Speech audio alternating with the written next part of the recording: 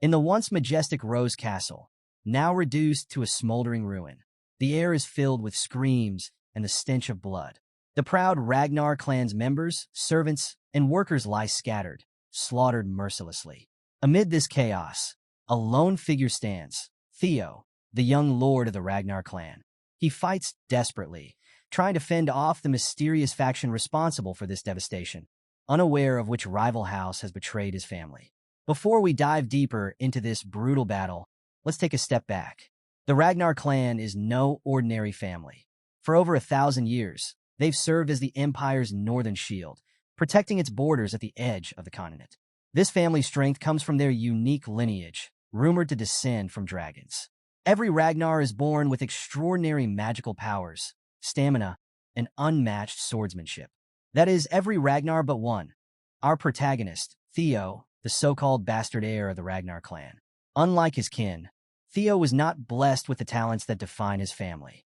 But that doesn't stop him from giving his all. And now, in the ruins of his ancestral home, Theo's opponent stands before him, a man cloaked in betrayal.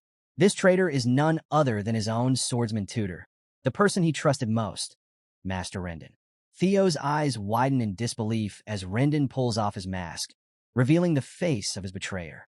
Mocking Theo with every word, Rendon sneers, calling him a talentless fool, a disgrace to the prestigious Ragnar name. He watched Theo struggle every morning, training harder than anyone else, yet never getting anywhere. Rendon laughs cruelly, telling Theo his efforts were always in vain. Anger bubbles up in Theo, who can only grit his teeth as the insults keep coming. Gathering what little strength he has left, Theo lashes out, accusing Rendon of betraying him after all those years of teaching him useless techniques. But before Theo can even finish, Rendon's sword flashes, swift and merciless. With one clean strike, Theo's arm is severed. His scream pierces the air as blood splatters the battlefield. Weak, he falls to the ground, his strength draining fast. Rendon isn't finished.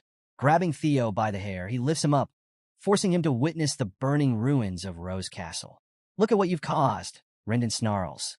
He tells Theo that all the destruction, the death of his family, rests on his shoulders. Why? Because he's a talentless failure. As if that wasn't enough, another figure approaches, dragging a lifeless body, Theo's mother. She's thrown in front of him, her eyes empty, her body cold. Rendon twists the knife further, telling Theo that even his mother's death is his fault.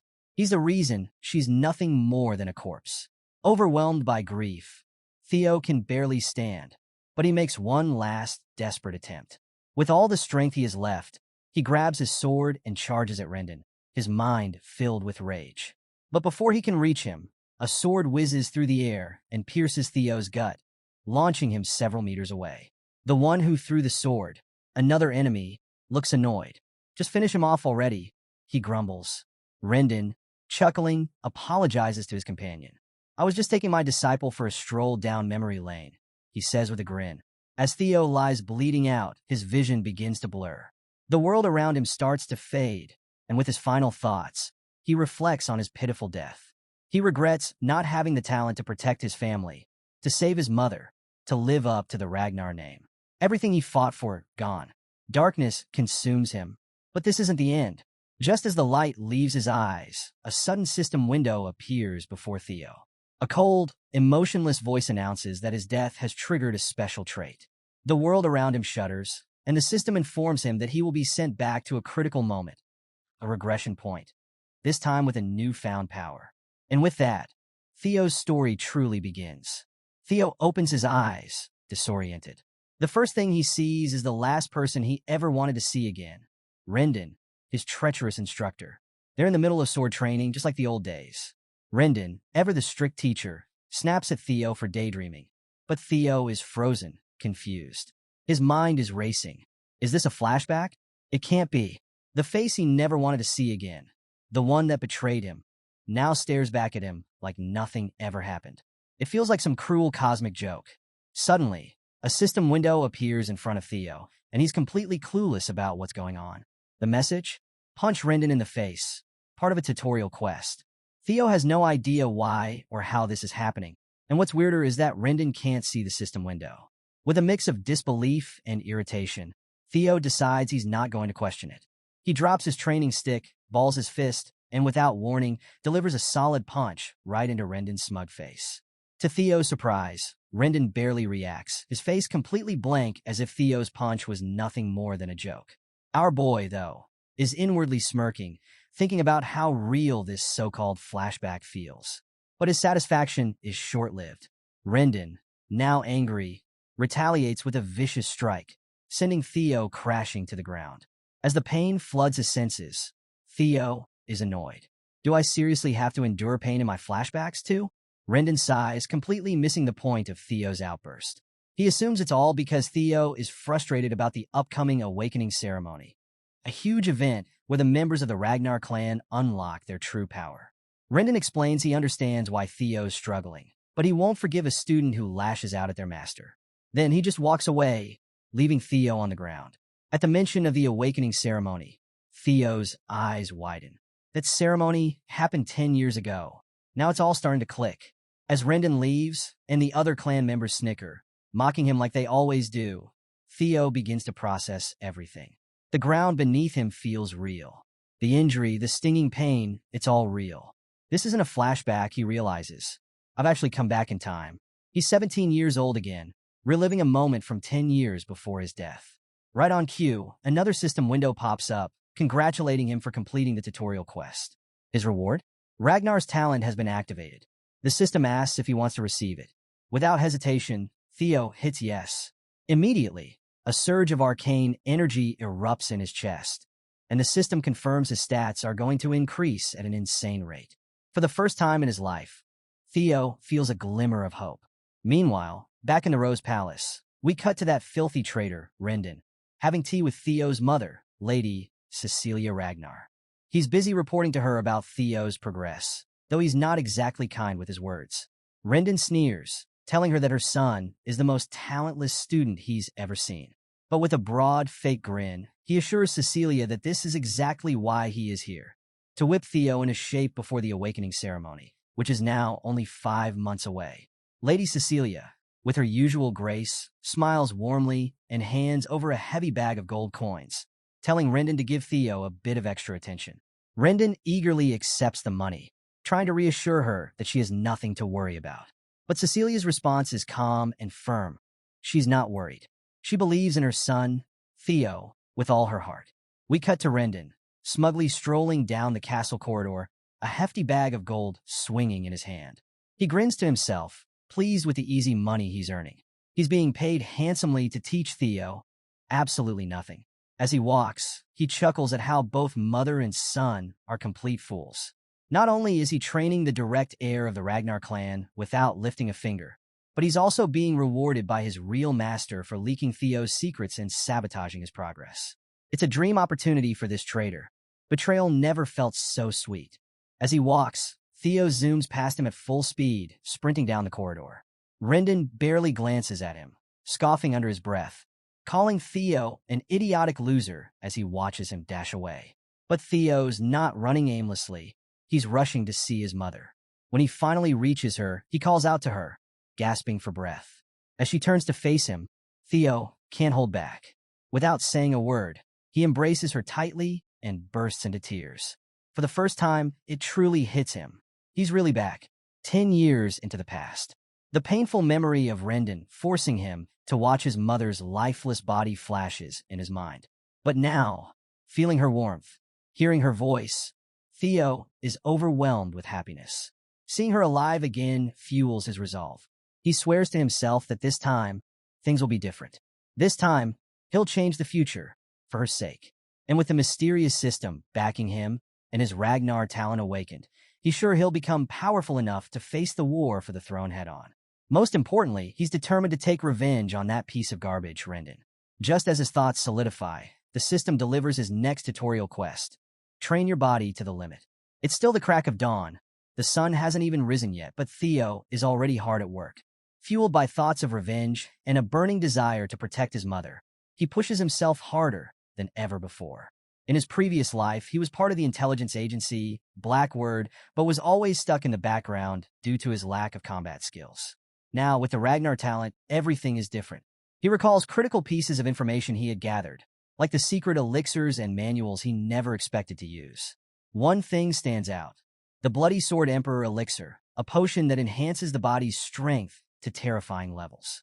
More than anything, he remembers the extreme training methods he once abandoned, believing he didn't have the talent to endure them. But now he's sure he can unlock his true potential.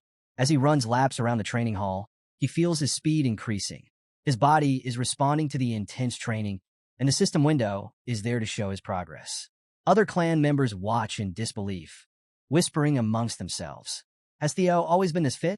Every day, he swings his sword faster and stronger than the day before. His confidence grows with each passing hour. A few days later, we find Theo training late into the night, long after everyone else has gone to bed. He's been pushing his body relentlessly, with barely any sleep. Enter Evelyn, the manager of the training grounds, who yawns as she watches him. She's starting to wonder if this so-called talentless fool might not be as useless as everyone thinks. She can't help but feel intrigued. Meanwhile, Theo is on the verge of collapse. His body screams in exhaustion, but his determination is unshakable. He's fixated on that progress bar, watching it edge closer and closer to 100%. Just last night, he hit 90%, but the moment he rested, it dipped back down to 89%. That's why he's pushing himself beyond his limits. No rest, no slowing down. Now he's hit 98%, and he knows he's almost there. With every ounce of strength he has left, he picks up speed, determined to reach the goal. His muscles ache, his breath is ragged, but he refuses to stop. Finally, he does it. The progress bar reaches 100%. Exhausted and barely able to stand, Theo collapses to the ground, but the system immediately congratulates him for completing the tutorial quest. His reward? The Dragon Heart, a rare and powerful ability that will increase his strength beyond anything he ever imagined. But before Theo can bask in the details of his reward, he faints from pure exhaustion. As he lies there, barely conscious, the system hovers over him, asking if he wants to receive the reward now. With a trembling hand, Theo manages to press the yes button. Suddenly, a brilliant blue light engulfs him, filling the training hall. Evelyn, standing nearby, watches in complete disbelief as Theo's body undergoes a miraculous transformation. A while later, we find Theo waking up in a quiet room. As he opens his eyes and looks around, Evelyn appears at his bedside. She reassures him that he's in the break room of Training Ground 4, reminding him there was no need to push himself so hard. Theo recognizes her immediately, which takes her by surprise. She formally introduces herself as Evelyn Neville, the manager of the 4th Training Ground, and explains that he lost consciousness while training alone earlier that morning, so she brought him here to rest. Theo thanks her for the kindness, and she offers him some water. As he drinks, Evelyn's tone shifts slightly as she reminds him of an important rule within the Ragnar clan. Opening one's mana hall before the official awakening ceremony is strictly forbidden. Theo blinks confused. He nods along, saying he knows about the rule, but has no idea why she's bringing it up. That's when Evelyn's expression hardens, and with a menacing look, she asks him point blank, "Then why did you break it?"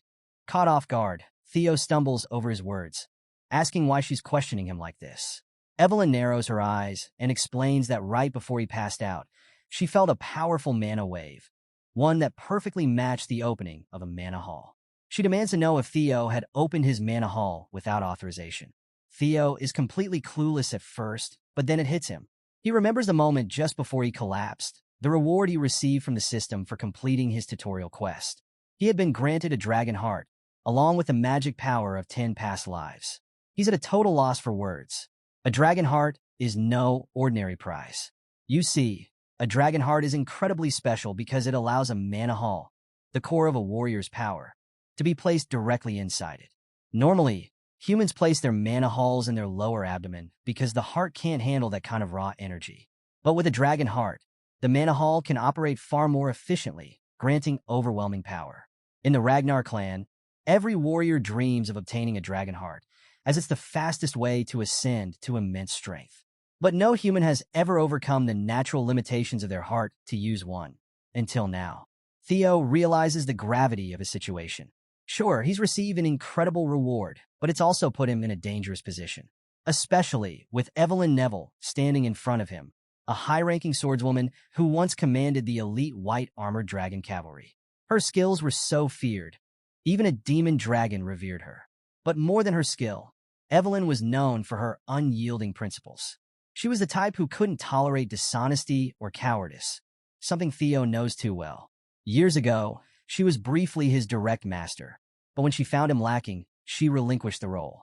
Theo knows that if Evelyn discovers his secret, that he's received a dragon heart and has opened his mana hall, he might lose his head.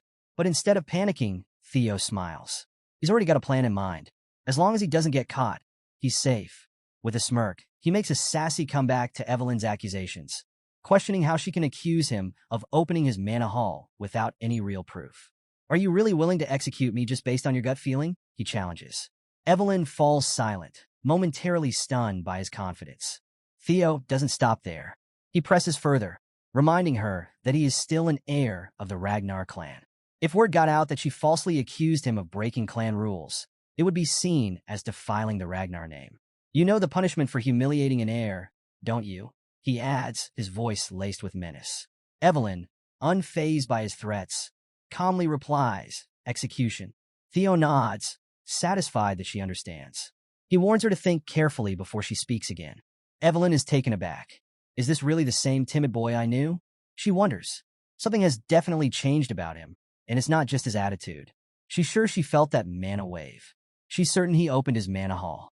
Despite Theo's threatening words, Evelyn is determined to investigate further. Even if he's a Ragnar, rules are rules, and she won't let him get away if he broke them. But as she probes deeper, something strange happens. After a thorough examination, she realizes there's no mana hall in Theo's body. Her expression falls as the truth sinks in. She was wrong. Meanwhile, Theo, feeling smug, crosses his arms and raises an eyebrow. Satisfied now? He asks, his voice dripping with confidence. Evelyn, bound by the rules and her sense of honor, kneels at Theo's feet without hesitation. She bows her head lower and lower, asking him to execute her, ready to pay for her sins with her life. The weight of her words hangs in the air as she waits for Theo's judgment. But instead of taking her life, Theo reveals something only the audience can hear, the nature of the dragon heart. Unlike ordinary mana halls, a dragon heart is far more powerful and unique. It allows its user to control and hide their mana at will. And since the fact that humans can possess a dragon heart won't be discovered for years, Theo is confident no one can accuse him of having one. Instead of delivering the execution Evelyn expects, Theo places a reassuring hand on her back. With a calm voice, he tells her there's no need for such drastic actions. As he walks away, he praises her righteousness, acknowledging that few would risk their lives to demand the truth from an heir. But in reality, Theo has his own reasons for sparing her. He knows Evelyn is one of the strongest warriors around, and keeping her alive could prove beneficial in the long run. He then casually explains to her that the restriction on opening mana halls before the awakening ceremony exists to prevent mana overflow. He finds it amusing that she's so concerned about him, a mere bastard of the Ragnar clan, but he appreciates her principles. And with that, Theo leaves her sitting there in stunned silence. He walks away confidently, feeling on top of the world. Not only does he have the dragon heart, but he's also gained 10 years worth of magic power from his previous life. With these newfound abilities, his future looks brighter than ever. A few days later, we're back to seeing Theo in training, dealing with the same insufferable instructor, Rendon. This bastard keeps yelling at him, telling him to adjust his sword swings. Theo plays along, pretending to be weak, though it's getting harder to endure Rendon's constant insults. But Theo's sharp eyes pick up on something. Rendon isn't just incompetent, he's subtly teaching Theo weird, ineffective sword techniques. It's becoming clearer to Theo that Rendon is following orders from a mastermind. The pieces start to fall into place. Someone higher up is pulling the strings. Theo remembers the moment of his death in his previous life, and he's convinced the one who delivered the final blow must be the real mastermind. With a sly grin, Theo decides it's time to act. He needs to provoke Rendon into making a move, either to quit or to reveal the mastermind. Rendon's nagging reaches a peak, and Theo snaps the training stick he's holding in two. Turning to Rendon, Theo finally speaks his mind, telling him bluntly that his lessons are utter garbage. The look on Rendon's face is priceless. Theo's not done. He mocks Rendon, asking how someone with such trash skills even managed to become a mid-rank swordsman. Theo takes it further, taunting that Rendon would probably struggle against even low-level demonic beasts. Rendon takes the bait. He's fuming with rage, but Theo doesn't back down. He steps forward, looking Rendon in the eye, and makes it clear. His swordsmanship is pathetic. We soon learn that Theo's true goal is to push Rendon over the edge, forcing him to resign from his position. And if Rendon does run to his mysterious benefactor, Theo will finally find out who's been pulling the strings behind the scenes. The scene shifts to Camellia Palace, where a man bursts into a pub with an excited grin on his face.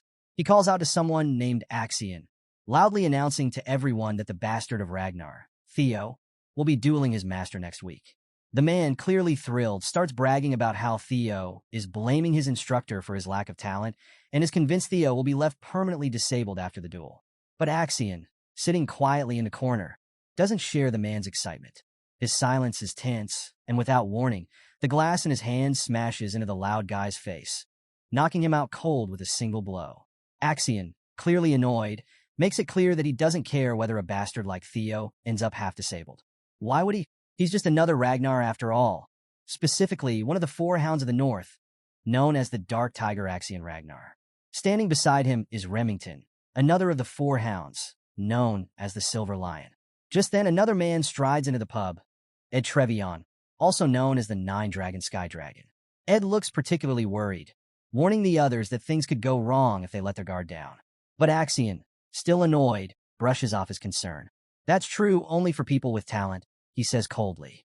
We don't need to worry about Theo. He's just a muddle-headed nobody. D, ever cautious, points out that with the Ragnar clan, even the slightest possibility can lead to something unprecedented. Axion dismisses the concern, believing that Theo messing with Rendon is actually a good thing.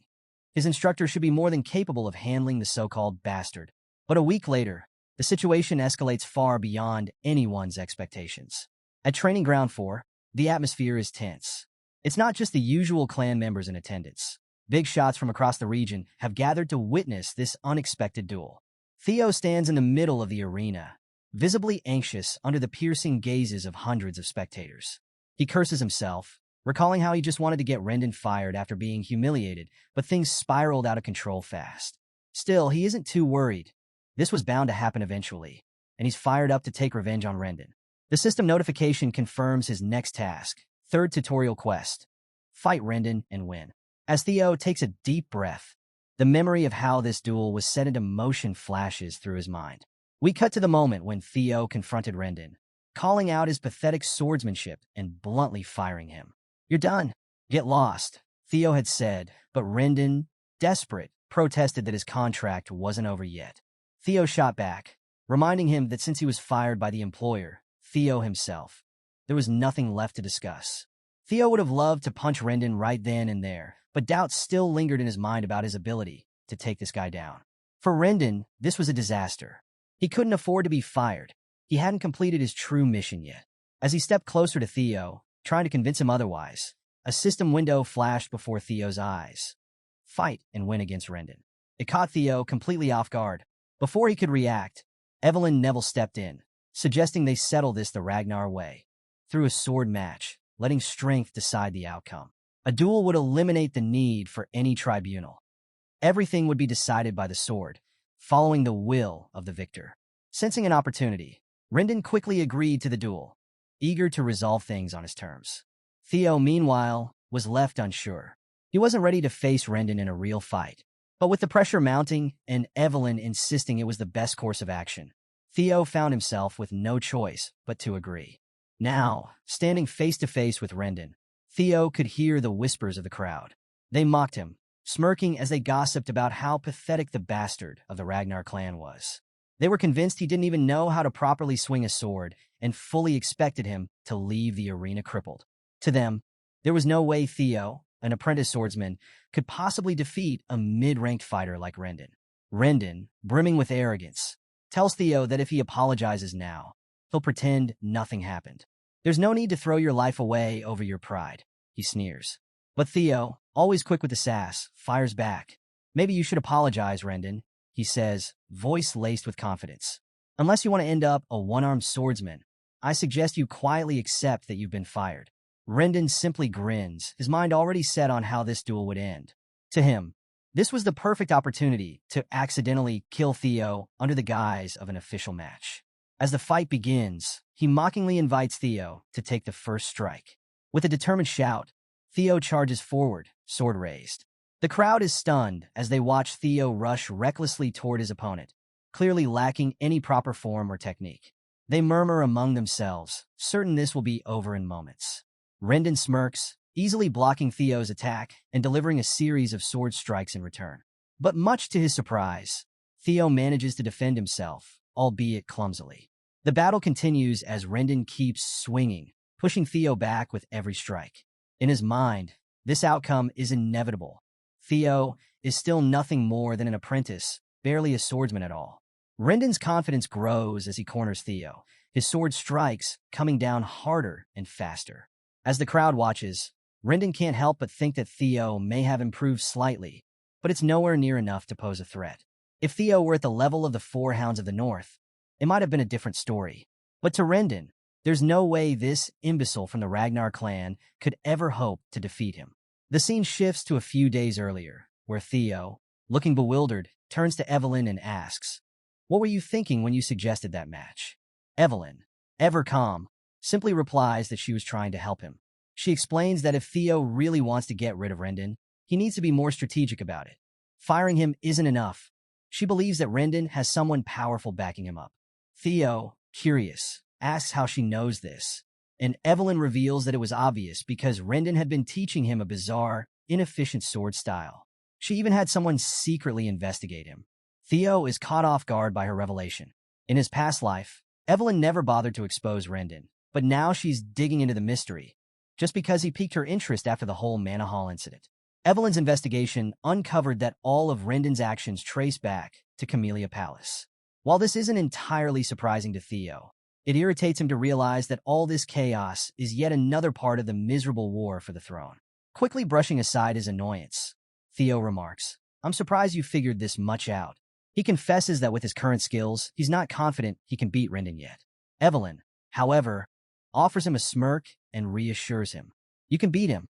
Stop underestimating yourself," she says with unwavering confidence. Back in the present, the duel rages on. Rendon, relentless, throws blow after blow, but Theo blocks and counters each one effortlessly, as if it's nothing. The tables have completely turned. Rendon, once sure of his dominance, is now the one struggling. As the fight continues, he starts to question what's happening. This isn't the same Theo Ragnar he knew. Something has drastically changed. The crowd, too, senses it. Whispers ripple through the spectators as they watch, stunned by Theo's unexpected prowess. Meanwhile, off to the side, Remington watches from beneath his hood, while Evelyn, watching with pride, enjoys the spectacle. We flash back to the week before the duel, and it's revealed that Evelyn is the one who personally trained Theo. It turns out she bent the rules to help him, even though technically it's forbidden. But she didn't care. Rendon wasn't fit to be a teacher anyway. Theo can't help but smirk at this revelation, feeling a rush of excitement and satisfaction. Having Evelyn in his debt was proving to be worth it after all. However, one thing nags at him. Why is she going so far to help him? He asks her outright, wondering if it's all because of what happened with the Manhwa incident. Evelyn admits that played a part, but there's more to it. She mentions there's someone she knows who would be interested in Theo, someone obsessed with collecting talented individuals.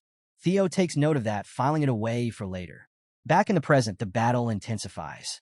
Rendon, growing desperate, starts to wonder if Theo has been faking his weakness all this time, acting like a fool just to lower everyone's expectations.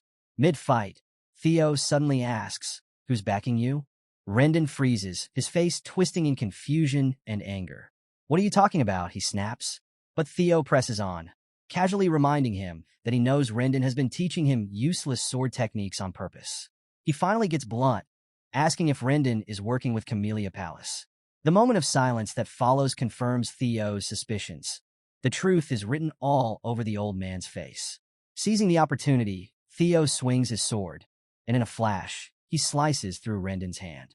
The severed hand flies through the air, and the crowd gasps, completely stunned. Rendon lets out a howl of pain, clutching the stump where his hand used to be. He stumbles, cursing under his breath, while blood splatters across the arena. Theo, feeling a surge of confidence, strides toward his defeated foe. As he stands over Rendon, Theo recalls the painful words this man once said to him in his previous life. that Theo was a weak, talentless fool and that everything was his fault. Now, with a menacing swing of his sword, Theo throws those same words back in Rendon's face. "You're the weakest one here," he growls, reminding Rendon that in the Ragnar clan, the rule of the strong is absolute. Someone as weak as you shouldn't have come here in the first place. With one final, powerful strike, Theo's sword comes down, severing Rendon's head clean from his body. The crowd watches in shock as Rendon's head rolls across the ground, blood pooling beneath him. The arena falls into a stunned silence as everyone processes what just happened. And then, just as expected, a system window pops up, congratulating Theo for successfully completing Tutorial Quest 3. Not only did he win the fight, but he exceeded the objective, earning a bonus reward. The system asks if he'd like to receive his reward now, and without hesitation, Theo hits yes. The crowd? Yeah, they've officially lost it. It's mind-blowing to see our boy, a total apprentice swordsman, just slice through a mid-tier swordsman like it's nothing.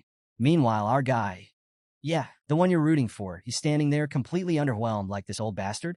This is the guy I was sweating over in my past life. He's embarrassed, feeling like he shouldn't have ever been scared of this dude. But hey, life's different this time around, right? Then the system drops the bombshell. It announces that the ability called Observation has been activated as a reward. Oh, and to sweeten the deal, he's also gained a year's worth of magic power. That's when things go from crazy to absolute chaos. Boom! Suddenly, a guy crashes down from the sky like a goddamn meteor, slamming into the ground with enough force to wreck the place. Before Theo can even process what's happening, this guy's already yelling his name, Theo. And oh man, he's grinning like a madman. Who is it? None other than Julius Ragnar, the demon dragon and commander of the white armored dragon cavalry. Yeah, that Julius Ragnar. Theo is stunned, completely frozen. He can't believe it. How long has this guy been watching him? Meanwhile, the crowd? They're going absolutely insane, trying to figure out why someone of Julius' rank is even here. They're like, isn't this the dude Evelyn mentioned? The one who's obsessed with collecting talent. And speaking of Evelyn, oh man, she's devastated. The commander has literally destroyed the floor with his landing, and she's standing there like, what just happened to my life? On the other hand, Julius looks like a total beast. His appearance alone is enough to make Theo start sweating, completely unsure of what to do next. But here's the thing, his worries are totally unnecessary. Julius just bursts out laughing, giving Theo a not-so-gentle pat on the back, as if he's some sort of proud older brother. He's surprised, really surprised, by the amount of talent Theo's carrying. Then, without missing a beat, he casually mentions that while it was a bit disrespectful to kill his teacher, Rendon definitely deserved it. And then, get this, he invites Theo to join the White Armor Dragon Cavalry. Yep, you heard that right. Julius Ragnar, the demon dragon, just asked Theo to join his elite squad. Evelyn? She's not even shocked. She saw this coming a mile away. But the crowd? Oh man, their jaws are literally on the floor. They cannot believe someone as inexperienced as Theo, who hasn't even gone through his awakening ceremony, is getting scouted by the infamous Julius Ragnar. And guess who else is here? Remington. Yeah, he's lurking in the back, asking some random guy if he's ever heard of an apprentice swordsman being recruited like this. The guy? He's clueless. He's like, no, this has never happened. And of course, Remington knows that. He's just fishing for some confirmation. Meanwhile, we get a glimpse into Theo's head. He's thinking, it's impossible to gauge someone's true potential before their mana hall opens. Sure, Julius can see my swordsmanship, but can he see my magical potential? Even someone like him can't be sure. Despite all that, Theo doesn't even hesitate. He flat out declines the offer like, nah, I'm good. No hesitation, no second guessing, just straight up rejection. And let me tell you, the silence in that hall? Deafening. Julius Ragnar, this legendary commander, just got turned down, and the crowd is left standing there, trying to process what just happened. Their jaws? Still on the floor. News of this spreads like wildfire, and before you know it, everyone's talking about Theo. Half the people think he's being humble. The other half think he's straight up arrogant. But the story doesn't end there. We get a quick shift to Camellia Palace, where we meet Emil Ragnar, who is not happy. She's pissed that things are spiraling out of control and that Rendon got himself killed. But one of her men reassures her, reminding her that Rendon was a complete noob anyway, assigned to his position because, frankly, he wasn't good enough for anything else. Emil brushes it off, not too concerned about his death because, let's be honest, he wasn't much of a loss. So we switch scenes and catch up with Emil Ragnar, who's talking to her brother, the Sky Dragon, Ed Troyven. You might remember him from the pub scene earlier. She's not happy. Emil explains that the demon dragon Julius reached out to Theo personally, which in itself is troubling. But what's even worse? Rumors are flying that Evelyn was behind this whole thing. This means they can't interfere anymore by assigning Theo a new master. If Theo starts making waves, their plan to take control of Rose Palace will get a lot more complicated. And that's when Axion enters the scene, super casual, like nothing's wrong. He asks why they're even stressing over this. According to him, there's no chance the clan head will get involved, so their plan can keep moving forward without any issues. But Emil isn't having it. She makes it clear that for their plan to work, taking control of Rose Palace without offending the clan leader, Theo needs to stay powerless. Axion just nods, acting like he's totally in control. He says he's sure Theo is still powerless. I mean, how much could someone like Theo really have changed, right?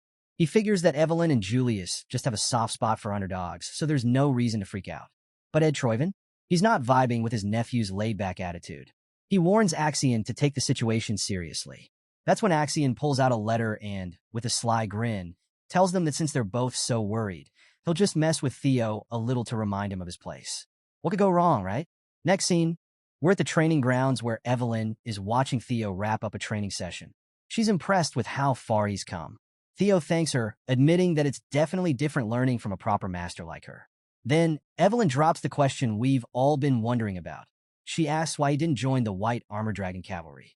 Theo pauses, thinking to himself. And here's where it gets interesting. He admits he's got a tiny bit of regret. After all, in his past life, joining them was his dream. But now, things are different. He knows that joining the cavalry too early would limit his potential. He's aiming higher. He's got his eyes on the top, and the awakening ceremony is the key. So he smiles and tells Evelyn he didn't want any special privileges, and besides, he still feels like he's not quite ready. For now, he's happy just training with her, focusing on the awakening ceremony. Evelyn seems to buy it, but she reminds him that Julius will probably be disappointed after getting turned down like that. Big yikes, right? But Theo just shrugs it off. He's got bigger plans. Then something cool happens. Theo decides to use his new observation skill for the first time. He scans Evelyn's stats, and whoa, she's a high-ranking swordwoman, no question about it. But that's not all. He also learns that Evelyn admires his humility and character.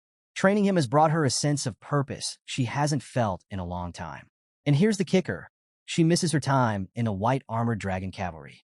Theo's surprised by this little revelation, and he files it away for later.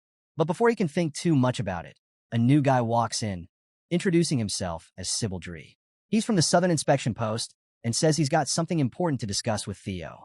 And let's just say, Theo's not feeling good about this. Sybil's got a serious, intimidating vibe that instantly makes Theo sweat. Naturally, Theo uses his observation skill again, and he discovers that Sybil's got a strong desire to spar with him. Yup, this guy isn't here for casual chit-chat. Theo's anxiety kicks into overdrive, and he's terrified at the thought of going up against this guy. Right on cue, the system notification pops up with Theo's next tutorial quest. His goal is to shed the title of Imbecile of Ragnar. He's already made some progress, but he's still got a long way to go. Sybil, on the other hand, is blunt about his intentions. He straight up says he wants to follow Theo. He confesses that he was one of those people who used to ignore Theo, writing him off as Ragnar's imbecile. He admits he thought that title was a perfect fit for Theo. And yeah, Theo appreciates the honesty, but he can't help but feel a bit pissed off. I mean, Sybil's practically bad-mouthing him to his face, without even realizing it. But Sybil's change of heart came when he saw something that blew him away. Theo's insane dedication. Every morning, the young master was out there training harder than anyone else. And the results? Oh man, Sybil was thrilled watching Theo take down that fraud, Rendon, in that epic fight. He still couldn't forget the sight of Rendon's head flying through the air and seeing demon dragon Julius Ragnar personally invite Theo to join the White Armored Dragon Cavalry. From that moment on, Theo became Sybil's idol. Sybil explains that he had pretty much given up on himself, always being called the idiot of the Southern Inspection Office. But Theo's rise inspired him to change. All Sybil wanted now was the chance to clash swords with his hero, the guy who gave him hope. Theo's surprised by the young man's straightforwardness. Normally, he'd be skeptical of someone's intentions, but thanks to his observation skill, he can tell that Sybil is genuine. The guy's respect for Theo is real, and all he truly wants is a sparring match. At this point, Theo's starting to realize something big. After taking down Rendon, and now with rumors swirling about Lord Julius's attention, he expected people with massive inferiority complexes to swarm him, looking to test his strength. But instead, people are starting to admire and even follow him. That means some still have Ragnar pride in their veins, and Theo could use that. After all, if he wants to become head of the Ragnar clan, he's going to need loyal subordinates. Plus, this could help him progress on his final tutorial quest, getting rid of that humiliating title, Ragnar's Imbecile, for good. Something he was never able to shake off in his past life. Determined to take full advantage of this opportunity, Theo turns to Evelyn and asks for permission to spar with Sybil. His master? She's all for it. Evelyn encourages him to show off what he's learned. With that, Theo formally introduces himself as Theo Ragnar, apprentice swordsman of the Rose Palace, awaiting the awakening ceremony under the guidance of Master Evelyn. Evelyn, the one-armed sword master, smiles with approval. Sybil's clumsy but earnest as he salutes back, introducing himself as an apprentice swordsman of the Southern Inspection Post, specializing in Kurai clan swordsmanship, all about speed and precision. And with that, the sparring match kicks off. Sybil blasts off the ground like a madman, going for the kill right from the start. But Theo's ready. He blocks the first attack, and their blades clash, sparks flying. The dude might be known as the idiot of the Southern Inspection Post, but man, his speed is no joke. Sybil's confidence in his quick strikes is obvious. From the first exchange alone, he can already tell Theo's skill is the real deal. Meanwhile, Theo's wondering why this guy even has the nickname Idiot in the first place. If this were his previous life, Theo knows he would have struggled to keep up with someone this fast. But this isn't the same Theo anymore. He's come a long way. With a swift, powerful move, Theo goes on the offensive, and with one solid strike, he sends Sybil flying like a ragdoll. The force is so strong, poor Sybil loses his grip on his sword, and he crashes into the stands of the training area. Sybil? Barely standing. He's almost throwing up from the sheer impact to his solar plexus, but he manages to get up, clearly overwhelmed. Despite the brutal loss, Sybil praises Theo's mastery of the sword and concedes defeat with gratitude. Theo, ever the graceful victor, salutes Sybil, telling him it was a good fight. As he holds his sword up in salute, he catches a glimpse of his reflection in the blade and gets an idea. Could he use his observation skill on himself? Turns out he can. Activating the skill, Theo sees all his talents and stats laid out in front of him. It's a game changer. He's officially a level 1 swordsman with balanced stats and a whopping 190 points in magic power, way higher than he expected. He realizes that with his talents now fully visible, he can keep unlocking more as he progresses through quests. He's got 4 more locked slots to fill. So, after using his observation skill on himself, Theo's pumped about his ability to check his stats whenever he wants. And let me tell you, he's got some serious magic power, thanks to his past life's magic and that dragon heart beating in his chest. But there's one stat that's got him seriously annoyed, his luck. It's sitting at a brutal negative 49 points. Theo wonders if he's cursed or something. Maybe all the misfortunes from his previous life were because of this ridiculously low luck stat. Either way, he knows one thing for sure. He's got to fix this fast. But Theo's so focused on the sparring session with Sybil and checking his stats that he doesn't even notice the crowd of young swordsmen gathering around the arena. They've practically formed a circle, watching him closely, and their intentions? Completely unknown. Theo figures that after beheading Rendon and gaining the respect of Commander Julius Ragnar, this kind of attention was only natural. With Ragnar's rule of the strong, people either become envious of you or they admire you. Evelyn, though, can see things clearly. These guys? They're part of the latter group. They're not here to challenge Theo. They're here to admire him. You can see it in their eyes. They've heard the rumors, and now they're seeing the truth. Theo is the real deal. They're impressed. In fact, some of them are imagining themselves in Sybil's shoes, wondering if they'd even last a second against Theo. The thought alone is making them itch to test their skills against the young master. Among them is one young swordsman, Iodi Nalen. Theo scans the crowd and spots him, which immediately surprises the guy. Without hesitation, Theo calls Iodi forward for a spar. Iodi, a little stunned, steps up and salutes, introducing himself as the third son of Viscount Nalen, specializing in double Ascension swordsmanship. Theo returns the salute, ready for a good fight. And with that, they dive straight into battle. Each clash of their blades sharpens Theo's swordsmanship even more. Yodi isn't a pushover, though. He's fast, clever, and even manages to land a slash that seems impossible to counter. But in that moment, something clicks for Theo. Time slows down, and he adjusts his grip, blocking the attack with perfect precision. Iodi's blade goes flying from his hand. It's a decisive victory for Theo. Iodi acknowledges his defeat, but more importantly, he gives Theo his eternal respect. And here's where things get interesting. Gaining Iodi's approval actually increases Theo's luck stat. Theo is stunned. Could his luck really be tied to his reputation? If that's the case, he's just found a way to fix his terrible luck. All he needs to do is keep winning, literally fight his way to better luck. Next up, Benat Ramiro. And let's be real, easy dub. With another win, his luck goes up by another point. Then comes Eric Moran. He puts up a decent fight, but it's still not enough to stop Theo's momentum. After that, we've got Manfred Nonbird, and then Manuel Noir, who doesn't stand a chance. Even the thuggish-looking Void Parank? Theo wipes the floor with him in under a minute. At this point, Theo's on fire. He's totally immersed in the sparring frenzy, and his winning streak is nothing short of impressive. He's beating these young swordsmen one by one.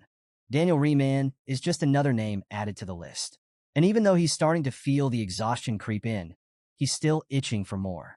Theo calls for the next challenger, but no one steps up. It's clear he's dominated the arena, but when Theo checks his quest progress to shed the title of Ragnar's imbecile, he's only made a 1% improvement. 1%. He's frustrated, realizing that the people in this crowd already respect him. He'll need to seek out stronger foes or show off his skills to those who still doubt him if he wants to make any real progress. Just when he's considering his next move, a man steps forward from the crowd. He tells Theo he looks exhausted and should probably rest. Theo brushes it off, arguing that he'll rest when he needs to, but right now he's still got some fight left in him. And just as Theo says that, Remington Narcio, one of the Four Hounds of the North, steps up and formally requests a sparring match. Everyone, including Theo, is completely caught off guard. I mean, this is Remington, the guy who's up there with the strongest swordsman in the entire Ragnar clan, alongside names like Axion Ragnar and Hulkus Lank. Remington says he came early to observe Theo's swordsmanship before the awakening ceremony, and with a calm smile, he salutes Theo, thanking him for honoring his request. He's a genius swordsman, known for his keen senses and unmatched work ethic, but right now, he's just excited. He wasn't expecting to find such a worthy rival in the form of Theo. Theo, standing tall, salutes back with pride. This time, he introduces himself as the 31st son of the great guardian of the North, Kyle Ragnar. Theo's in awe. He never expected to spar with a legend like Remington, someone he respected even in his past life. He means it when he says it's an honor to cross blades with such a renowned figure. The arena is buzzing, and Theo is fired up. He's ready to show Remington just how far he's come. Both fighters lock eyes, and the tension is palpable. The Silver Lion, as Remington is called, unleashes his aura. It's terrifying. Theo wonders for a second if he can actually defeat someone this strong, but there's no turning back now. And then it begins. They charge forward, their blades colliding with such force that sparks fly across the arena. Each clash is so powerful that it literally shakes the stage. Theo's eyes are laser-focused, while shards of steel rain down around them. Remington? He's smiling, loving every moment of this intense duel. But then, something happens. After a relentless series of strikes, one of their swords gives out. The blade shatters, and the arena goes deathly silent. The only sound is the clanging of the broken blade hitting the ground. It's Theo's sword. In a single, powerful clash, Remington had sliced Theo's blade clean in half. His sword stops just inches from Theo's neck. The result is clear. Theo has lost. The crowd is stunned. Theo had been dominant all day, but no matter how much he's improved, going up against one of the Four Hounds is a whole different level. Sybil. Remember him? Can't believe it. He refuses to accept that his idol, Theo, would lose so quickly. But even he has to face reality. Remington is on a whole other plane.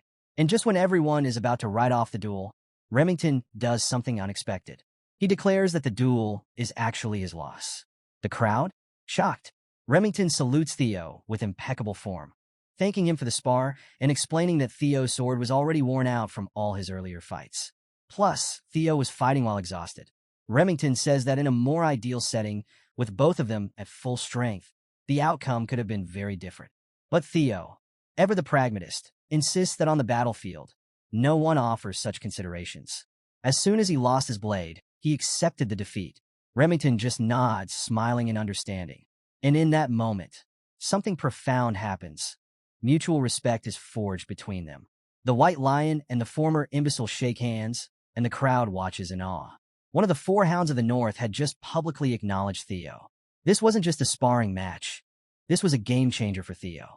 Not only did his quest progress shoot up to 35%, but his luck stat jumped by 10 points and his reputation skyrocketed. The young swordsmen in the arena, who had doubted him, they're starting to realize that Theo is built different. From the sidelines, Evelyn lets out a sigh of relief. Things couldn't have gone more perfectly. Theo now understands just how strong the four hounds are, thanks to this duel. Despite all his progress, he's still got a lot to work on. The moment he crossed blades with Remington, he felt true power. A reminder that even though he's grown stronger, there's still a long road ahead. It's a shame the duel ended early due to his worn-out condition, but Theo gained so much from that brief exchange. Now, with a clearer picture of what he's up against, Theo knows he needs to actively seek out more ways to grow, both in strength and reputation. His quest to shake off the title of Ragnar's imbecile is still far from over, and he's going to need to find new challenges, stronger foes, to push himself further. After the intense duel, Remington confesses that he didn't just show up for a simple sparring match. He had another purpose. He hands Theo a letter, an invitation to the prestigious Scaled Dragon Society. Now, just hearing that name sends shockwaves through the crowd of young swordmen watching.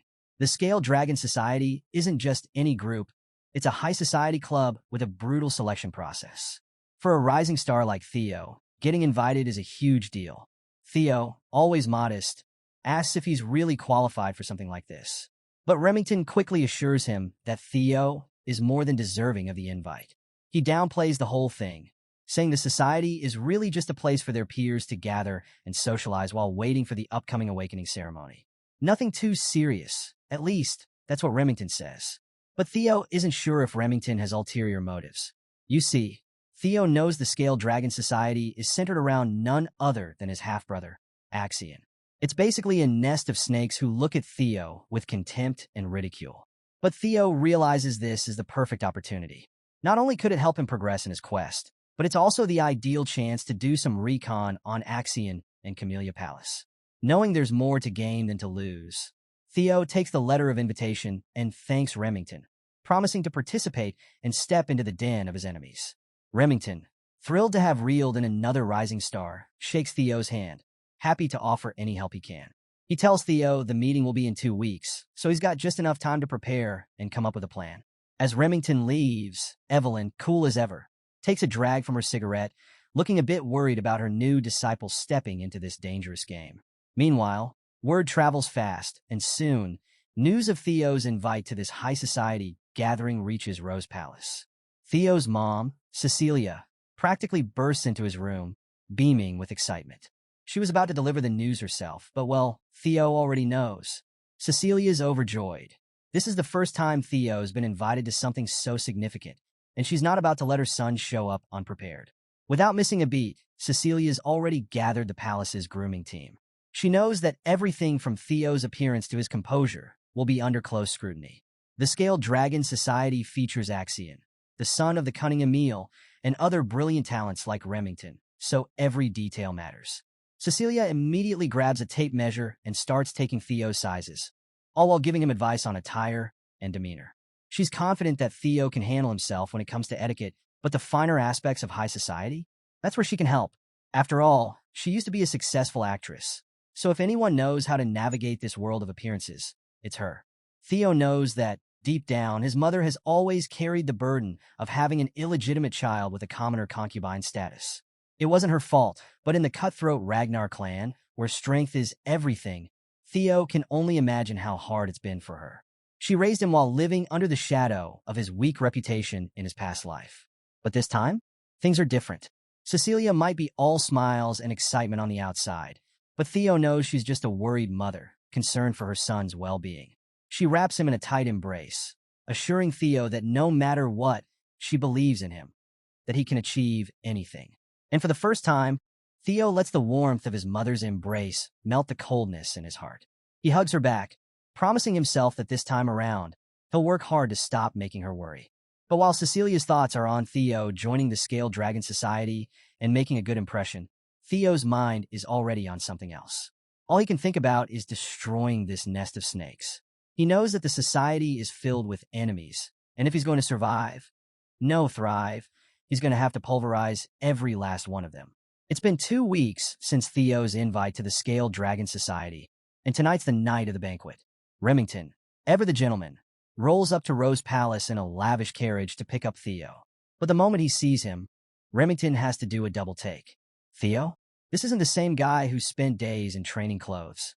Thanks to his mother and the palace staff, Theo's rocking some seriously exquisite drip.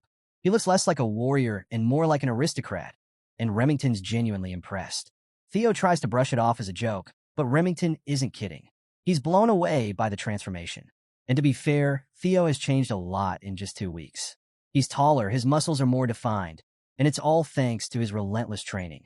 Interestingly enough, Remington had joined him every day for those 2 weeks, and they've gotten pretty close. Theo also built quite the following during this time. Sybil and the other young swordsmen now practically idolize him. Poor Evelyn has been stuck training what's become a whole battalion of Theo fanatics. Let's just say it's been a lively 2 weeks. But now, Theo's heading into his first formal banquet, and while he's still recovering from dealing with all his overeager followers, he's ready. Remington assures him there's no need to be nervous, but he leaves him with a single warning. His friend, Axion, can be very mischievous. In fact, it was Axion who extended the invitation to Theo, wanting to meet the new rising star. And here's the kicker. The entire banquet was organized for Theo's sake. That changes everything, doesn't it? But not in a bad way. Theo's actually looking forward to it. He's mentally preparing to be insulted left and right. But that's fine. This is exactly the kind of situation he can use to turn the tables. Meanwhile, up at Camellia Palace, Axion Ragnar, also known as the Dark Tiger, is already sipping on expensive booze, just itching to turn the imbecile of Ragnar into his next plaything. The banquet is just one big opportunity for him to mess with Theo. The carriage pulls up in front of the lavish palace, the banquet venue. Theo steps out, immediately scanning the area. This is Camellia Palace, the home turf of the same people who destroyed his life in his past. Axion and his crew. They're the ones who ruined him, his mother, and everything tied to Rose Palace. His mind flashes to thoughts of vengeance, but Remington interrupts, reminding him that Axion will personally greet them at the entrance. Theo knows exactly why Axion invited him. The guy probably thinks it's up to him to stop Theo's growing momentum. But Theo didn't come into this snake's nest without a plan of his own. He's ready to show Axion just who he's dealing with. As they approach the palace, something catches Theo's eye. Up on one of the higher floors of the palace, he spots a strange blue light, the kind that only appears for a system quest. He's momentarily distracted by the possible quest inside, and that's when it happens. Out of nowhere, something comes plummeting from above, aimed right at Theo. Remington tries to act fast, but before he can even get close, it explodes, a cloud of white smog billowing out. Remington, panicked, calls out for Theo, but thankfully, it's not as bad as it looked. Theo's fine. Turns out it was just a sack of flour launched from above, a childish prank. Remington is furious at the prank, while Theo, he's annoyed. He admits that he wouldn't have been able to dodge it, and worse, the outfit his mom painstakingly prepared would have been completely ruined. After the childish flower prank, Theo had a moment of reflection. If this had been his past life, he might have suspected Remington was in on the joke. But this time around, it's clear Remington's just as angry and confused as he is. The White Lion was ready to throw hands over it, furious at the unexpected welcome. As for Theo, he figured this was probably the best those noble idiots watching from the palace windows could come up with. Then, a familiar voice cuts through the crowd. It's none other than Axion Ragnar, finally showing his smug face. He brushes off the incident as a little greeting between brothers, claiming it's just a simple courtesy. But Remington wasn't buying it. He was genuinely pissed. Axion, though? He was loving every second of it. Theo immediately uses his observation skill on his half-brother, and what he sees is as twisted as he expected. Axion's talents include madness, psychopathy, and an overwhelming potential for swordsmanship.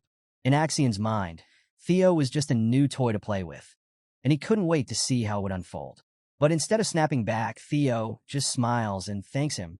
Yep, thanks him for the warm welcome. This confuses his psychopathic brother, but Theo keeps up the act, saying that with how welcoming Axion's been, he's really grateful and looking forward to the party. Axion's confusion quickly turns to elation. To him, it seems like Theo's finally becoming interesting, and he's loving it. Finally, they enter the banquet hall, where the Scaled Dragon Society is gathered. It's an exclusive event. Only the most promising nobles are invited to wine, dine, and talk shop. But tonight, everyone's focused on the special invitee, Theo Ragnar. And let's just say, the reaction is far from welcoming. Most of the nobles can't wrap their heads around why Axion would invite someone like Theo, the so-called imbecile of Ragnar. Sure, he's got Ragnar blood, but his reputation as a failure hangs over him like a cloud. Even though he's decked out in some seriously cold drip, credit to his mom and the palace staff, they still see him as trash. The nobles, smug as ever, don't even bother lowering their voices. They openly talk about how Axion must be playing with his new toy, snickering at Theo's expense. Remington, feeling embarrassed by the crowd's rudeness, apologizes to Theo, explaining that these events usually aren't this scandalous. But Theo? He's completely unfazed. He lets them talk trash. In fact, the more they badmouth him, the sweeter it'll be when he crushes them later. While all this is going on, Theo notices the blue quest light he saw earlier. It's nearby. He's pretty sure it's significant, but right now, he can't approach it without raising suspicion. At that moment, Axion, the host of this twisted party, descends the stairs with a smirk, asking his brother if he's enjoying the event. Theo forces himself to stay calm, sticking to the plan. He smiles and thanks Axion again for the invitation, playing along. Axion, grinning like the manipulative snake he is, sarcastically apologizes for the flower incident, admitting that maybe he went a little too far. Then, in a flash, he's right in front of Theo, closing the distance in the blink of an eye. He grabs Theo's shoulders tightly, putting on a show for everyone as he demands that Theo accept his apology in front of the entire hall. Remington wants to intervene, but before he can, Theo steps in. He calmly insists that Axion has nothing to apologize for. Using Axion's own words, Theo calls it a simple greeting between brothers. The psycho's at a loss for words. Theo's composure is unshakable. He's too calm, too collected for Axion's mind games to work. After a brief pause, Axion laughs, patting Theo on the back like a proud older brother. He's honestly impressed. Theo's changed so much since they were kids, and now he's becoming fun. The nobles watching this exchange, they're eating it up. They mockingly call Theo Axion's lapdog, whispering about his illegitimate lineage. In their eyes, even though Theo and Axion share Ragnar blood, they're on completely different levels. Theo's mother, Cecilia, was a commoner concubine, while Axion hails from the powerful Troivan clan, a swordsmanship powerhouse from the east. To these nobles, Theo is little more than a nobody, a far cry from Axion's noble, prestigious bloodline. Theo's been taking it all in. The insults, the sneers, the outright disrespect. And instead of getting flustered, he's been letting it fuel the fire inside.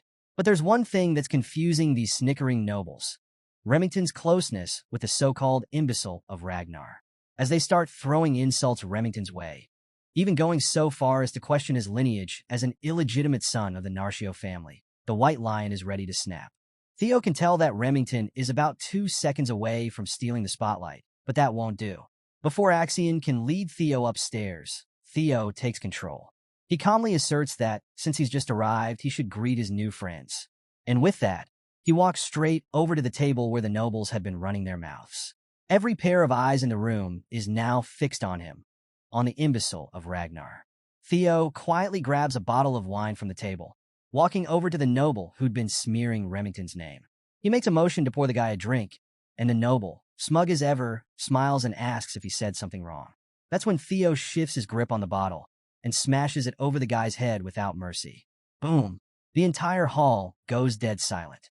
Even Remington, and yes, even Axion, who's usually unfazed by chaos, are stunned by the sudden brutal move. The noble, now bleeding from his head, grabs at his hair in agony as blood stains his blonde locks. Theo stands over him, still holding the broken, bloody bottle, while the noble spits out curses, furious at being humiliated in front of everyone. Before Blondie can finish his rant, Theo sends a brutal kick that breaks the noble's jaw, cutting off his yapping with a sickening crack. Theo's plan has officially begun. His eyes turn cold, almost crazy, as he calmly explains that he was just giving Blondie a little greeting, only to get such a hurtful response in return. The other nobles? Frozen in place, too scared and too confused to process what's happening. Meanwhile, Theo's quest progress quietly ticks up to 43%. Remington, watching this unfold, can't help but wonder if Theo's doing this for his sake. After all, he spent the last 2 weeks training with Theo and knows he's not the type to be a hot-headed thug. But now, as Blondie bleeds on the palace floor, Theo insists this is just his form of welcome. Theo steps on the noble's arm, pinning him to the floor as he begins to apply pressure, the tension building in the room. He leans in, his voice deadly calm, and says, "Since I've sent my hellos, I guess it's time for goodbyes now." Blondie, now desperate, starts shouting for Theo to stop, but it's too late. Theo stomps down hard, and the sound of bones shattering echoes through the banquet hall. The other nobles, who were talking trash just minutes ago, are now utterly tongue-tied, stunned into silence by the sheer ruthlessness of Theo's actions. Blondie, jaw broken and arm shattered, passes out from the pain, his drool mixing with blood on the palace carpet. Theo discards his limp body like the trash it is and turns to the rest of the crowd, casually asking if anyone else wants to say hello. The tension in the room is palpable, and Theo's quest progress jumps again, this time to 66%. Suddenly, knights who had been hiding in the shadows burst into the hall, surrounding Theo on all sides. Their blades drawn, they're ready to neutralize the threat, for swords hover around Theo, trapping him in place. These knights want payback for the insult to their young master and declare that the punishment for such vile actions must be death. But Theo? He smiles. This is exactly what he wanted. His plan is working perfectly. He casually asks the knights who their young master is, and they proudly respond, Ian Hanabi, the third young master of the Hanabi clan. Theo chuckles to himself. The Hanabi clan, one of the 6 snow clans that support Ragnar. It's all falling into place. Theo knew that the bodyguards of these spoiled nobles wouldn't just stand by and watch. They were always the type to look down on the imbecile of Ragnar, waiting for any excuse to put him in his place. But Theo has them right where he wants them. With a voice full of pride, he asks the knights, "So, what's the problem if I roughed up your young master?" The knights, full of self-righteous fury, demand his death. But Theo, undeterred, leans in, eyes gleaming with intensity. He coldly asks if the dogs of one of Ragnar's bannerman clans dare to threaten the life of a direct bloodline of Ragnar. And then he drops the bomb. Kyle Ragnar, his father, isn't exactly known for tolerating disrespect to his family. The knights falter, realizing the gravity of their situation. It's one thing to defend their master, but threatening Kyle Ragnar's bloodline? That's a death sentence for them. The knights, who were so confident just a moment ago, felt the weight of Theo's threat sink in. Their grip on their swords loosened, and the rage they felt for their young master's humiliation was quickly replaced by fear. The kind of fear that only the Ragnar clan could command. Theo wasn't the same imbecile they had mocked for years. The oppressive aura he now exuded was suffocating, a stark reminder that Theo, as a direct bloodline of Ragnar, was untouchable. These knights weren't dealing with just anyone. They were dealing with the blood of the dragon, and declaring death upon him could mean the destruction of their entire snow clan. And Ragnar wasn't just any lord. He was the ruler of the north, the one who reigned over the 6 snow clans. To threaten his bloodline was a death sentence. For so long, people had forgotten that Theo, too, carried this protection and prestige, mainly because he had been seen as a useless descendant. But now, that was over. The knights realized their colossal blunder. They needed to apologize and fast, but it was already too late. Theo had issued a silent kill order to a mysterious presence lurking nearby. And just like that, the swift glint of a blade blinded the room for a split second. The next thing they knew, for severed heads flew through the air, and the knight's blood splattered across the palace floor. The entire hall was frozen in shock. And Theo? He stood there, calm as the eye of a storm, while the blood of his enemies swirled around him. The mysterious figure responsible for the slaughter gracefully landed on the blood-soaked carpet. It was none other than his master, Evelyn. The arrogant nobles, who had been so carefree earlier, now felt a looming threat overhead. They had no idea that things would escalate to this point. Theo's quest progress jumped to 70%, and even Axion, the one who orchestrated this twisted banquet, had no choice but to watch as his carefully laid plans crumbled. This was no longer a game. The banquet had become a showcase of Theo's dominance. Evelyn turned to her disciple and asked, almost casually, when he realized she had been tailing him. Theo, not entirely sure himself, admitted that it was a given. He didn't know why she'd followed him all the way to Camellia Palace, but one thing was clear. Thanks to her intervention, Theo now had the upper hand, and the nobles were terrified. The hall was gripped by a tense silence, the kind where everyone is waiting for Theo's next move. All eyes were on him. Moments ago, these nobles had ridiculed him, but now they were scared to even speak. But let's rewind for a second, because this wasn't a random act. The night before the banquet, Commander Julius had paid Evelyn a secret visit. He'd come to nag her about not taking on more disciples while still diligently training Theo every day. The truth is, Julius had been sneaking into Evelyn's quarters for ages, mostly to steal her expensive wine and torment her with his presence. And as usual, Evelyn didn't entertain his games. But this time, Julius had a different reason for showing up. He wanted to know what Evelyn saw in Theo. Why was she training him so seriously? What was it about this kid? After all, even Axion had trained under Evelyn. So saying that Theo was beyond expectations was a bold claim. Julius was curious. Evelyn didn't hold back. She told Julius that Theo was different. His attitude, his work ethic, and his talent were unlike any she had ever seen. In fact, she said Theo had more potential than Axion himself. That's no small statement. Julius, who trusted Evelyn's judgment when it came to talent, after all, she had two eyes, while he only had one, admitted that something about Theo didn't add up. How could someone change so drastically overnight? The most logical explanation, he thought, was that Theo had been hiding his strength all along. But why? Why keep his power hidden for so long, only to unleash it now? Evelyn had her own theory. She believed that people who move too fast, who rush their steps, are destined to trip and fall. But with Theo, it was different. It felt like he was being chased by something intangible, like he was pushing himself out of fear. That's why she was worried about him attending the Scaled Dragon Society banquet. Julius, finishing off another bottle of wine, agreed that Axion was indeed someone to worry about. But that's not why he'd suggested Evelyn follow Theo tonight. Julius had a gut feeling that something big was going to happen at the banquet. And here's why. Being a Ragnar himself, Julius knew firsthand that when wolf cubs hungry for blood gather in one place, they'll do anything to establish a hierarchy. Commander Julius had paid a visit to Evelyn, trying once again to convince her to rejoin the white armored dragon cavalry. He wasn't just interested in Theo, he wanted Evelyn back in the ranks too. Julius refused to accept that Evelyn had retired just because she couldn't ride a dragon anymore. Before he left, he laid out a pristine uniform on her table, hoping it would tempt her to come back. And honestly, maybe it worked. Sure, Evelyn lost an expensive bottle of wine that night, but in return, it seems like she's found her purpose again. Back to the present. Inside the blood-soaked banquet hall, Evelyn begins to piece together what's really going on. She realizes that Theo probably noticed her following him from the start and had orchestrated this entire situation on purpose. Maybe he joined the Scaled Dragon Society with this very scenario in mind. Her worries? Unnecessary. She starts wondering, at what point did Theo realize she was tailing him? Turns out, Theo sensed Evelyn's presence the moment he got into the carriage.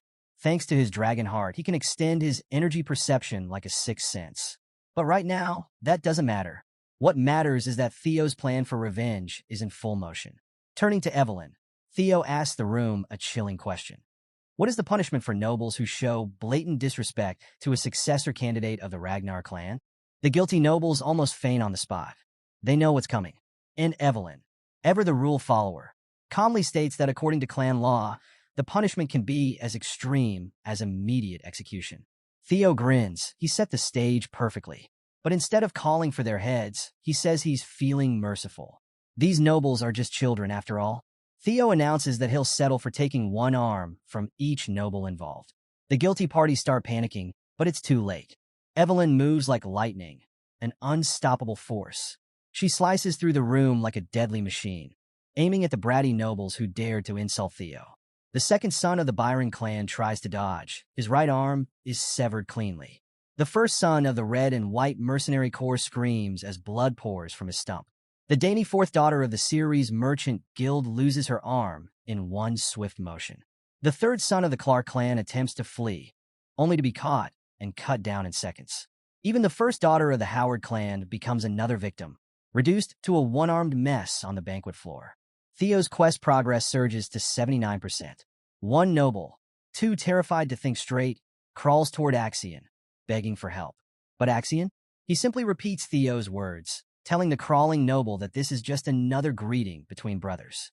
And as the noble whimpers at Axion's feet, a glint of steel flashes in his peripheral vision before his arm is sliced clean off, his blood nearly splattering Axion's clothes. The first son of the Parank family twists in agony, while Axion, surprisingly, just watches. He and Evelyn exchange glances, a silent acknowledgement passing between former student and master. Even Axion hadn't expected to see his old trainer in action here, but he nods as Evelyn salutes with her bloodstained blade. Axion finally realizes this banquet isn't about him anymore. It's become Theo's show of dominance. Evelyn had only targeted those who insulted the Ragnar bloodline, meaning even as a fellow successor, Axion has no authority to stop what's happening. Theo's revenge is unfolding perfectly.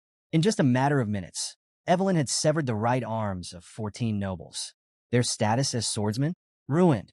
Sure, they can take their arms to a priest and get them reattached, but their reputation is shattered. And with it, Theo's quest progress hits 79%. Everything is going according to plan. Meanwhile, Axion's thoughts shift. He's more curious than angry, wondering how in the world Theo, the imbecile of the Rose Palace, managed to get both Remington and Evelyn on his side. This brother of his? He's evolved into something terrifying. But that's the psycho in Axion talking. Deep down, he's thrilled. He wants to crush this new version of Theo under his boot more than ever.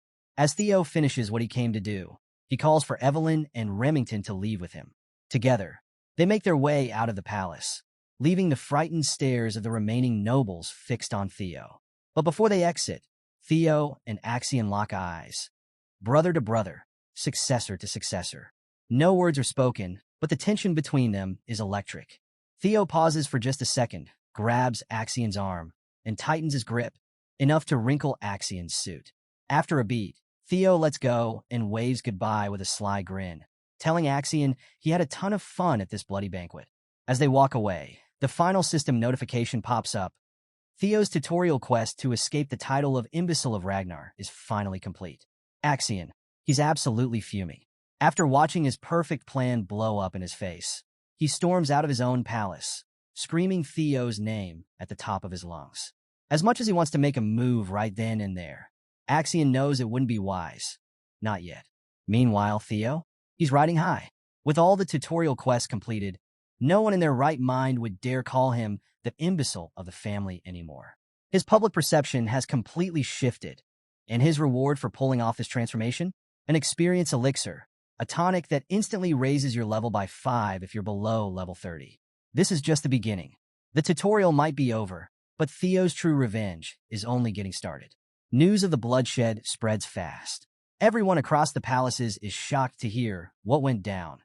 Axion's prestigious Scale Dragon Society, torn limb from limb, both literally and figuratively. But Theo? He's in a celebratory mood. His subordinates take him to a pub to celebrate his flashy and gory high society debut. Everyone is there. Even Evelyn shows up for a drink. Theo can't help but wonder how the Scaled Dragon Society feels now after being humiliated by the man they used to call an imbecile. Meanwhile, back at Camellia Palace, things are tense. Amel Ragnar, Axion's mother, is in disbelief. She's heard about what happened, and she's shocked. Not only did they give Theo justification for his actions, but he also chopped off everyone's arms right in front of Axion. Amel is furious, and she lets her son know it. She had warned Axion not to take Theo lightly, but now they've handed him complete authority to go wild. Axion, trying to defend himself, insists that once Theo gains more recognition, it'll be harder to take over the Rose Palace. He assures his mother not to worry, but Amel isn't having it. She points out his mistakes, frustrated that their great plan has almost fallen apart because of his arrogance. Axion, realizing he's not getting through, backs down and leaves the room. As Axion walks away, Amel reflects on how her son could be so obnoxious. Her brother, Ed Troyven, chimes in, joking that Axion is just like she was when she was younger. But Amel isn't in the mood for jokes. Ed quickly apologizes, then tries to calm her down. He reassures her that this incident, while chaotic, might not be worth worrying about as much as she thinks. Ed explains that while the Rose Palace has been outside of the clan leader's interest for a while, it's still a part of the clan head's harem, meaning it's hard to take ownership of it. Even though it's known as a place where riffraff gather, it still holds the support of the clan leader himself. He reveals his plan. Thanks to Theo's recent chaos at the banquet, they now have enough justification to suppress him through legal procedures. Amel, hearing this, starts to calm down. She realizes that the reason she feared Theo becoming stronger was because she thought his power and influence would expand over time. But now, thanks to Ed's strategy, they can use Theo's own actions against him to keep him in check. She starts to see the bigger picture. The Camellia Palace can legally suppress Theo, and the Rose Palace will have no choice but to bow to them. Ed assures her that everything is already in motion and that by tomorrow morning, she'll hear some great news. He suggests she take the night to relax, even mentioning that he's prepared an aromatic candle from the southern volcanic region for her bath. Amel finally decides to trust in her brother's plan and expresses her gratitude before retreating to her quarters. Meanwhile, back at the tavern, Remington, who's never been one to handle his alcohol, seems drunk, even though he's only been drinking orange juice. He tells Theo how shocked he was by what went down at the banquet. Remington hadn't realized how much Theo cared for him until that night. Theo, a bit confused, asks what he means, finding it funny to watch Remington get all sentimental over some juice. But Remington is serious. He recalls how, despite enduring countless insults himself, Theo didn't hesitate for even a second when the nobles started hurling insults at Remington. Theo stepped up, no questions asked. Remington feels embarrassed that he didn't do more to stand up for himself, especially after everything Theo did for him. He looks at Theo in a new light, realizing just how much his friend had endured in the past. Theo, the untalented, useless child who everyone had looked down on for years, had somehow found the willpower to keep going, to become stronger against all odds. In Remington's eyes, Theo isn't just battling the Camellia Palace. He's battling everything and everyone that ever tried to push him down. So, after everything that went down at the banquet, Remington is getting teary-eyed, overcome with emotion. He genuinely believes that Theo's bold actions, wielding his sword without hesitation and standing up against the nobles, were all for him. Theo, a bit bewildered by this, quickly realizes that Remington has completely misunderstood the situation. Before Theo can clear things up, Remington stands up, inspired. Despite the orders of his clan, he shares that he wants to follow a different path, and that path is to follow Theo. The whole tavern erupts in cheers, with people praising Theo and his friend as if they were some legendary duo. Theo, now a little embarrassed, tries to correct the misunderstanding, but just then, he hears Evelyn's voice in his head, telepathically telling him to just let it be. She's watching from across the room and calmly advises him that this isn't such a bad misunderstanding. After all, it seems like everyone intends to follow Theo now. With that, Theo can't help but smile, but deep down he still feels like he's nothing special. All of his newfound strength? It's thanks to the status window, the mysterious system that's been guiding him.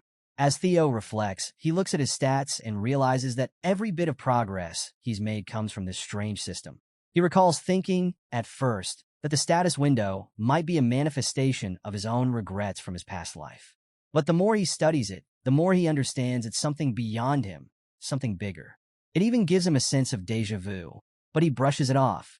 Whatever it is, it's helping him improve, and that's what matters.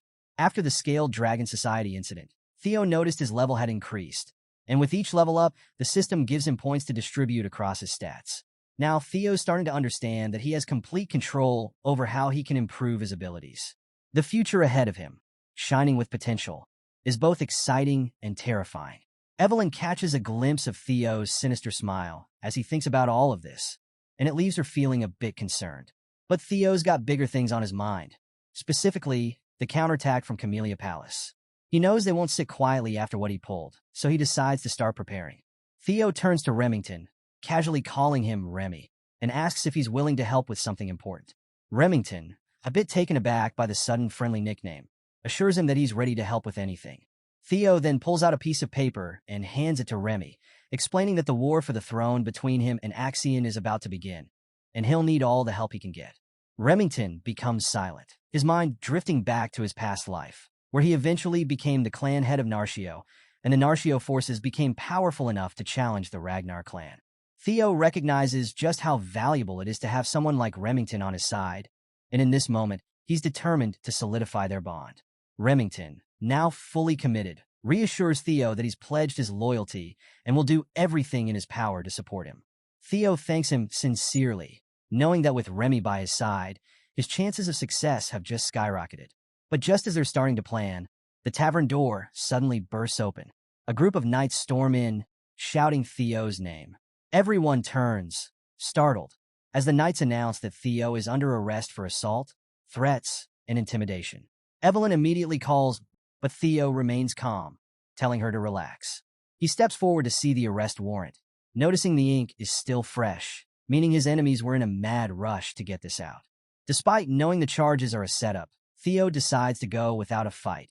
Recognizing this is just another move in the game. He's quickly handcuffed, and as he's being taken away, Theo turns to his friends with a confident smile. He trusts them to handle everything while he's gone. Remington and Evelyn are both in complete shock. Remington, in particular, can't believe what's happening. But then his focus shifts back to the piece of paper Theo handed him just moments before the knights barged in. And now, as Theo is dragged away to face whatever traps his enemies have set, the question is, what's on that paper, and how will Remington and Evelyn respond? Back at Rose Palace, the news of Theo's arrest hits like a bomb. Cecilia, Theo's mother, is completely stunned. When she hears that her son is being taken to the tribunal, she literally falls to her knees in shock. Her servant rushes to her side, worried, but Cecilia assures him she's fine, though the news has clearly shaken her. She asks why Theo was taken, and the servant reveals it's because of the Scaled Dragon Society incident. Theo's being accused of inciting rebellion. Cecilia, trying to process everything, is surprised. She wasn't expecting Theo's invitation to such a prestigious event to lead to such a mess. Her servant even mentions that Theo might be put on trial, and given the damage he caused at the banquet, it won't be easy for him to escape punishment. But Cecilia, despite her shock, believes in her son. She's convinced that Theo can handle this. That's the kind of person he is, resilient. All she can do now is pray for his safe return. Meanwhile, inside the carriage, Theo is being escorted to the tribunal. As they arrive at their destination, Theo realizes it's been a long time since he's seen this place. He knows the stakes are high. After obliterating the Scaled Dragon Society, there's no way he'll get a simple slap on the wrist.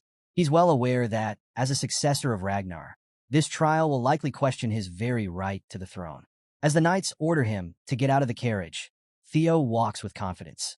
His enemies might think they're about to crush him, but Theo's smiling, because everything is going exactly as he planned. The knights announce Theo's arrival, and as he steps inside the tribunal, he's greeted by some of the most powerful figures in the Ragnar clan. Theo feels a bit of anxiety.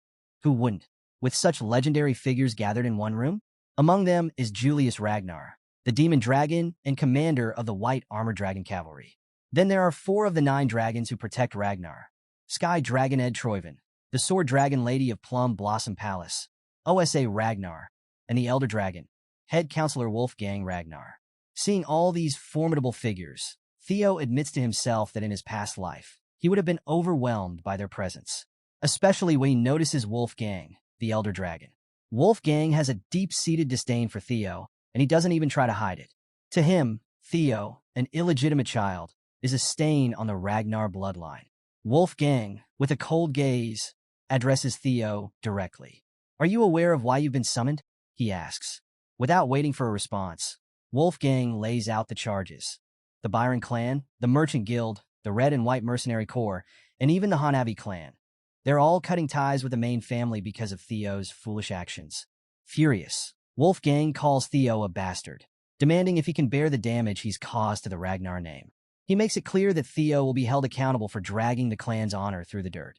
But Theo, cool as ever, agrees with him. He calmly admits that, yes, he was too careless. Instead of merely cutting off their arms, he should have cut off their heads. The room falls silent with shock. Theo continues, showing no hesitation.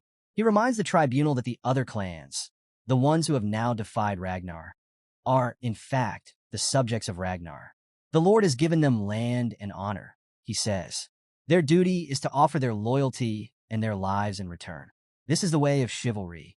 Theo's frustration rises as he speaks. He tells Wolfgang that if he had known about their insolence earlier, he wouldn't have stopped at their limbs. He would have severed their heads. And now, he believes they should be punished accordingly to restore Ragnar's honor. Everyone is left speechless. Even Julius, who's never one to mince words, chuckles, calling Theo's performance impressive. He fully expects that Theo will walk away with a lighter punishment after such a bold justification. But Wolfgang isn't convinced.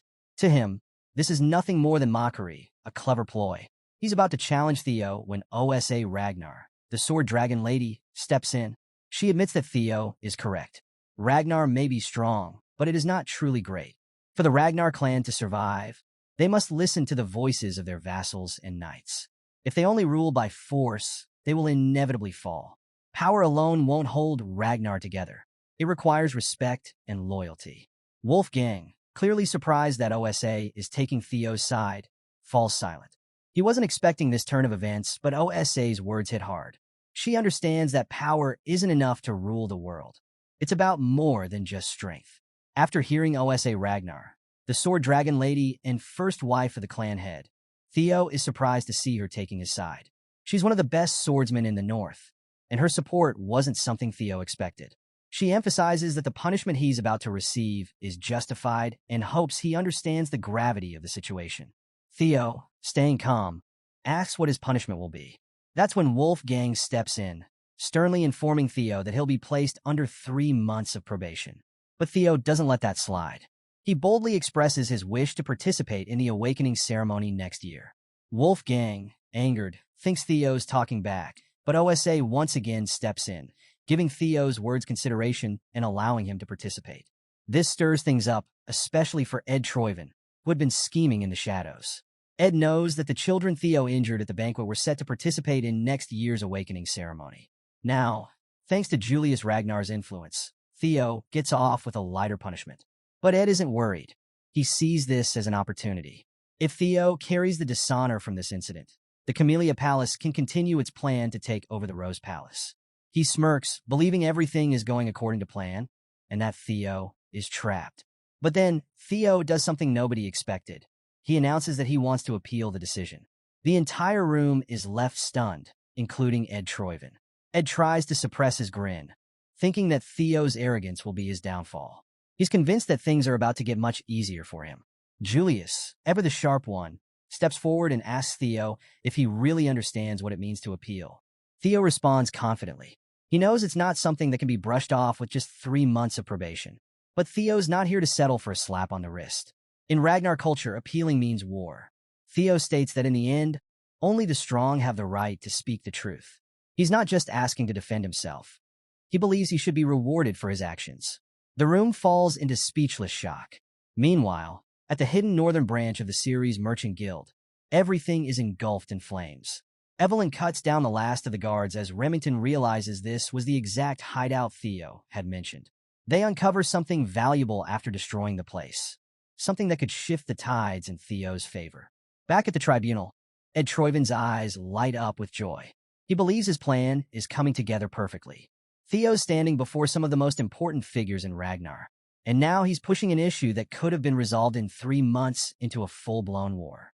Wolfgang, furious, accuses Theo of arrogance and questions whether he really thinks he can face the forces of 15 clans alone. Theo, unshaken, explains that this is exactly the kind of situation that needs to be handled directly.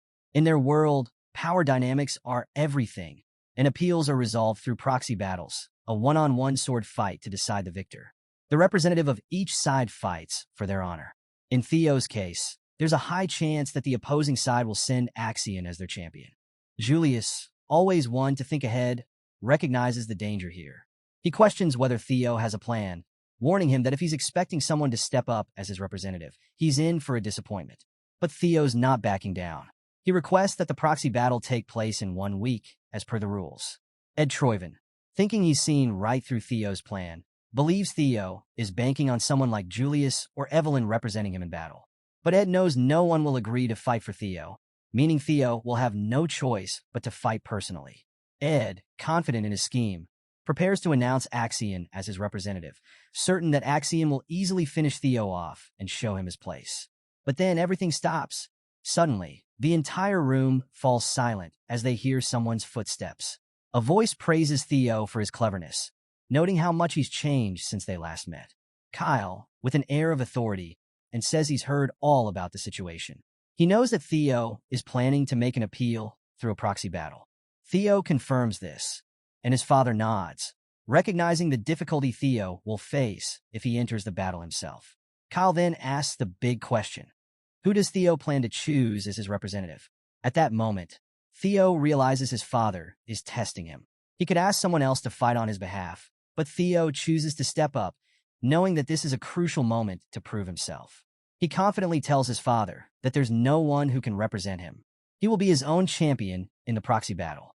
Kyle Ragnar, impressed but skeptical, believes his son is heading for a loss. But Theo, standing firm, challenges his father's assumption. He argues that no one should come to a conclusion before he's even had the chance to prove himself. Theo is determined to face his challenges head-on, unwilling to bend to anyone's will. Kyle bursts out laughing, clearly enjoying Theo's spirit. He turns to the rest of the trial members, asking if they've heard his son's bold declaration. For the first time, the clan head seems genuinely impressed with Theo's unwavering resolve. He praises Theo's Ragnar spirit, the strength to never lower yourself before others. This attitude, Kyle notes, is the very essence of being a Ragnar. Theo, now grinning, feels the momentum swinging in his favor.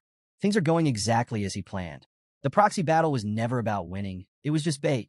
In the meantime, Theo knows his friends Remington and Evelyn are working hard to dig up the proof of Camellia Palace's treasonous conspiracy. If all goes well, Theo's victory will be absolute, and he won't even need to fight. But then, the clan head throws a massive curveball. Kyle Ragnar, with a serious look, tells Theo he wants to test him personally. Forget the trial, forget the proxy battle. If Theo can endure a single strike from the clan leader, all charges will be cleared, and there will be no punishment. Theo is stunned. The room goes silent. Kyle's challenge is no joke. A single blow from the strongest man in Ragnar could crush him. Before Theo can react, Ed Troyven, ever the schemer, starts shouting in protest. He knows that if Theo somehow survives this test, it'll mean the king himself approves of him. That would be disastrous for Ed's plans to take over Rose Palace. Desperate, Ed tries to stop the challenge, arguing about the rules of the proxy battle and how this isn't fair. But Kyle Ragnar shuts him down immediately. The king makes it clear that if a vassal dares to speak against the Ragnar bloodline, they should be removed. Ed, forced to back down, has no choice but to obey the clan leader, though he's clearly seething inside. He glances nervously at Theo, knowing the stakes have just changed. Kyle turns to Julius, the demon dragon, and asks if he has anything to add. Julius, who's been silently giggling throughout the trial, admits he's just surprised to see the king showing interest after so long. The last time Kyle got involved like this, it was for something huge. Finally, Kyle turns back to Theo, asking if he's willing to take on the challenge. Theo, though caught off guard, quickly recovers. He knows this moment has the potential to make or break him. Refusing would make him look weak, but accepting such a blow from his father could be suicidal. Theo speaks up, calling the situation unfair. Not in a way that backs down, but rather to negotiate. He points out that comparing a single strike from the clan leader to a proxy battle between vassals and bannermen isn't exactly a fair trade. The king, amused, asks if Theo is refusing. Theo smirks and responds that he's not refusing. He's simply asking for a fair compensation if he endures the blow. Kyle Ragnar, intrigued, asks what Theo wants. Theo turns toward Ed Troyven, glancing at him with a look of calculated ambition, and then makes his boldest demand yet. With a cheeky smile, Theo says, "I want something like Camellia Palace." The room falls silent once again. Ed Troyven is left absolutely speechless. His carefully laid trap for Theo has somehow flipped into an opportunity for Theo to shine. His frustration is evident, and as he watches the situation unfold, he can't believe Theo had the audacity to make such a bold proposal to the clan leader. But Wolfgang steps in, calling Theo's demand madness. After all, making an agreement with the clan leader requires equal standing, and in his eyes, Theo is way out of his league. But what really catches everyone off guard is Kyle Ragnar's response. The clan leader actually agrees with Theo, much to the shock of the room. Kyle sees something in Theo's courage and boldness, traits he believes any future successor of Ragnar should possess. He then turns to the Sky Dragon, Ed Troyven, asking if he has any objections. Ed, forced to play along, assures Kyle that everything belongs to his lord, so how could he dare object? Satisfied, Kyle orders a stage to be prepared immediately. He wants to test his son personally. Theo's nerves start to kick in as he faces his father, while the other vassals and bannermen gather on the sidelines to watch this intense showdown. Ed Troyven, although frustrated, tries to stay calm. He's convinced that even with Theo's newfound strength, there's no way he can withstand a single strike from the clan leader. After all, not even high-ranking swordsmen can survive such a feat in Ed's mind. Theo's overconfidence will be his downfall. But Theo knows something Ed doesn't. Thanks to the experience elixir he earned after finishing the tutorial, Theo's strength has tripled, and he's confident he can survive his father's attack. The clan leader quickly notices this change in his son and wonders if Theo consumed an elixir, but even that wouldn't explain such a drastic transformation. Still, Ragnar decides it doesn't matter. What matters is the test at hand. Kyle turns to Theo and asks if he's warmed up. Theo replies confidently, even though the pressure is mounting. The clan leader comments that, normally, he'd use his great sword in battle, but since Theo hasn't learned to use mana yet, Kyle will go easy on him by using a rusty steel sword. He asks Theo if he has any objections, but Theo, determined, says he's ready. And then the fight begins. As Ragnar's aura flares, the room becomes thick with pressure. Theo feels the sheer power of his father's fighting spirit, and it nearly overwhelms him. But Theo stands his ground. Kyle, impressed that his son hasn't buckled under the weight of his aura, acknowledges that there's something more to Theo than meets the eye. Inside, Theo is focused. He knows his strength has grown exponentially since using the experience elixir. After gaining 5 levels, he poured all his points into strength, and now he feels like he's finally escaped the realm of the weak and entered the domain of the extraordinary. He's confident he can survive at least a single strike from his father, and that's all that matters. When Ragnar finally throws his attack, it's like a red beam of light, a massive strike that destroys the entire stage, sending shockwaves through the air. Everyone watches in horror as the dust settles. Ed Troyven is sure that Theo must be dead, but when the smoke clears, there stands Theo, still alive, though barely. The room falls in a stunned silence. Ragnar, with a wide grin, is impressed. He's finally found a worthy son. Theo, standing tall after surviving the blow, has proven his innocence through his sheer willpower and determination. The trial concludes, and the system window pops up, revealing that Theo has successfully completed the sudden quest, single strike from Ragnar. As a reward, Theo receives a mysterious blue key and a new inventory slot. But there's no time to focus on that just yet. Later, Theo wakes up, groggy and unsure of where he is. His mother, Cecilia, is by his side, overwhelmed with relief. She holds his hand and, with tears in her eyes, tells him how worried she was when she learned that the clan leader himself challenged Theo. She asks if he's hurt, offering to call a physician if there are any fractures or injuries. But Theo reassures her that he's fine, though he still doesn't recognize his surroundings. Just then, Julius, the demon dragon, enters the room. He shares some shocking news. By order of the clan leader, Camellia Palace has been vacated.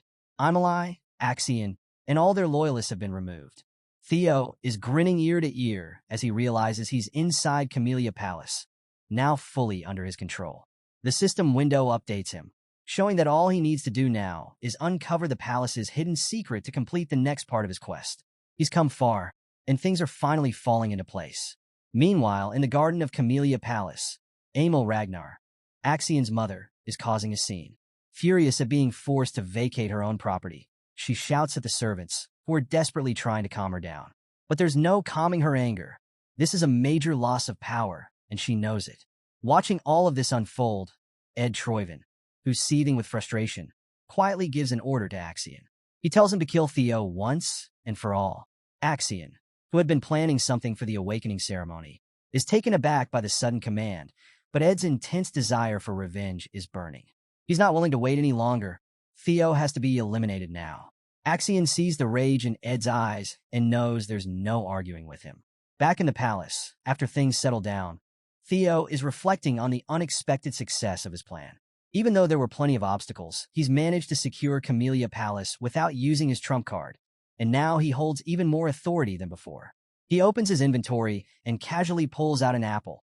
The perks of having this magical system at his disposal never fail to surprise him. He munches on it, marveling at how useful the system has been so far. But there's something more pressing. Theo pulls out the blue key he recently acquired and can't shake the feeling that it's connected to something important. As he focuses on a nearby door, the keyhole lights up, and he realizes this is it. He slides the key in, unlocking the door to reveal a deep tunnel. The system chimes in to inform him that he's just discovered his first dungeon, and that all experience gained inside will be doubled. A dungeon inside Camellia Palace? Theo knows there's more to this than just a random underground cave. It must be connected to his quest. Deciding not to miss out on any potential experience, he heads inside. But before entering, he makes sure to prepare, filling his inventory with weapons. As Theo ventures deeper, he comes across a huge wolf, a beast large enough to be classified as a demonic monster. The wolf charges at him with terrifying speed, but Theo is ready. He quickly defends with his shield, but as the wolf pushes him back, he realizes that this isn't an ordinary fight. The wolf's hide is too thick for his attacks to pierce, and its speed is greater than he expected. Theo knows he can't win this fight with half-hearted attacks. He remembers his father's incredible single strike, the devastating attack that nearly obliterated him during the trial. He wishes he could replicate that move and take the wolf down in one blow. But when he tries, nothing happens. He realizes that mimicking his father's strength won't be that easy. It's more than just a single swing of the sword. To land a decisive blow, he needs to put everything into one focused strike. With that revelation, Theo shifts his strategy. He drops his shield, deciding to focus on speed. The sword arts he learned from Evelyn come to mind. As the wolf charges once again, Theo moves swiftly, landing a precise stab into its eye. The wolf howls in pain, taking a step back, and Theo realizes his plan is working.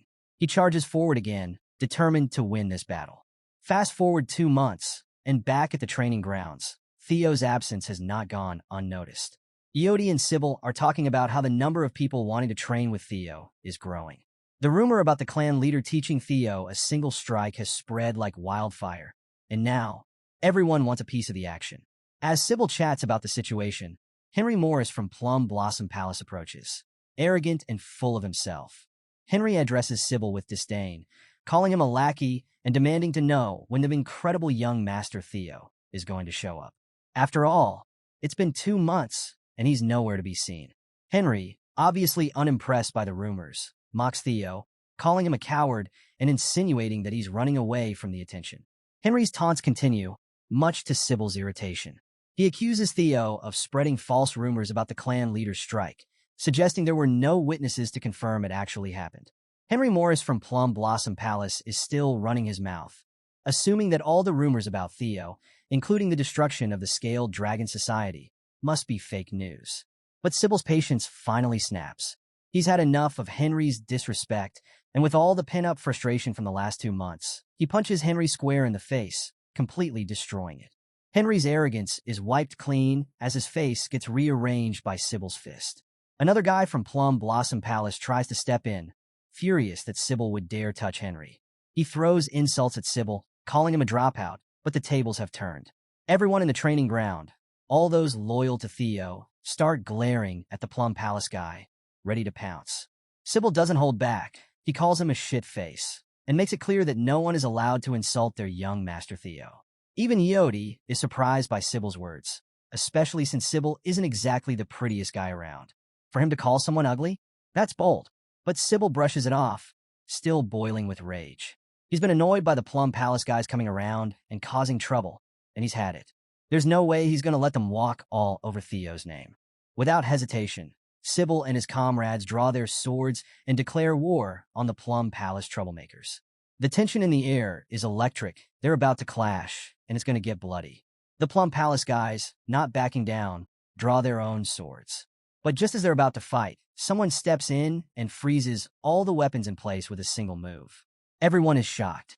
Sybil, wide-eyed, immediately recognizes him. Ragnar, one of the 4 Hounds of the North. Before anyone can react, another voice booms with laughter. Hulkus Lanka, also from the 4 Hounds, joins the scene, clearly amused by the chaos. Sybil can't believe his eyes. 2 members of the 4 Hounds have just shown up out of nowhere. Hulkus, always the loud one, starts asking for the Luster Tiger, confusing the Plum Palace guys. Growing impatient, Hulkus demands an answer, clearly looking for the master of the training ground, Theo Ragnar. With a mischievous grin, Hulkus announces that he's here to challenge Theo himself. Meanwhile, deep inside the dungeon, Theo is reaching his limit. His sword has shattered, and he's taken on more than he ever expected. The system notifies him that he's leveled up, and multiple windows pop up, showing his stats increasing. He's hunted down 170 demonic beasts, and though exhausted, he sits triumphantly on the pile of monster corpses. But there's still one enemy left, the boss. Theo drinks a healing potion, restoring his strength, and reflects on the brutal fights he's faced. There were many moments when he almost died, but each time, the healing potions saved him. At first, the beast seemed impossible to defeat, but as he leveled up, things got easier. What surprises him the most is how fast time flew by. He's already spent 2 months inside the dungeon, and it's all come down to this. The system informs him that the final boss is waiting. Theo's sure it's going to be a powerful monster as he spots some stairs leading to the final level. He walks forward, ready to face whatever's waiting for him. But as he looks down at his shattered sword, he knows it won't be of any use. He opens his inventory and pulls out another blade.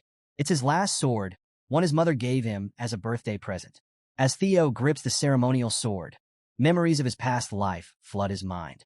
He remembers how, back then, he had a lot of friction with his mother. Leading up to the awakening ceremony, he had tossed the sword aside, thinking it was useless. He had been too focused on his bloodline, convinced that no amount of fancy equipment would change who he was. He had told his mother to leave him alone, but looking back now, he regrets how he treated her. Not this time. Theo vows not to repeat the mistakes of his previous life. With the ceremonial sword in hand, Theo heads for the boss room. The system warns him to be cautious. A strong demonic beast lies ahead. When Theo opens the door, he's surprised to find a dragon taking a nap. His initial shock fades when he realizes it's just a lesser drake.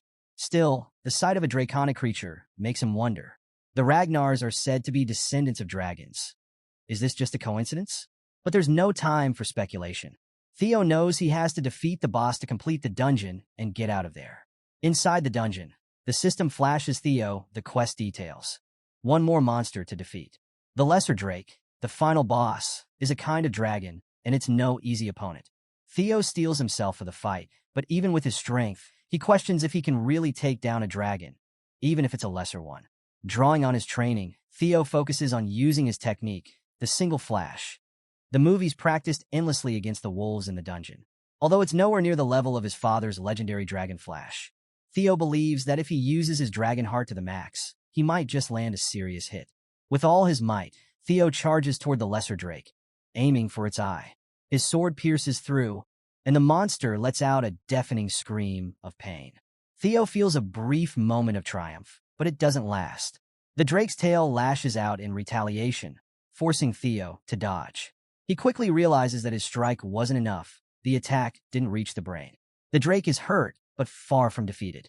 The drake roars, its massive form thrashing, and Theo can sense the mounting danger. The beast is preparing to kill him, but Theo, never one to back down, sees the possibilities in the fight. His confidence fuels him as he charges in again, landing several quick blows. It's not enough to take the monster down, but he's looking for its weak point, the reverse scales that all dragons have. Suddenly, the Lesser Drake lets out another piercing scream, but this time, the battlefield shifts. The overwhelming fear that radiates from the drake locks Theo's body in place. He tries to move, but fear grips him tightly, paralyzing him. He can see the drake's attack coming, but he's frozen, only able to block it with his sword at the last moment. The impact sends him flying, crashing into a rock wall. Pain shoots through his body, and he knows he can't keep this up for long. Struggling to his feet, Theo spots the drake preparing to strike again. He knows the key to winning lies in hitting the reverse scales, but he needs to be fast and precise. As the monster charges, Theo leaps onto its massive body, dodging its vicious attacks. With a powerful thrust, he pierces the reverse scales. Blood gushes out, and the drake howls in agony. Theo presses the attack, striking the weak spot again and again. Confident his plan is working. But the drake doesn't fall. It's still standing, and Theo's surprise is written all over his face. The beast isn't going down without a fight. Meanwhile, back at the training grounds, the tension between the four hounds is reaching a breaking point. Hulkus Lanka, fiery as ever, is furious at Ragnar. Hulkus demands the chance to fight Theo Ragnar, but Ray isn't having it. She mocks Hulkus, calling him a loser, reminding him that he lost 3 years ago. Hulkus defends himself, insisting that he's improved since then. He spent every day honing his skills to close the gap, but Ray isn't impressed. She brushes him off, calling him a loser again, which only fuels Hulkus's anger. He challenges her to a duel, declaring that the winner will get the chance to fight Theo.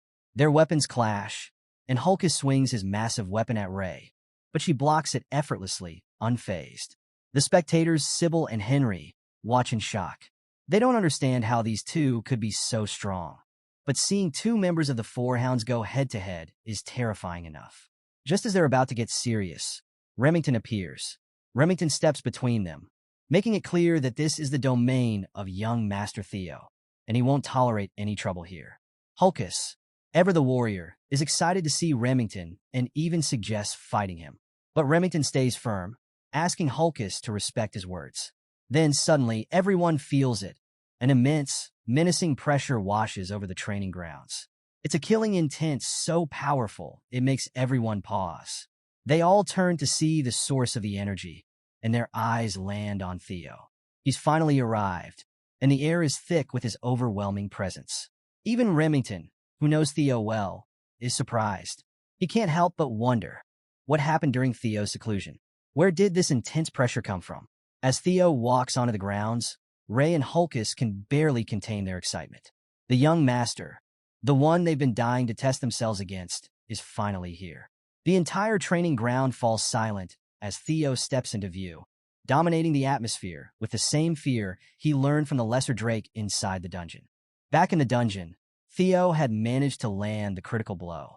After repeatedly attacking the reverse scales, the Lesser Drake finally collapsed. The system flashed a congratulations, acknowledging that Theo had successfully hunted the beast. When he touched the reverse scales, the Drake went into a frenzy, and Theo had thought he was done for. But, in the end, the Drake wore itself out, leaving Theo victorious. After finishing his dungeon quest inside Camellia Palace, the system notifies Theo that he's earned some serious rewards. He's gained the Lesser Drake's tooth and claw. The tooth is a material for enhancing weapons, and the claw can be used to increase a weapon's sharpness. Theo's immediate thought is to use these materials to repair his mother's sword, a gift he doesn't want to lose, no matter what. The system also surprises him by awarding a new skill, Lesser Drake's Fear. This skill allows him to inflict fear on any target with weaker magic power, which stuns Theo. He had always believed that only a select few could use such abilities. He's thrilled at the opportunity to try it out, but he wonders whether the skill will be useful in Ragnar, considering the place is crawling with powerful people. After finally clearing the dungeon and completing the quest of uncovering Camellia Palace's secrets, Theo receives another reward, a nest compass. Though he doesn't fully understand what it's for, he assumes it'll come in handy for his next quest. He stores it in his inventory and decides to go rest in his room, completely exhausted after the dungeon run.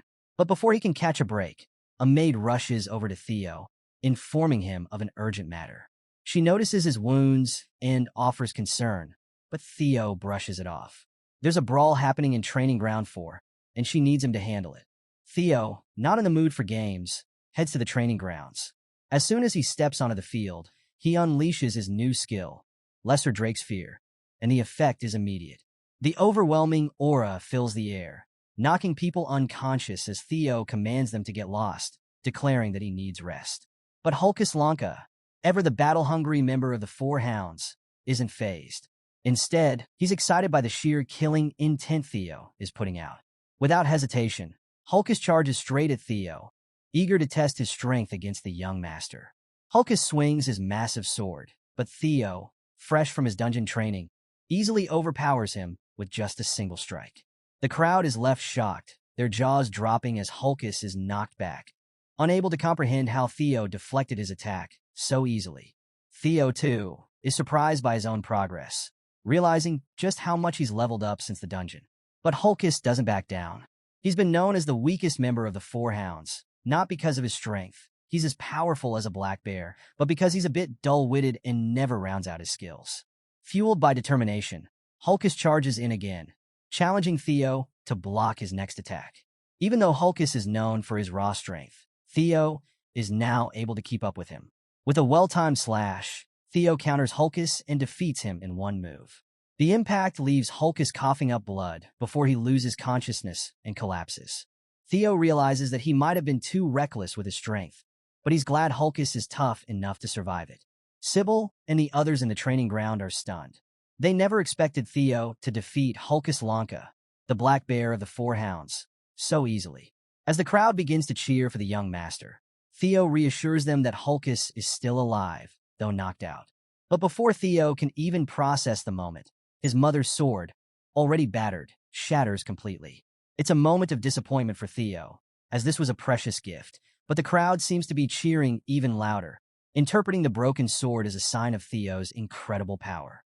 Everyone is thrilled by what they've just witnessed. Theo Ragnar has taken down a four-hound with just a single strike, and his sword even broke from the sheer force of it. But Theo doesn't quite understand why they're so excited. Meanwhile, as the crowd roars, Ragnar stands off to the side, deep in thought. A memory comes flooding back to her. When she was younger, she had been wandering through the cold and thin clothes when Theo found her. Concerned, he asked why she was out in such freezing weather, barely dressed. Seeing how cold she was, Theo gave her his scarf and took her back to his house, promising to take her home once the snow stopped. As she recalls the memory, a smile creeps onto her face, something she doesn't often do. Watching Theo now, she can't help but feel a sense of admiration for the boy who helped her long ago. As she leaves the battleground, Remington, who's been watching the whole scene, catches sight of her smile, surprised to see such an expression from Ray. Back at Camellia Palace, Theo's feeling a little embarrassed as the maids excitedly congratulate him on earning his new title, Luster Tiger. It's clear his hard work is finally paying off. One of the maids, especially proud of him, advises Theo to keep the momentum going until the awakening ceremony. She believes he can do it, and her enthusiasm gives Theo a boost of confidence. Suddenly, Theo's mother, Cecilia, bursts in, armed with a new abalone dish. Without wasting a moment, she starts force-feeding him, determined to stuff his face with as much food as possible. Theo, caught off guard, tries to stop her, but she's having none of it. As she keeps piling food into his mouth, Theo is reminded of his past life, and a warm feeling fills him. It's moments like these that make him grateful for the second chance he's been given. Between bites, he manages to tell his mother the food is delicious, which seems to please her. But then, Cecilia notices something that wipes the smile from her face: the broken sword. Theo starts sweating nervously, quickly explaining that it broke during training. He's deeply sorry, since the sword was a precious gift from her on his birthday. Cecilia's mood shifts from concern to anger, but not at Theo. She's furious at the person who swore the sword wouldn't break. It was made with white snow steel and ebony steel wood, two incredibly rare and valuable materials. Theo, surprised, asks if she means the steel wood from the southern jungles. Cecilia confirms, adding that the materials are incredibly precious, and she's disappointed to find out the sword wasn't as durable as promised. Theo, realizing just how valuable the sword was, is stunned. He never imagined it was made from such rare materials, and wonders how his mother even managed to get her hands on such a weapon. Cecilia, still fuming, declares that she's going to have a word with the sword's maker. And by word, she means she's going to force them to create an even better sword for her precious son. Theo tries to reassure her, saying it's fine and that he can use another sword, but Cecilia won't hear it. She reminds him that people are finally starting to notice his strength and that he needs to be more careful than ever with the awakening ceremony just around the corner. No way is she letting him show up with a shabby sword.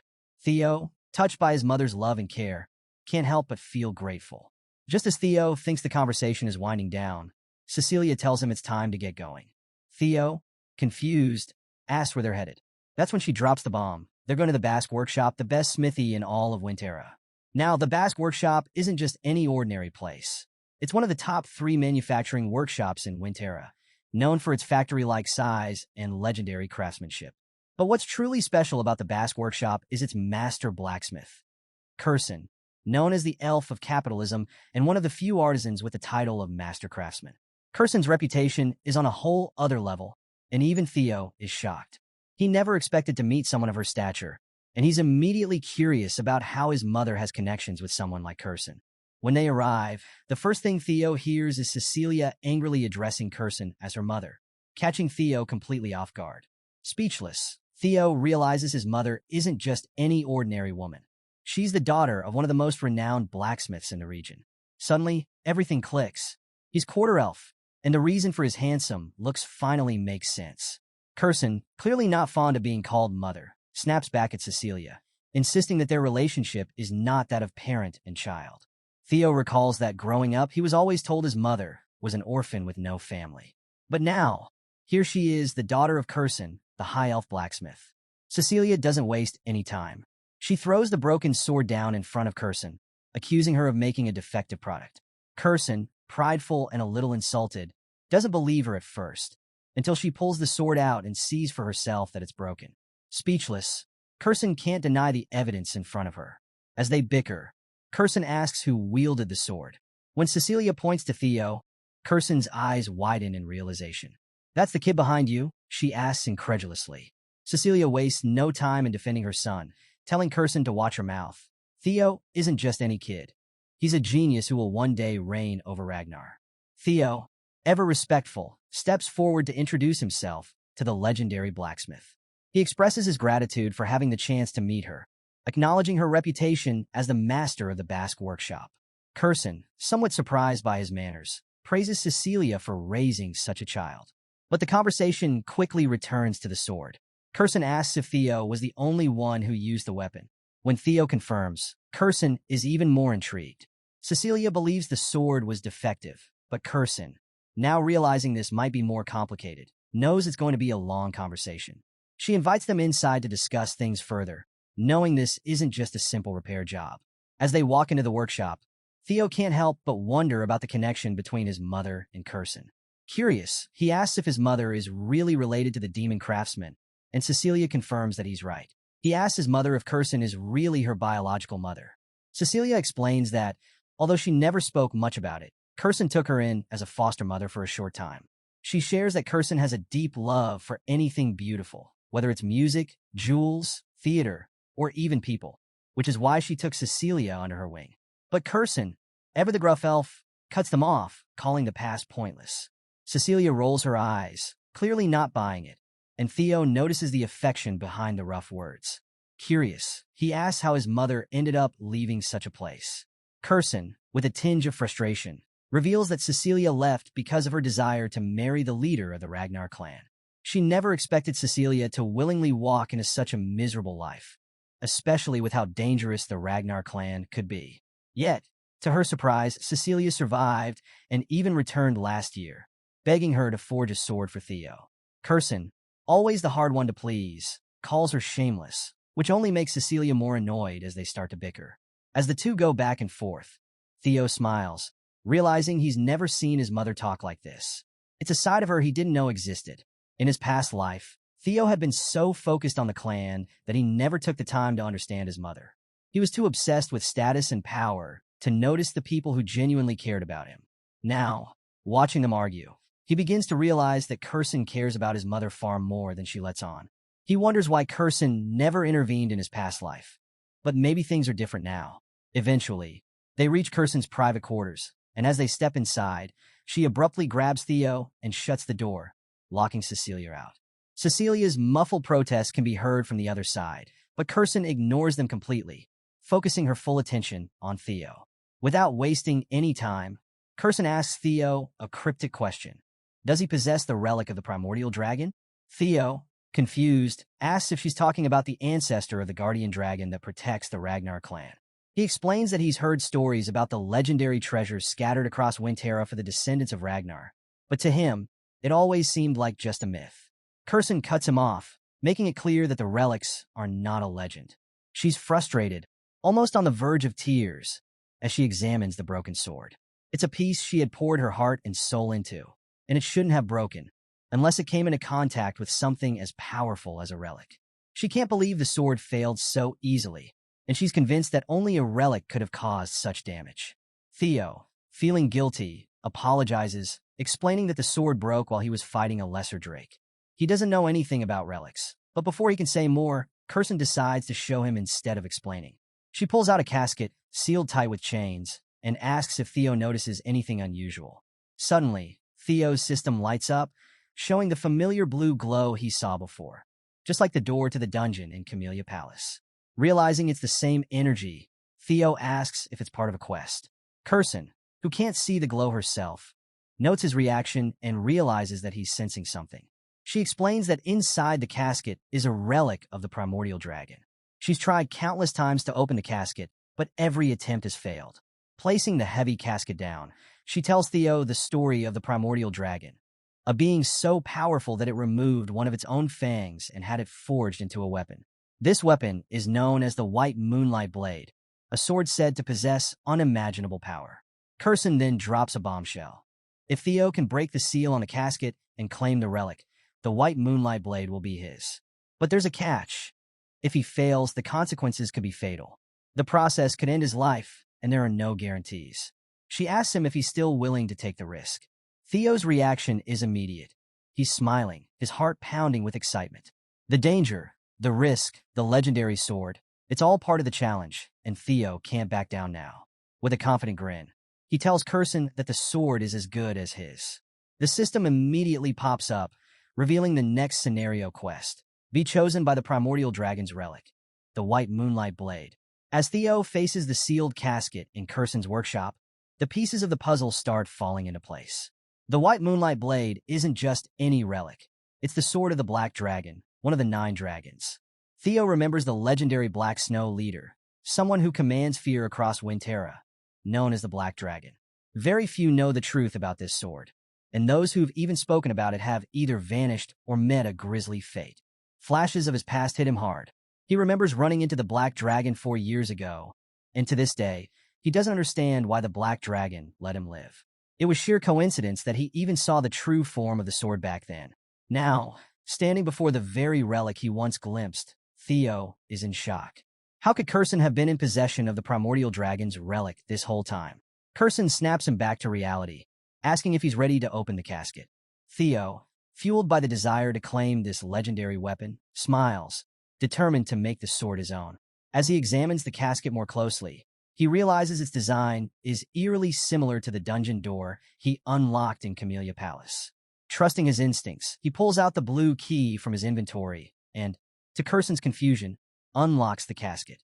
As the chains fall away, a strange, ominous light begins to shine from the casket, and suddenly, Curson's face turns from intrigue to concern. Before Theo can react, a mysterious black fog emerges, wrapping itself around him and pulling him inside the casket's depths. Theo struggles to break free, but the fog is relentless, dragging him into a mysterious world. When he opens his eyes, Theo finds himself in a place he recognizes but can't explain, Rose Palace engulfed in flames. His memories rush back, and he's shaken by the reminder of how weak he used to be. The fire, the destruction, everything he tried to forget is now right in front of him. His desire for power overwhelms him, and the vision of Rendon and his enemies resurfaces. He knows he needs to become stronger, strong enough to crush the Camellia Palace once and for all. But then, something strange happens. Out of the flames, a griffin emerges, its piercing eyes locked on Theo. The creature seems to be playing with his mind, feeding on his desire for power, twisting his thoughts. The griffin attacks, ready to devour him whole. Theo, caught off guard, grabs the griffin's beak just in time, realizing that the monster is trying to take over his mind by exploiting his darkest desires. That's when it hits him. This isn't just a regular monster. It's the essence of the Moonlight Sword, a beast meant to test whoever dares claim it. The griffin's voice echoes, calling Theo insolent for trying to challenge its power. But Theo, unfazed, declares that he's already conquered the despair the creature is trying to show him. He's been through too much to be tempted by false promises of power. As Theo struggles, he notices something odd. The griffin is smaller than he remembers. In his memories, the beast stood at least 10 meters tall, but now they're the same height. Theo smirks, realizing that perhaps the griffin's power has waned from being trapped for so long. With a surge of confidence, he tells the monster that the Moonlight Sword is his now. The griffin thrashes, trying to break free from Theo's grip, but it's too late. Theo's willpower is unshakable, and as he prepares to finish the creature off with a punch, a wicked grin crosses his face. He's already passed the test. Meanwhile, back in Curson's room, things are getting tense. Cecilia, who's been watching all this unfold, is panicking. Seeing her son unconscious, she frantically tries to wake him up, but nothing seems to work. Tears stream down her face as she begs her mother for answers. Why is Theo like this? Why isn't he waking up? Curson, for once, is speechless.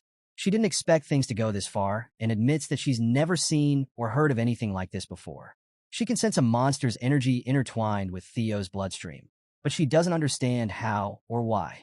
What she does know is that Theo possesses something powerful, another relic, and this is affecting the process in ways she couldn't predict. Cecilia, devastated, warns her mother that if anything happens to Theo, she'll never forgive her. The room is heavy with tension, Cecilia's cries filling the air as she desperately holds her son. Then, out of nowhere, a mysterious light begins to form around Theo's chest. Curson and Cecilia both stop, eyes wide in shock. The moonlight sword begins to pulse with energy as Theo's hand instinctively reaches out to grab it. The light grows stronger, enveloping his entire body. Cecilia rushes to her son, trying to wake him up, and when Theo finally opens his eyes, she hugs him tightly, tears streaming down her face. She was terrified something had gone wrong, but Theo, ever calm and collected, reassures her, telling her not to worry. He's completely fine. Meanwhile, the system congratulates Theo for defeating the Griffin and finishing the quest. His reward? Becoming the owner of the legendary White Moonlight Sword. Theo reflects on how lucky he was. The Griffin, freshly unsealed, wasn't at its full strength, and its psychological attacks couldn't sway him.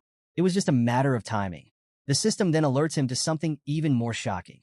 By absorbing the monster energy of the sword, Theo's magic power has skyrocketed, now surpassing 200 points and pushing him to the level of a high-ranking swordsman. His body begins to glow with newfound power, but there's a catch. He can't fully use this magic until after the awakening ceremony. Curson, visibly impressed by what she's witnessed, congratulates Theo on successfully claiming the sword. But Theo, always the practical one, asks if she's going to keep her promise. Curson, with an air of pride, assures him that elves don't lie. However, Theo can't help but notice that the sword seems a bit rebellious. It hasn't fully acknowledged him as its master yet, and this makes him uneasy. Curson, ever the sharp observer, explains that the sword's behavior is to be expected. After being trapped for 400 years, the Moonlight Sword is like a caged beast. It's ready to let loose. Theo, a little hesitant, wonders if the sword will ever calm down. Curson suggests he take a swing at the wall to let the sword vent some of its pent-up frustration. Theo isn't too sure about the idea, but Curson mocks him a little, saying that even with a legendary sword, someone as inexperienced as him couldn't possibly damage the Basque workshop. Feeling a bit unnerved by the challenge, Theo decides to give it a try. After all, this is a chance to test out his Dragonheart ability in a controlled way. He gets into position, readying the Moonlight Sword as its rebellious energy hums through him. As Theo excuses himself and prepares for the strike, Curson watches with mild curiosity until things take a drastic turn. With a swing powered by all of his magic, Theo lets loose an attack called Single Flash. The result? Complete destruction. The wall of the workshop, 10 feet thick, splits in half, sending rubble crashing down. Cecilia stands frozen in astonishment, while Curson's eyes fill with anxious tears. Contrary to what she thought, Theo didn't just dent the wall. He literally cut the building in two with one swing. And he wasn't even trying to destroy it. Curson, watching the devastation, sinks into despair. She's just witnessed yet another costly loss at Theo's hands. First, he broke the sword she crafted, and now he's leveled part of her workshop. Even Theo himself is stunned by the sheer power of the sword, realizing that it drained almost all of his magic in that single, devastating slash. Before he can fully process what happened, Curson dashes toward him with alarming speed. She reaches him in an instant, laying a hand on his shoulder and immediately giving him mana to help replenish his strength. Theo didn't even notice her move. She's startled to realize that Theo truly has no control over his magic yet. But after seeing what he did to the wall, she's also struck by his raw potential. This kid is something else, a true genius. A sly grin spreads across her face as she places her hand on Theo's shoulder. She proudly declares that she'll be his patron from now on, telling him to spread his wings and show the world his incredible abilities. Of course, Curson isn't just being kind. She's got dollar signs flashing in her eyes. It's clear that in her mind, Theo is about to become a walking, talking billboard for her workshop. If the world sees what Theo can do with a sword from Basque Workshop, it'll bring in massive profits. Theo, ever sharp, immediately sees through her plan. He bluntly tells Curson that he can practically see the dollar signs in her eyes, a statement that catches her off guard but makes her laugh. She doesn't deny it, she's greedy, but she's also proud to have a grandson like him. And in her own way, she's offering to help him reach even greater heights. As the day winds down, and after destroying half a building, Theo and Cecilia prepare to leave the workshop. Before they go, they exchange a few last words with Curson, who, despite everything, seems genuinely impressed with her grandson's strength. It also turns out Theo handed over Drake Fangs to Curson as wall repair funds after that accidental destruction of the Basque workshop. Curson, being the business-savvy elf she is thrilled to have this rare material. She's not only impressed with the fangs Theo snagged from his battle with the lesser Drake, but also swelling with pride at how her daughter, Cecilia, raised such an incredible son. Just as she's basking in that motherly pride, a familiar voice echoes in the workshop, addressing her by her infamous title, Demon Craftsman. Curson freezes, recognizing the voice. She turns to find herself face-to-face with the mysterious crow of Ragnar, a man known for his eerie presence and glowing red eyes. He doesn't say much, just simmers with intensity, leaving us on a cliffhanger as Curson nervously asks why he's here. Fast forward 5 days. The much-anticipated awakening ceremony has finally arrived. We find Theo in the middle of yet another sparring session with Evelyn, his one-armed swordmaster. And while they're exchanging blows, it's clear to her that Theo has leveled up. His speed, strength, and precision have all improved significantly. Even the onlookers who've been following Theo's journey are watching in awe and sweating profusely as they realize just how far ahead of them he's gotten. After a solid bout, Evelyn can't help but praise Theo, admitting that he's pushing her back during their spar. Theo, grinning like the cat that got the cream, humbly accepts the compliment, though you can tell he's soaking it up. He never thought he'd hear such high praise from someone like Evelyn, and he's secretly loving every second of it. Evelyn, ever the commenter, tells him he's done well, and even hints that he might just be able to become valedictorian of the awakening ceremony. Theo, with a cocky smirk, thanks her and jokingly says that if he does make valedictorian, he'll be sure to mention her name in his victory speech in front of everyone. Evelyn gives him a look, a mix of amusement and exhaustion, wondering if that's even necessary. But Theo's fans? Oh, they're all in. His comrades rush over, eagerly asking him to shout out their names during his speech too. Theo, soaking in the attention, can't help but feel a little proud of his newfound popularity, thinking to himself that maybe being adored by everyone isn't such a bad problem to have. But Evelyn just stands there, giving him a creeped-out look, thinking the fame is getting to his head a little too fast. The scene transitions to the central headquarters, where the awakening ceremony is about to begin. Theo walks in, confidently introducing himself as Theo Ragnar of the Camellia Palace. As he enters, he notices the large crowd gathered for this prestigious event. The awakening ceremony is the annual event for the Ragnar clan, where young swordsmen finally get the chance to prove themselves and earn recognition, not just among their peers, but in front of the entire clan. Everyone who's anyone is here. Big names like the Nine Dragons, and even the former clan head from 2 generations ago, Hilda Ragnar. Theo spots Hilda and is relieved to see she's still attending these events, even though she's supposedly over 150 years old. She certainly doesn't look it, though, and her presence only adds to the weight of the moment. Suddenly, a drum sounds, signaling the start of the ceremony. The conductor, Vanna Ragnar, steps forward, a Dragon Gate swordsman and judge of the event. His booming voice commands everyone's attention as he explains the rules for the preliminary examination. The test is simple but brutal. Grab a sword and make a mark on the steel wall in front of them. Of course, this isn't just any wall. It's forged from a blend of white snow steel, a material so strong that ordinary swords can't even scratch it. But there's a catch. If the participants can open their mana halls and channel their magic into their swords, they'll have a chance to cut through the wall. To help with this, Vanna hands out a special soma pill to each participant. This elixir contains the power of 10 years' worth of magic, designed to open their mana halls and unlock their true potential. The deeper the cut they leave on the wall, the higher their score. Then, Vanna calls out the first participant, Theo Ragnar. Theo steps forward, taking the soma pill and reflecting on how, in his previous life, his half-brother Axion was the one who took the title of Valedictorian. But this time? Not today. This is Theo's moment, and he's ready to rewrite his fate. With renewed determination, Theo grabs a sword and heads toward the white snow steel wall, all eyes on him. He knows this is his chance to prove that he's not the same weakling from his past life. As Theo walks toward the white snow steel wall, a system window suddenly pops up, giving him a new quest: become the valedictorian of the awakening ceremony. With a smirk, Theo knows this is his moment. No more second chances, no more hiding his power. This time, he's here to dominate. Meanwhile, high above the ceremony, Hilda Ragnar, the 150-year-old former clan head, watches with interest. She turns to Kyle Ragnar, the current clan leader, and asks if this is the boy he's spoken of before. Kyle confirms with a slight nod, and Hilda, intrigued by the story she's heard, admits she's curious to see if Theo truly has what it takes to live up to his potential. Back on the ground, Theo, feeling the weight of everyone's eyes on him, stretches his shoulders, trying to shake off the nervousness. The judge, Vanna Ragnar, steps forward and reminds Theo to swallow the Soma pill, which will help unlock his manhwa. Theo pops the pill into his mouth, but he's not the same kid from his past life.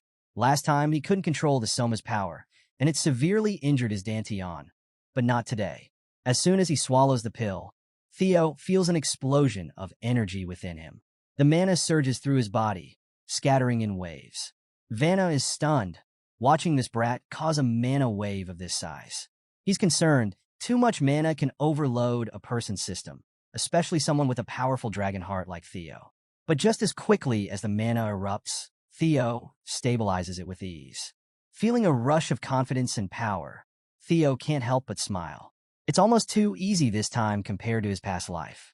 Now, with his mana hall open and the vast power of his dragon heart at his disposal, he's officially unlocked his full potential.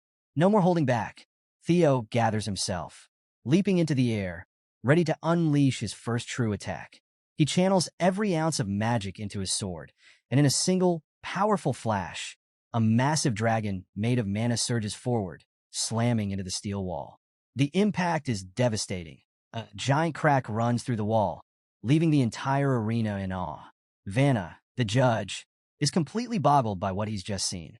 He announces with absolute certainty, Theo Ragnar has passed. The crowd, bamboozled, doesn't even begin to cover it. Theo's display of power was nothing short of monstrous. A system window pops up in front of Theo, announcing that the curse of bad luck that has plagued him for so long has finally ended. His fame is beginning to spread throughout the world. A wide, genuine smile spreads across his face. He's finally reached the same starting point as everyone else. He's no longer the outcast. As the system continues to update him, it reveals that Theo has caught the attention of some of the biggest names in the Ragnar clan. Osa Ragnar, the sword dragon, wants to take him on as a disciple. Julius Ragnar, the demon dragon, seems a bit frustrated with all the attention Theo is getting, while Robert Ragnar stays cautious. But most importantly, even Hilda Ragnar, the former clan head with the heart of Garuda, has shown interest in him. For Theo, catching Hilda's eye is a huge win. He knows how powerful she is, and secretly, he's already dreaming of obtaining that Garuda heart one day. Things are looking better than ever. But the ceremony isn't over yet. Other participants try their luck with the wall too. One guy manages to leave only a tiny scratch, no more than a thin hairline, and can't help but cry out in frustration, realizing how far behind he is compared to Theo. Next up, we've got Ray Ragnar, Hulkus Lanka, and Remington. Each of them puts in a solid effort, leaving impressive marks on the wall, but none of them come close to matching the massive cut that Theo left. Even the crowd can't believe it. These are some of the strongest contenders, but Theo's results have left everyone in the dust. Finally, it's time for Axion Ragnar, Theo's half-brother and the one who stole the title of Valedictorian in Theo's past life. As Axion steps forward, the crowd begins to murmur. People are already buzzing with anticipation, wondering if this year's contest will come down to the Luster Tiger, Theo, and the Dark Tiger, Axion. Axion is furious at the idea that people are comparing him to Theo. It's clear that the crowd's excitement is getting under his skin. Swallowing his Soma pill, Axion's mana surges, and a massive red dragon bursts forth, slashing at the wall with devastating power. The crack it leaves behind is just as large as Theo's, stunning the audience into silence. Even Vanna, the seasoned judge, is left speechless for the umpteenth time today. He announces that Axion Ragnar has passed as well, and the crowd erupts into cheers. Axion's slash was equally impressive, leaving everyone wondering who will come out on top. Now, the final score will come down to precision. As the sun begins to set, Vanna steps forward and officially announces the end of the first stage of the awakening ceremony. This year, the results are particularly impressive. There are several participants who have significantly improved their scores. However, the crowd is buzzing with excitement over the big question: who will be named Valedictorian? Stay tuned, because with the first round over, things are about to get even more intense as the Ragnar clan's best and brightest continue to clash. Will Theo claim the title of Valedictorian, or will Axion strike back? Either way, it's going to be an epic showdown. As the scene kicks off, we hear this booming announcement. The first stage of the awakening ceremony is officially wrapped, and the results are about to drop. The camera zooms in on Theo Ragnar and his cousin Axion Ragnar, both standing among the participants, waiting with anticipation. Suddenly, the announcer calls out, "Theo Ragnar." The crowd gasps, and Theo himself? Completely floored. Nobody, and I mean nobody, saw this coming. Theo has been declared the valedictorian of the first stage. The entire place is in shock. And it doesn't end there. The announcer elaborates that Theo scored a perfect 10 out of 10. Every part of his performance, from mastery and technique to magic control and speed, was absolutely flawless. They're calling him Flash Tiger now, and you can hear people murmuring. Did he really beat Axion? They ask. Axion was supposed to be the unbeatable one. But here's the kicker. Theo's sword mark? Nearly identical to the legendary Thorkel Ragnar's record. The crowd is in awe. Now we switch scenes for a moment. Somewhere in the snowy mountains, we see a lone figure walking. That's Thorkel Ragnar himself, one of the top contenders for the clan succession. This guy's a big deal, and you can tell he's going to be a key player in this whole thing. Back to the ceremony. The announcer calls out Axion Ragnar's name for second place. That's right. Axion, who also scored perfectly, gets second because his sword mark was just a little shorter than Theo's. And he is not happy. The crowd goes silent as he lifts his head, eyes blazing. The tension is real. While the announcer keeps naming other winners, the focus stays on Axion, simmering in rage. Eventually, the announcer congratulates everyone and drops a heads up. The second stage of the awakening ceremony will be in 3 days, up in the Winter Mountains, and the 87 examinees who pass better be ready. The scene shifts, and we're now in this cozy little wooden cabin, blanketed in snow. Inside, Theo is celebrating with Remington and a few others, all congratulating him on snagging first place. Theo's grateful, but he reminds everyone that the fight's far from over. The next goal is to ace the second stage together. Theo places a hand on Remington's shoulder, reassuring him.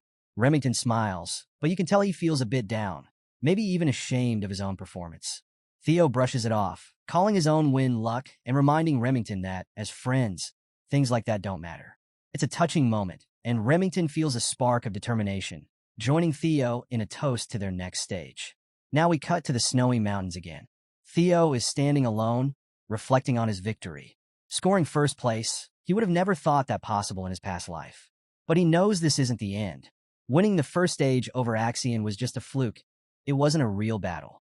His fist clenches as he remembers his true enemies, Axion and Sky Dragon. This is only the beginning. Theo pulls out a strange-looking compass, and a system notification pops up. It's the nest compass, which guides him to the direction of the nest. The compass points toward the Winter Mountains, and Theo realizes there's something more to the second stage. Maybe it's going to reveal where this nest really is. Just then, Theo feels someone behind him. In an instant, he vanishes and reappears with his sword at the stranger's throat. The man raises his hands, introduces himself as Getsby Jotun from the Gale Sword Unit, and says his captain was impressed by Theo's performance. They're offering him a shot at taking the entrance test for their elite squad. Theo's a little suspicious and asks why he has to take a test if they're interested in him. Getsby explains that even being invited to take the test is a rare honor. Before they can talk further, a voice cuts through the tension, calling Getsby and his group Sword Platoon fools. Enter Ian So Sorry, Vice Commander of the Black Iron Cavalry, aka the Fire Goblin. She wastes no time, offering Theo a spot in her unit and claiming her offer is way better than what the Gale Sword Unit can give. But wait, more representatives from other elite units appear, each one wanting Theo for their own team. It's turning into total chaos as everyone tries to recruit him, and Ian's getting visibly frustrated. Theo, meanwhile, is just watching the whole thing, wondering if he should quietly slip away before this recruiting battle gets even crazier. Right when he's about to leave, another voice echoes through the air. This one's calm and commanding. and everyone goes silent. Flower petals drift around as Prunus Ragnar, the lady of the Plum Blossom Palace, steps forward. Everyone is shocked to see her. She just smiles, saying she's here for the same reason as everyone else, to see Theo Ragnar. And then we cut to another scene, Axion Ragnar, in a very different light. Furious and out of control, he's slashing and striking at anyone around him in a fit of pure rage. He's completely consumed by thoughts of Theo's victory. It's brutal, and he's not holding back at all. Then his uncle steps in, calmly stopping Axion's sword with just 3 fingers. Venting your anger like this won't change anything, he says. Axion, frustrated, calls him uncle, and his uncle just tells him to calm down and focus. He leans in and tells him, "Follow me. I'll tell you how to turn the second stage into Theo Ragnar's funeral." So, just as the dust is settling from all that drama on Theo's side, we see Prunus Ragnar, the lady of the Plum Blossom Palace, arrive with this powerful stride. She's got one goal in mind, to check out this rising star Theo. Standing tall, confident, and absolutely radiating strength and elegance, Prunus can't help but question the absurdity of having to impress someone in such a place. Why should a lady of her stature even bother? But, seeing the talent in Theo, she's here anyway, making a serious impression on everyone around. And trust me, the onlookers are losing it. Some of them even think it's a bit of a power play and try to hold her back. But Prunus isn't having it. She lets out a surge of energy that practically hums with power, and the crowd is shocked. They start speculating that she might be creating a separate space just for Theo, maybe even teaching him directly. And sure enough, Prunus and Theo are now standing apart from the crowd, enveloped in this mystical energy. Theo's in awe. He can barely believe he's standing alongside Prunus Ragnar, this legendary figure. She mentions something about the Ragnar Lord possibly disapproving of her being here, but that doesn't faze her. She's determined to give Theo a gift. Theo's a bit surprised, but Prunus clarifies by demonstrating her sword style, which is nothing like the destructive power of Lord Kyle Ragnar. Her technique is all about grace, control, and finesse, and she calls it the Celestial's Flower Rain. She executes an elegant, powerful sword move with a flurry of flower petals, leaving Theo speechless. Theo's blown away, soaking in every bit of the technique he just witnessed. But as Prunus finishes, she reassures him that he doesn't need to master it all just yet. What's important is that he's learned something from her. She leaves him with a powerful burst of energy, inviting him to find her after the ceremony for more lessons.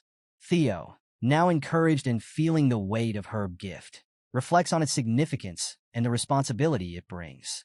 3 days pass, and now we're at the Winter Mountains near the northern Great Wall.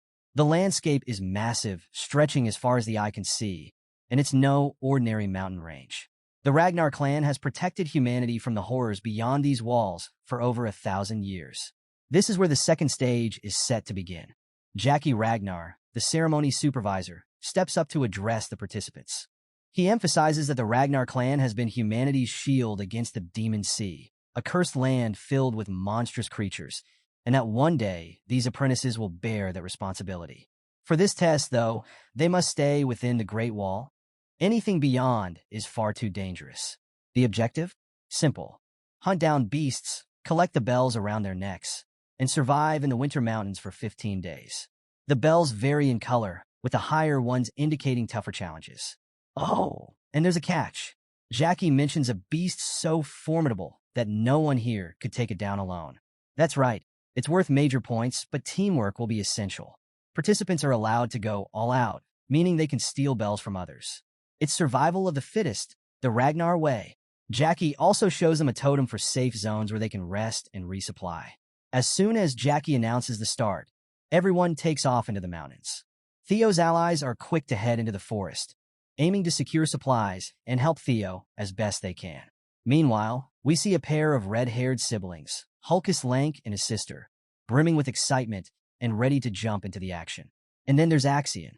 He's already speeding through the mountains, dead focused, remembering his uncle Ed Troyven's words.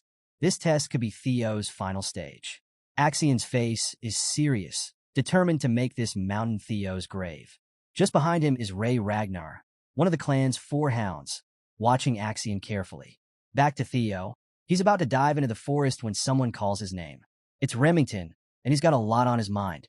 He reminds Theo of their friendship, And after days of thinking, he's decided he considers Theo not just a friend, but a rival. He's determined to surpass Theo, and Theo can see that competitive fire in his eyes. Theo smiles, welcoming the challenge, and admits that he feels the same way. They're friends and rivals. Remington's relieved Theo doesn't take offense, and he vows to give his all in this second stage, disappearing into the forest with newfound resolve. Left alone, Theo is feeling pumped, the thrill of the competition sparking a fire inside him. He takes a deep breath, setting his emotions aside to focus on the task ahead.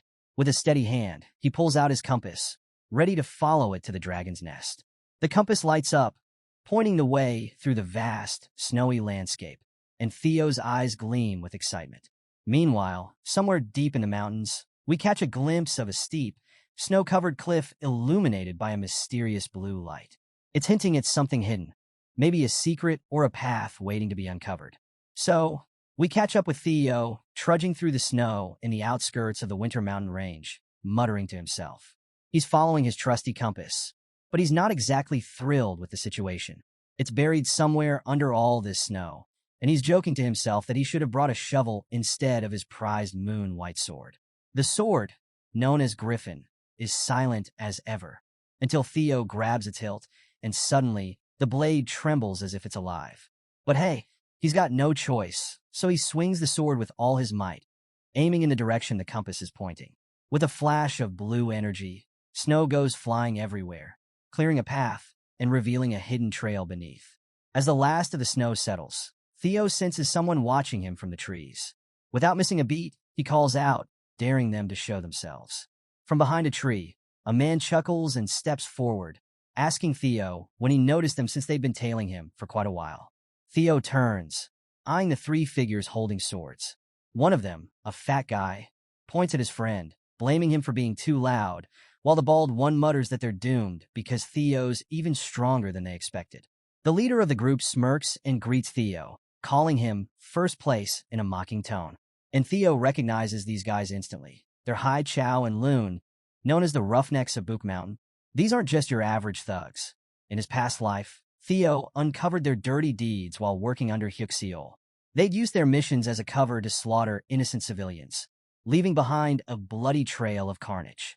The whole massacre left over 700 dead, with bodies so mangled and heads so crushed that no one could even identify them. Theo had cleaned up the aftermath, and he'd never forgotten that horrifying scene. Remembering this, Theo immediately realizes he'll have to deal with these three sooner or later. He just hadn't expected it would be today. He asks if Axion sent them after him, but the fat guy just stares while the leader scoffs, saying they don't take orders from someone their own age. Theo squints at them, suspicious, and demands to know who did send them. The three thugs move in closer, taunting Theo, saying he couldn't even imagine who's pulling the strings. Then suddenly it clicks for Theo. These guys were sent by the Senate. His guest catches them off guard, and the leader lets out a sly grin, complimenting Theo's intuition. The fat guy, looking a little nervous, asks if they're in over their heads. But the leader sneers, brushing it off. After all, who's going to know once they've finished Theo off? Smirking, he draws his weapon and taunts Theo, mocking him about ruining his handsome face. But Theo? He's not rattled. He just calmly draws his own sword, and in a flash, a blue dragon of energy surges from his blade, roaring as it charges straight at the Roughnecks.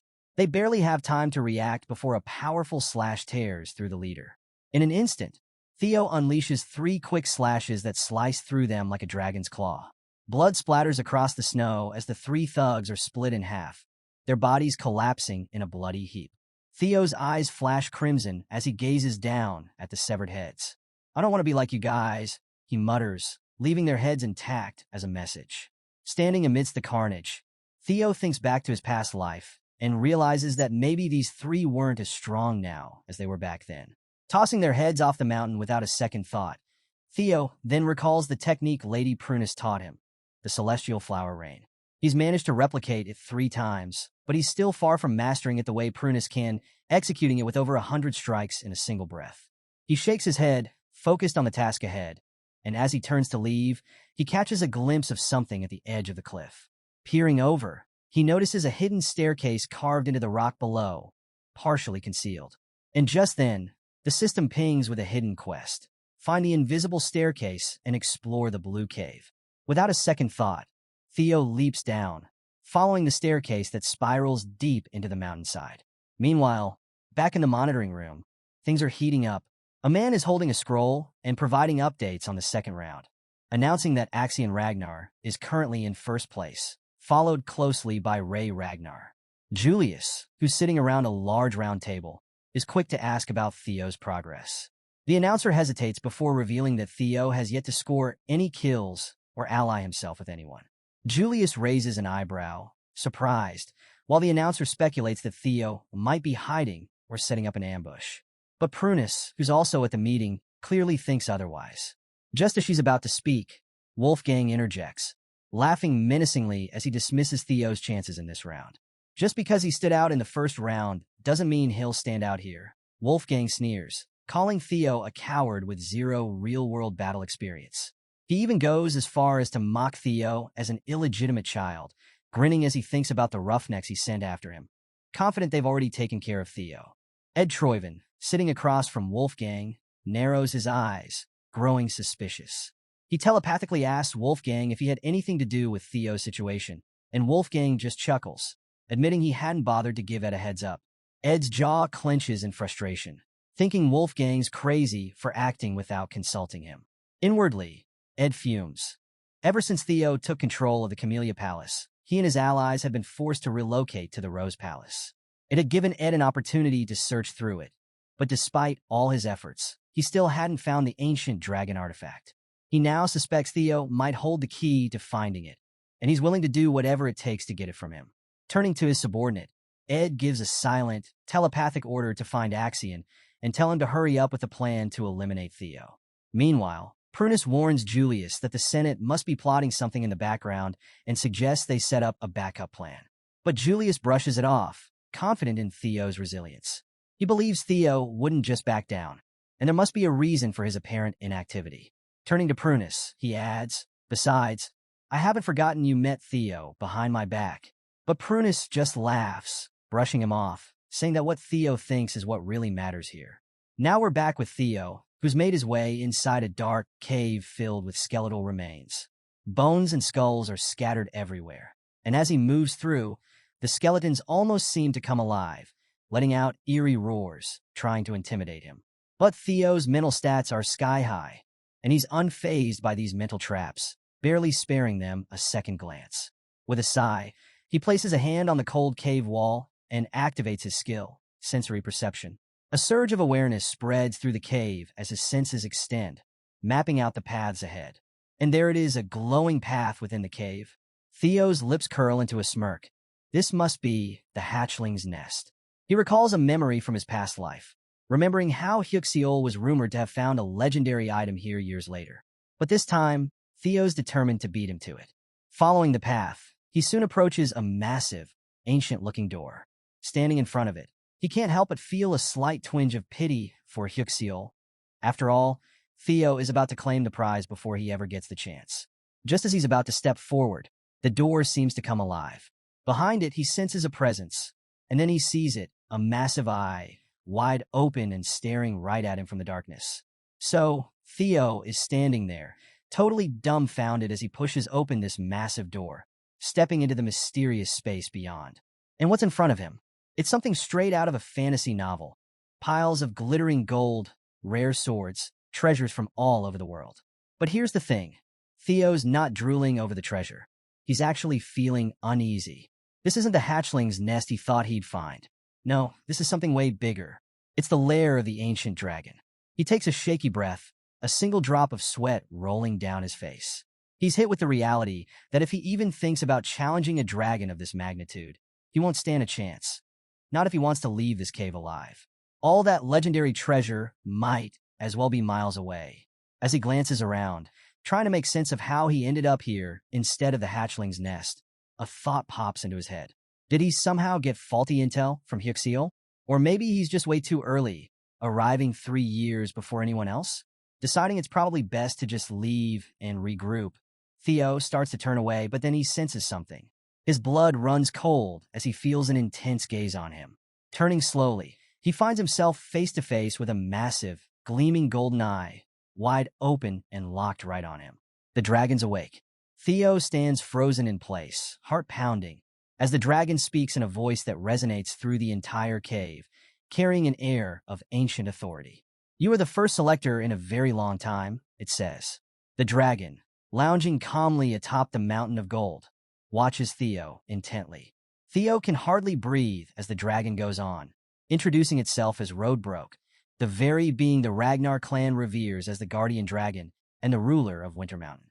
Theo's mind is racing as he realizes who he's dealing with, and overwhelmed by the honor, he drops to his knees, bowing deeply and greeting Roadbroke as his ancestor. Roadbroke, a little amused, tilts its head, echoing, "Ancestor," with a raised brow. Theo quickly explains, recalling his clan's history. Wasn't the guardian dragon the lifelong companion of their great ancestor Sigurd, the progenitor of their bloodline? And wasn't it also the mother of the famed dragon Friedrich?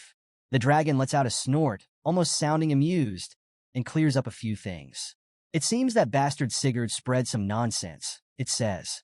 Roadbroke explains that while it's true Sigurd and the dragon were companions, it was more a bond of respect rather than blood. There was a contract between them, a deep pact, but no romance or family lineage like the tales suggest. After all, a human and a dragon, that's not exactly a compatible mix. Theo feels his cheeks go red at the implication, but he presses on, asking if that means all the Ragnar families talk about having dragon's blood is just propaganda. With a nod, Roadbroke confirms that it's a bit of a myth, but not entirely wrong either. The contract did result in Sigurd carrying traces of the dragon's power, though it was more symbolic than anything. Getting a little more comfortable, Theo realizes he's been given a rare opportunity, something that doesn't require any fighting. He could actually get some answers here, answers that could help him in his quest to rise to the top of the Ragnar clan. Sensing Theo's excitement, Roadbroke sighs and says that as the guardian dragon, it's bound by an ancient covenant. To any worthy selector who passes its test, it grants the right to ask 3 questions. Theo is practically buzzing now, realizing just how rare this chance is. The scene shifts, and we cut over to Axion Ragnar. He's busy taking down a fierce beast with a powerful technique known as Thousand Dragons Roar. With one strike, he brings down a tiger-like creature, which falls instantly at his feet. He picks up a small green bell from the creature's neck, smirking and muttering that this makes his 57th. As he tosses the bell to one of his subordinates, he asks if there's been any word on Theo. Orion, a loyal member of Axion's gang, says no, they still have no clue where Theo's hiding. Orion can't help but admire Axion, thinking to himself how strong his leader is, capable of taking down beasts others would avoid. In his admiration, he mutters something about Theo's intelligence, but that quickly proves to be a mistake. Axion's expression darkens, and before Orion can react, Axion grabs him by the throat, lifting him off the ground. With a deadly glare, Axion tightens his grip and growls that true strength knows no fear. Orion, gasping for air, manages to stammer an apology just as another messenger arrives. The new arrival reports that the Central Intelligence Bureau has sent orders to speed things up. Axion releases Orion, still clearly fuming, and brushes off the news, telling the messenger to let the Bureau know that no one wants Theo dead more than he does. His body is practically vibrating with bloodlust, making his intentions very, very clear. We return to Theo, who's deep in thought, carefully planning his questions for Roadbroke. He knows each one has to count, so after a moment, he takes a deep breath and finally speaks, starting with what's likely on everyone's mind. "Why are you here?" Roadbroke's eye gleams with approval at Theo's choice. "Good question," it says with a chuckle. Roadbroke explains that a creature lies far beyond the edges of the known world, a monster called the Nameless Monarch. For thousands of years, it's been the dragon's mission to protect the world from this entity. Winter Mountain, as grand as it is merely an outpost, a strategic point in a much larger battle. Theo feels a shiver as he realizes that even this ancient dragon, one of the most powerful beings in existence, harbors a deep-seated fear of this nameless monarch. But he steels himself, pushing his fear aside to ask his second question. What is the ancient dragon's relic?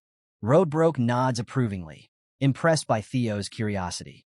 The dragon explains that there are 3 such relics, each one a powerful artifact connected to the dragon's soul. But, Roadbroke adds with a hint of mystery, it seems Theo's already in possession of 2 of them. Theo's jaw drops. 3 relics?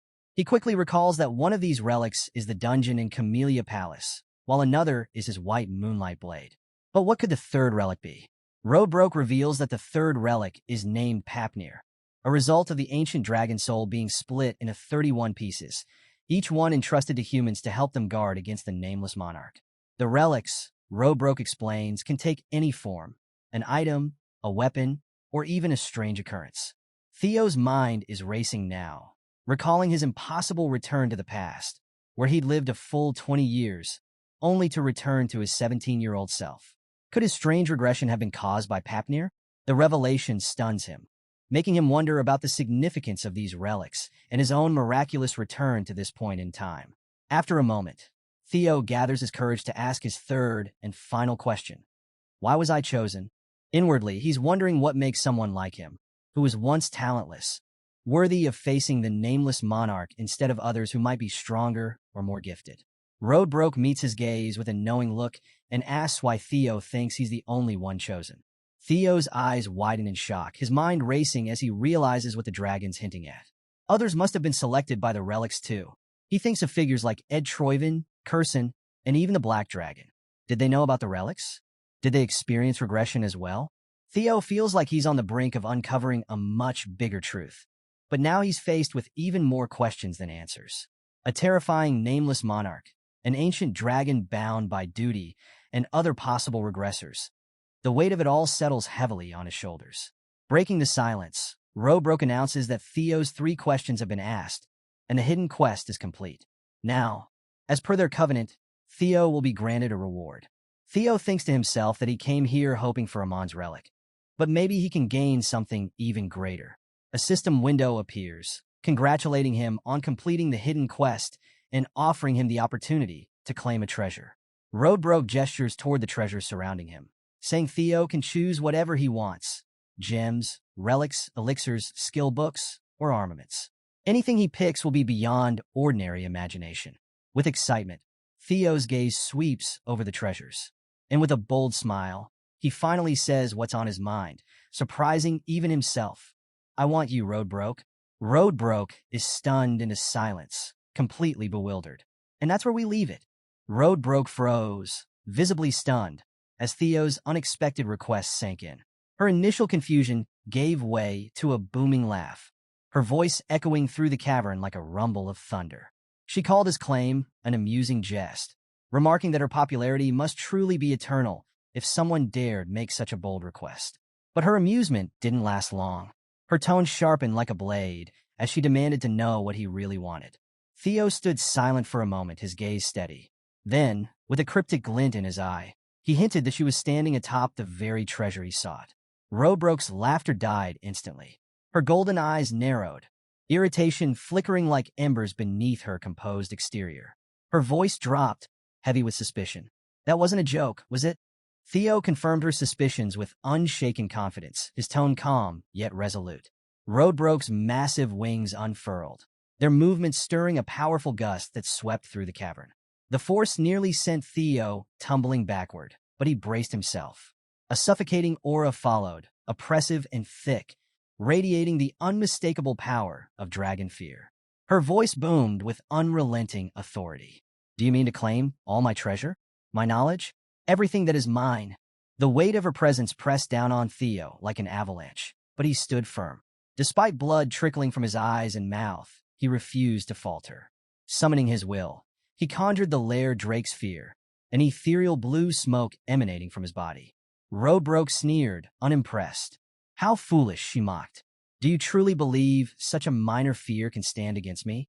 Theo remained undeterred. His voice, though strained, carried the boldness of his conviction. He reminded her of her own promise, that he could claim any treasure within her nest without limitation. And with a daring twist of logic, he declared that she herself, the heart of the horde, could be considered a treasure. The air grew tense as Roadbroke studied him, her fiery gaze unyielding. Theo, his life hanging by a thread, clenched his jaw and pressed forward.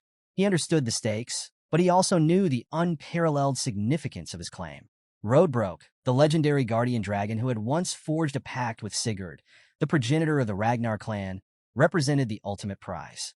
Summoning every ounce of his determination, he demanded she honor her promise, declaring her as his choice and vowing to stand by her side. For a moment, silence reigned. Roadbroke's eyes flickered with something unspoken, a flicker of recognition, a memory of another stubborn, unyielding soul centuries ago. Slowly, her fiery aura began to recede. Her wings lowered, and she exhaled, her voice tinged with both amusement and nostalgia. "Very well," she said at last. "I accept your request." Theo stood frozen, stunned by her words. Before he could fully process her agreement, a thick fog enveloped her colossal form. Golden light shimmered within the mist, glowing with an ancient, otherworldly brilliance. As the fog began to clear, her shape transformed. From the cloud emerged a humanoid figure, stepping out from the mound of treasure. The mist dissipated entirely, revealing a breathtakingly beautiful woman. Her horns curled gracefully atop her head. Her eyes shone with a golden hue, and an aura of ancient majesty clung to her every movement. Robroke chuckled softly as she noticed Theo's astonished expression. "Captivated, are we?" she teased, her voice carrying a playful lilt. But her tones soon turned somber. She revealed her age, over 2,000 years, and spoke of the loss she suffered 50 years prior. Without her heart, her life was nearing its end. Bound to her nest, she had only 3 years left to live. Extending a hand toward Theo, she asked, her voice soft yet firm, "Even knowing this, do you still choose me as your reward?" Theo's resolve did not waver. His smile, though bloodied, was unwavering.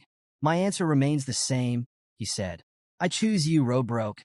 A system notification appeared before him, confirming his choice.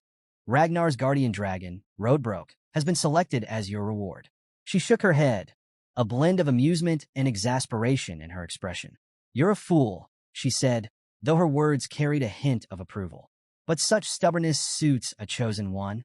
The system chimed again, granting Theo 2 new titles: Guardian Dragon, Significant Other, and Descendant of the Progenitor Sigurd.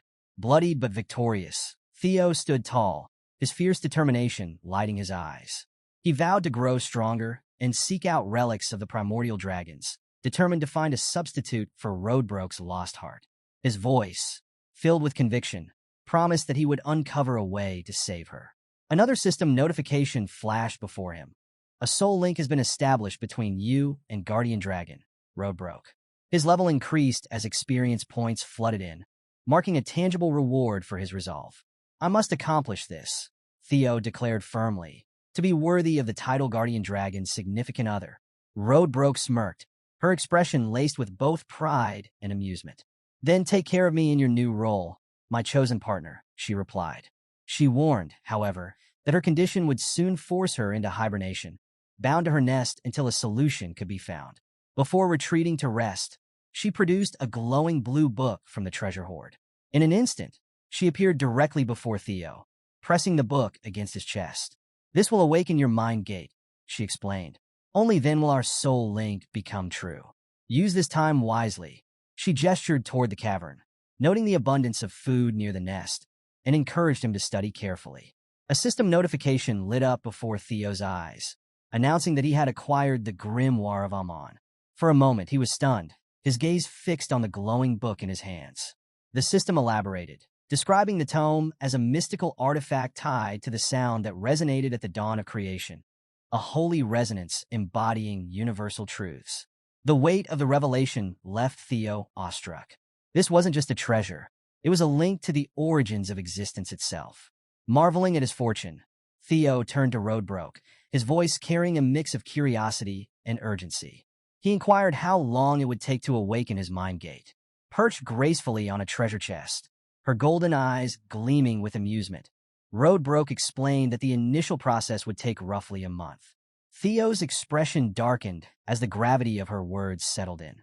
He recalled the pressing urgency of his current predicament. The second stage of the awakening ceremony was in full swing, and only 15 days remained to complete the trial. Anxiety crept into his voice as he asked if he could return to her nest after finishing the exam. Roadbroke's response came with a teasing smirk, but her tone carried an unyielding authority. "I won't permit you to leave until you've opened your mind gate." Theo froze. She wasn't joking. The realization hit him hard. He now had just 13 days to achieve something others required a month to accomplish. All while his competitors continued their hunt, gathering bells and battling for dominance. The pressure was suffocating, but there was no way to back down now. 3 days earlier, the grounds of the Central Intelligence Bureau lay buried beneath a thick blanket of snow. The frigid air wasn't the only thing chilling the atmosphere.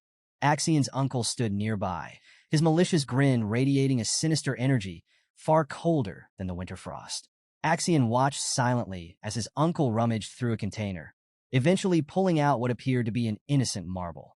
But in this world, appearances were deceiving. With a theatrical flair befitting a villain in a dark fable, Axion's uncle began explaining the marble's purpose. It wasn't merely decorative. It enhanced the energy of fiends trapped within, creating an anti-field zone to repel other fiends. Demonstrating its power, he crushed the marble in his hand. A haze of black and purple miasma swirled out, twisting and condensing into a fiendish creature with a gaping maw large enough to devour Axion whole. Before Axion could react, shadows erupted from his uncle's feet.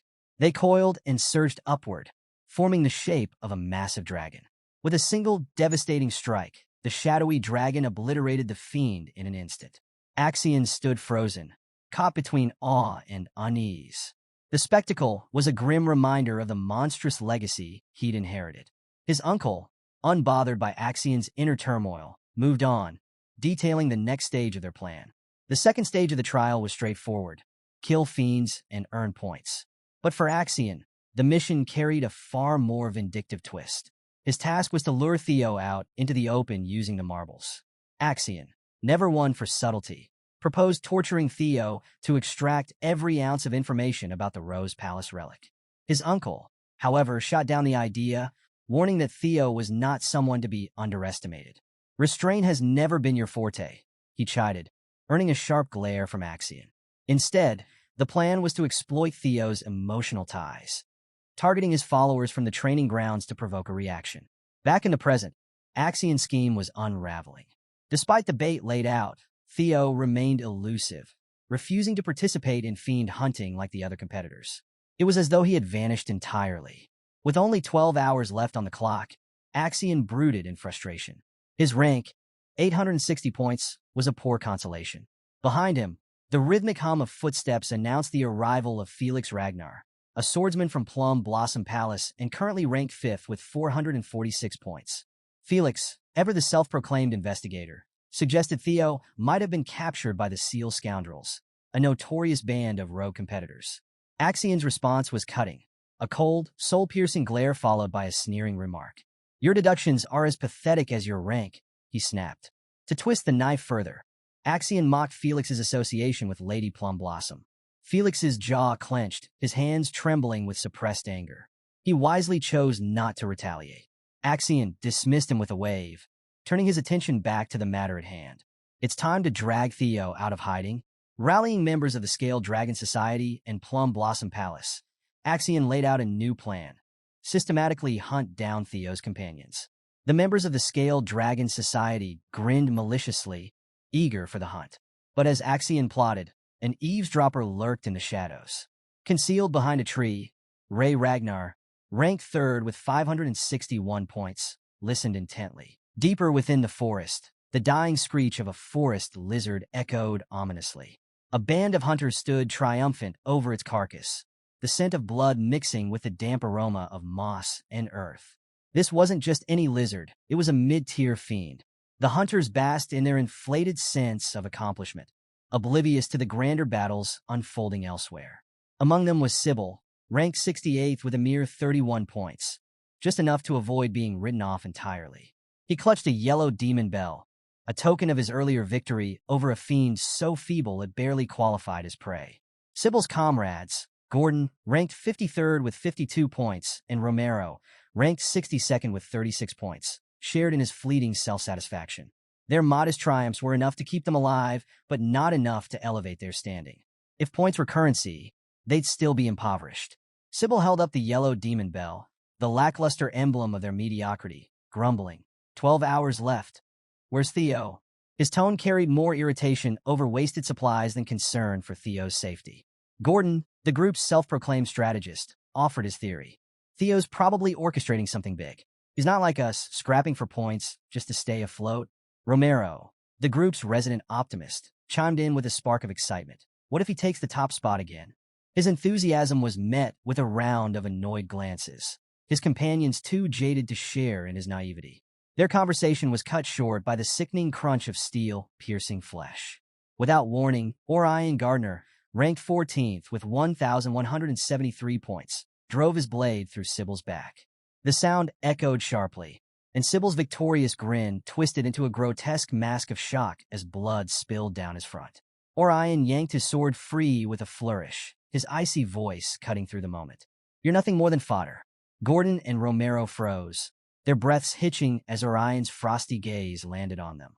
His disdain was palpable, his raised sword daring them to make a move.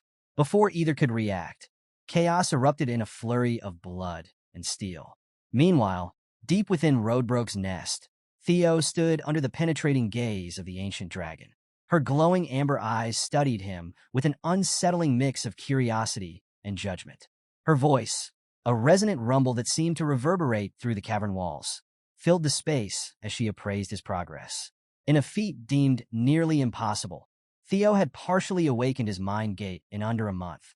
A timeline so extraordinary it would shatter the confidence of even the most prodigious sorcerers. A system notification materialized before Theo, proclaiming his partial mastery of the grimoire of Amon. Reading the description, Theo couldn't help but smirk wryly. "That's my life," he muttered to himself. Always the overachieving B+ in a world demanding A++. The grimoire was no ordinary artifact. It was a relic shrouded in mystery, its secrets tied to the primordial sound of creation. Unlocking its full potential demanded immense mana reserves and a connection to a dragon's heart, both of which Theo possessed. This allowed him to advance at a pace that most could only dream of. Yet, as always, the system wasn't one to let him rest on his laurels. A new skill, hatching, was granted, an ability that allowed him to manipulate lingering thoughts through psychokinesis. Impressive in theory, but far from the game-breaking power he'd been hoping for. Roadbroke, unimpressed by his momentary grumbling, closed her massive eyes and spoke bluntly. "You've barely qualified to call yourself my consort." Theo blinked in disbelief. Consort? What kind of twisted partnership terms is this dragon operating under? Ignoring his bewilderment, she continued, her tone matter-of-fact. "You'll need rigorous training to master advanced skills. And don't forget, I have only 2 years left. If you don't restore me, we're both doomed." Her bluntness only fueled Theo's resolve. He met her gaze with a determined grin. "Don't worry, I'll fix this. You stuck with me now." Satisfied with his conviction, Roadbroke initiated the primordial covenant. Wisps of smoke coiled around Theo as her molten gold eyes burned brighter, her voice resonating with ancient authority. "You are my consort, the first in a millennium." In an instant, Roadbroke vanished, and Theo found himself standing on a snow-covered mountain cliff. The biting cold cut through him as he scanned the frostbitten wilderness stretching endlessly before him. Exhaling a frosty sigh, he muttered to himself, 12 hours, just 12 hours left. And what do I have to show for it? The weight of his situation pressed down on him like the icy winds. First place wasn't just slipping through his fingers, it was sprinting away, leaving him in the dust. He kicked at the snow in frustration, his irritation mounting. Hunting fiends for demon bells was beginning to feel like a glorified scavenger hunt. It wasn't enough, not if he wanted to claim the top rank. Then, an idea struck. Dim and desperate, but an idea nonetheless. Axion had claimed the top spot during this stage in a previous life. If Theo wanted to surpass him, he couldn't rely on standard tactics. Gathering bells from fiends wouldn't cut it. He had to target other participants. Their bells were the real prizes. As determination crystallized into a plan, a darker thought surfaced. One name, one opponent loomed in the back of his mind. The thought of facing him was suffocating, teetering on the edge of outright lunacy. Before the doubt could take hold, a faint rustling broke the silence. Theo's head snapped toward the noise, his heart pounding. A figure stumbled into view, their steps uneven, leaving a grisly trail of blood across the pristine snow.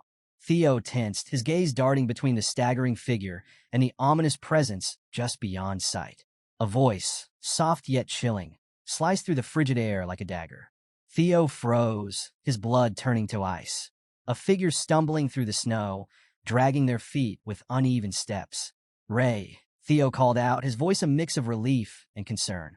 Ragnar, a warrior renowned for her indomitable strength, approached, though her usual vigor was absent. Her shoulders drooped, her movements labored, and her face, normally a mask of determination, was pale and drawn. Sweat glistened on her brow, an odd sight in the biting cold. As she came closer, Theo noticed her hands trembling, one clutching the hilt of her sword with a grip that spoke of desperation.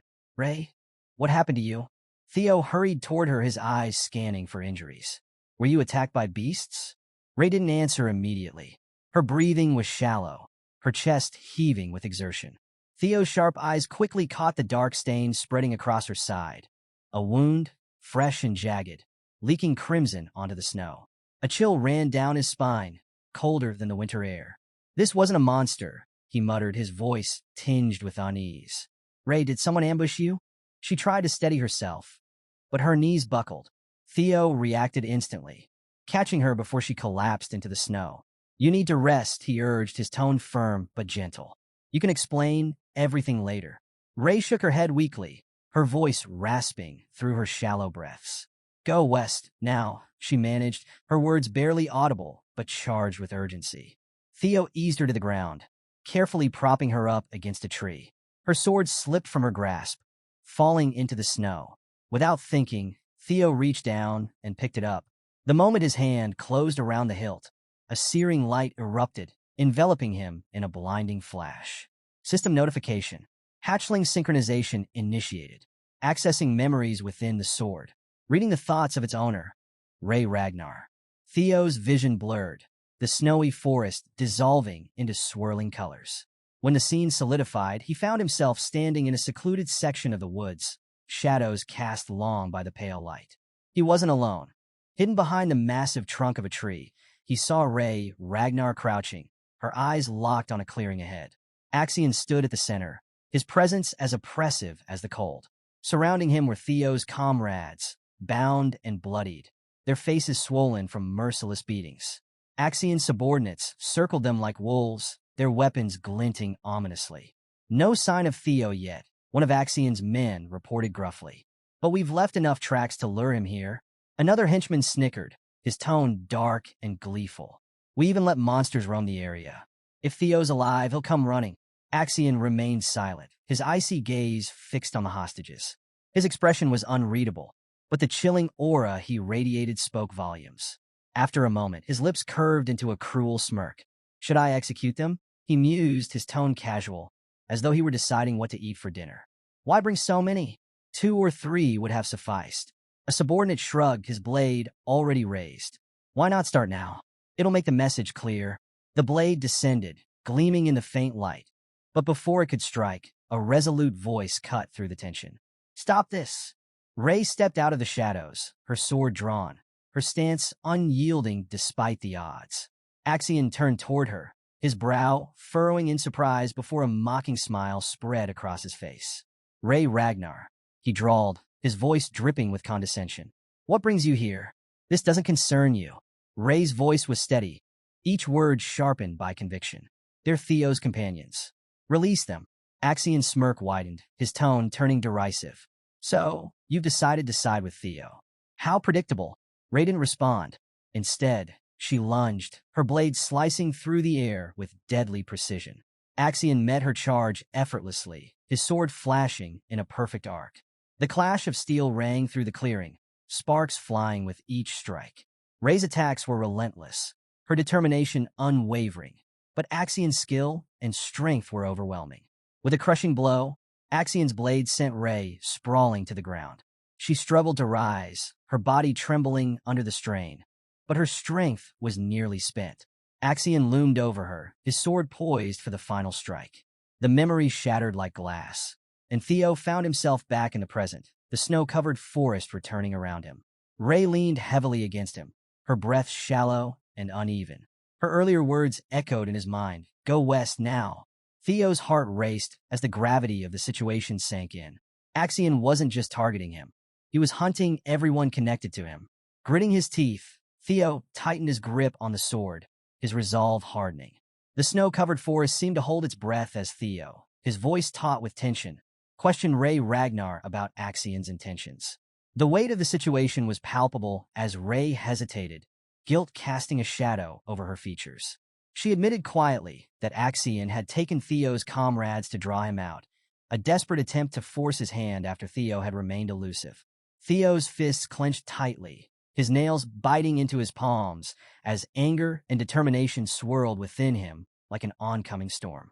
He demanded to know their location, his voice sharp and unyielding, but Ray's fragile voice wavered as she warned him of the danger. The Central Intelligence Bureau supervisors, she revealed, were backing Axion, a force even Theo couldn't hope to confront alone. Her words fell on deaf ears as Theo's jaw tightened, his resolve solidifying like iron. To him, every moment spent deliberating was another moment his comrades remained in peril. He declared that this was no longer a trial. It was something far more critical. Ray's voice cracked with emotion as she shouted that this was a carefully orchestrated trap designed to eliminate him. She pleaded with him to regroup, rally support, and strategize, but Theo's fiery determination blazed brighter. He barked that there was no time to waste and that he would not stand idly by while those he cared for suffered. Ray's frustration boiled over, her voice trembling as she voiced her fears. She couldn't bear the thought of losing anyone else. But Theo's reply erupted like thunder, a declaration of his own anguish. He had already lost more than he could endure, and he refused to let history repeat itself. Elsewhere, in a secluded grove, Axion stood among Theo's captured allies. The once pristine snow was stained crimson, a grim reminder of the violence that had unfolded. One of Axion's subordinates approached cautiously, reporting that Theo had been sighted near the northern cliffs, in communication with Ragnar. A wicked smirk spread across Axion's face as he relished the news. This was the moment he had been waiting for, the opportunity to make Theo pay for defying him. A guttural voice resonated in Axion's ear, a cold whisper that only he could hear.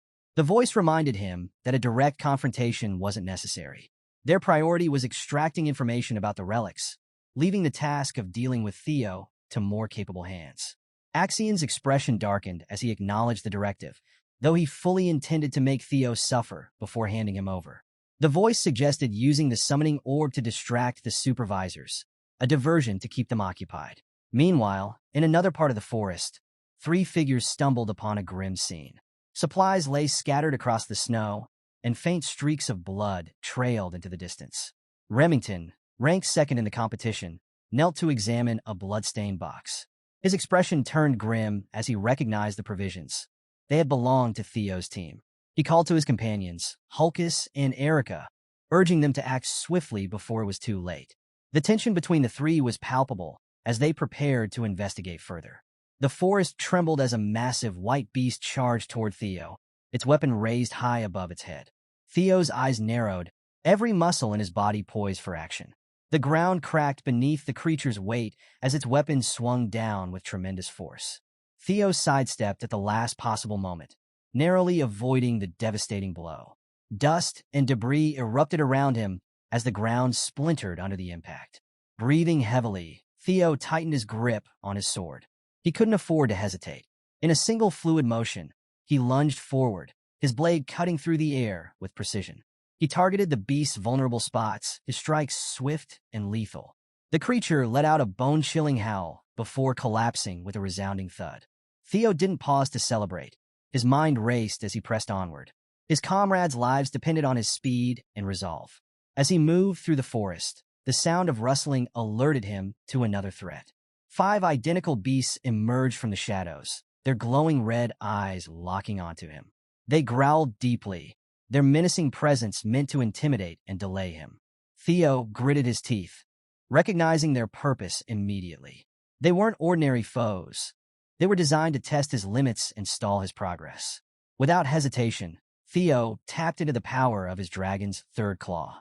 Energy surged through his veins, and his sword crackled with a faint blue glow. With a single, sweeping strike, he unleashed an arc of energy that tore through the beasts like a blade slicing through silk. The creatures collapsed in unison, clearing his path once more. Theo's determination burned brighter with each passing moment, his resolve as unyielding as steel. His mind raced, calculating the challenges ahead. Axion was unpredictable, a volatile wild card, but Theo knew the real threat lay in the shadows, the supervisors of the Central Intelligence Bureau.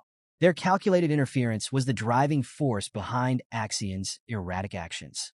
If Theo didn't act swiftly, the situation could spiral out of control. As Theo advanced, the final beast loomed before him, a towering, hulking figure far more menacing than its predecessors. He crouched slightly, his muscles coiling like a spring, then launched himself into the air with explosive force. His sword gleamed as he descended, aimed with unerring precision at the beast's skull. The creature's maw opened wide to counter, but Theo was faster. With a decisive strike, he plunged his blade deep into its head. The beast convulsed violently before collapsing in a lifeless heap. Landing gracefully, Theo exhaled sharply, his focus unwavering. He uttered a single thought aloud. Axion was next. At the same moment, Ragnar stood motionless in the forest, her gaze fixed on the horizon where Theo had disappeared. Memories flooded her mind. Childhood moments when Theo had guided her through a dark forest with the same unwavering bravery he now displayed. She clenched her fists, her determination solidifying like ice under pressure. Theo had always been selfless and fearless, but this time, Ray resolved not to let him face the danger alone. Without hesitation, she set off, determined to lend her strength to the battle ahead. Meanwhile, at the enemy's base, Theo's captured comrades sat bound and battered. Their expressions were grim, frustration and anger etched deeply into their faces. One of them, defiant even in chains, struggled against his restraints and shouted a curse at their captors. Axion reacted with disdain, planting his boot on the man's face and shoving him to the ground with casual cruelty. Tiring of the noise, Axion unsheathed his sword, pressing its cold edge against the captive's throat. His grin was malicious as he taunted the prisoner. But before he could act further, a calm voice from the shadows reminded him of the orders from the Intelligence Bureau. Rash actions, the voice warned, could jeopardize the mission. Growling in frustration, Axion relented, though his anger simmered just beneath the surface. He perched arrogantly on the captive's back, using the man as an improvised seat. Through the dense trees, Axion's crimson eyes caught faint lights in the distance. His expression darkened as realization struck. High-ranking prosecutors had been dispatched to monitor Theo, another sign that even Axion's own family doubted his ability to handle the situation. Theo stepped into the clearing, his presence commanding immediate attention. All eyes turned toward him, including those of his bound and bloodied comrades. Shock flickered across their faces as they saw him. Axion, sitting smugly, lifted his gaze and locked eyes with Theo. For a brief moment, silence hung heavy in the air before Axion's lips curled into a smirk. He taunted Theo with mockery, accusing him of taking his time to appear. Theo moved forward, his steps steady, his gaze sweeping the scene. He took note of every detail. The captives on his left, the guards bristling with tension to his right, and Axion, exuding arrogance from his makeshift throne. Axion's smug remarks rolled off Theo like water off stone. Instead, Theo's focus sharpened on the man beneath Axion's feet, his grip tightening on his sword. Axion stood, his hand moving to his sword hilt, but the shadowed voices once again called for restraint. They cautioned Axion against letting Theo provoke him. Axion hesitated before regaining his composure, shifting to a more neutral tone as he addressed Theo. He urged Theo to see reason, attempting to frame their confrontation as inevitable. Theo interrupted coldly, asking if Axion was afraid. His words were sharp and unrelenting, driving straight to the heart of Axion's insecurities. He mocked the lengths Axion had gone to, hostages, guards, and an elaborate setup, to lure him out, framing it as an act of fear rather than strategy. The accusation struck a nerve, and Axion's composure cracked. His fury bubbled to the surface as he lashed out, calling Theo delusional. Theo pressed on, raising his sword and challenging Axion directly. He demanded a duel, invoking Ragnar pride and questioning whether Axion had abandoned it entirely. Enraged, Axion finally snapped. He declared his acceptance of the challenge, vowing to end Theo once and for all. Above, hidden among the treetops, spies observed the escalating situation. One murmured about the tension rising, while another reminded their companions to stick to the plan, prepared to intervene if Axion lost control. Back on the ground, Axion barked orders at his subordinates, ensuring no one interfered. This, he claimed, was a matter of honor, a duel of pride. He assured that the hostages would remain untouched until the fight concluded. Theo moved first, his speed startling, Axion barely managed to block the initial strike, stumbling slightly as his mind raced to catch up. Theo's taunting smirk only stoked the fire of Axion's anger. In retaliation, Axion unleashed his ultimate technique, Thousand Dragons Roar. A massive red dragon materialized, its jaws snapping at Theo with terrifying force. For a brief moment, Theo stood frozen, awed by the sheer power of the attack. But his hesitation was fleeting. Summoning his blue sword, Theo countered with Dragon's third claw, the blade glowing brilliantly as it cleaved through the roaring dragon's energy, nullifying the attack instantly. Axion stared in disbelief as his ultimate technique was dismantled with ease. Theo stood tall, his confidence unshaken, his sword gleaming in the pale light. A smirk tugged at his lips as he leveled a cold remark at Axion, questioning whether the elder Ragnar had anything of value to teach him. And that's where we'll leave it for now. Axion, driven by fury, and Theo, standing tall with unshakable resolve.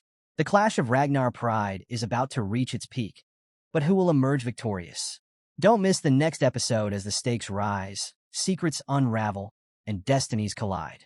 If you enjoyed this recap, don't forget to like, subscribe, and hit that bell icon to stay tuned for more epic battles and gripping twists. See you in the next one. Reincarnator, the 14th ranked executive of the Scaled Dragon Society, erupts with rage. His face twists in fury, veins bulging as he roars. Damn it all. This isn't going as planned. Across a treacherous, snow-covered chasm, Theo battles his opponent, and Orion watches from a distance. At first skeptical, unease now gnaws at him. Theo is far more powerful than Orion anticipated. How strong is he? The thought tightens a coil of dread in his chest. A bead of cold sweat slides down his temple. His jaw clenches. This fight has grown far more complicated than he'd predicted. To Orion's shock, Axion, arrogant, overconfident Axion, is losing. A dangerous idea sparks in his mind. Should I betray Axion? Throw my support behind Theo? After all, Axion has always been an insufferably cocky son of a. Orion's thoughts swirl. His expression becomes unreadable as he weighs risks against rewards. The idea of betrayal flickers, but resolve quickly hardens in his eyes. He mutters to himself, too late to switch sides now. The Bureau's proctors are here. They'll handle Theo. My priority is creating a diversion. Raising his voice above the icy silence, Orion commands, Scaled Dragon Society, disperse. Now! The order cuts through the frosty air, echoing among the snow-laden trees. Like shadows in the blizzard, his men vanish into the dense forest. We need to get out of here, one hisses urgently. This fight is beyond us. Axion's on his own. Their whispers fade as they disappear into the storm. The scene shifts abruptly. A young Axion stands in a grand, opulent room. His childlike innocence contrasts sharply with the ornate knife clutched tightly in his hands. A voice laden with authority echoes through the chamber. Axion, Emil, draped in a flowing dark gown, stands beside Ed Troyven. Both gaze down at the boy with a mix of grief and determination. The fate of Ragnar rests on your shoulders, Ed Troyven declares, his voice heavy with responsibility. Stepping forward, Ed Troyven's expression blends wisdom with cold ruthlessness. The Ragnar name, he rasps, is nothing but a facade, a carefully constructed illusion. His words hang in the air, weighty and foreboding. Axion's piercing red eyes meet Ed's unwavering gaze. Each word from Ed lands like a hammer blow. You are a Troon. Never forget your true bloodline. This is your birthright. The memory fades. In the present, Axion stands poised for battle, an image of controlled fury. Observing from his vantage point, Orion feels a grudging respect. He's become quite the warrior, Orion admits quietly, a flicker of apprehension crossing his features. Suddenly, with a burst of speed, Theo closes the gap. He launches himself across the chasm, landing with a thunderous impact. His sword arcs toward Axion in a blinding strike. Theo Ragnar. Axion roars, meeting the attack head-on. The clash of their swords reverberates through the frozen air, a sharp metallic clang underscoring their deadly duel. Axion retaliates with a relentless flurry of strikes, his blade glowing with an ominous red aura. Every swing crackles with raw power and fury. Theo matches him blow for blow, their blades colliding in an explosion of sparks. The sheer force of their strikes shakes the ground beneath them. Snow flies in all directions as their duel rages on. a whirlwind of steel and determination in the heart of the blizzard. The air crackles with tension as Axion and Theo lock eyes, their grim expressions mirroring one another's determination. Each move is a calculated step in their deadly dance, both vying for dominance. Hidden among the snow-laden branches, Theo smirks inwardly. Everything is proceeding according to plan, he thinks, his satisfaction chilling. Elsewhere, within the confines of a shadowy chamber, figures gather around a massive circular table. The room is silent, save for the voice of a man delivering his report. Theo Ragnar has made his move, he announces. He's currently locked in combat with Axion Ragnar. The news ripples through the room, sparking murmurs of anticipation. Julius throws back his head and laughs, his voice booming. About time, Theo's finally making his move. His excitement is contagious. Wolfgang, however, frowns in confusion. He wasn't eliminated? I thought our men dealt with him. He mutters, uncertainty lacing his tone. At the head of the table, Ed Troon exhales softly, a subtle sigh of relief. He lives, he says, his smooth voice tinged with satisfaction. Excellent. Now the final phase can commence. A sinister smirk stretches across Ed's face. Once Axion has served his purpose and retrieved the information we need, he trails off, his tone dripping with menace. My hand-picked swordsman will be waiting to cut him down. Like a ripe fruit falling from a tree, two guards in ornate golden armor approach the table. One bows respectfully. Lord Troyven, we've received new intel, he says solemnly. What is it? Ed asks, his voice low. The guard hesitates before continuing. Axion and Theo are now in the midst of a duel.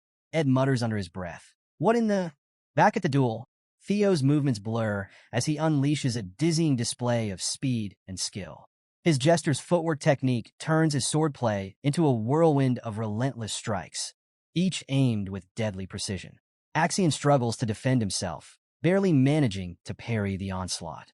Theo's blade arcs like a flashing streak of light, singing through the air with every near miss. The relentless barrage pushes Axion to the brink, leaving him breathless and fighting for his life.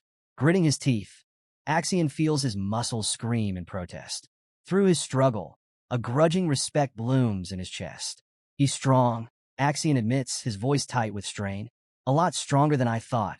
Yet, amidst Theo's ferocity, Axion's sharp eyes catch a pattern. A flicker of hope ignites in his chest. He's powerful, but he's not that fast. Focusing intently on Theo's sword hand, Axion analyzes every twitch, every subtle movement. Slowly, he begins to unravel the rhythm of Theo's attacks, predicting the strikes before they land. Axion's confidence grows. With precision, he parries a strike that would have ended him, a smug grin spreading across his face. I've got you figured out, he taunts, his voice brimming with confidence. Every single move. Suddenly, a projectile whizzes past Axion's ear, embedding itself deep into the snow behind him. Startled, Axion freezes.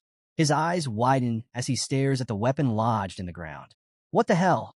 He whispers, his earlier confidence shaken. A throwing technique? Axion exclaims, surprise flickering in his voice. Where did that come from? Nearby, for trainees from the Scaled Dragon Society gasp, their faces pale. The sudden appearance of the thrown sword has shaken them to the core, rattling their confidence. The memory surges through Theo's mind, his past encounter with a thrown sword. It feels like a ghost from another life. Axion lands lightly on the snow, his movements precise and graceful. The swirling flakes form a shroud around him, an unspoken warning of his lethal intent. His cold, piercing eyes lock on Theo, sharp as shards of ice. There's a fundamental flaw in your strategy, Axion says, his voice dripping with disdain. Theo glares, but Axion continues, his tone carrying the weight of a chilling lecture.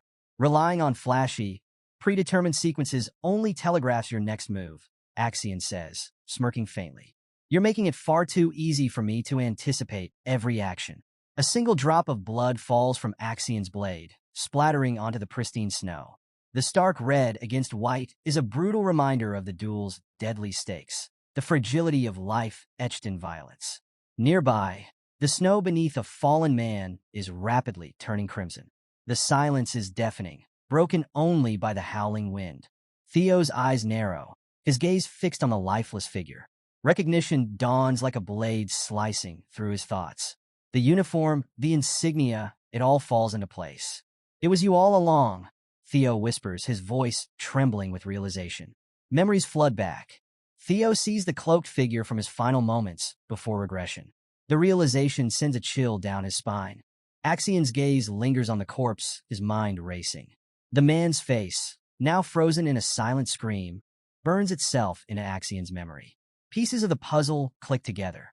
Above them, the cloaked figure pulls his hood further down, shrouding his face in shadow. He stands motionless, an ominous presence amid the snowy battlefield. Axian's patience snaps. His eyes blaze with an intensity almost inhuman as he growls, "End this."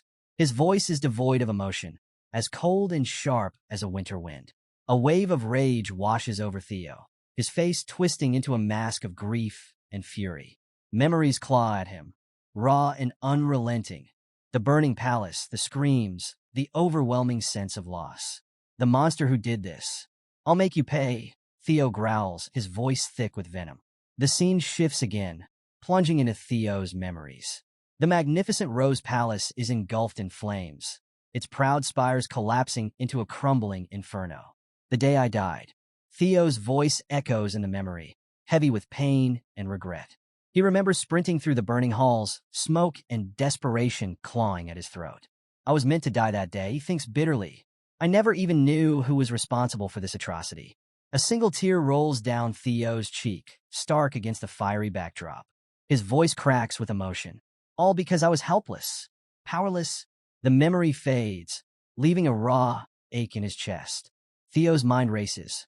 Rendon's carelessness was a stroke of luck, he muses, a cruel smile twisting his lips. The image of Rendon's face flashes before him. The moment he removed his mask. A fatal mistake. Thanks to Evelyn's relentless investigation.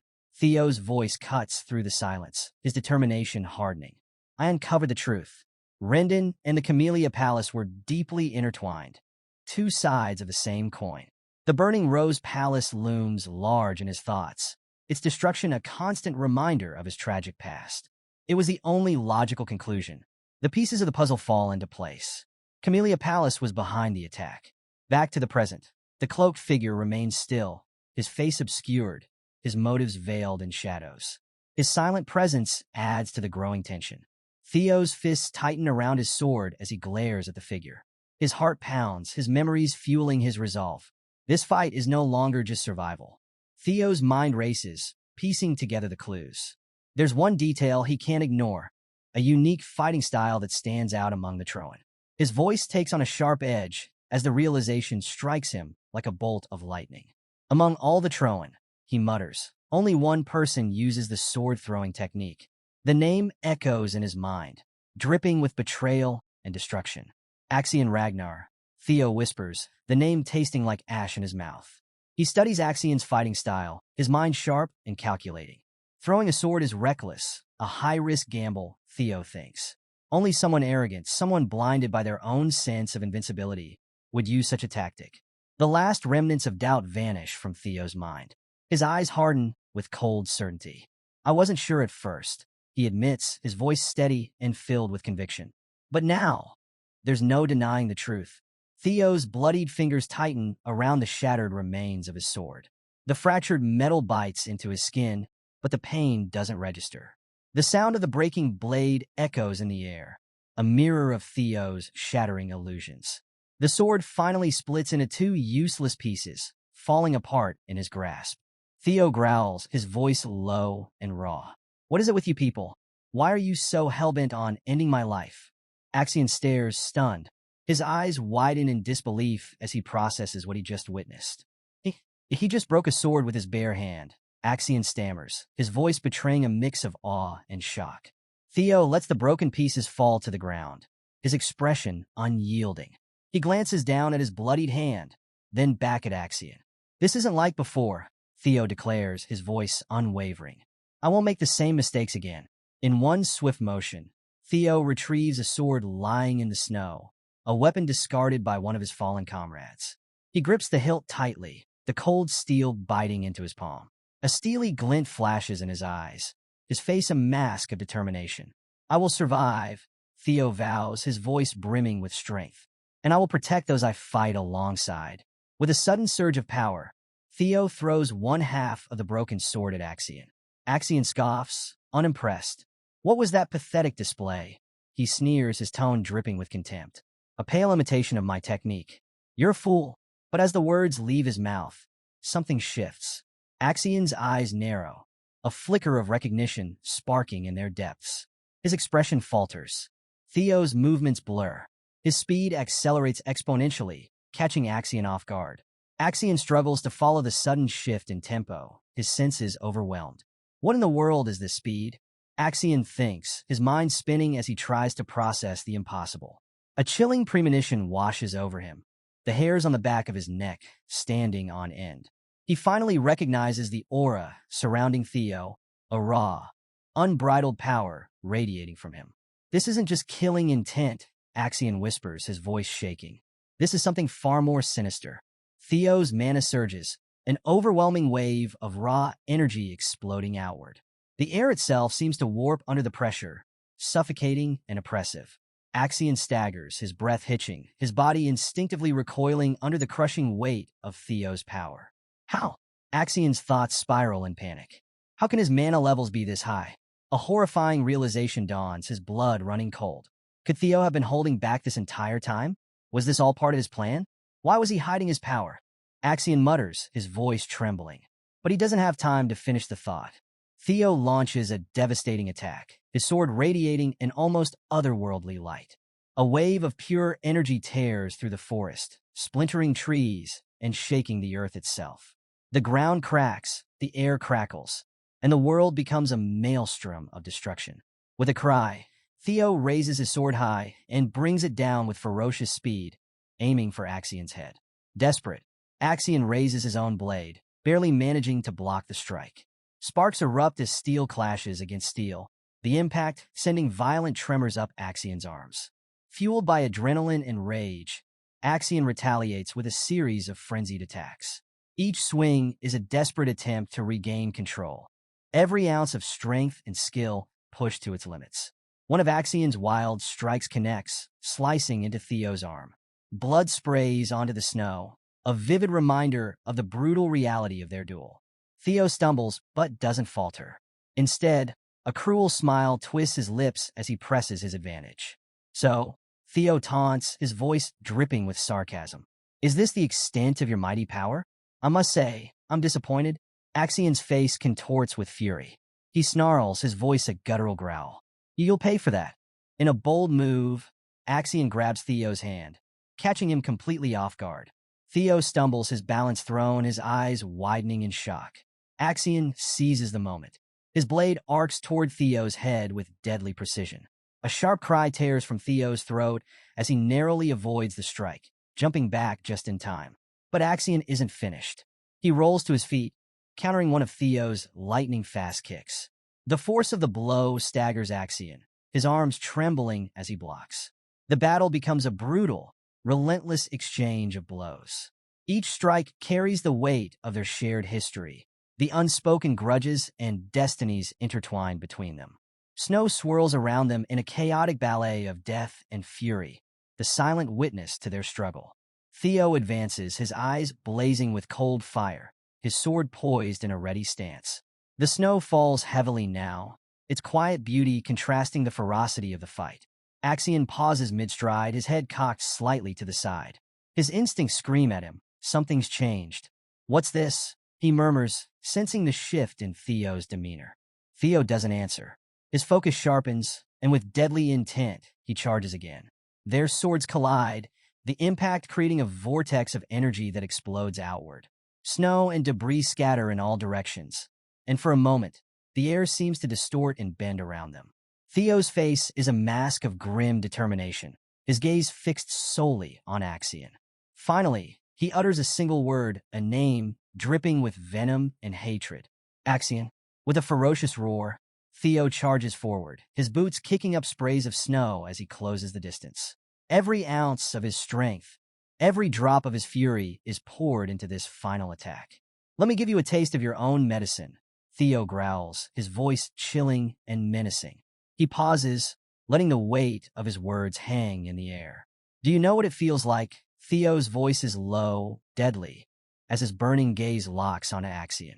His face, illuminated by the ethereal glow of his blade, radiates cold, hard fury. To have a sword plunged through your stomach? The question cuts as deeply as the promise of violence it carries.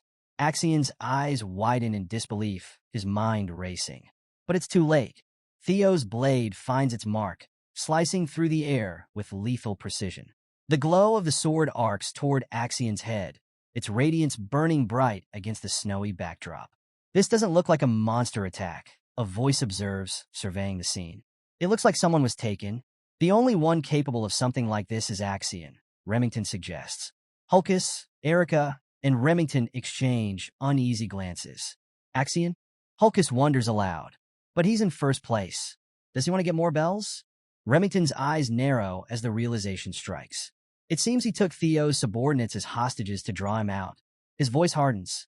He's planning to get rid of Theo during the second blooming ceremony. Hulkus bristles, furious. What? He should fight him fair and square. What's he even doing?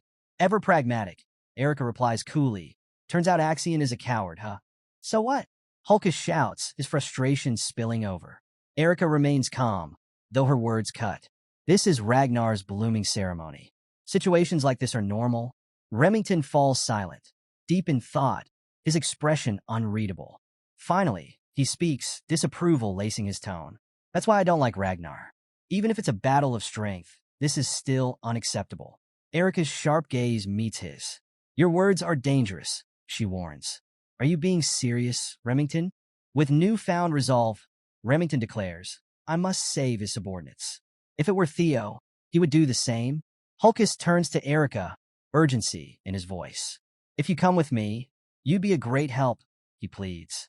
We must go. Nuna, you're coming with us, right? Erica's response is blunt. No, I'm not interested. She elaborates, her tone cold. I only followed you because I thought I'd meet Theo Ragnar. But I don't see him. Her disdain is palpable. And I really hate weak men. I don't want to save them. Hulkus stares at her aghast. Nuna, are you trash? What? You punk. Erica snaps back. Remington interjects, stepping forward. Erica, he says knowingly. I know why you want to meet Theo. Erica's eyes widen, caught off guard by his statement. Remington presses on, his voice persuasive. If you help me this time, I guarantee it'll help you achieve your goal. A sudden burst of movement shatters the stillness of the snowy landscape. Remington, Hulkus, and Erica sprint through the icy expanse, their mission clear. Remington glances back with determination. Wait just a bit longer, everyone. A sword materializes out of nowhere, blocking their path. A hand grips the hilt, the intent unmistakable. Stop, the sword's owner commands, stepping forward to bar their way. In the distance, a group of figures emerges from the shadows, swords drawn. They form an imposing barrier. Remington's eyes widen in recognition. Scaled Dragon Society. Orion steps forward, a smirk playing on his lips. It's been a while, Remington, he says, his voice dripping with sarcasm.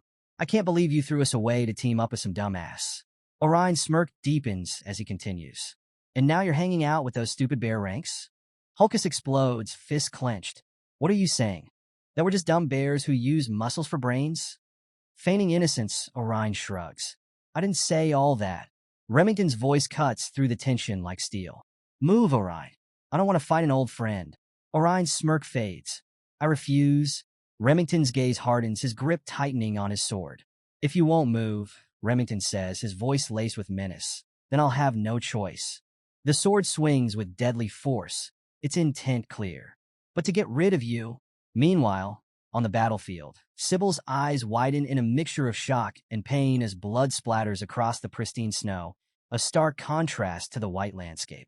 Desperately, he struggles to untie himself using Axion's broken sword, which landed nearby after Theo's throw missed its mark. This is my chance, Sybil thinks, determination blazing in his eyes. Young Master Theo gave me this opportunity. I have to cut it off. As Sybil works on the bindings, his gaze shifts toward the battle. Between Theo and Axion, a hooded figure intervenes, their sword clashing with Theo's in a shower of sparks. The echoing clash slices through the stillness of the forest. Theo, clad in his white uniform, parries a fierce blow from his dark-haired opponent. His eyes briefly soften as he watches the unfolding chaos, a single tear slipping down his cheek. He's finally stepping forward, Theo whispers, his voice filled with an odd mixture of sorrow and resolve. Liam Troyven, he murmurs, recognition settling heavily over him. Liam's grim expression offers a somber apology. Forgive me, young Master Axion, Liam says, his voice weighted with resignation. I'll accept my punishment after the blooming ceremony. The battle intensifies.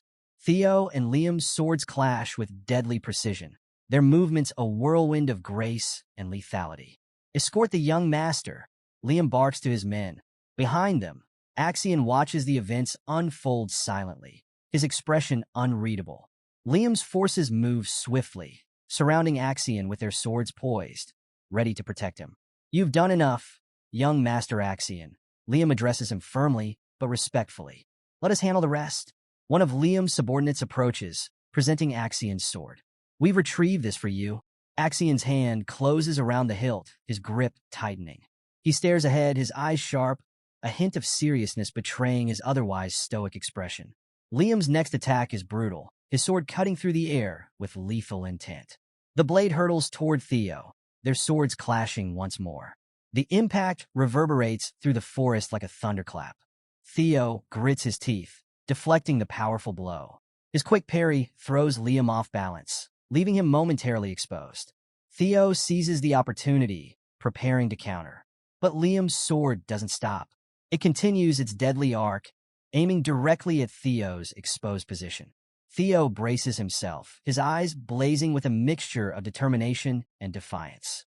Liam's face is cold and calculating, his mind racing as he commits to the final blow. I have no choice, Liam admits to himself, his thoughts a storm of regret and resolve. He won't be pushed back, not by Axion, nor by the senior prosecutors I brought today. His resolve hardens. We're not at the same level. This is the only chance to kill him without the supervisors nearby. For a moment, regret flickers in Liam's eyes. It's a waste to kill someone this talented. But everything must be for Troyven. With a steely resolve, Liam brings his sword down in a deadly arc. Goodbye, Theo Ragnar, he mutters. Suddenly, Theo's eyes blaze with an eerie red light. The intensity of his glowing gaze freezes Liam in place. A close-up captures Theo's terrifyingly sharp, blood-red eyes as they pierce through the tension. The battlefield erupts with a sickening sound. Blood splatters violently as a blade pierces through Liam's chest. Liam recoils, clutching his chest in agony. His cry of pain echoes through the snowy forest. Young master, Liam stammers, his voice trembling with shock and disbelief. Axion, standing nearby, stares at Theo, his own eyes wide with horror. What is this? Axion whispers, unable to tear his gaze away from the chilling spectacle before him. Axion's voice, distorted and seething with rage, cuts through the chaos. I told you not to intervene. His eyes glow with a malevolent intensity as his sword plunges through Liam's back. A crimson bloom erupts across the snow, staining the pristine white landscape. Liam's body stiffens in disbelief, his sword clattering to the ground. His face contorts in shock and pain, blood trickling from his mouth. His wide, uncomprehending eyes meet Axion's. With a sickening sound, Axion yanks his sword free, sending blood splattering onto the snow, a brutal testament to his ruthlessness. Liam collapses to his knees, clutching at his wound.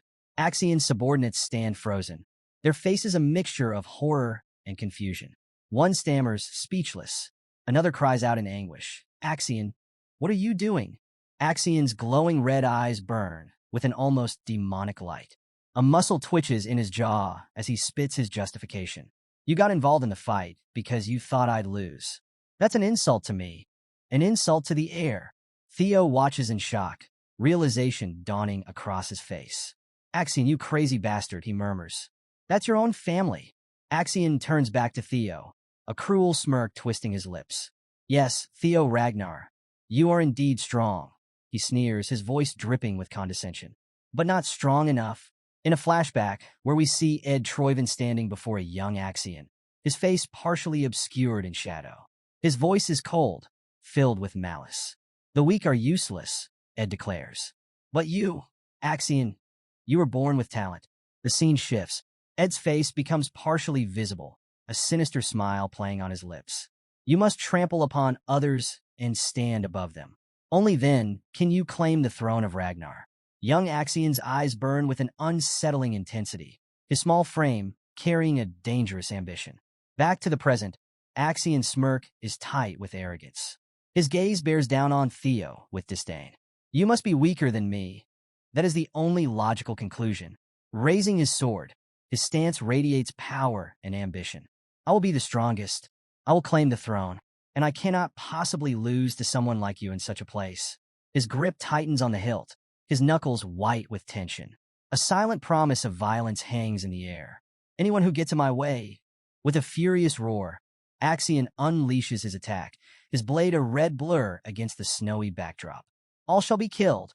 Theo's face is etched with determination, his gaze locked onto Axian. With precision and focus, Theo meets the attack head-on. Their swords clash with explosive force, sending shockwaves rippling through the forest. Axian's eyes widen in shock. Where is he? Theo has already slipped past his attack, preparing a counterstrike. Blood sprays as Theo's blade finds its mark. Axian staggers, pain and disbelief twisting his features. Nearby, Liam's men rush to his side, supporting his slumped form. Senior Liam, are you okay? One of them shouts, his voice thick with concern.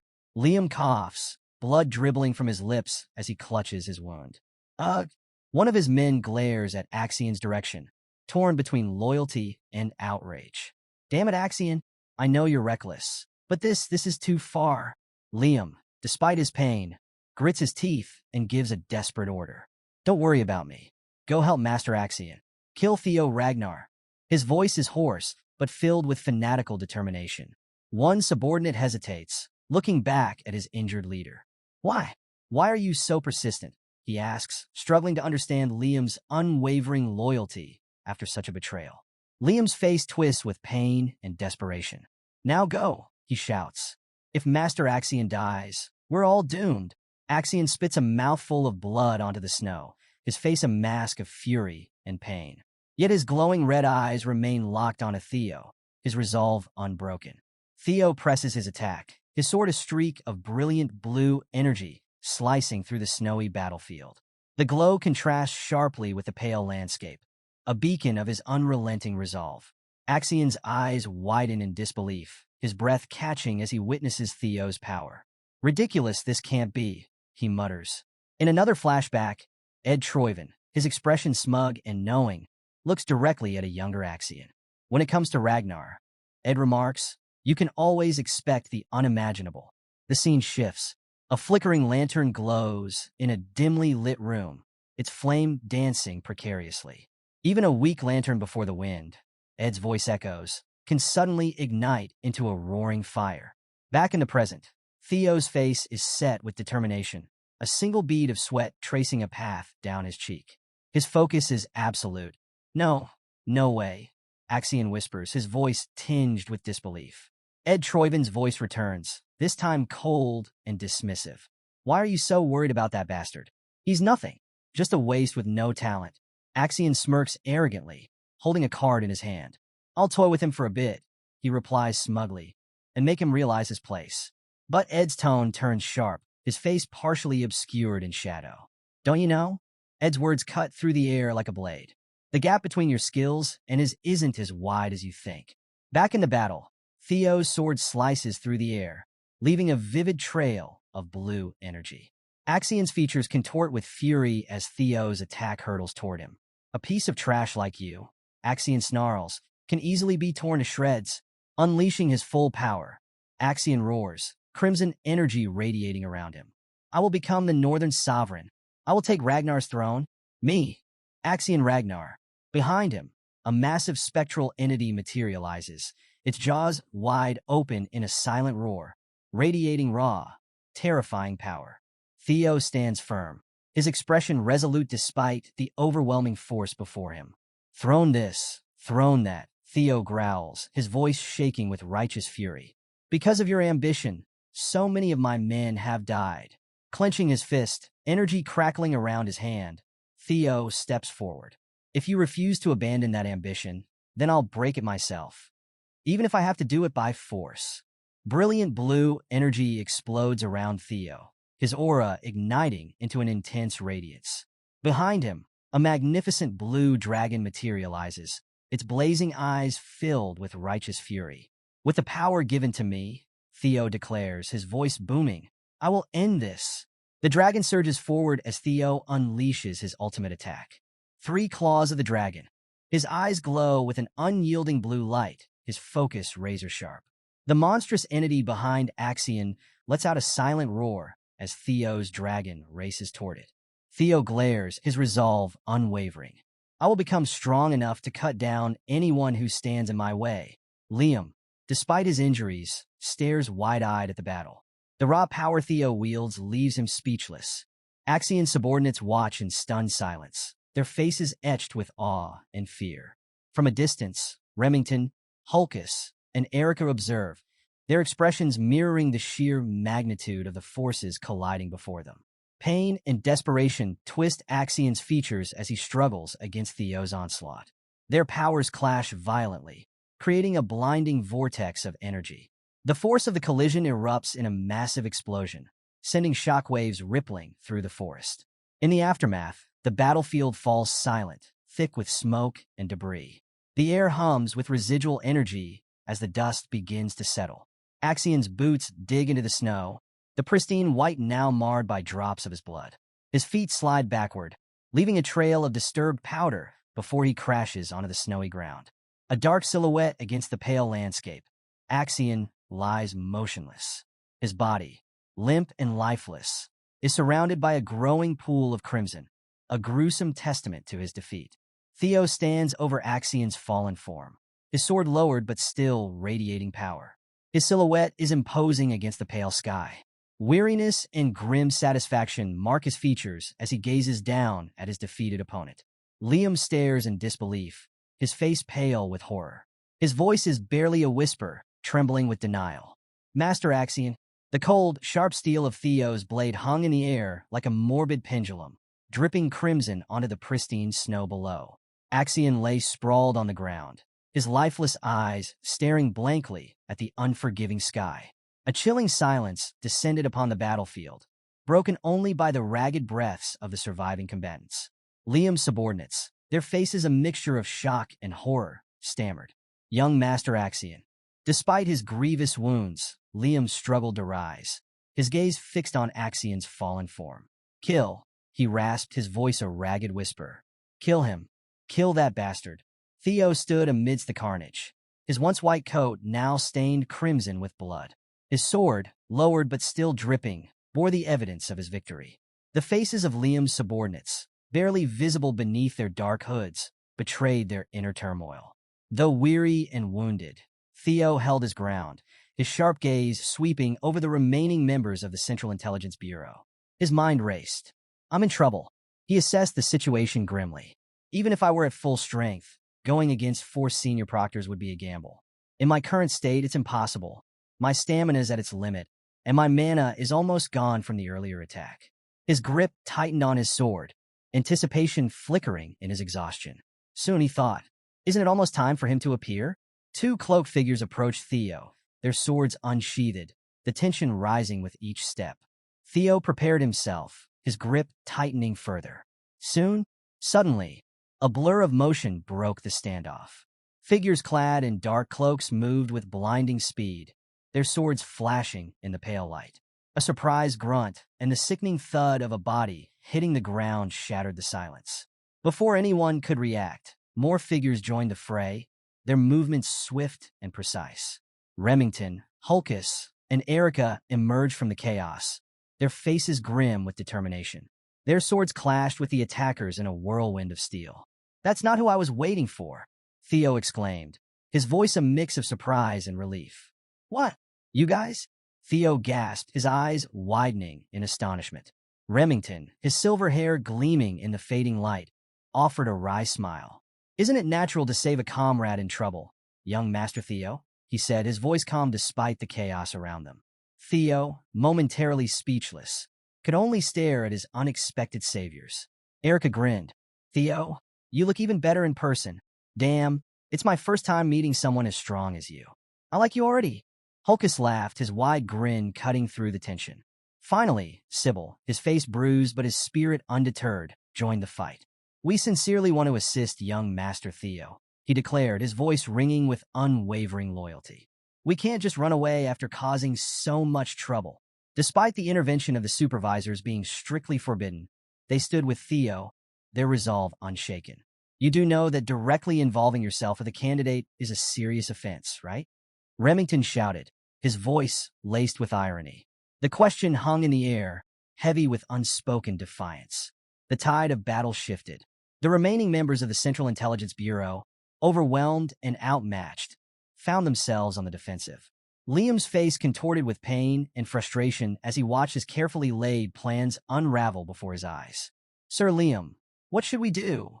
One of his subordinates pleaded, his voice trembling with fear. "Things have gotten too big.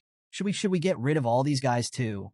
Another supervisor, panic etched into his face, begged, "Please, give us your decision." But Liam, defeated and desperate, could only mutter, "We're doomed." His thoughts spiraled. "We failed. We couldn't uncover anything about Rose Palace's artifacts. We couldn't kill Theo. Even Master Axion, he's dead." His mind reeled, bitter realization settling in. And now we've been caught breaking the rules. Liam felt a cold dread washing over him, the precariousness of their position sinking in. He clenched his fists, his mind racing. "There's no way," he began, but then his lips twisted into a sinister smile. "Make it up," he declared, his eyes gleaming with newfound resolve. "Sir Liam, there's no time," one of his subordinates urged, panic lacing his voice. Liam ignored him, his smile widening. "Then the best way is—" He paused, letting the tension build. "Kill everyone." His calm, chilling voice sent a shiver through his men. Liam's gaze swept over the carnage. What if an internal outbreak occurred? He mused. An extermination of all examinees on site? Disguising this as an accident would erase all traces of Tren's involvement.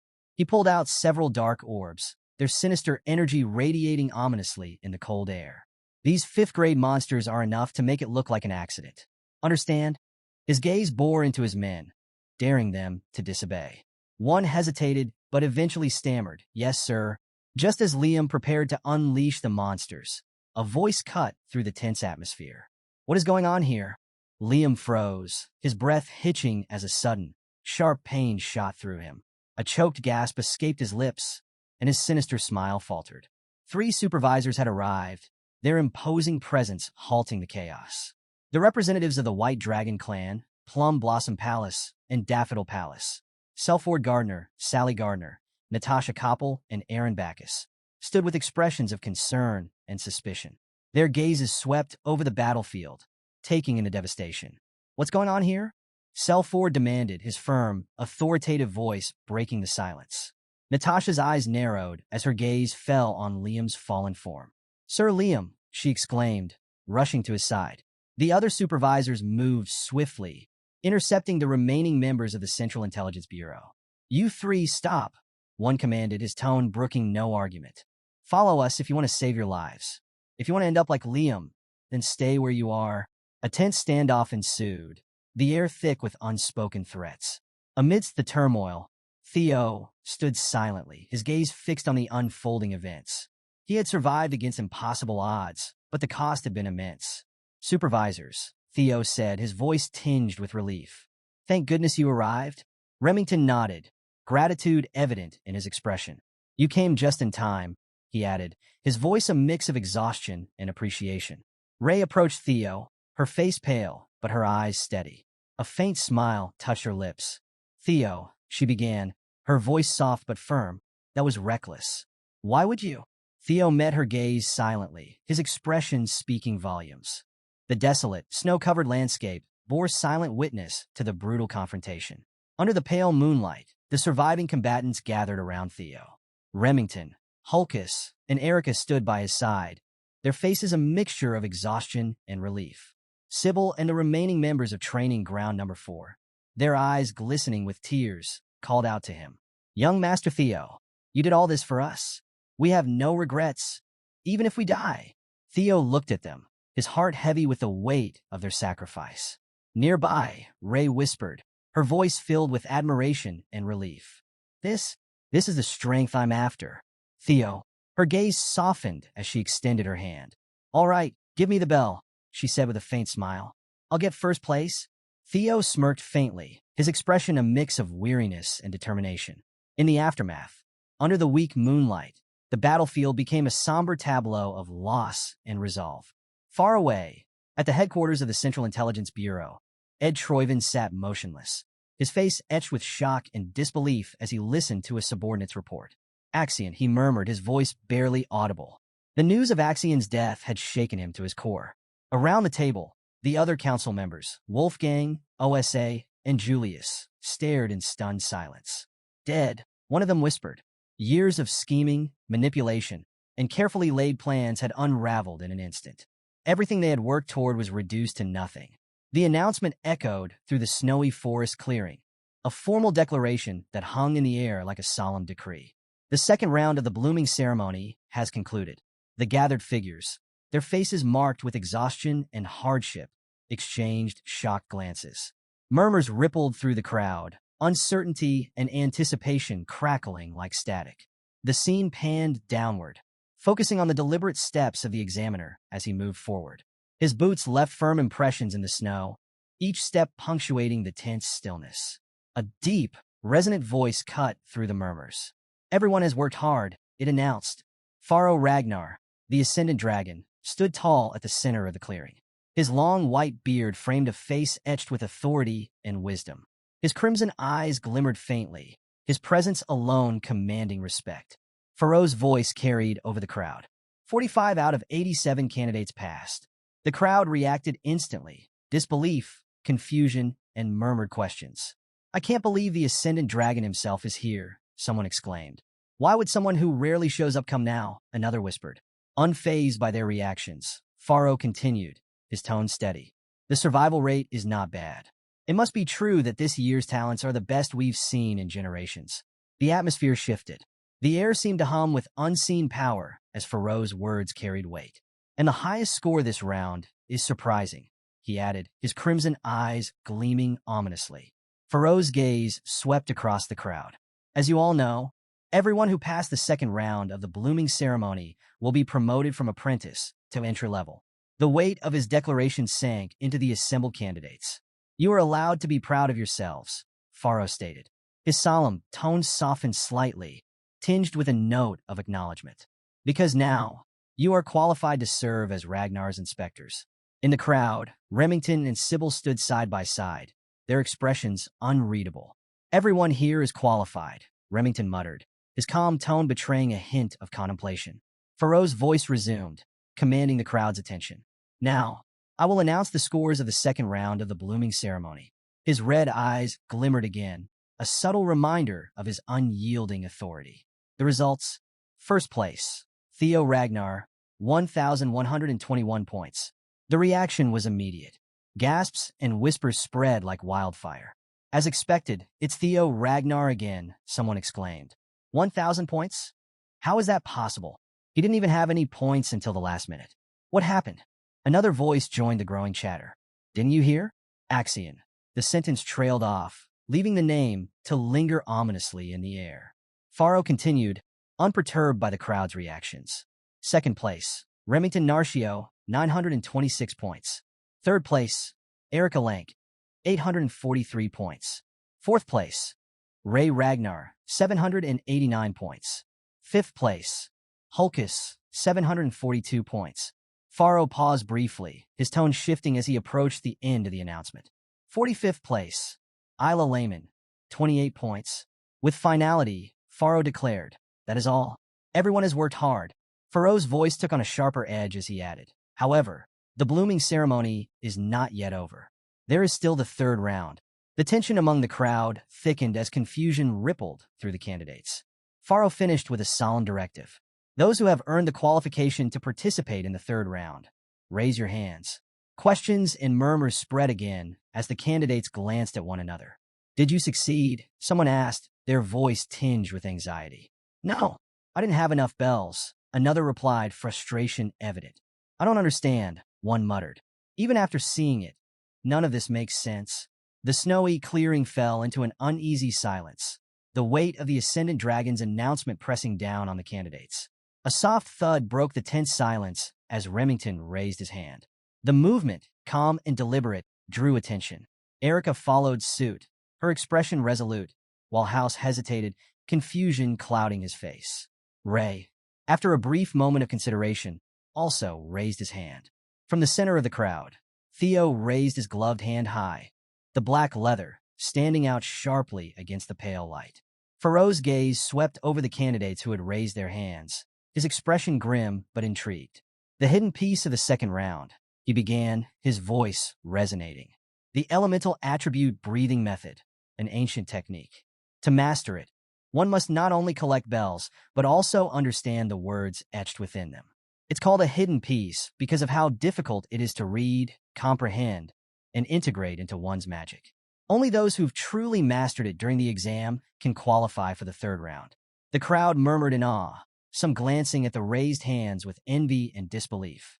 Theo's flashback. Theo's mind drifted to the past. In my previous life, he thought, his expression tightening, I couldn't fully understand the meaning of the words. A vivid image filled his mind.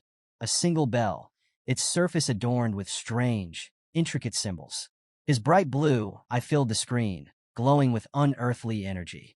A blue-bordered system notification appeared. Hatchling synchronization activated. You can read the thoughts of things. The scene shifted to a fierce battle, bright lights and crackling energy illuminating the chaos. The essence of the words appeared in my mind as vivid pictures. Theo narrated inwardly, recalling the surreal experience. And in this life, I was able to understand everything in no time. He let out a soft laugh. It's rare to see even one person master it. But four? That's surprising. In my past life, Ray and Remington never managed to grasp the quality breathing method. Is this the butterfly effect I caused? Faro's expression darkened as he addressed the four candidates. Each of you will now demonstrate what you've gained. Show me the results of your mastery, he commanded, his voice unwavering. First, he announced, Theo Ragnar. Theo stepped forward, his thoughts steady and resolute. Since Axion is gone, so much will change, he thought, his heartbeat steady. His gaze turned forward, filled with determination. But I have nothing to fear. The future will be better than before. As his foot touched the ground, a faint blue aura surrounded it, crackling with latent energy. What I've obtained, Theo began, his voice firm.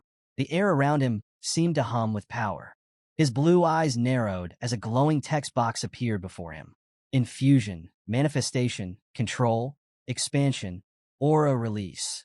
Theo's voice grew quieter, almost a whisper. First, grant the mana, a thunder attribute. The crowd gasped as the ground trembled beneath him. No way, someone exclaimed, their voice filled with disbelief. He's already at the level of expressing it? Another questioned, on their tone. Blue lightning erupted around Theo, a massive display of power that crackled and surged like a living storm. His figure became the center of a swirling vortex of energy, radiating strength and dominance. Young Master Theo, Sybil's voice rang out, filled with excitement and pride. As expected, most would stop there, unable to push further. But Theo smirked, confidence gleaming in his eyes. Remington's eyes widened as he watched Theo closely. What is he? Suddenly, Theo's chest glowed, pulsing with concentrated energy. The thunderous aura surrounding him intensified, spiraling upward into an electrified storm. As Theo unleashed a massive wave of power, lightning erupted from the sky, illuminating the snowy clearing in bursts of brilliance. Ray watched in stunned silence, his expression a mixture of awe and disbelief. Erica, eyes wide, whispered, I like him. Meanwhile, Hulkus, unable to contain his excitement, yelled, he's so cool. From his elevated vantage point, Faro observed with a hint of a smile tugging at his lips. Ha ha ha, that's surprising, Faro said, his tone amused. I didn't expect you to be able to control it as well as I've heard, Theo. Theo's expression remained unreadable, his red eyes fixed ahead. Without a word, energy crackled and swirled around him, intensifying until a massive explosion of lightning ripped through the ground. As Theo lowered his arms, his voice rang out clearly. Thunder Dragon. The crowd gasped as the manifestation of Theo's spell took shape. Lightning coalesced into the form of a colossal dragon, its glowing eyes radiating destructive intent. He's attacking the supervisor, someone yelled in disbelief. But Faro chuckled, his voice calm and entertained. Fufu, this is fun. He's already reached the expand level. Raising his hand, Water began to swirl around Pharaoh's fingers, forming a barrier of shimmering liquid. "You have the qualification to test me," Pharaoh declared, his voice resonating across the clearing.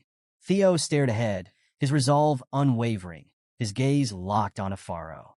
The onlookers murmured in shock, captivated by the exchange.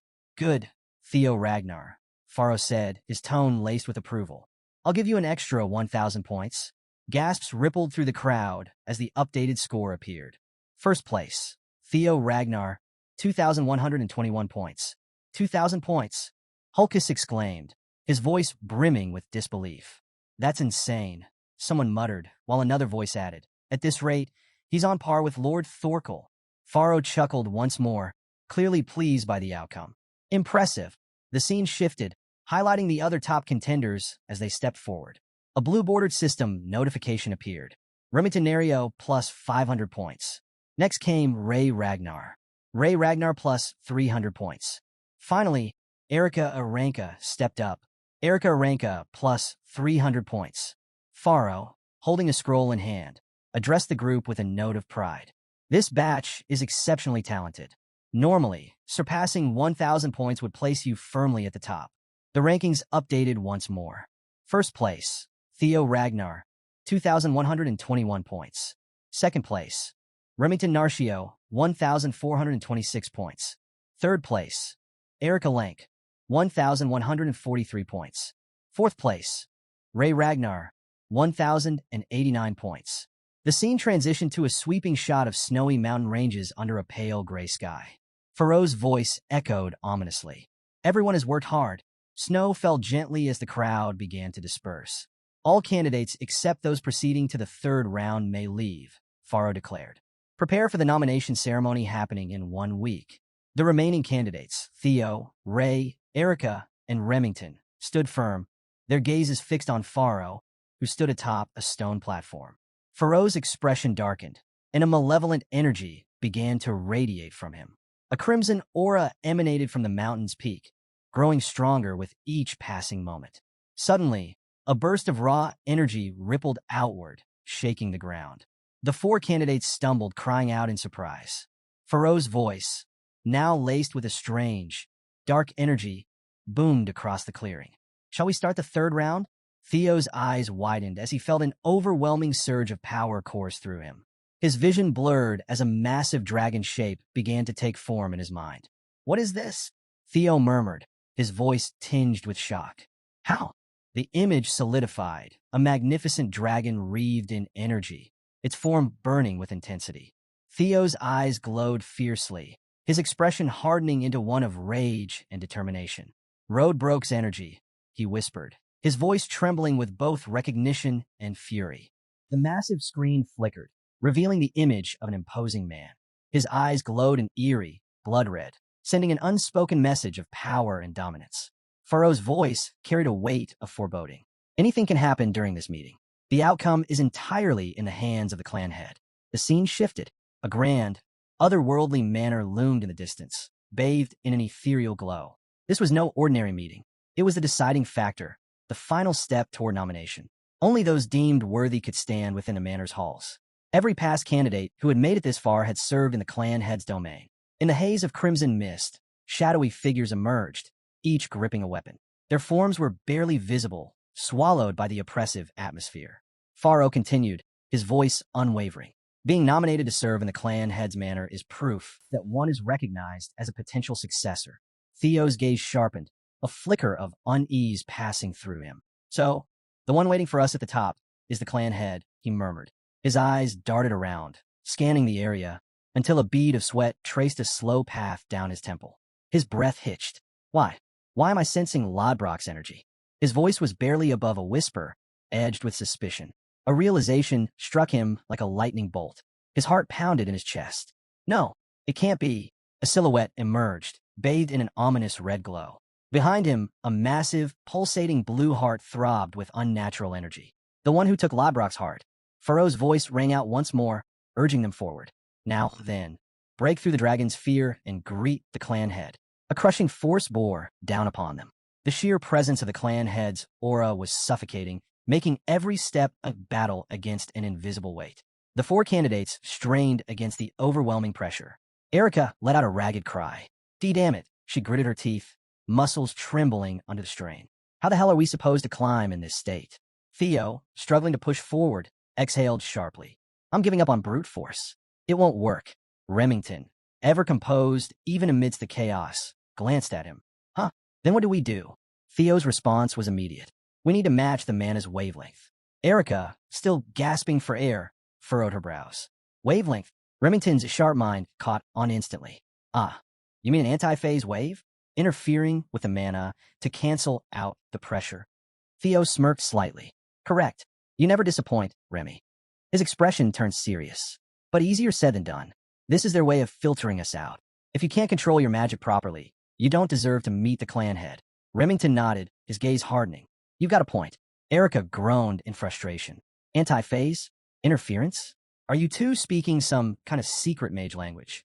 Remington let out a small sigh, a weary smile tugging at his lips as sweat dripped down his face. Listen, he began, his voice steady despite the strain. Magic power moves in waves. It has vibrational properties, just like sound or light. The clan head's aura? It's the same, it's made of waves. If we want to get through, we need to create an opposing magic wave to cancel it out. Erica stared at him, completely lost. The explanation may have made perfect sense to him, but to her, it was just blabber, blabber, blabber. She muttered under her breath, her brain short-circuiting. Erica's confusion twisted into frustration. She clenched her fists and glared at Remington. So what you're saying is, I just need to generate magic power that counters this pressure? Remington gave a small shrug. Something like that.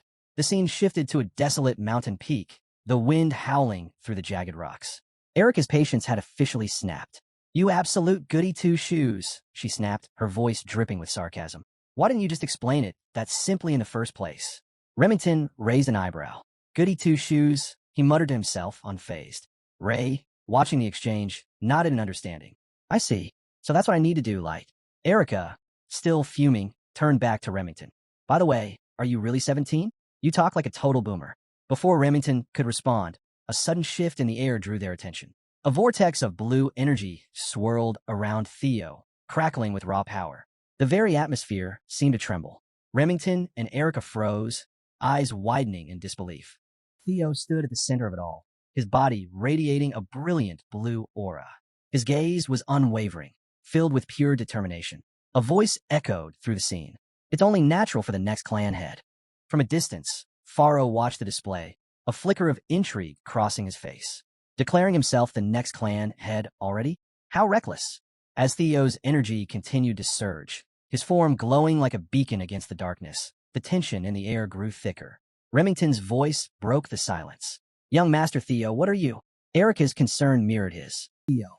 Faro's voice cut through their hesitation. You two shouldn't waste time standing around. His tone was sharp.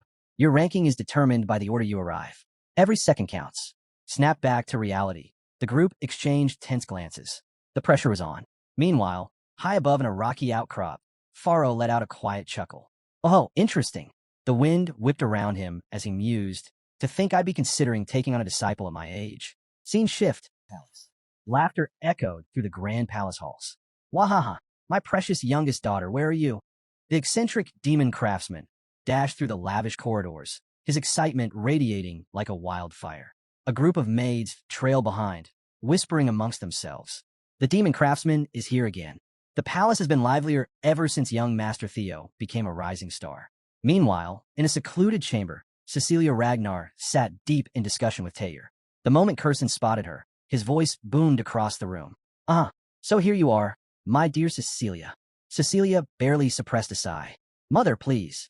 At least try to maintain decorum within the palace. Curson waved her off with a hearty laugh. Decorum? Who cares about such pointless formalities? He leaned in, eyes gleaming with excitement. I'm about to become obscenely wealthy. Cecilia raised an unimpressed brow. Weren't you already wealthy? Curson smirked, their voice practically vibrating with glee. But not obscenely wealthy. At that moment, a caption flashed on the screen. Curson, the elf of capitalism incarnate.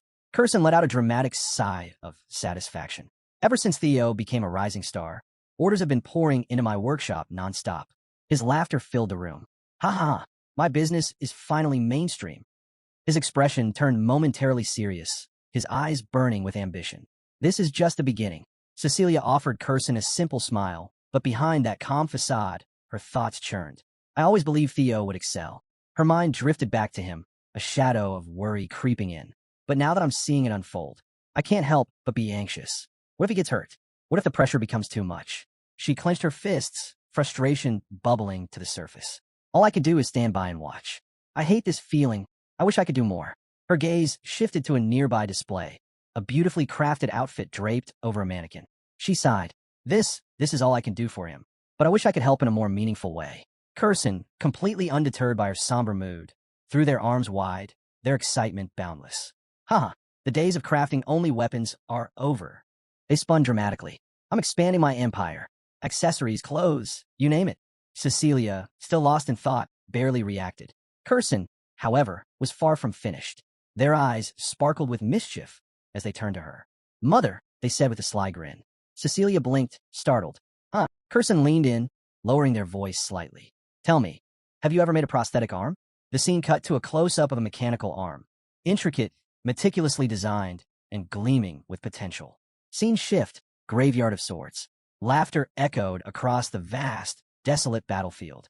Ha ha ha! Kyle Ragnar's voice boomed, his amusement raw and unrestrained. The next clan head, huh? He let out another deep laugh, shaking his head. I like your boldness, Theo. A raven perched on his shoulder, its piercing gaze locked onto the unfolding events below. Kyle's expression shifted, his amusement giving way to something more reflective. I know what you're worried about, he murmured. But a parent has no right to stand in the way of their child's ambition. His gaze hardened. Besides, trying to stop the passion of youth? Impossible. We were the same back in our day. He looked out over the endless field of swords, each one planted firmly in the ground, a solemn tribute to countless past battles. A caption appeared on the screen. Graveyard of Swords. The raven let out a sharp cry. Kyle chuckled.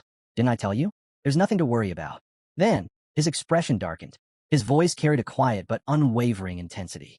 What I want is Ragnar's prosperity. The wind howled through the field, making the countless swords tremble. And anything that threatens that, his gaze grew sharper, filled with an ominous resolve, will be dealt with. His eyes remained locked on the battlefield below. Nothing is set in stone yet. There's still time to observe. The raven's unblinking eyes remained fixed on the horizon. Kyle's expression grew even darker, his voice dropping to a menacing whisper. Even if my damn son. His gaze flickered to Theo, who surged forward with blinding speed. His final words were laced with a chilling intensity. Is a regressor. The world was a swirling blur of crimson. You finally arrived, my son. The words came as a low rasp, more of a declaration than a greeting. The clan head stood tall, his presence as imposing as the massive greatsword resting at his side. This was it, the true beginning. The air itself felt heavy, thick with an unspoken challenge. Theo's breath came in ragged gasps. Every step of this climb had drained him, every inhale a reminder of the unbearable pressure weighing him down. His body trembled. He looked toward the ground, his vision wavering. A single tear trailed down his cheek. A vortex of red aura spiraled violently around him, an unrelenting storm of oppressive energy. He had thought it would take him only an hour to reach this point, but in reality, 4 hours. Theo clenched his fists, his knuckles white. It should have taken me 1, but it took 4. This pressure, he murmured under his breath, his voice barely audible. The world pulsed with malevolent energy. The ground beneath him was littered with swords, remnants of past warriors, silent testimonies of those who had come before. A graveyard of steel. The weapons jutted from the earth like forgotten tombstones, shrouded in a blood-red haze. Kyle's voice sliced through the suffocating silence. Do you understand what this place is? Theo had heard the stories, but standing here, seeing it with his own eyes, it was different. This is the graveyard of broken swords. The words left his lips as a bitter truth. A somber realization settled over him. I've been told, these are the swords of those you've defeated, my lord. He forced the tremor from his voice, but his body betrayed him. A chill ran down his spine, his bones rattling under the sheer weight of the scene before him. Kyle's gaze was cold, his voice sharp as a shattered blade. Correct, his words cut like steel. This is what it means to be clan head. He took a slow step forward, his greatsword humming with a sinister glow. A position where you stand alone, facing unending threats, endless challengers. A position where you can never truly rely on anyone. His voice was heavy, final, like a sentence being passed down. A position ruled by strength. His tone hardened, growing sharper, more dangerous. You must stand above everyone else. with your own power. A gleam of something unreadable flashed in Kyle's eyes as he stared Theo down. Do you truly believe you have a right to seize this position? The question hung in the air, suffocating, inescapable. Theo met his father's piercing gaze. His heart pounded. He swallowed hard, then forced the word out, small but defiant. Yes. Kyle's expression darkened. His eyes narrowed, displeased. Do not answer lightly. His voice was ice, laced with something more, warning, or perhaps a challenge. I have slain thousands to stand here. The weight of those words crushed the space between them. Thousands upon thousands of souls, their blood staining my path. His voice echoed with the weight of all the lives he had taken. Can you still answer the same? After feeling their resentment? Before Theo could respond, the air around them crackled. A furious, unnatural energy surged through the battlefield. Then came the voices. A jagged, seething wail of tortured souls filled the space. Kyle! Kyle! I curse thee forever. The cries of the slain rose like a storm, howling with agony, fury, and unrelenting hatred. Spectral figures took form, shadows of those Kyle had cut down, their twisted faces contorted in rage, their eyes burning with vengeance. How dare you? Their tortured screams grew louder, surrounding Theo like a relentless tide. Monster, you will pay for this. The cursed wraiths surged forward, their hatred thick enough to suffocate. I'll tear you apart. The battlefield trembled, and in that moment, Theo realized this was no mere test. This was war. Despite the storm of hatred swirling around him, Theo stood unshaken. The chaotic wails of the vengeful dead were nothing but a backdrop to the unyielding steel of his resolve. My resolve remains unchanged. Kyle's gaze pierced through the turmoil. And why is that? Theo's answer came without hesitation. To avenge my past life. His voice was steady, unwavering. To become the clan head and put an end to this cursed battle for the throne. His fingers tightened around the hilt of his sword. No matter the challenge, I will overcome it. But then, for the briefest moment, doubt flickered in his eyes. I know that's not the answer he's looking for. Theo inhaled sharply, casting aside hesitation. The sword in his grasp felt heavier now, not from fear, but from purpose. He raised it, his voice cutting through the chaos. I shall answer with my sword. A slow, sharp grin stretched across Kyle's face. It was not one of warmth, but of cruel amusement, anticipation gleaming in his eyes. Very well. His voice carried a dangerous excitement. From this moment on, I shall not treat you as my son, only as a challenger. He took a step forward, his presence suffocating. Then, his voice dropped slightly, laced with something unreadable. Let's see what you've learned from her teachings. Theo's breath hitched. His grip faltered. His mind reeled, the words throwing him off balance. Did he just say her? His fingers clenched tighter around his sword. As I suspected, Father is the one who took Lodbrok's. His thoughts cut off. A flash of movement. A violent shockwave. Theo barely had time to react before the world erupted into chaos. A sharp gasp escaped his lips. And then, darkness. Am I dead? His vision blurred. His body felt weightless, foreign. It was as if he was no longer part of himself, detached from everything. Then a sudden, explosive force tore through the void. His heart soared. A terrifying surge of power ripped through the battlefield as Kyle unleashed his next strike. His once amused expression had dulled into something almost bored. A black bird fluttered down, perching beside him, its glowing eyes fixated on the unfolding scene. Kyle barely glanced at it. Are you worried our little prodigy might die? He mused. The bird chirped twice. Kyle exhaled through his nose, acknowledging the response with a flicker of seriousness. You're right, he admitted. Only those with an unbreakable will can escape the heart sword. His tone held an unusual mix of pride and doubt. But his voice darkened, turning to ice. It's a cruel trial for a greenhorn, especially in the middle of an awakening ceremony. His fingers curled into a fist. His next words were cold, calculated. If his resolve is weak, if he hesitates even for a second, his gaze hardened. Then it's better if he dies here. His voice was as unforgiving as steel. I have no need for a regressor who will bring only harm to the clan. The world around Theo darkened further, a suffocating blackness seeping into his very soul. I'm dead. The realization settled over him like an inevitability. Makes sense. I was cut down by Father, after all. His consciousness drifted, a strange peace washing over him. I have no regrets. His mind detached, observing his own demise as if watching the final act of a play. I did everything I could. Images flickered before him, a replay of his past deeds, his sins, his victories, his failures. I stole Camellia Palace.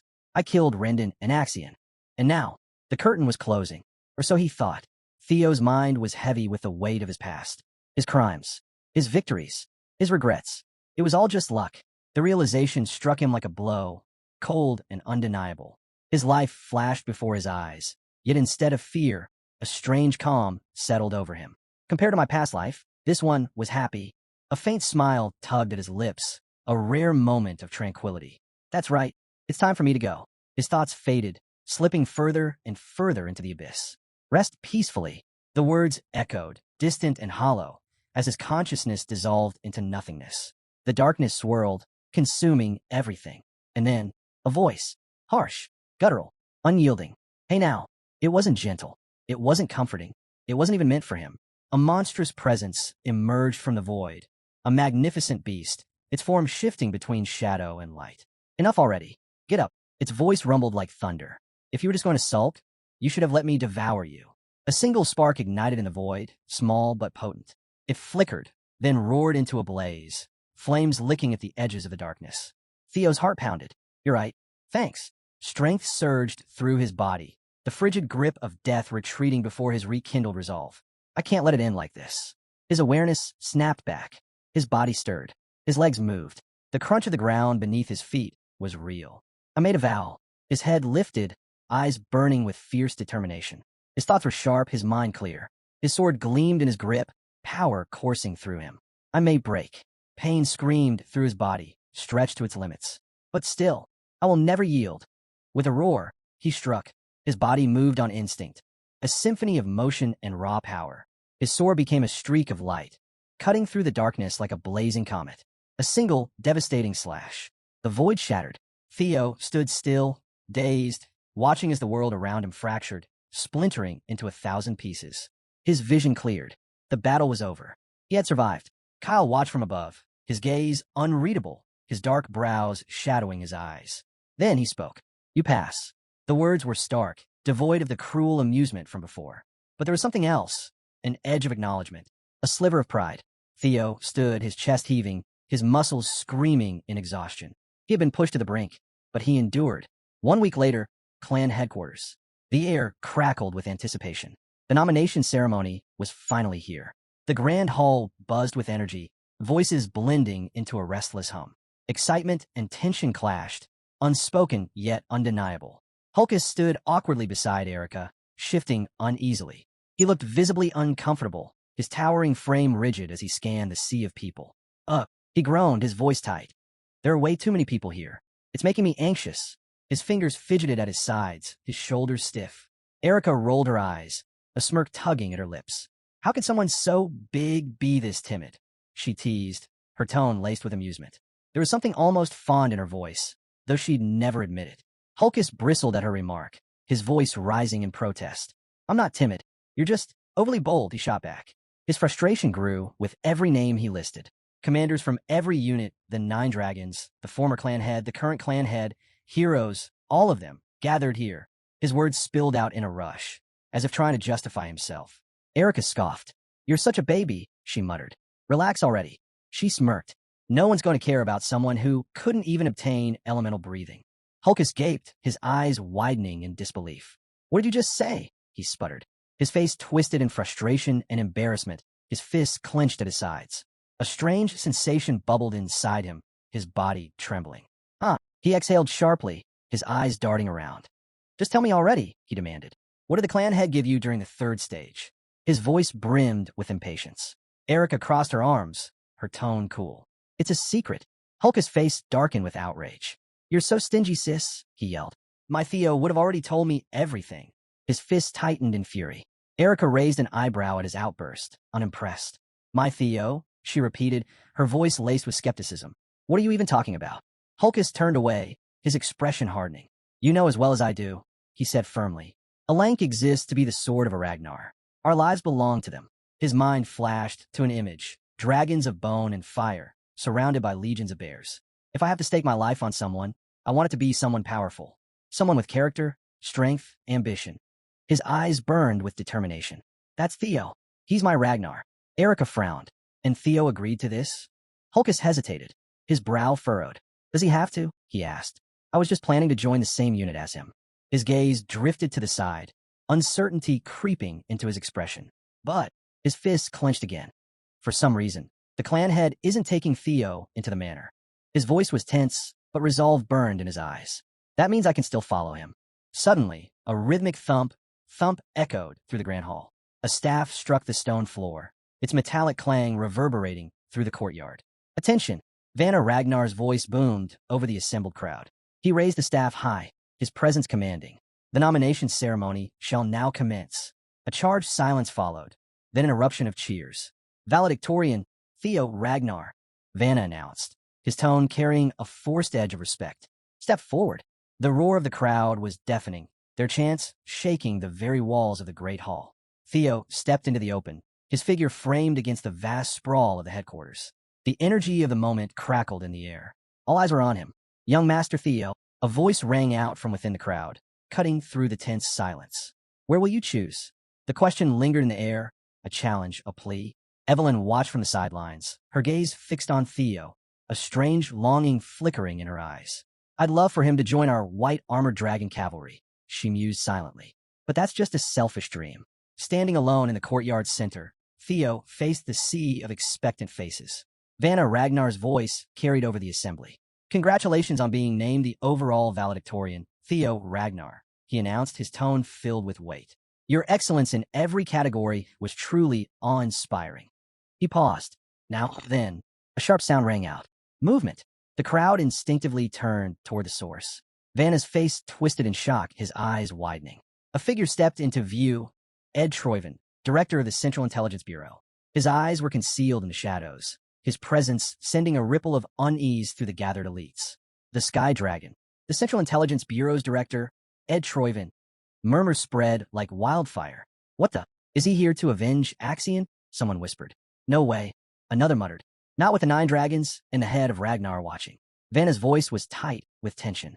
Central Director, he began cautiously. I don't know what you intend to do here, but please, take your seat. His words carried a firm command, but unease crept beneath them. Ed ignored him. Instead, he turned his gaze on Theo. Theo Ragnar, he called out, his voice ringing clear in the stunned silence. Theo's thoughts raced. The Central Intelligence Bureau. He knew of the Sky Dragon. Is he still reeling from Axion's death? No. Even he wouldn't be reckless enough to disrupt the nomination ceremony over personal vengeance. Ed took another step forward. Then, to everyone's astonishment, he extended a hand. A faint, disarming smile played on his lips. I'd like to offer you the position of deputy director, he announced. The words sent another wave of shock through the crowd. Theo's eyes narrowed. His expression remained unreadable, but suspicion coiled within him. He didn't trust this. Not one bit. Theo's title as valedictorian carried a weight unlike any before him. A Ragnar, starting from nothing at the lowest rank. An image flickered in his mind. A cracked, dark egg resting in a nest of brittle twigs. A fragile beginning, overlooked and dismissed. Yet now he had risen. The vision shifted. A dragon, powerful and majestic, soaring against the endless sky. Whispers rippled through the crowd. I knew he'd gotten strong. But to think he actually killed Axion? Someone muttered. Another voice chimed in, hushed but urgent. I heard he almost took out a proctor too. Would have finished the job if he hadn't been stopped. Theo's story, his climb from rock bottom to the very top, struck a deep chord among the apprentice swordsmen. The sneers and mockery from before had vanished. The disdain once attached to his name was gone. The imbecile of Ragnar no longer existed. A notification flashed before Theo's eyes. You have become the overall valedictorian of the awakening ceremony. Another message followed immediately. Congratulations. You have completed scenario quest number 3. Victor of the Awakening Ceremony. You have obtained Ether Core as a reward. The reward has been stored in your inventory. Theo blinked. Oh yeah, I almost forgot about that quest. He glanced at the panel, his curiosity piqued. Ether Core? Considering the effort this quest took, the reward had to be something significant. His gaze drifted toward Ed Troyven, who remained poised among the gathered elites. The Central Intelligence Bureau. Theo's eyes sharpened. Ed Troyven stepped forward, his smile warm yet unreadable. He extended a hand toward Theo. I'd like to offer you the position of deputy director, he announced. Silence fell. Theo didn't move. His expression remained impassive, but his focus locked onto the man before him. With a subtle flicker of intent, he activated his skill. Observing Ed Troyven, the results flashed before him. Ed Troyven, age 46. Title, Sky Dragon. Talent, wolf in sheep's clothing. Status, aims to take Theo Ragnar under his wing and use him as a pawn to uncover the secrets of the relics of the primordial dragon. Theo's eyes narrowed slightly. So that's his game. He's after the relics, which means he probably knows I already have one. His fingers curled into a fist. Too bad for you, Ed Troyven. Nothing will ever go your way again. The Troyvens will be crushed by my hands. The tension was shattered by a sharp voice. What is the meaning of this, Central Director? Julius Ragnar's demand rang out across the courtyard. Ed remained composed, his tone smooth. I'm merely extending an offer to a talented individual in accordance with nomination ceremony procedures. Is something wrong? Julius's expression twisted with fury. Don't insult our intelligence, he snapped. Everyone can see this for what it is. A pathetic excuse to avenge your nephew. The crowd buzzed once more, the air thick with unspoken tension. All eyes turned to Theo. Would he accept? Or would he shatter their expectations once again? Ed chuckled softly, shaking his head. I can see why you'd think that. He mused, a sly smile creeping onto his lips. But you're mistaken. His voice was smooth, almost disarming. As an individual, I may hold my own grievances. But as the Central Director, my only priority is recruiting the best talent. This snake. Theo's gaze darkened. Even after his nephew's death, his only concern is completing his objective? Stop. Vanna Ragnar stepped forward, raising a hand. I understand your desire for skilled personnel, Director, but we haven't even formally begun the proceedings. He shot a pointed look. Hold your horses. Turning to Theo, Vanna's expression steadied. Now, Theo Ragnar, have you made up your mind? Or do you need more time to decide? Theo met his gaze. Truth be told, I haven't decided yet. Vanna's features softened slightly. That's why, Theo continued, his lips curving into the faintest smirk. I'd like to hear what offers are on the table first. His eyes swept across the grand hall. A movement caught his attention. A delicate hand raised, fingers adorned with a gleaming ring. OSA Ragnar Plunus stepped forward. OSA Ragnar Plunus. Offer Theo Ragnar more than just mentorship, she declared. I will take him as my personal disciple and grant him the title of Junior Lord of Plum Blossom Palace. The hall erupted in stunned murmurs. Did she just say Junior Lord? Someone gasped. Lady Plum Blossom has no children of her own. Another whispered, eyes wide. That's basically an adoption proposal. A third voice added, filled with awe. Theo studied her. The successor of the Sword Dragon. Across the hall, someone murmured, 2 of the 9 dragons have already stepped up. Remington grinned. You really are something, young Master Theo. Amazing, Hulkus exclaimed, eyes gleaming with excitement. Most commanders and directors won't be able to compete with these offers, Erica added, her arms crossed. Then the air shifted. A lone figure stood atop the balcony, a bird circling overhead. I like to throw my hat in the ring as well. A powerful force crashed down, shaking the very foundations of the hall. Crash! A dark, shrouded form descended from above, shadows rippling around him like living energy. As the dust settled, the figure emerged, long white hair flowing, his face partially obscured by a dark mask. A collective gasp spread through the crowd. The Black Dragon, the head of the Black Snow, Robert Ragnar. Stunned voices filled the hall. Even he's joining in. Robert Ragnar's piercing gaze locked on Theo. The hall fell into silence. Another powerful contender had entered the fray. Theo Ragnar. Robert Ragnar's voice carried through the hall, steady and unreadable. I've been watching you throughout the awakening ceremony. Theo met his gaze. He's been observing me this whole time. Come to Black Snow, Robert invited. I'll grant you the rank of Null Snow. Murmurs rippled through the crowd. Null Snow. The Black Snow was an intelligence agency, their agents working in secrecy, their names never spoken in public. But Null Snow, the highest rank within Black Snow, a position that allowed one to maintain a public identity, to achieve fame and honor while still operating in the shadows. Theo's mind flashed back to his past life. When I was in Black Snow, there were only 8 Null Snow agents.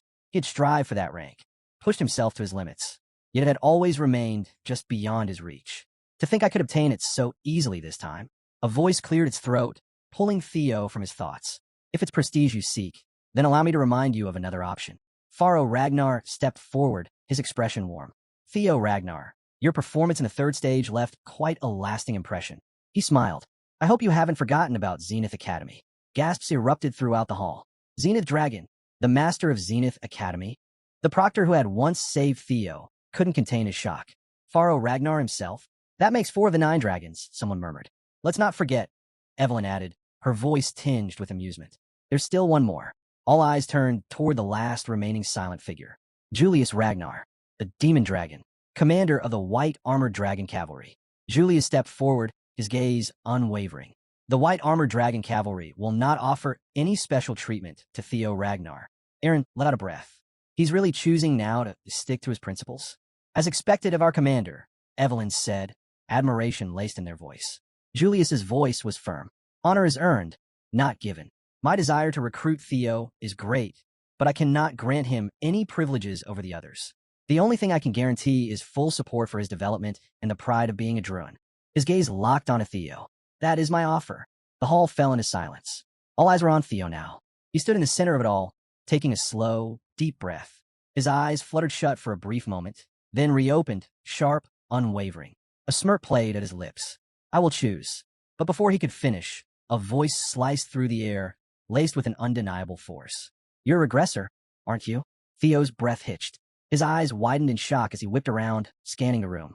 His gaze landed on a woman sitting gracefully upon a throne. Her piercing eyes locked onto him. The former clan head, Hilda Ragnar. Theo swallowed hard. His throat had gone dry. Gulp. I have no idea what you mean, he said, his voice carefully measured. Hilda's lips curled into an amused smile. I don't know what kind of life you lived in your previous cycle, she mused, but your acting is impeccable. Her smile deepened. Truly impressive. Cycle? Theo's mind raced. She knows. But what does she mean by cycle? Is there a limit to regression? His pulse pounded as he struggled to piece it together. Vanna Ragnar's voice cut through the haze. Is something wrong? You don't look well. Theo exhaled sharply. Could I be given a moment to gather my thoughts? Vanna nodded. As you wish. The weight of every gaze pressed down on him. Theo clenched his fists. This ceremony had taken a turn no one could have expected. Vanna nodded. This is indeed an important decision, but don't take too long. Hilda leaned back in her throne, a smirk tugging at her lips. There's no need to hide it, she said smoothly. After all, I'm also a regressor. Theo's breath caught. What? Hilda continued, her voice steady. Though my cycles have now ended. Theo stared at her, his mind spinning. She said again. That meant she had regressed multiple times. His eyes narrowed, thoughts racing. But how? Could there be more aggressors? If so, how many? He exhaled sharply. There was no use dancing around it. She's a former clan head. If I want answers, it's faster to ask directly. By cycles, do you mean that one can regress multiple times? He asked. Hilda raised an eyebrow. Then, with a chuckle, she replied, Wait, you don't know? She sighed, shaking her head. Kyle must not have told you anything. Theo stiffened. Kyle? I suppose I shouldn't be surprised, Hilda mused. Kyle hates regressors. Theo's eyes darkened. Kyle hates regressors? He clenched his fists. So that's why he gave me such a brutal challenge. You seem confused, Hilda observed, amusement flickering in her gaze. But I'm afraid we don't have time for all your questions. Her smirk deepened. If you truly want to uncover the secrets of this world and our clan, come find me. We'll finish this conversation then. Theo remained silent, his thoughts in turmoil. During the third stage of the awakening ceremony, his father had given him no answers, only the heart sword. He lowered his gaze, recalling this ceremony. So father hates regressors. Then what about Lodbrok's energy? He had sensed it from Kyle back then, and suddenly, a realization struck him. The stolen heart of Lodbrok. Was it really father who took it? His heartbeat quickened. Lodbrok was an ancient dragon that welcomed regressors. A human defeating an ancient dragon? Impossible. His gaze lifted, locking onto Kyle Ragnar, who sat upon his throne, silently watching him. But then again, father is called a demigod for a reason. Theo turned away, his decision solidified. I have no choice. If he wanted the truth, if he wanted to uncover the clan's secrets surrounding regression, he had to take action. Vanna Ragnar's voice pulled him back to the present. Now then, Theo Ragnar, has your heart decided where you will go? Theo inhaled deeply. Then, raising his voice, he declared, I will. Yes, I've made my decision, Theo announced, his voice ringing through the Grand Plaza. He stood firm, facing the gathered dignitaries, his figure dwarfed by the palace's grandeur. But his resolve was unwavering. I will, he declared with certainty. Next was Remington's turn. He stepped forward, his choice clear. I select Zenith Academy, he announced. With that, Remington became the disciple of the Zenith Dragon, Furrow Ragnar. Theo wasn't surprised. He likely chose this path because they both used the water current breathing technique, he explained. In my past life, Remington had chosen differently. He returned to his Narcio clan to grow stronger. The scene shifted, bodies of fallen soldiers littered a desolate battlefield. Amidst the blood-stained ruins, Remington stood tall, his armor drenched in crimson, his presence commanding. Eventually, he led a rebellion against the Ragnar clan. But this time, things were different. The image changed again. Remington stood with power radiating from him, a spectral lion roaring behind him. This time, he did not leave the Ragnar clan. This is another change. Because of me, Theo realized. Remington stepped forward, extending a hand. This is just a temporary farewell. Theo grasped it firmly. Their bond was unspoken, but strong. Let's both grow stronger in our own paths and meet again, Remington said, his confidence steady. Theo nodded. Of course, young Master Remington. I'll be looking forward to it. A slight smile crossed Remington's lips, mirrored by Theo. In that moment, their determination was set. As expected, Ray returned to the Daffodil Palace, the place where her mother, the Ice Dragon, resided. A vision of the palace appeared, an imposing structure sculpted from ice and snow. Ray stood before it, her silhouette outlined against its frozen majesty. There's no better place for her, Theo murmured. Meanwhile, Sybil and the others from Training Ground Number 4 had wanted to follow him. Their faces reflected a mix of disappointment and determination as they clutched their admission papers. Their grades weren't high enough, Theo noted. It was tough parting ways with comrades, but there was no other choice. The nomination ceremony is now concluded. A voice rang out across the plaza. Good work, everyone. You are dismissed. As Theo turned to leave, a familiar voice called out. Oh, hey, Theo. Theo turned at the familiar voice. Hulkus. He raised an eyebrow. Didn't think we'd end up in the same unit. Hulkus let out a booming laugh, waving a hand. Huh, what a coincidence, huh? Nearby, Erica crossed her arms, her usual sharp expression softening. A small smile tugged at her lips. Theo glanced at them both and then at the others standing beside them. Looks like I made some new allies, he thought. With an easy grin, he extended a hand. Hulkus, Erica, good to see you here. Thanks for what you did back at the second stage, Erica said, her cheeks tinged with the faintest flush. Then, with a playful smirk, she added, Don't forget, you owe me. Hulkus, barely able to contain his excitement, slapped Theo on the back. Damn it, Theo, I like you. He then echoed Erica's sentiment. Strong guys are the best. Theo chuckled to himself. Why is everyone suddenly swearing allegiance to me? Before he could dwell on it, a commanding voice cut through the moment. Attention, the commander is approaching. All eyes turned as a figure strode toward them, his presence alone demanding respect. Theo's expression turned serious. No matter what happens, my goal remains the same, he reminded himself. His gaze locked onto the man in white and blue armor, the unmistakable symbol of the most prestigious unit in Ragnar. This is the perfect place to start my rise, to become clan head. He took a steady breath. The white armored dragon cavalry, he murmured. The figure stopped before them, his polished armor gleaming under the sunlight. Congratulations, he announced, his voice firm. You are now part of the white armored dragon cavalry. Theo clenched his fist. I'll check in with Hilda later. But for now, the commander took another step forward, glancing at the assembled recruits. A smirk played on his lips. Now then, let's hear your declarations. Hulkus, unable to contain himself, spoke first. I want to become an incredible dragon knight. Another recruit chimed in, determination burning in their eyes. I want my name to be known across the continent. Erica stepped forward. I'll become the strongest of my generation. Another voice joined. I want to earn your recognition, Commander. The recruits' voices filled the air, each declaring their ambitions. The commander listened, his gaze steady, but when it was Theo's turn, the energy shifted. Theo locked eyes with the commander. His mind flashed to a battlefield, lightning splitting the sky, warriors clashing, and in the distance, a massive shadowy dragon looming over the chaos. His voice rang out, unwavering. To prepare for the great war coming in 5 years, Theo declared. The crowd stilled. Then, a collective gasp. Aaron muttered under his breath, This guy's got guts. Then he chuckled, saying that right to the commander's face. Bold. The commander, instead of reacting with surprise, let out a deep, booming laugh. Huh, now that's the kind of ambition I like. He turned, his cloak billowing behind him. Good dreams should be grand, he said. Then his gaze landed back on Theo. Very well, you've come to the right place. He walked past the recruits, his words hanging in the air. Whatever your reason for choosing our cavalry, prove you belong. The commander's gaze swept over the gathered recruits. There is only one thing you need to remember, he declared, his voice carrying across the ranks. He raised a fist, his stance unwavering. Every drop of blood and sweat you shed will be immortalized in the history of Ragnar. His eyes burned with intensity as he continued. Today's hardship will be tomorrow's pride. Our shield does not break. Our sword does not yield. The recruits, their determination ignited, echoed his words in unison. The commander's voice rang out once more. Your comrades will always have your back, and in turn, you will always have theirs. He let the weight of his words settle, his gaze steady. Then, with the faintest hint of a smile, he added, and waiting at the end of the road forged in blood and sweat. His eyes flickered to the horizon. His glory. He stood tall, radiating authority.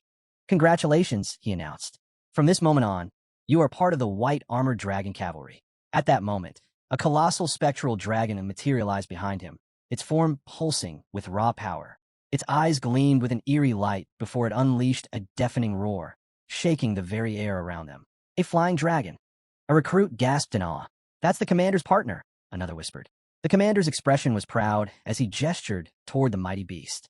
This is my partner, Gullah, he introduced. A flying dragon, the symbol of dragons. As if answering his words, more dragons appeared, their massive forms soaring effortlessly through the sky. One by one, they descended, their claws digging into the ground with thunderous impact. Then, the commander turned back to the recruits, his sharp gaze assessing them. Now, get on your seniors, dragons, he ordered, a knowing smirk playing on his lips. He strode toward his own dragon, mounting it with practiced ease. We will begin the admittance test, he declared. It's time for you to obtain your own partner. With that, he commanded, assemble at the nest. His dragon launched into the sky, its enormous wings cutting through the air with ease. Theo watched in silent awe. So this is a dragon knight. A thought flickered through his mind. Will I be able to get a flying dragon of my own? Just then, a familiar voice rang out. Let's go, young Master Theo. His eyes widened in surprise. He turned quickly toward the source of the voice. A dragon rider approached, her presence commanding even in midair. I see you've made it to the white armored dragon cavalry, she said, her tone teasing. Theo's eyes locked onto her. Evelyn, he exclaimed, why are you here? Have you returned to active duty? Evelyn smirked, a glint of mischief in her eyes. Yeah, something like that. But Theo's gaze had already fallen to her arm. His expression darkened. Evelyn, your arm, he muttered. She lifted it slightly, the metal glinting under the sunlight. The craftsmanship was flawless, intricate, precise, a masterpiece in itself. Evelyn simply smiled, her expression unreadable. I came to give my thanks, Cecilia Ragnar, Lady of the Camellia Palace, announced, her voice warm and sincere. She stood before Evelyn, placing a hand over her heart, a picture of graceful gratitude. Beside her, Curson observed the exchange, his expression filled with curiosity. Evelyn, her sword resting casually at her side, seemed momentarily caught off guard. Behind her, soldiers marched in perfect formation, their presence adding to the weight of the moment. Turning to face them fully, she asked, Lady of the Camellia Palace, and Curson, if this is about young Master Theo, there's no need, Evelyn replied with a small, knowing smile. I believe he would have grown just as strong without my help. Her tone was light, almost dismissive, but there was a hint of something else beneath it, humility. Cecilia and Curson exchanged a glance. That may be true, Cecilia admitted, but knowing that someone acknowledges him sincerely, supports him, her voice carried genuine emotion. And knowing that person is someone strong and reliable, that alone gives him strength. Evelyn's eyes widened slightly, a faint blush creeping onto her cheeks. Cecilia's words didn't stop there. She smiled softly. I heard you were that person for Theo. Evelyn's composure faltered. No, I'm just a retired, one-armed inspector, she mumbled, clearly flustered. Curson, ever practical, interjected. Please, don't diminish yourself like that. Cecilia's expression grew more resolute. There are times when the light that guides others doesn't realize how bright it shines. She took a small step closer. You are that light, Evelyn. Evelyn lowered her gaze, overwhelmed. A single tear slipped down her cheek. Cecilia's voice carried unwavering promise. And I will help you so that your light can spread across the world. Evelyn let out a quiet breath, touched beyond words. A small, genuine smile broke through. Thank you, she whispered. You took special care of it. A familiar voice spoke from behind her. Evelyn turned. Theo stood there, watching her with a quiet sincerity. A grateful smile spread across her face. Thanks to you, I've been able to return to the White Dragon Squad. Theo sighed, a flicker of regret in his expression. I should have taken care of it sooner. His gaze dropped slightly. Seems like my mother shifted the credit to me again. Cecilia chuckled knowingly. That's very much like her. Theo exhaled and murmured, Thank you, mother. His voice was filled with gratitude. Then, Evelyn stepped forward. With newfound resolve, she lifted her head, her pink hair catching the light. I, Evelyn, pledge myself to you, young Master Theo, she declared, her voice ringing with conviction. As your sword. Theo met her gaze, a faint smile playing on his lips. The scene shifted, revealing a breathtaking mountainous landscape, its jagged peaks rising toward the sky, vast and imposing. I'll be in your care, Theo said, his voice steady yet soft. His gaze was fixed on the towering peaks ahead, White Dragon's nest. The scene shifted, revealing an immense structure carved directly into the mountainside, its intricate design blending seamlessly with the rugged terrain. Above, dragons soared through the sky, their movements both graceful and powerful. This is White Dragon's nest, the narrator explained, where the wyverns reside. Theo and Evelyn stood at the foot of the nest, their figures small against the vastness surrounding them. As you know, the White Dragon Squad operates with wyverns, Evelyn said. That's why the entrance ceremony is held here. Theo's brow furrowed. If I fail to find a partner, I can't join, right? Evelyn gave a small nod. Yes, it's rare, but it does happen. Theo's thoughts drifted to Hulkus and Erica. Will the rankers be okay? He wondered aloud. Evelyn shrugged. They'll figure it out. Theo, however, wasn't convinced. This kind of thing doesn't really suit their abilities. Evelyn waved a hand. First, just take a look around. She gestured toward the massive expanse of the nest. Usually, you'll feel a connection with the wyvern that's meant to be your partner. Suddenly, the ground trembled. A massive clawed foot slammed into view, followed by an enormous dragon covered in thick brown scales. A demon species, Opterex, Evelyn said. The narrator continued. A tyrant predator, reaching up to 15 meters in size, covered in tough brown scales. Above them, a sleek, dark purple dragon with an elongated serpentine body twisted through the air. A poisonous species, Aviarai, Evelyn introduced. This dragon releases a deadly purple venom mist and has a venomous needle at the tip of its tail. One strike is enough to end a life. Without warning, the earth beneath them shifted and a stocky, gray-scaled dragon emerged from underground. Its bladed tail gleamed dangerously. A blade dragon, Sigia, Evelyn stated. A docile herbivore most of the time, but it attacks from below when it senses a threat. Above them, several smaller, agile dragons darted through the sky, spitting bursts of fire as they maneuvered in tight formations. Speed dragon, Velociraptor, Evelyn said. Highly intelligent, small but fast, and known to hunt in coordinated packs. She turned back to Theo. The wyverns managed by the White Dragon Squad are generally divided into these 4 types. Then, with a curious look, she asked, So, have you felt a connection with any of them? Theo's gaze swept across the nest, his expression thoughtful. Something, he murmured, eyes narrowing. He paused, then added, I do feel a connection, but I can't see it clearly yet. Theo's voice carried through the scene, pulling the past into the present. 6 years after the Great War, a mutated wyvern infiltrated White Dragon's nest. A flashback unfolded. A massive, shadowy dragon with a demonic presence tore through the nest, its menacing form striking fear into all who witnessed it. It slaughtered hundreds of wyverns that had been carefully raised by the White Dragon Squad, Theo continued. The scene shifted, revealing the grim aftermath. Villages consumed by fire. Fallen inspectors lying motionless.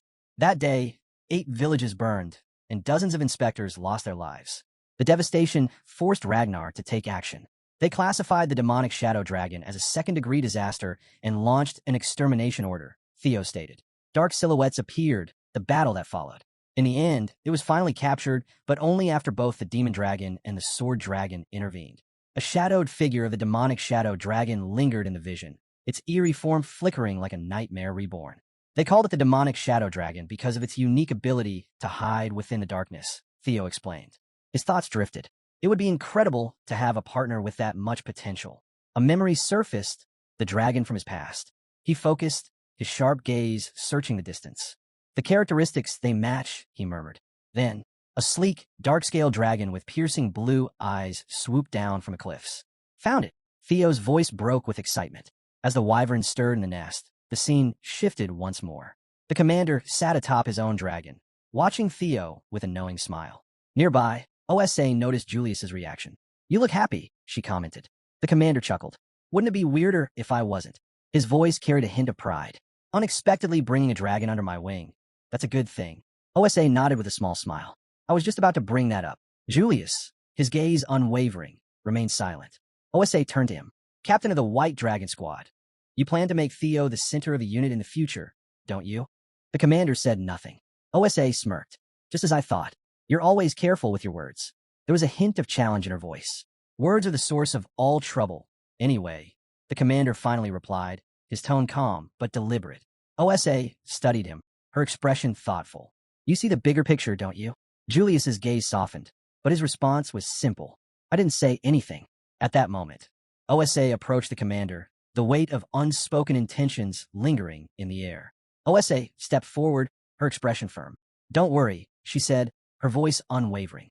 "I came to make an offer for that kid." The commander raised an eyebrow, intrigued. "What are you thinking?" he asked, studying her carefully. He thought to himself, Theo already chose the White Dragon Squad. He can't go to the Plum Blossom Palace. So what exactly is she offering? Just then, OSA leaned in, whispering, "Let's share him." The commander's eyes widened slightly in surprise. OSA smirked. "What do you think?" High above, several wyverns soared across the sky, their cries echoing over the vast landscape. There forms a stunning array of colors and sizes. Evelyn's expression turned serious. "They're doing it again," she muttered. Theo glanced at her. "Do you know about that wyvern?" Evelyn's gaze settled on a particular figure among the wyverns. "That one has been an outcast for a long time," she said. "I've tried to do something about it, but it's no use." Theo frowned. "Why?" Evelyn sighed. "Because it's not a wyvern." Theo's eyes widened. "Huh, what do you mean?" She explained. "It was born from a female wyvern and a male viper." Theo gasped. "Wait, a biffer? A first-grade monster, a creature that lurked in the deepest parts of the sea. How is that even possible?" he asked, his voice filled with disbelief. Evelyn shook her head. "That's the mystery." The narrator's voice cut in, explaining the gravity of the situation. A first-grade monster is on the level of a natural disaster, like a typhoon or torrential rain. Even a single one crossing the barrier could cause massive destruction. The scene shifted, revealing the imposing image of a monstrous dragon, its presence alone enough to invoke terror. "Viper is a ghost species," Theo murmured, his mind racing. "A creature that dwells in the shadows of the forest. So the abilities of the demonic shadow dragon must have come from its father, a biffer." The memory shifted again, showing turmoil within the White Dragon Squad. "When it was born, it created a huge controversy," Theo recalled. Evelyn nodded. "At first, we allowed it to stay and simply observed. But," her voice trailed off. Theo's gaze darkened. "The other wyverns rejected it, didn't they?" Evelyn sighed. "Completely. It's been isolated ever since. But keeping it that way isn't a solution either." Theo's eyes locked onto the lonely figure in the distance. "What's that kid's name?" he asked. Evelyn hesitated. "It's, Then, her expression softened. In an ancient language, it means shadow." A slow smile spread across Theo's lips. "Then I have even more reason to choose that kid," he said firmly. Evelyn blinked in surprise. "Young master, wait. What are you doing?" Before she could stop him, Theo moved. With a powerful leap, he closed the distance between himself and the outcast wyvern. "My partner is that kid," he declared. Evelyn's eyes widened. "What do you mean?" "I'm going first," Theo called out, his voice unwavering. "Young master," Evelyn shouted, alarmed. Theo landed on a jagged rock formation, his crimson eyes burning with determination.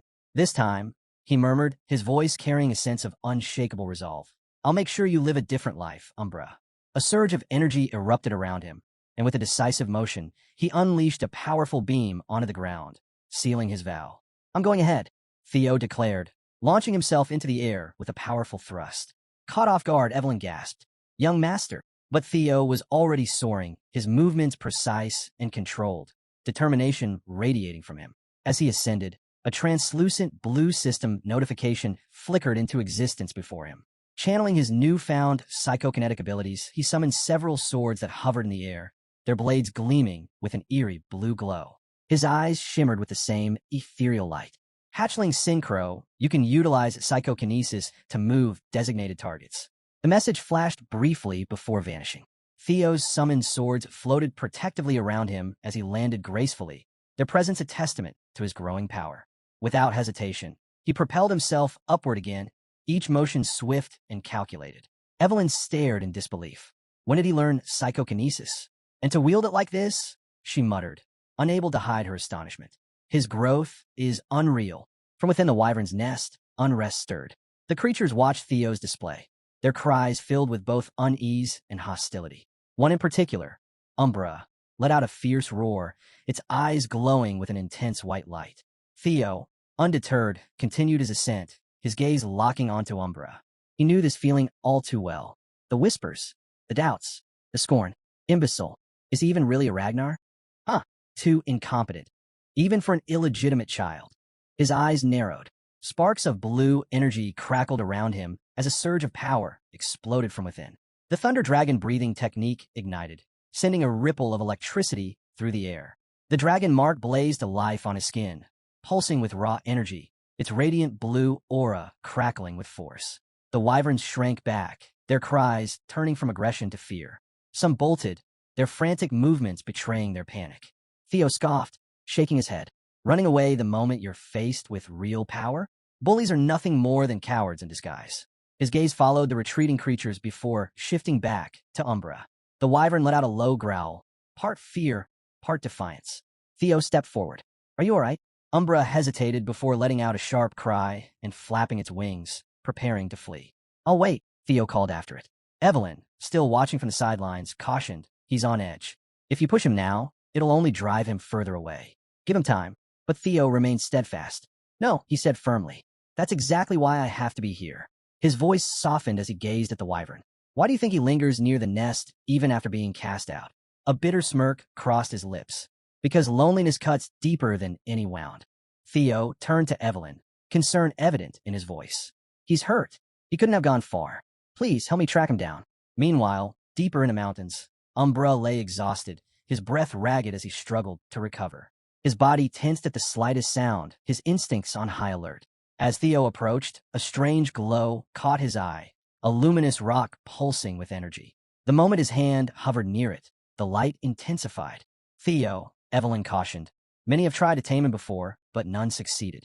Even the commander himself couldn't get through to him. Right now, he's even more on edge. If you push too hard, it can make things worse. Theo nodded. I'll take it slow. But first, could you bring me something to feed him? He turned his gaze back to the wyvern. In the meantime, I try to understand him. This is my test, after all. With that, Theo activated wyvern fear, his aura flaring to life. Umbra, in response, unleashed lesser drake fear, his own presence surging forth. A tense moment passed. Theo took a step forward. Umbra mirrored him. Another step. Umbra followed. A silent rhythm formed between them. Then, reaching into his inventory, Theo pulled out a small vial. He uncorked it and splashed the healing potion onto Umbra's wounds. How's that? Feels better, right? Umbra blinked in confusion, as if unsure of what just happened. Theo observed him carefully. Maybe it's the dragon heart, but I can feel his emotions. Pain, resentment toward the herd that cast him out, conflicting sorrow and longing, the desire to belong, yet the fear of rejection, and then a wariness toward Theo himself. He doesn't trust me, but he wants to. Slowly, Theo reached out, placing a hand against Umbra's face. Don't worry, he said softly. I won't turn my back on you. Digging into his inventory again, he pulled out something else, a shimmering gem. He smirked. I know you love these. Umbra's eyes locked onto the gem, a flicker of interest replacing his hesitation. You want it? Theo asked, tilting his head. Umbra hesitated but leaned forward, his gaze fixed on the prize. Theo grinned.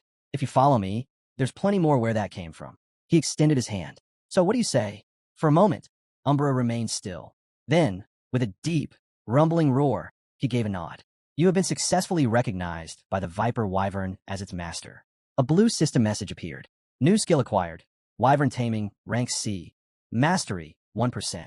Higher mastery increases a tamed dragon's trust. When mounted, grants a 10% power boost to both rider and beast. With a powerful flap of his wings, Umbra soared into the sky, carrying Theo with him. Back on the ground, Evelyn stood frozen, still dragging the bull she had prepared. She stared up at them, completely bewildered. Hey, Cha! As Theo and Umbra descended, a smirk played on Theo's lips. Umbra, now at ease, tore into the food Evelyn had brought, happily devouring his meal. Evelyn watched in disbelief. He's actually eating? He's never opened up to anyone before. Thanks for the meat, Evelyn, Theo said casually. Evelyn, still flustered, demanded no, seriously. How did you do it? Theo just smirked, watching Umbra feast. Theo chuckled. I just tended to the wound in his heart, he said simply. Once his resolve wavered, the gift sealed the deal. Evelyn stared at him, speechless. Seeing her reaction, Theo grinned. What? You want me to eat that? He teased, eyeing the unfamiliar dish placed in front of him. Evelyn shook her head, deep in thought. That's just like young Master Theo, she mused. Not only can he charm people, but he even managed to win over a wyvern. Then, snapping out her thoughts, she gasped as she noticed something shocking. Wait, young master, she exclaimed. Congratulations. He's officially acknowledged you as his partner. Theo raised an eyebrow.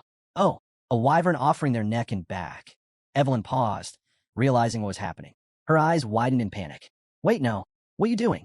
Theo calmly placed a hand on Umbra. He told me to get on. Evelyn's voice rose in alarm. Even if he's accepted you, you haven't had any flight training. Riding a dragon without proper reins in a saddle is incredibly dangerous. Her concern only deepened as she saw Theo preparing to take off. Taking off like that is a shortcut to death, she cried. But Theo simply flashed a confident grin. It's fine. I have my ways. Just then, a system notification appeared before him. Activating skill, Wyvern Taming. Compensating for insufficient riding proficiency. With that, Umbra took to the skies, carrying Theo with him. Evelyn stood frozen, watching in shock and worry as the two soared higher. Hey, Theo. Up in the air, Theo steadied himself, feeling the rush of wind against his skin. Umbra let out a deep cry, flying with newfound purpose. All right, Theo laughed. I get it. You want to show me something, right? He leaned forward slightly. Then let's go together. As they flew, Theo's expression darkened. A thought nagged at him. Something doesn't add up. He glanced down at Umbra. How would a pure-hearted dragon like him end up being labeled as the evil shadow dragon? Then, below them, a waterfall came into view. But something was wrong. Dark liquid seeped into the water, twisting and corrupting it. Theo's gaze sharpened. What is this? Far behind. Evelyn's frantic voice barely reached him. Young Master Theo. But Theo and Umbra had already descended toward a hidden grotto. As they approached, a crystalline cavern shimmered behind the cascading water. I thought I knew every inch of the winter mountains after my time with the black snow. Theo muttered, dismounting. But I had no idea this cave was here. He turned to Umbra, eyes narrowing. You really like shiny things, huh? Umbra rumbled softly in response, his eyes gleaming. Theo stepped further inside, but something in the cave's depths made him pause. His gaze locked onto a cluster of strange purple flowers. So that's it, he murmured, realization dawning on him. This is how you became the evil shadow dragon. He knelt beside the flowers, examining them carefully. You've been eating these, haven't you? A system window appeared. Ghost Spirit Flower, a rare plant found only in the deepest reaches of the Demon Sea. Absorbs demonic energy under moonlight. A highly potent elixir for demonic fiends and demon kin. Theo's expression darkened. Demons and dragons are complete opposites, but you've been absorbing pure demonic energy. A surge of power radiated from the flowers, making the air around him feel heavy. This is dangerous, Theo muttered. I'll have to burn them all later. Umbra let out a low hiss, shifting uneasily beside him. Relax, I won't touch the crystals, Theo reassured him. But then, he noticed something. His gaze darted to the back of the cave, where a shadowy corner concealed something eerie. A skeletal corpse chained to the wall. The faint sound of agony echoed in the cave. Theo's breath slowed. A person. He stepped closer cautiously. No, it's a corpse. From a state of decay, it had been dead for at least a decade. But the body hasn't rotted much, Theo observed. The cold definitely helped, but his eyes narrowed. Whoever this was, they must have had overwhelming magic power. Circling the remains, Theo's expression hardened. A high-level martial expert dead, bound in a place like this? Something wasn't adding up. Theo shook his head. Something's not right. I'll have to come back later and investigate, he muttered. But first, he turned his attention back to the ghost spirit flowers. I need to deal with these before anything else. Suddenly, the corpse jerked forward, lunging at him. A bone-chilling shriek echoed through the cave as the skeletal figure moved with unnatural, jerky motions. Theo's instincts kicked in. He leaped back just in time, eyes wide in shock. Did it just say Kyle? Before he could process what was happening, Umbra let out a thunderous roar, stepping in to protect him. The corpse's eyes glowed an eerie red as it snarled. Kyle, Robert, I will never forgive you both. Theo's breath caught. I wasn't imagining it. He's saying my father's name, and Umbra's. Who is this? Before the undead could lunge again, Evelyn burst into the cave, wielding her blade with practiced precision. Blade barrage. A flurry of strikes rained down, slamming into the corpse and sending it sprawling across the cavern floor. Theo swayed, his vision blurring. Evelyn. He rasped before collapsing. Pain exploded through his chest. His entire body felt like it was on fire. He clutched at his torso, his breath ragged. What is this? The toxin. Evelyn's voice was tense. It's laced with demonic energy. Theo could barely register her words. His strength was fading fast. If we don't get an antidote soon, this will drain your life away, Evelyn said urgently. I'm taking you back to HQ now. She bent down, trying to lift him, but Umbra suddenly roared, blocking her path. What's your problem? Evelyn snapped. I'm trying to save him. Umbra nudged her insistently, his large golden eyes filled with urgency. Stop it, Umbra, Evelyn shouted. If you keep this up, even if you're his partner. Wait, Evelyn, Theo gasped, barely able to speak. His hazy gaze met Umbra's. You have a solution, don't you? Umbra let out a low whimper. Despite the pain racking his body, Theo managed a faint smile. All right, I'll trust you. Evelyn's eyes widened in alarm. Young Master Theo, this isn't just any poison. It's corpse toxin fused with demonic energy. Survival rates are less than 30%, even with treatment. Theo's voice was weak, but his resolve was firm. Umbra, he's evolved into a Class 2 demon fiend after consuming the ghost spirit flowers. He's fought creatures like that corpse before. If anyone knows how to counteract this poison, it's him. His breathing was ragged, but his determination didn't waver. So please trust him. Follow his lead. Umbra let out a deep, rumbling roar before tearing the ghost spirit flowers apart with his claws. He then nudged the shredded pieces toward Theo. Evelyn's brows furrowed. Wait, you want me to blend this and feed it to him? Umbra growled in response. Evelyn hesitated, glancing at Theo's unconscious form. You're seriously telling me this will help? But Theo, barely conscious, clenched his jaw. His eyes watered from the pain, but he forced himself to speak. Fine, I'll do it. Swallowing her doubt, Evelyn followed Umbra's instructions. She blended the mixture as best she could, then carefully fed it to Theo. Moments passed. Then, his fingers twitched. Umbra's gaze remained locked on him, his concern evident. Evelyn leaned in, holding her breath. Theo stirred, his breathing steadying. His dragon heart began to glow. Evelyn's eyes widened. What? The energy radiating from Theo intensified, filling the cave with an overwhelming force. Then, he roared. A powerful dragon's roar erupted from deep within him, shaking the very walls around them. Evelyn staggered back, stunned. His magic power attribute. It's changing to black. That's impossible.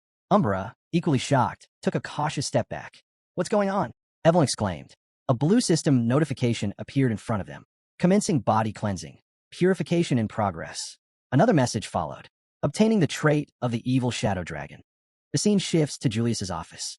Julius sat behind his desk, his fingers steepled as he processed the latest report. His gaze darkened. Has Black Snow verified this information? He asked. A subordinate stood before him, his expression grave. Yes, sir. After cross-checking the facts, they estimate an 89% chance that the intel is accurate. Julius's grip tightened around the report. His fury flared, and in an instant, his surroundings trembled under the weight of his anger. Damn it all. He exhaled sharply, trying to suppress the rage bubbling within him. I knew something would go wrong eventually, but this, his jaw clenched. This was beyond anything I could have predicted. A narrator's voice cut through the tension.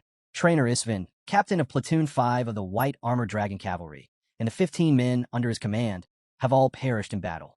A dark stream bled into the waterfall's rush, clouding the clear waters with shadow. Then came a blinding surge of light, radiant energy rippling outward. The ritual had begun. Ancient and sacred, this rite was crafted to purify the body and heighten mana control to impossible levels. Only a chosen few even knew it existed, and fewer still had the strength to survive it. It required unyielding power, relentless cooperation between master mana users, and the endurance to last days under its brutal strain. The scene shifted. There stood Theo, his body enveloped in pure energy, glowing, pulsing alive. But there was a catch. This ritual had only ever succeeded in children under 5. For someone like Theo to even attempt it, unthinkable. And yet, as the camera closed in, the mark of the phantom dragon spiraled across his skin in dark, twisting lines. What was happening to Theo wasn't luck. It was the perfect storm of events lining up. First came the venomous core poison, visualized as a red-eyed skeleton, its chains lashing out like death itself. Then, the years of ghost shade mana he'd absorbed, each one symbolized by eerie, blooming black-purple flowers. Umbra stood quietly in the background, surrounded by crystalline leaves and delicate petals, the very image of precise, fragile balance. Inside Theo's soul, light and dark clashed and danced. But instead of being consumed by the poison, he did the unthinkable. He absorbed it. And something changed. Something no one could have predicted. He evolved. The vortex slowed. Silence fell. Theo gasped, his breath ragged, caught between pain and awe. A new power surged through him. Wild, overwhelming, unreal. Evelyn was at his side in an instant. Young master, are you all right? Her voice was tight, her hands hovering hesitantly above him. Theo, a faint smile tugged at his lips. His voice barely carried. Didn't mean to worry you. She blinked, stunned for a second, then visibly relaxed. And right then, a system window blinked into existence before him, outlined in cool blue light. Theo Ragnar, age, 17, gender, male. Title, Flash Tiger, The greatest prodigy in 1,000 years. Talents. Ragnar, player. He glanced around. Eyes sharp. These crystals, they're pure energy. Diluted, their toxins actually healed me. He turned to Umbra and gave a nod of respect.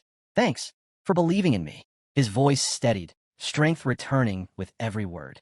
The Ragnar body's been reforged. Purification, rebirth, and now, the Phantom Dragon's mark. From this point on, my growth, he paused. It won't just be fast. It'll be beyond reason. But his gaze darkened. There was still one piece of the puzzle he hadn't solved. That old man.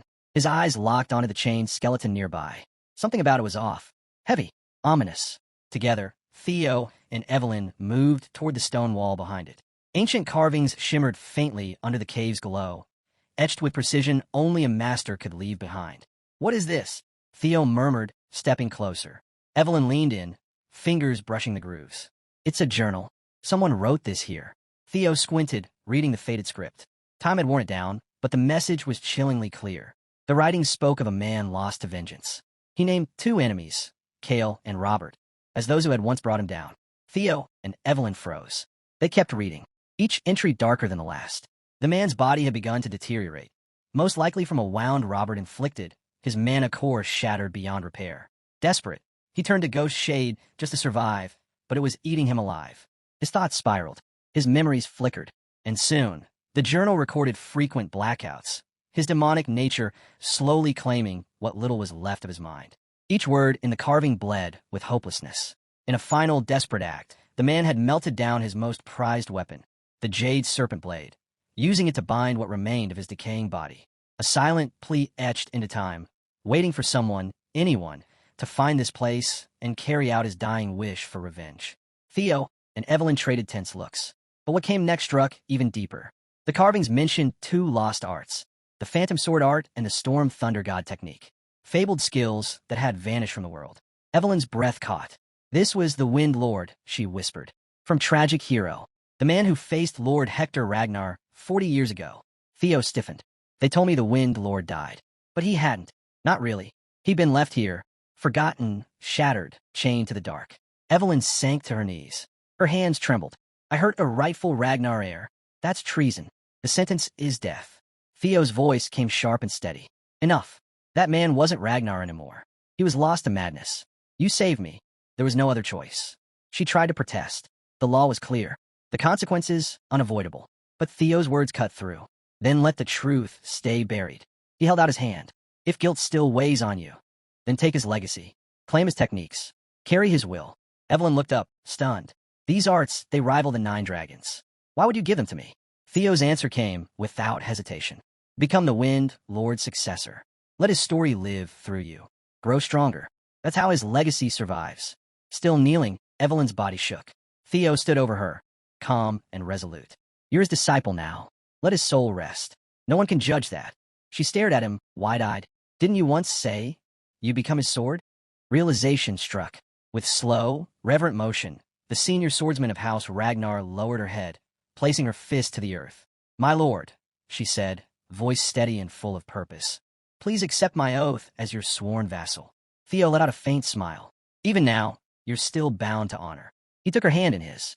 Theo Ragnar accepts the oath of Nearville. From this moment, it's etched into my soul. You'll be my first sword on the path ahead.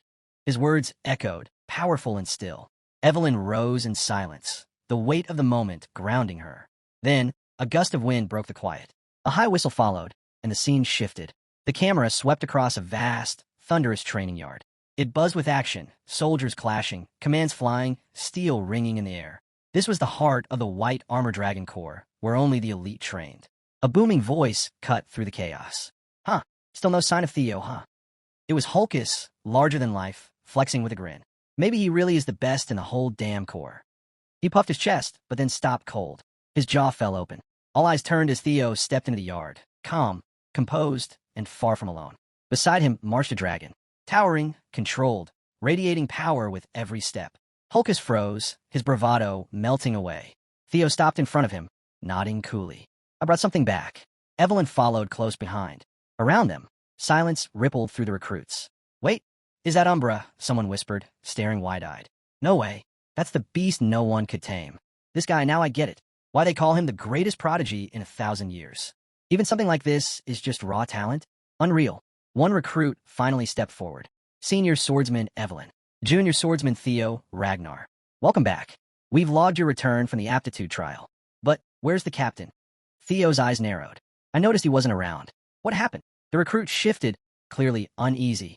He got an urgent message. Said nothing, just headed back to his office. Evelyn's expression tightened.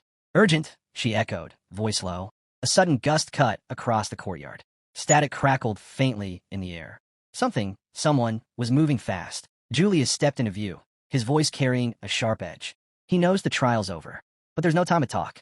Orders just came in. All of you, prepare for deployment. The words hit like a hammer. Blanky Fortress, he said flatly. The courtyard froze. Evelyn barely whispered, combat? Already. Theo gave a slow nod. It starts now. A system screen flickered to life, displaying a jagged, monstrous maw locked tight around a blade. The dragon slaying sword. Strand of fate. Flames burst across the display. A dragon, roaring, wreathed in fire. This wasn't random. It wasn't an ambush. It was a strategic hit, an attempt to steal a weapon of legend. A rebellion in the making. Gasps rippled through the crowd. Unease turned into a murmur of panic. One recruit finally spoke. Commander, what kind of mission skips training altogether? Julius stood firm. His jaw was tight, his voice colder than steel. Platoon 5, led by Captain Trainer Ispin and his 14 knights, is gone. Theo's stomach dropped. His pulse skipped. Trainer Ispin, the oldest knight in the white armored dragon cavalry, the backbone of the corps. A warrior even Julius looked up to. And now missing. Theo felt a chill spread through him. Was this because of him? A thought clawed at the back of his mind. Did I break something just by surviving? Julius continued. Black Snow intel puts the probability at 89%. They're dead. If not, they're in no shape to fight. He scanned the recruits. We're rebuilding Platoon 5. You'll carry out their mission. Then his gaze fixed on Evelyn. You'll lead. You're the new captain. Deployment in 3 days. Train hard. We're not losing anyone else. His fists clenched tight. I won't accept they're gone. Not without a fight. The next morning, Julius stood at the edge of the yard, eyes locked on the horizon. He didn't say much, just one line, quiet and resolute. We'll bring them justice. Then he turned and walked away, each step heavy with purpose. The narrator's voice returned, peeling back the truth behind the headlines. To the outside world, the Black Skull Bandits' raid on the Sirius Merchant Guild was just an unfortunate, isolated incident. The White Armored Dragon Cavalry had acted fast, protected civilians, prevented disaster. But the reality ran far deeper. The real goal wasn't destruction. It was theft, specifically the smuggling of a mythic blade, the Dragon Slayer's sword, Bomong. From the shadows, a single masked man had orchestrated the entire strike. Troyven, a master manipulator, he'd planted explosives and twisted the raid into cover for his coup. While the world looked one way, he moved behind the curtain. Back in the yard, Theo stood frozen in thought, brows furrowed, jaw tight. None of this happened in the original timeline. A bead of sweat rolled down his face. If this shift, this chain reaction, is because of me, then I need to see it through myself.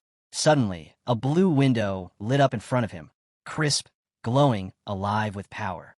Hidden quest unlocked. The Dragon Slayer's sword, Bomong. 3 days later, cloaked in heavy furs against the biting cold, the recruits stood at the foot of Fort Blanky's towering walls. I'll never get used to this frozen nightmare. One of them muttered, his breath puffing out in a misty cloud. Another tilted his head upward. Why does the moon look twisted? But before anyone could respond, a cry shattered the stillness. The White Armored Dragon Cavalry. Incoming. A sentry atop the battlements leaned forward. Sound the Aller. His warning never finished. A barrage of shadow-laced projectiles slammed into the tower, swallowing it in an explosion of black fire. Light it up. Evelyn's voice cut through the chaos, sharp and commanding. The recruits exploded into motion. Spells surged. Blades flashed. Dragons roared overhead as magic clashed with steel, and shockwaves tore across the battlefield. The ground shook with each detonation. Every strike sang with fury, raw, violent, relentless. Inside, fall back. Don't die out here, someone shouted, trying to rally the defenders. The fortress, once a towering symbol of strength, was now a war zone. Dragons shrieked in the sky. Blood splattered the snow, staining it crimson. Theo moved like a shadow through the storm, flanked by his squad, every step lethal and precise. Crush them, Evelyn roared. Let them learn what it means to defy us. Under the onslaught, the mighty walls buckled. Fire devoured stone. Smoke curled into the sky. Screams echoed into the night. Amid the burning wreckage, a lone soldier crouched, pale-faced but alive. Another minute and I'd be toast, he muttered, wiping sweat from his brow. A grin tugged at his lips. Doesn't matter. I delivered it. Job's done. Time to... His words caught in his throat. From the smoke, a figure emerged. Cloak flowing, eyes glowing red like embers. The soldier froze, shaking, and slowly held out a long, carefully sealed object. The figure took it without hesitation. Good. This is the one. His voice was flat, cold, dead inside. We got what we came for. Phase 2, Initiate. Yes, sir. Multiple voices answered at once. Emerging from the haze, his team, silent and synchronized like machines. The cloaked figure turned to a nearby group operating strange mechanical instruments. All that remains, he said quietly, is cleanup. Across the field, Theo stood among the wreckage, surveying the ruins with a smirk. Fort secure, he said. Too easy. He let out a short laugh. But Evelyn didn't join him. Her eyes swept the destruction, too calm, too focused. No, that's the problem. It was too easy. Theo's grin faded. Something twisted in his gut.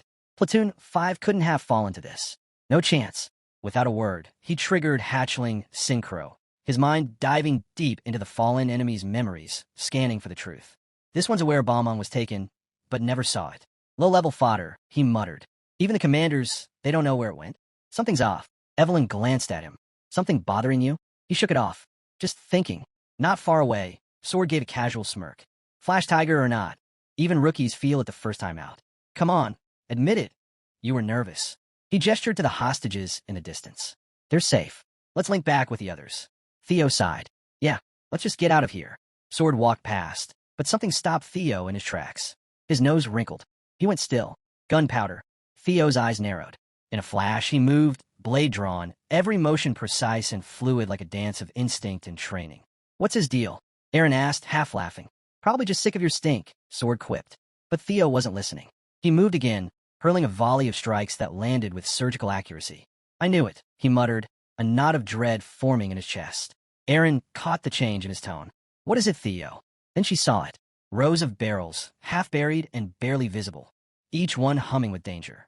The air stank of volatile magic and gunpowder. Her eyes widened. It's a trap. They were going to blow us to pieces. Everyone out. Now, Theo shouted, his voice cutting through the noise. Understood, came the sharp chorus. But it was already too late. The air bent, warping unnaturally. A vortex of swirling shadows tore open nearby. Theo's heart dropped. No, the word ripped from his throat, filled with panic and fury. And then it hit. A deafening blast tore through the fort. The sky lit up in blinding orange as the explosion erupted, ripping walls to shreds and hurling debris in every direction. Reload, came a cold, emotionless voice. The cloaked figure stepped from the smoke, untouched, indifferent. He reached into the swirling void again. Then another wave of destruction followed, shaking the ground like thunder. Erase them. No survivors, he ordered, flat and final. Far from the battlefield, deep in a chamber cloaked in silk and shadow, Amelia rocked gently, cradling an infant wrapped in soft cloth. There, Ashian, she whispered, voice tender yet trembling. My sweet baby. But her eyes, no longer simply sorrowful, flared with a terrifying red glow. Did it hurt? She asked softly, almost breaking. Her tone shifted. Rage seeped into every word. Don't worry. Mommy's gonna bring you the head of that monster. I swear it. A silent tide of shadows surged over the war-torn field. Figures of vengeance, moving with ghostly speed, striking without hesitation. Back at the smoldering remains of the fortress, Evelyn stood tall. Her sword was drawn, her gaze unflinching. No one escapes, she said. Her voice was steel. Yes, Captain. Her troops answered, ready to fight. They charged, battle cries ringing across the wasteland. Among them, Evelyn moved straight toward her double, the traitorous mimic. The fake's eyes widened in disbelief. The original 5th unit, wiped out by this supposedly green force? Impossible. No, this can't be, she whispered, staggering back. But fear crept in. Something was wrong. Deeply wrong. Then came fire. A storm of burning projectiles rained from the sky, lighting up the battlefield in a storm of chaos. Shockwaves slammed into the earth. Team leader, someone screamed, voice filled with raw fear. Evelyn reacted instantly, blade flashing, deflecting incoming blasts with ruthless precision. Damn it, she muttered, scanning for their attackers. Her eyes locked on the firestorm, closing in. It's a trap. Get to cover. But she was too late for one. A soldier was caught dead center. His scream pierced the night as he was launched skyward in flames. Evelyn reached out, but the explosion hurled him far. His body hit the ground with a dull, final thud. Lifeless. Theo, and the others ducked behind cover, adrenaline surging. "It's an ambush.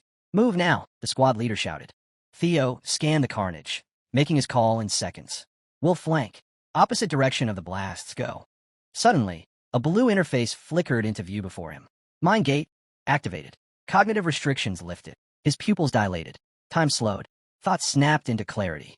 In a flash, Theo charted a precise escape route. Terrain, angles, risks, all processed instantly. As his awareness settled, he spotted Evelyn still frozen. "What are you doing?" he barked. "We need to move now." Theo didn't hesitate. He grabbed Evelyn's hand and took off. "What are you doing?" she gasped, stumbling after him. "We don't have time. We have to get back to the fortress." But he kept moving, dragging her as the structure behind them buckled and collapsed. "I can't believe we're heading back there," she muttered. "That place nearly killed us." Theo didn't slow. "There are 21 people depending on you." He pushed forward. "If we try to escape now, they'll rain down more explosives or catch us in another ambush. That's their plan." He explained fast. The enemy never expected anyone to seek refuge inside the wreckage. Eyes glowing, Theo activated hatchling synchronization. The fortress layout lit up in his vision, showing every hazard in vivid clarity. "They think this place will finish us off," he said under his breath. His mind scanned the terrain, gunpowder buried to the left, a stack of cannonballs to the right. Only safe path is dead ahead. "Take the stairs." The team bolted, but when they reached the top, they stopped short. Evelyn's eyes widened. "It's a dead end." Frustration spread across the team. "You told us to follow you," Evelyn snapped. "And now we're boxed in." The fortress creaked and groaned, and then the floor gave way. The world spun. They crashed down in a storm of rubble, caught in the crumbling wreck. Theo landed hard beside Umbra and Hulkus, rolling as a wall of fire burst behind them. The cannonballs had gone off. From the shadows, a voice called out, low and venomous. "This is for young Master Ashen. I don't care if he's in pieces. Bring me his head." Smoke thickened. Theo, lungs burning, felt the heat closing in. But instinct took over. "Break the floor now," he shouted. They didn't argue. The ground splintered beneath their blows. Just as they gasped for breath, more enemies surged in. Theo's eyes widened. "Black Skull, what are you doing here?" One of them sneered. "Wasn't for you. I can't cause this place has tougher foundations than the rest." Theo peered through a crack in the wall. Soldiers scattered across the area. But then he spotted something else. A man, chained and slumped in the shadows. His heart skipped. Trainer Ispin. Evelyn's eyes followed his gaze. "You're alive," she breathed, rushing forward. But the moment she stepped into the room, her face twisted in shock. This is Ragnar's intelligence bureau," she whispered. The chains clattered to the floor as Ispin collapsed, weak but conscious. "I knew a setup like this couldn't happen without help from inside," he said darkly. He stared up at them. "But to turn your sword against your own people?" One soldier growled, "This is treason. We can't let this slide. We owe you everything, trainer." Ispin raised a hand. "Hold it. Don't rush in." He scanned the wreckage. This whole thing was bait. They wanted us cornered. We're outnumbered. He looked toward the distant chaos. "Our only move now is to make it out and report to the Black Pillar." Theo stepped forward, eyes firm. "That's not going to work." He shook his head. "If we haven't seen reinforcements yet, it means the Black Pillar was hit too. They're stuck, same as us." He looked at the fractured walls around them. "That's why I brought us here. This wreck is our best shot." Theo's voice dropped, steady and calm. "We can win this." They buried their own men in the blast. They're desperate to erase what happened here. They'll come back to confirm the kill. He looked each of them in the eye. "When they do, we'll be waiting."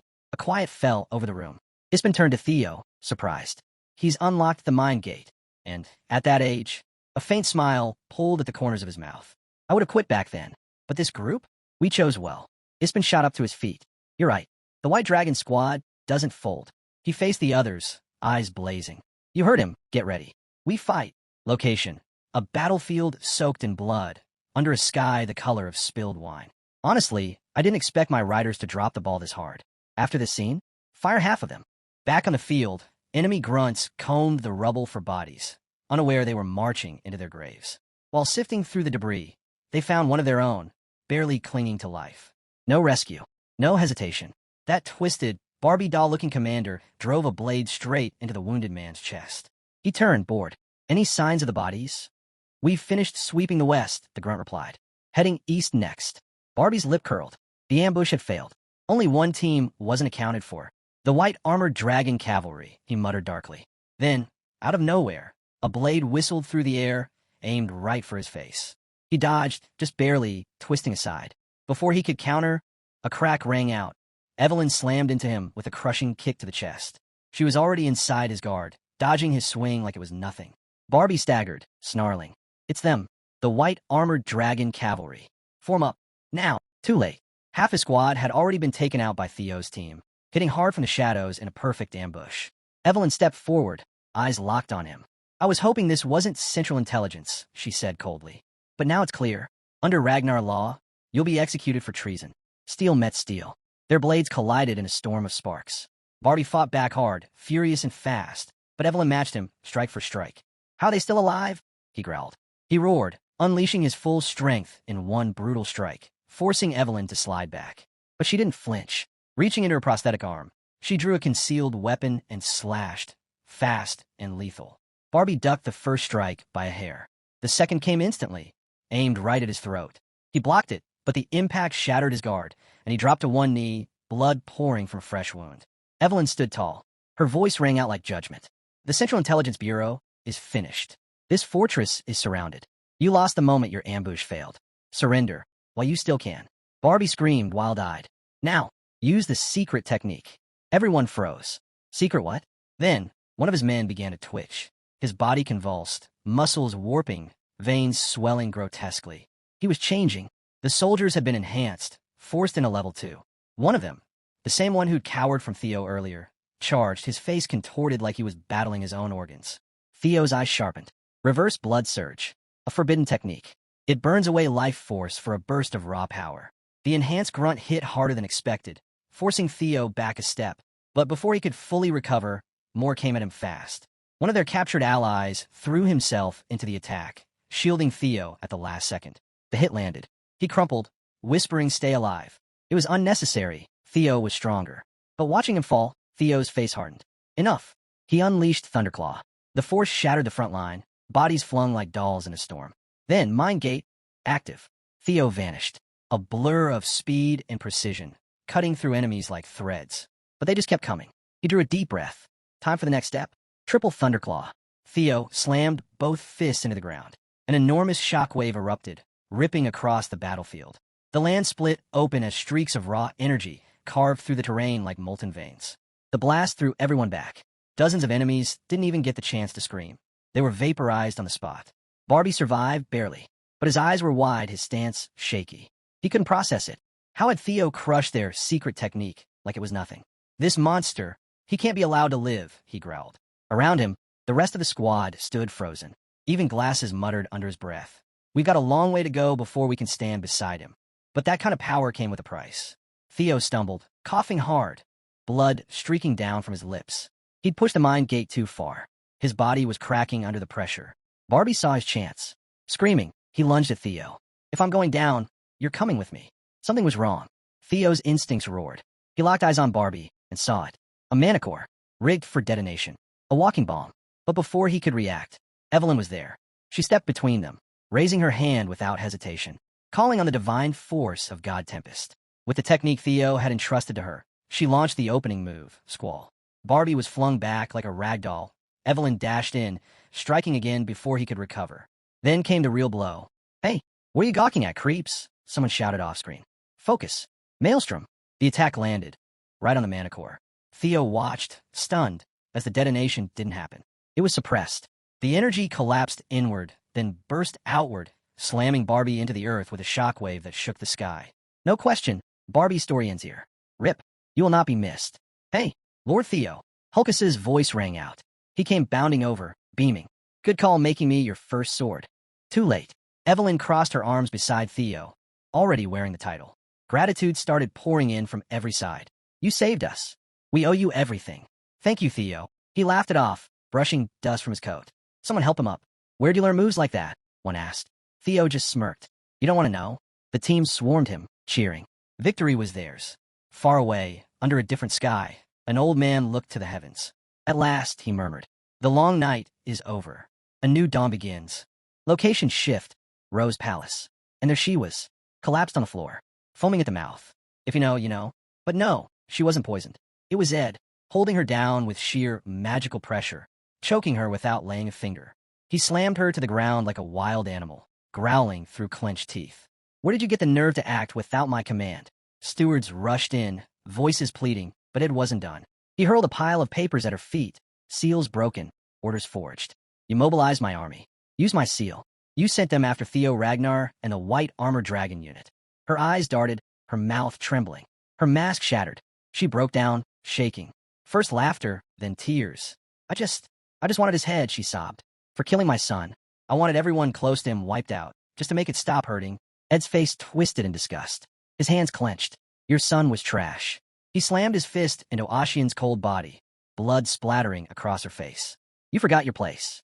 And now, he stepped back, voice cold enough to freeze steel. You've lost the Dragon Slayer sword. The core of the entire operation, gone. She's no longer family. That cold declaration echoed in the hall as Ed turned his back on her. Panic surged through her. That look in his eyes, it was the same terrifying glare their father once had. He snapped at his men, lock her away, somewhere no one will ever find her, and erase anyone tied to her. No loose ends. The weight of her actions finally hit. She dropped to her knees, begging for mercy, pleading for forgiveness. But it was too late. Ed stormed out, fury radiating off him. Years of careful planning, shattered. The rebellion he'd spent his life building, undone in a single reckless move. And at the center of it all, Theo Ragnar. His hands trembled with rage. I'll deal with him myself. Cut to Theo. The man himself, our battlefield legend, unsheaths a massive greatsword. A system window appears. Status sealed. Unlock conditions. Unknown. He focuses his aura into the blade, and instantly it flares. Wild energy lashes out, slicing across his palms, yanking free from his grip. He catches his breath, eyes narrowing. Thought so. The weapon wasn't forged for mere mortals. It pulsed like a phantom from the mythic age, untouchable unless one unravels its secret. But if mastered, it rivaled the power of ancient heroes. Theo remembered. Ed had uncovered its secret once, in a life now long gone. A memory clicked. Only one place could hold the key. He returned the sword to his inventory. Until then, it was just dead weight. A knock sounded. Evelyn stepped in, composed. Apologies for the interruption. The commanders requested your presence. Inside the war room, the old commander welcomed Theo with a warm smile, his eyes tired but grateful. You made it out. I'm glad. But then came the surprise. I'm stepping down. Theo blinked. What? The old man exhaled deeply. I lost more than just my leg in that last battle. My Drake, my strength is gone. I want to spend my last years honoring the fallen. No arguments. Julius, ever loyal, just sighed. He knew better than a pushback. As they sipped tea, the old man changed gears. Not a replacement. A revelation. A recruit who stood out from the rest. Theo Ragnar. Just 15, and he's already unlocked the Thunder Gate. Julius's eyes widened. That's the threshold. The divide between ordinary and something far more. And he wasn't born with it open, the commander added. He forced it. His aura now runs through expanded vessels, far beyond the human norm. It's absurd. Julius chuckled, leaning back. If his vessel's that vast, then it's time we start filling it. The commander gave a nod. That was all for today. Later that night, under a quiet sky, Julius pulled Theo aside. This road? From here on out, it's yours to walk. Theo stiffened at the words. But Julius changed the tone. I heard you played a major role on that last mission. Theo waved it off. It wasn't just me. The whole team carried the weight. Julius smirked. Still so humble. He leaned in. But tell me, how far along your path have you walked? Theo tilted his head. You mean in combat? It's gotten easier, sure. Julius's gaze sharpened. No, I'm not asking how strong your sword is. He paused. I'm asking what your sword means. What kind of life is it trying to speak into existence? The question caught Theo off guard. He paused, uncertain. I don't know yet. Julius unsheathed his sword with a smooth motion. I used to train with a single goal, he said, to mirror the Patriarch's blade. That's how it is for most of us in the beginning. But as he raised the weapon, the atmosphere changed. The sky above shifted, deepening to an eerie, luminous blue. Then it shattered, bleeding into a vivid red. This wasn't the Sword Dragon's realm from the Second Awakening. This was something else entirely. Theo's breath caught. The Magic Dragon's glass realm. A place shaped not by strength alone, but by the inner path of its wielder. The pressure in the air grew heavy. Julius's voice rang out. My sword walks the path of the demon. Before Theo, a massive blade materialized, towering, terrifying. Then Julius moved. With one strike, a rift tore open across space. The shockwave so violent it could have crushed entire armies. But in the next heartbeat, he brought the sword down. The storm froze in place. Absolute control. Julius turned calmly to Theo. Well, did you see it? The martial path of the Magic Dragon? Theo hesitated. I only saw raw force. Chaos. Destruction. but it felt feminine. Julius nodded. Exactly. The demon's path is instinct. Pure, untamed, unfiltered. It might burn out someday, but it tears through everything in its way. That's not just power. That's swordsmanship in its most primal form. Or maybe it's the essence of death. Then Julius shifted gears. What about the Plum Blossom Palace Lord Sword? He asked. Theo's answer came without hesitation. It was beautiful, elegant. Julius smiled faintly. Beautiful, huh? Makes sense. Her sword carries the essence of life. Like a seed, it grows, blooms. It never stays the same, but it never stops reaching forward. It's patient, soft, but relentless. As Theo listened, something clicked. This is what it means to walk the martial path. Even among the 9 dragons, no 2 blades were the same. Every master viewed the sword through their own lens. Julius chuckled, then threw him a deeper question. Do you think life and death are opposites? Theo blinked.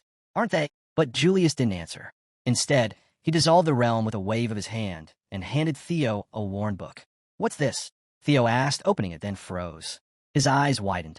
It was a dialogue, a back-and-forth exchange between Julius and the Plum Blossom Palace Lord. A written conversation about the sword's true nature. This is real, Theo whispered. Julius nodded. Rare? Incredibly. But you're not just anyone. You're a shared disciple of both the magic dragon and the sword dragon. Theo stood speechless. His thoughts spun, trying to process what that meant. The scene shifted years earlier. A quiet grove, hidden from the world. Julius and the Plum Blossom Palace Lord sat together, deep in conversation. He grumbled, You're being greedy, trying to claim my student. She smirked, brushing off the jab. Don't be jealous. It's for Theo's sake. And truthfully, he couldn't argue. Theo's growth had already outpaced nearly everyone, even those once considered frontrunners for succession. But that kind of speed came with a price. One day, Theo would hit a wall. Hard. And when that time came, he'd need this book. Julius exhaled. Fine. But what if one day, Theo turns against Ragnar? The question stopped her cold. She knew it wasn't far-fetched. Those who climb too fast often fall the hardest. History doesn't ask. It demands. She hadn't expected that kind of foresight from Julius. She always thought his love for Theo was blind, unshakable. But now she understood. He was the right one to entrust with the legacy. She handed over the manuals with a calm intensity in her eyes. Not yet, she said. These are only yours when you truly understand what it means to be a Ragnar, and when every step of your journey matters to you. Back in the present, Hi-Ha placed the manual in Theo's hands. Theo stared at it, stunned. 2 legends. The highest blades of the sword and demon dragon paths. And now he stood as their shared disciple. He looked up slowly, voice barely audible. Am I really worthy of this? Julius didn't hesitate. No need for false modesty. You've earned it. Theo stayed quiet. In his chest, a weight grew of gratitude, of responsibility. He knew he'd made it this far not because of talent alone, but because they believed in him, guided him, even when he had nothing to give in return. He took a breath. I've had help, he admitted. From the beginning. I'll pay it all back someday. His companion grinned and instantly unsheathed his blade. Then let's start right now. It had been a while since he took on a new disciple. He wasn't about to let Theo slack. The room's energy shifted. This was the start of real training. Realizing what was coming, Evelyn made her move. I'm not sticking around for this, she muttered, and bolted, slamming the door behind her. Evelyn, Theo called out. From the other side, her muffled voice came through. Sorry, you're on your own. She kept the door sealed tight. That night, Evelyn finally cracked the door open. She looked satisfied, stretching a little. What she saw made her blink. Theo, slumped against the wall like a statue. Blank. Motionless. Meme-worthy. You okay? She asked cautiously. I mean, the commander might have gone a bit overboard. Theo let out a sigh. No, that wasn't just overboard. Trying to shift the mood, Evelyn brought up something else. By the way, I followed your orders. The prisoner's locked up in the underground cell. She hesitated. But he's tough. Won't talk. Not even a word. Theo just nodded. That's fine. Everything's going according to plan. He leaned closer, then whispered something in her ear. Evelyn's eyes widened. Wait, what? Scene change. Plum Blossom Palace, training grounds. Theo arrived, greeted by the palace lord herself. I've been waiting, she said. Did the little gift from the demon dragon and me serve you well? Theo nodded. More than you can imagine. With a graceful step, she unsheathed her blade and leapt into the air. A flurry of plum blossoms erupted across the field. She landed softly, blade humming. It wasn't just a display, it was a message.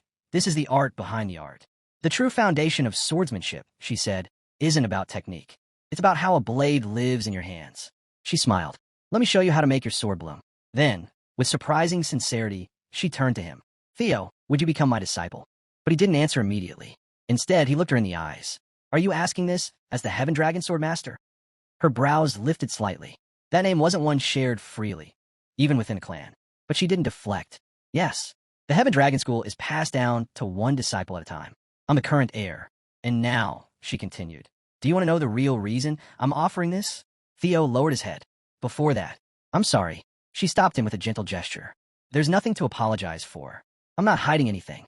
From the Plum Blossom sword to the Heaven Dragon style, I've always intended to pass them to you. Theo stood there, completely stunned. Words failed him. A while later, Theo stepped out of the hall, only to be stopped by some random guy blocking his path. Hey, the man said. You're Theo, right? The new recruit from the White Dragon Cavalry. Theo didn't break stride. What if I am? He replied coolly. Not your business. That lit a fuse. The guy scoffed, puffing up. Wow, real classy. Can't even greet your seniors properly. He started puffing out his chest, throwing his title around. Now that you're part of Plum Blossom Palace as Lady Plum Blossom's disciple, the least you could show is basic respect. Theo paused, gave him a once-over, then smirked. Oh, so that's what this is. Thought it might be serious, but nah. Just some bruised ego tantrum. That hit. Another guy stepped in, snapping. You talk like rank means nothing. You're not even a formal disciple of this palace. Theo turned, eyes sharp, aura flaring. You've got all backwards, he said. Lady Plum Blossom did offer to take me in. Then he walked away, leaving the group frozen, speechless. Rewind just a little. Back in the training ground, Theo stood before her, stunned. You're really offering to pass down both techniques? He asked. She nodded. Isn't it tempting? Of course it was. But Theo couldn't wrap his head around it. Why? I haven't done anything to deserve this. She motioned for him to stand. There's no complicated reason. It's just you. You remind me of someone. My husband, Kyle, the clan head. Not just in how you look, but how you carry yourself. When Kyle was young, he chased impossible dreams. He never gave up, no matter what broke around him. I see that same spark in you. That's the version of Kyle I fell in love with. And seeing it in you, I can't sit idly by. That's my reason. Now give me yours. Theo took a breath. As incredible as this offer is, I have to decline. She didn't react, just calmly asked why. He met her eyes. Because right now, I already have too many teachers. There's Demon Commander Julius. My teammates. My friends, Hulkus, Erica, even Ed, even Ashian. That one made her blink. Ashian, she repeated. And the Sky Dragon. I know our history's messy, Theo said. But the pain they caused me, it helped shape me. My path, my sword, it was forged by the people who cared for me, and the ones who didn't. That's why I'm not the one to inherit your school. I'm not sure I ever could do it justice. She sat there quietly, absorbing every word. Then Theo smiled softly. But if you'd allow it, I'd be honored to be your son. Her expression shattered. Back in the present, Lady Plum Blossom lounged in her garden, swirling wine in her glass. Her assistant approached, a knowing smile on her face. You've taken quite a liking to him, haven't you? She chuckled, leaning back. How could I not? The heavens never gave me a child. And then one day, this boy, who mirrors my late husband, walks in. She took another sip, eyes glinting. And just like that, he calls me mother. What more could I ask for?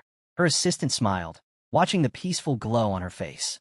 For what it's worth, she said gently, you really do look happy. Lady Plum Blossom nodded. I owe it all to him. To Theo, for letting me feel like a mother. Lady Plum Blossom set down her wine and turned to her assistant. Prepare a letter, she said. To the clan head, the assistant asked, surprised. For my husband, she confirmed. It's regarding Theo's promotion exam. The words hit like thunder.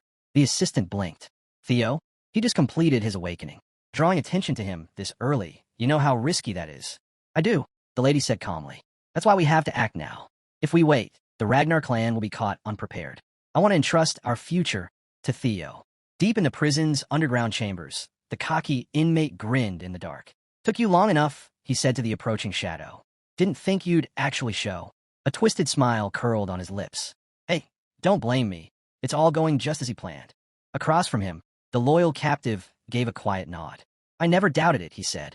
Then, without hesitation, he hurled 2 daggers straight at his own neck. But before they could land, a mysterious force intercepted them mid-air, stopping them cold. The clown-faced man froze, eyes wide. That wasn't part of the script. Then, boom, Evelyn dropped through the ceiling like lightning unleashed.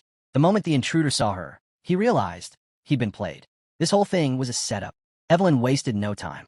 She dove in with a barrage of attacks, strike after strike with brutal precision. Watching her move, the clownish assassin couldn't believe it. She was as strong all along? He'd lost his edge.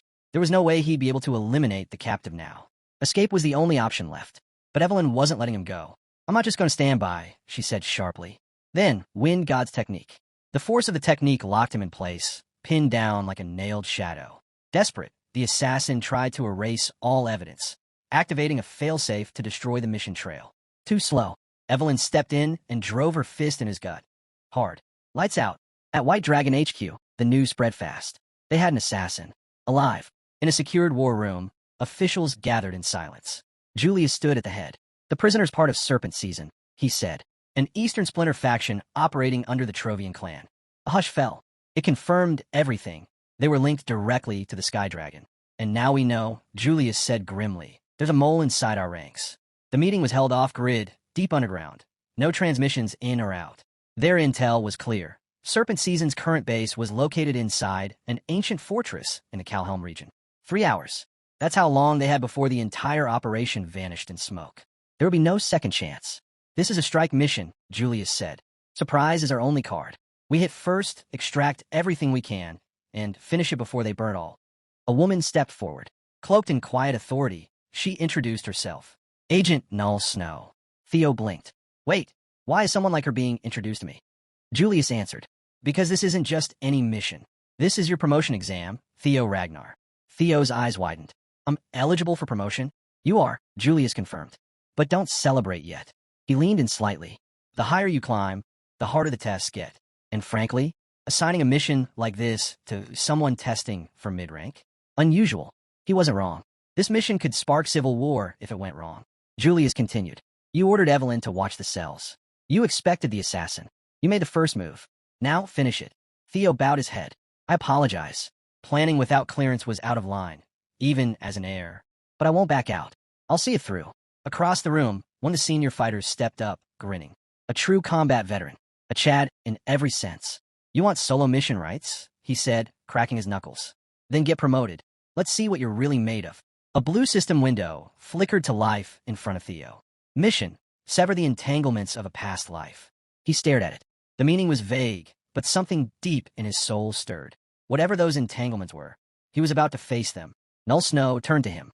"Any issues?" Theo didn't hesitate. "None. No matter what, I'll see it through." The old commander rose from his seat. "The meeting's over," he said. "Operation Snake Extermination begins now." Snow fell softly across the dark forest as 3 figures stood silently beneath the trees. Null Snow spoke calmly. "Because of the mole, this mission stays small. Just us." She reminded them. This was an association stronghold. They'd be outnumbered. Head-on combat was suicide.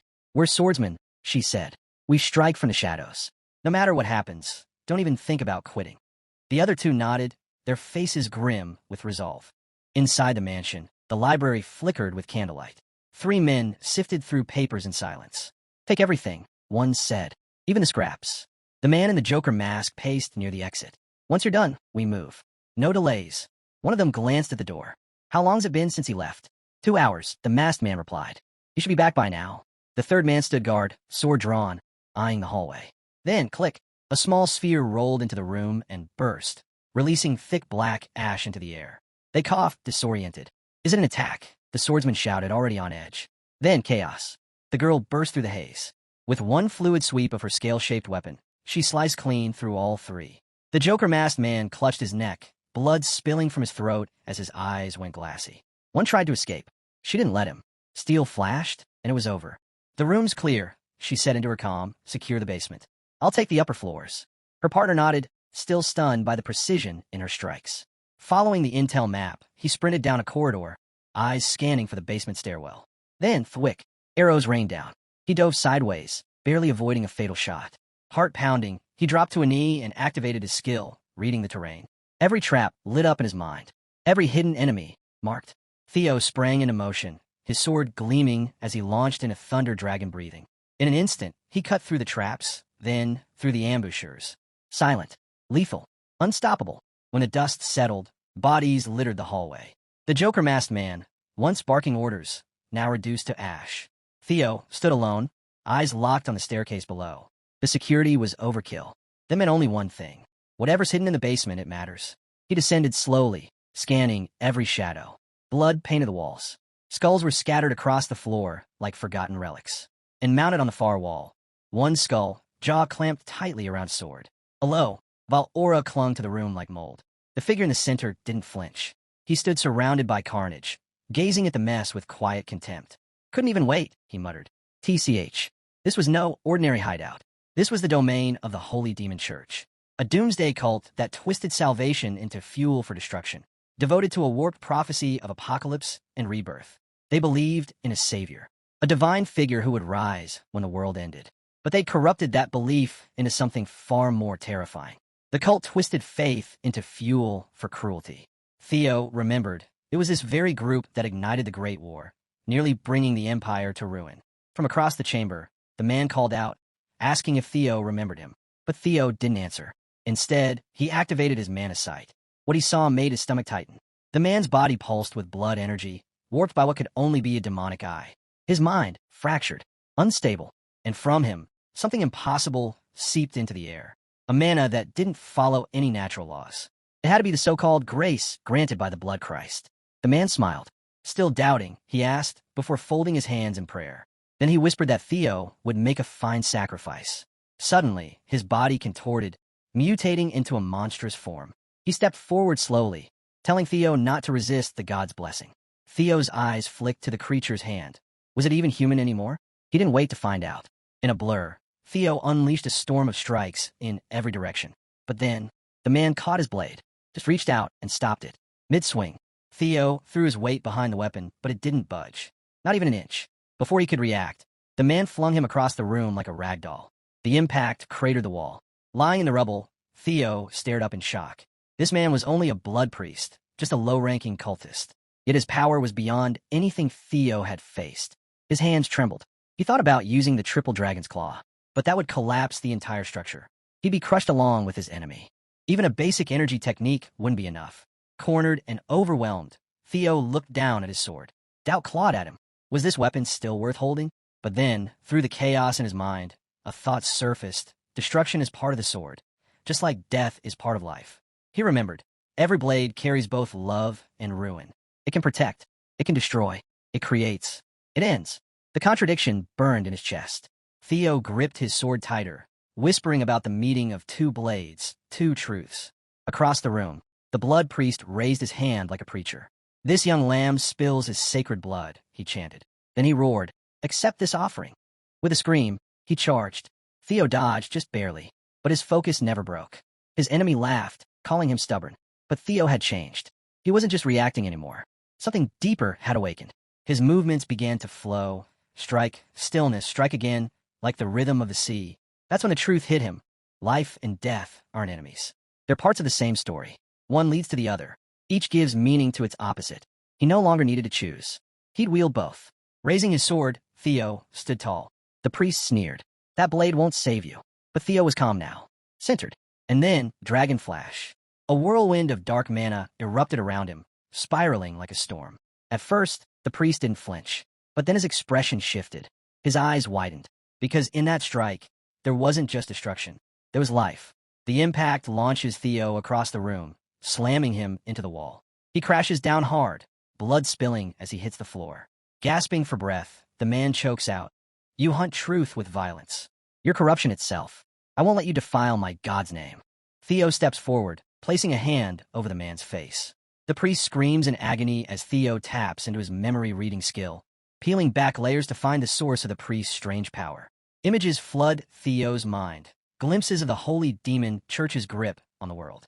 But then, something shifts. This isn't just a memory anymore.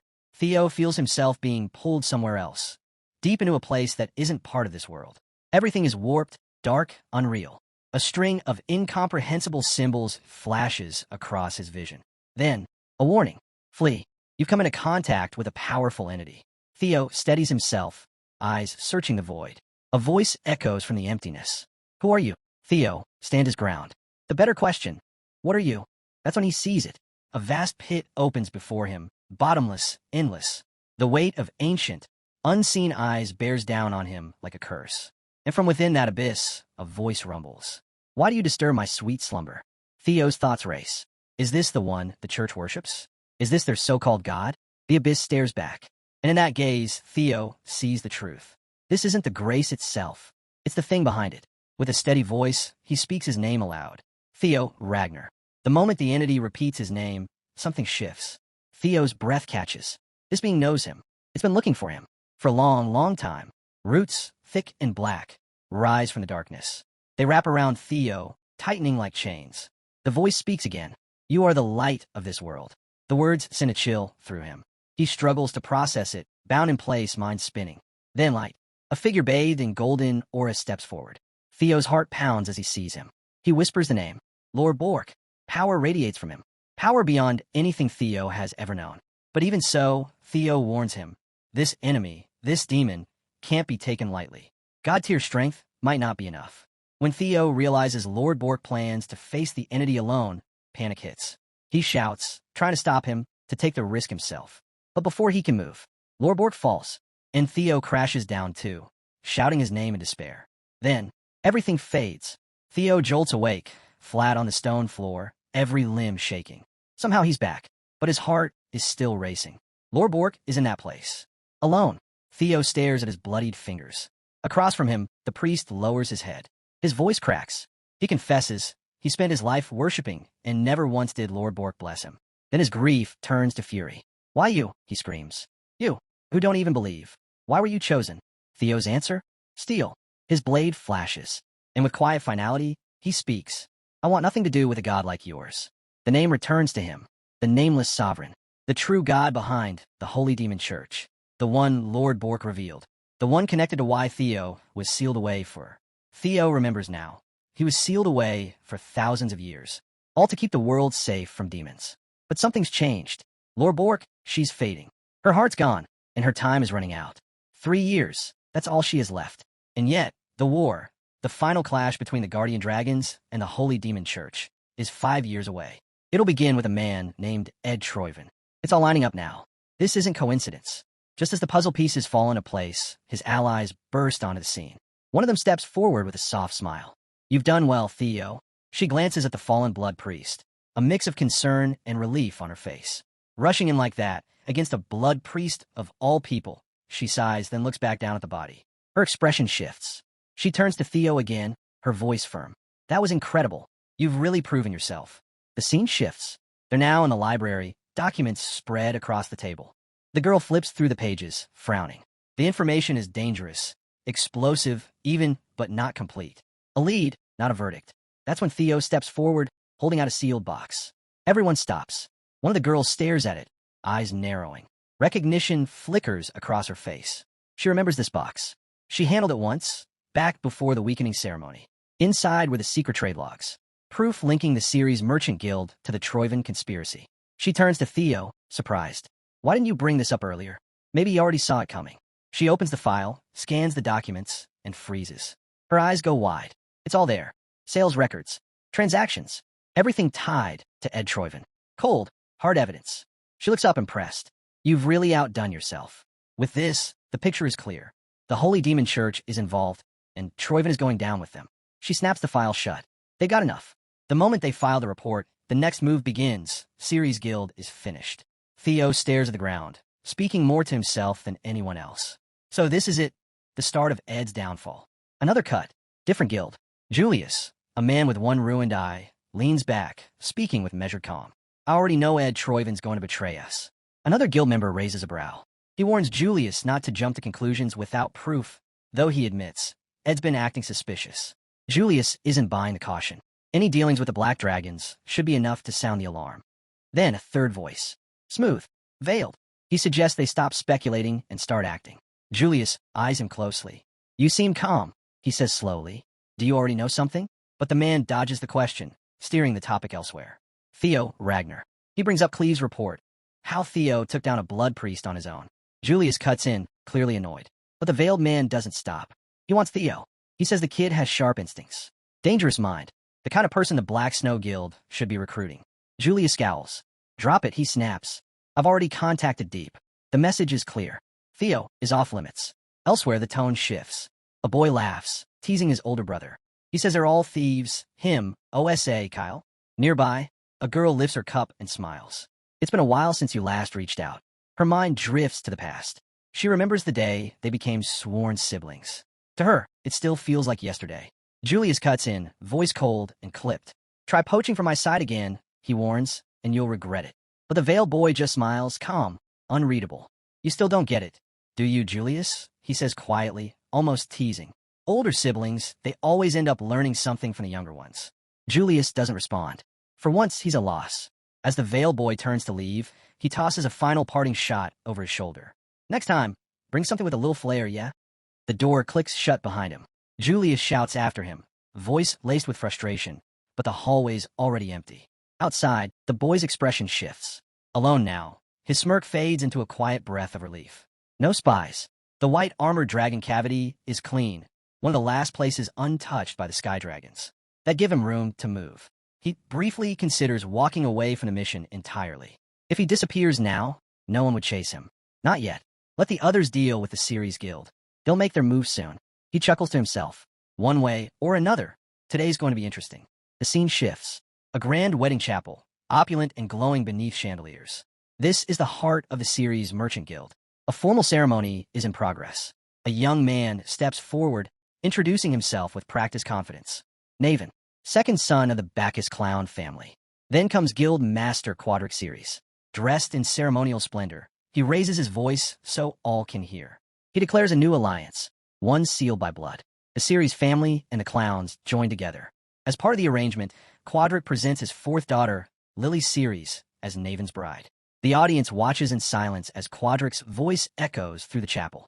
This marriage, he says, will unite two great houses. But behind the polished smile and grand words, Quadric's thoughts are far from romantic. Naven may be young, but his noble blood carries weight. That's leverage. With this union, Quadric tightens his grip on the future, on influence, and most of all, on the Ragnars. They'll be easier to control now. Exactly as he planned.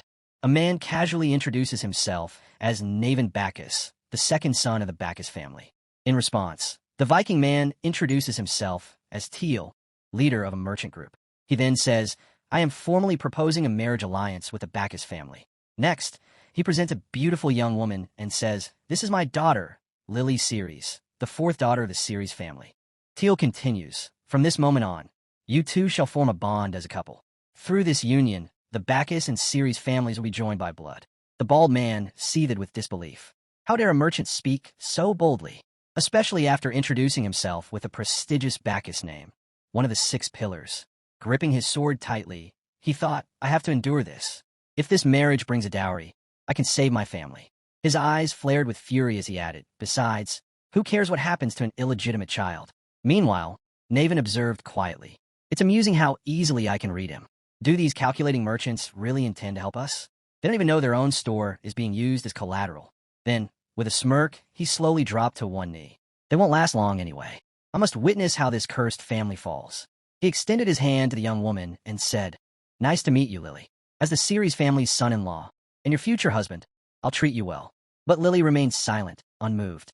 Then she spoke something unexpected. How can you prove that? Naven faltered, clearly thrown off. Slowly rising to his feet, he replied, so you want proof? My family's already bankrupt. Even I'm being sold off in this deal. But if it's what you want, my bride, I'll give you the Bacchus family seal. The bald man cursed Naven in his mind. Lily spoke sharply. If you say it like that, then with a sudden shout, she screamed, bring me the head of Theo Ragnar. She yanked a cloth from her arm, revealing a scar shaped like a goose. The one who did this to me, I want his head. Naven observed silently. She's asking me to assassinate a noble in public. This woman, she's not normal. Around them, the soldiers began to sweat, exchanging nervous glances as they argued over Lily's madness. Cyrus grabbed her by the arm and whispered, don't say such things out here. Then, a voice cut through the tension. All right. Everyone turned, stunned. The girls looked up with hope. Naven stepped forward and calmly said, if that's what my young bride wishes, then I'll bring his head myself. Suddenly, the scene shifted to the skies. Sharp winds sliced through the air as 2 dragons flew over the city. People stared, murmuring among themselves, guessing they might be wyverns. Then chaos struck. Figures leaped from the wyverns. 3 fully armored assassins landed in the middle of the street. A bystander broke into a sweat upon seeing the insignia on the flag they planted. It's Ragnar, someone shouted. From this moment, in Ragnar's name, we will enforce justice. Kaliv raised an official scroll and declared, we have discovered that those who attack the Ragnar family have strong ties to the Ceres merchant group. An investigation will now begin to uncover evidence of treason. She continued, anyone who tries to interfere will be seen as a traitor and executed on the spot. Panic spread. People whispered in fear. Is this about immediate execution? Is the Ceres merchant group really plotting treason? The news reached the headquarters of the Ceres merchant group. They want to investigate us? If we're innocent, we must let them. One merchant asked, stunned. Ceres, the head of the family, seethed. Their enemies had moved faster than expected. He knew he had to act strong. The bald man stepped forward, asking for clarification. The rest of his allies pressed him. What now? Even the family members surrounded him, anxiously asking what they should do. Don't panic, Ceres roared. Anyone can forge a paper like that. This is a setup. No matter how dirty your tricks are, the Ceres family will prove its loyalty to Ragnar. We are not guilty. Then, with fury in his eyes, he turned to his soldiers. Crush anyone who dares insult the Ragnar name. The bald man tried to reason with him. What you're saying means you won't cooperate with the investigation. Ceres pushed his arm aside. This marriage is off. Do you really think we'll let this go after all that's happened? He stared coldly at them and finished. This is no mistake. The charge is treason. He stepped closer to the bald man and said, You, a member of the Six Pillars, should understand better what Astracin means, right? Do you think you'll die alone? If they really had solid proof, it wouldn't just be the three of them showing up. It'd be an entire army darkening the skies. The bald man's followers shouted back. You don't understand. They're not even confident in their evidence. If we stop them just this once, we might be able to get through this too. The Naven cut in. What are you even saying, old man? You can barely make it to the bathroom on your own. He placed his hand on the elder's neck and added bluntly, Right, elder? The bald didn't like that. You punk, he muttered. But Naven kept walking casually. Isn't this better? What a perfect chance to bring a wedding present for my bride. Then, just as he reached the window, the bald froze, stunned. Without hesitation, Naven leapt out the window, landed on a nearby building, and disappeared like a damned cat. The bald man cursed under his breath, sweating. That bastard. The moment he drew his sword, he became an accomplice. He turned to his men. He's helping Ceres. Get ready. His soldiers rushed outside and took defensive stances in front of the Ragnar patrol unit. Cleve stepped forward and warned coldly. This is your last warning. Move aside, or we'll execute you on the spot for treason. The soldiers hesitated, feeling the immense pressure of the bald man's command. Suddenly, movement was spotted behind the Ragnar unit, from the rooftops. In a flash, Naven appeared among the 3 Ragnar soldiers within human speed. The Ragnars really love executions? Huh, he muttered. The 3 soldiers were stunned. Where did this guy even come from? Naven drew his sword and slashed at them. They managed to block, but the sheer force pushed them backward. Naven smirked. Nice to meet you, Ragnar's elite. Especially you, Theo. Never thought I'd be saying this the first time we met. Theo's eyes widened. He recognized him. During the Great War, the one who brought chaos to Ragnar was the ghost sword from the former merchant group, and that man is Naven. Now Naven was openly declaring that he was after their heads. He leapt again toward our protagonist. The boy narrowed his eyes, realizing just how insane Naven's speed was. Naven launched several slashes, but the boy dodged and countered, deflecting the attacks. Then the boy thought to himself, if I use the knowledge from my past life, this could be my chance to gain immense power. He declared, I'll go with him. Evelyn shouted in protest, Young master, that guy. But Cleve said calmly, It's all right. Let's trust him. The others must be destroying the evidence right now. We can't wait. Let's finish this. The boy nodded. I'll do my best.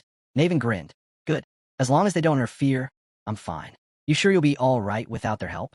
Even if I look like this, I'm pretty strong. Our hero smirked and said he was about to say the same. He then asked if he could ask one thing first. Naven shrugged and told him to do as he liked.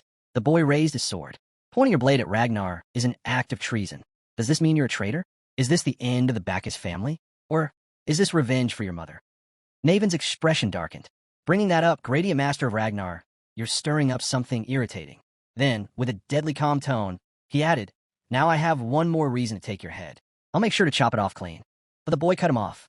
Listen to me first. Let me help you get your revenge. Let's bring down the ones who destroyed the Bacchus family, together. He extended his hand toward Naven. At that moment, a system notification appeared. Hidden quest unlocked. Recruit the Ghost Sword Naven as your ally. We're introduced to Naven Bacchus, the bastard son of the Bacchus family, and their unofficial strongest sword. Despite having skills rivaling even Thorgal, he was never recognized by his own blood. Why? Because he was born in a brothel. His exceptional talent became the very reason his mother was forced to leave this world. With that in mind, it's obvious he holds a deep grudge against the Bacchus family. And our boy intends to use that grudge to his advantage. If he plays it right, he might just bring Naven over to his side. Without hesitation, our protagonist offers him a deal. With your revenge and the fall of the Bacchus family. I can help, he says. Naven's reply is cold. I don't know how you found out about my mother, but one thing's for sure, he doesn't finish. Instead, he leaps at our hero. Taken off guard, our boy narrowly dodges the sudden strike. Steel clashes. Sparks fly. A blue, luminous light bursts between them, violently repelling both fighters. With his sword pointed at our boy, Naven growls, I have no reason to accept your offer. He makes it clear he doesn't need anyone's help. The Bacchus family is already doomed by their own treason. Our hero acknowledges it. You're right. The Bacchus family will fall. But without me, you're going down with them. Naven scoffs. That's a useless worry. I have no regrets. I don't mind dying with that cursed family. Our boy stares at him, calm but piercing. It's because of ether fever, right? He explains. It's an illness caused when a young body can't handle its own magical talent. If caught early, it's curable. But if not, it becomes fatal and drastically shortens your life. He pauses. The Bacchus family didn't treat you in time, did they? Naven already knows the answer. 5 years, he says flatly. Impressive. A noble young master doing dirty background checks. Then he suddenly charges again, roaring, but knowing that changes nothing. Today, right here, the Bacchus family dies, and so do I as Naven. Their swords collide once more. This time, they glow with a vibrant green aura, the sheer force shaking the ground. But amid the chaos, our hero speaks calmly. What if I told you? I could cure your disease. Naven doesn't believe it. He calls it nonsense, saying there's no known cure for ether fever. The battle rages on. Our boy is pushed back, forced to fight seriously. And he realizes, Naven's right. In his past life, the cure had been discovered just days after his death. It was something straight out of a sci-fi novel, like an Iron Man core. Ridiculous, but real. So now, he says firmly, you're wrong. There's a cure. Naven freezes. It's 100% curable, our hero insists. Just like you said, the Bacchus family will disappear, whether you join me or not. But if you take my hand, you can live. You can become a hero, the one who helped the Ragnar family. Trust me, just once. Now, Naven is soaking in a bath, deep in thought, staring at our boy. Meanwhile, the scene shifts outside. Soldiers raise their weapons. Cannons are ready. Arrows whistle through the air, flying straight toward the 2 Ragnar soldiers. Evelyn grew irritated by the constant barrage of attacks without a single counterstrike. They're not even hitting back, she muttered. Cleve nodded. Yeah, I know. She glanced over at Theo, wondering if he was done yet. But from what she could see, they were still in discussion.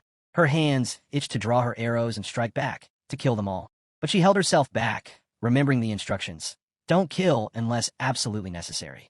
Their mission wasn't to eliminate Naven, after all. It was to analyze his potential. They intended to recruit him. So, are you seriously telling me just to observe him? She asked, clearly annoyed. The white-haired commander responded. Yes. He did capture the priest, but you didn't witness it directly. That's true, she admitted. That's why confirmation is crucial, he continued. The mission of the Black Pillar is to accurately assess those who will lead Ragnar's future. Never forget that.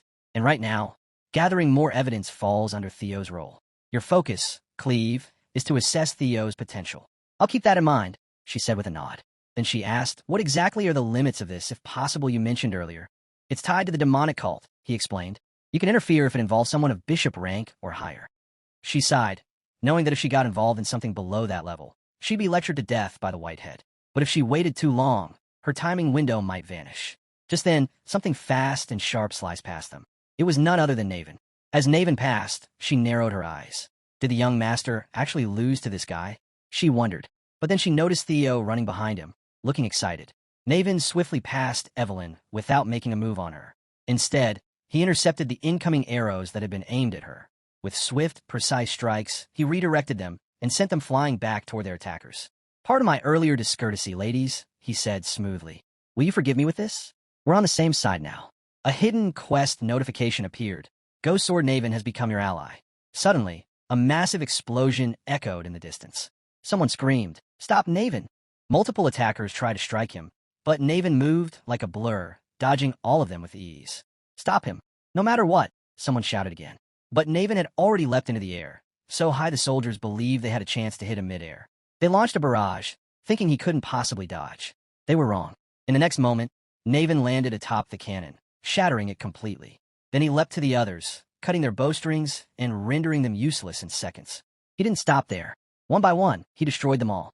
The soldiers just stared, frozen. And when they tried to move, their heads were already falling, cut down by Naven. A bald soldier shouted at him, furious. How dare you betray the family that raised you? How could you turn your blade on your own? But Naven didn't stop.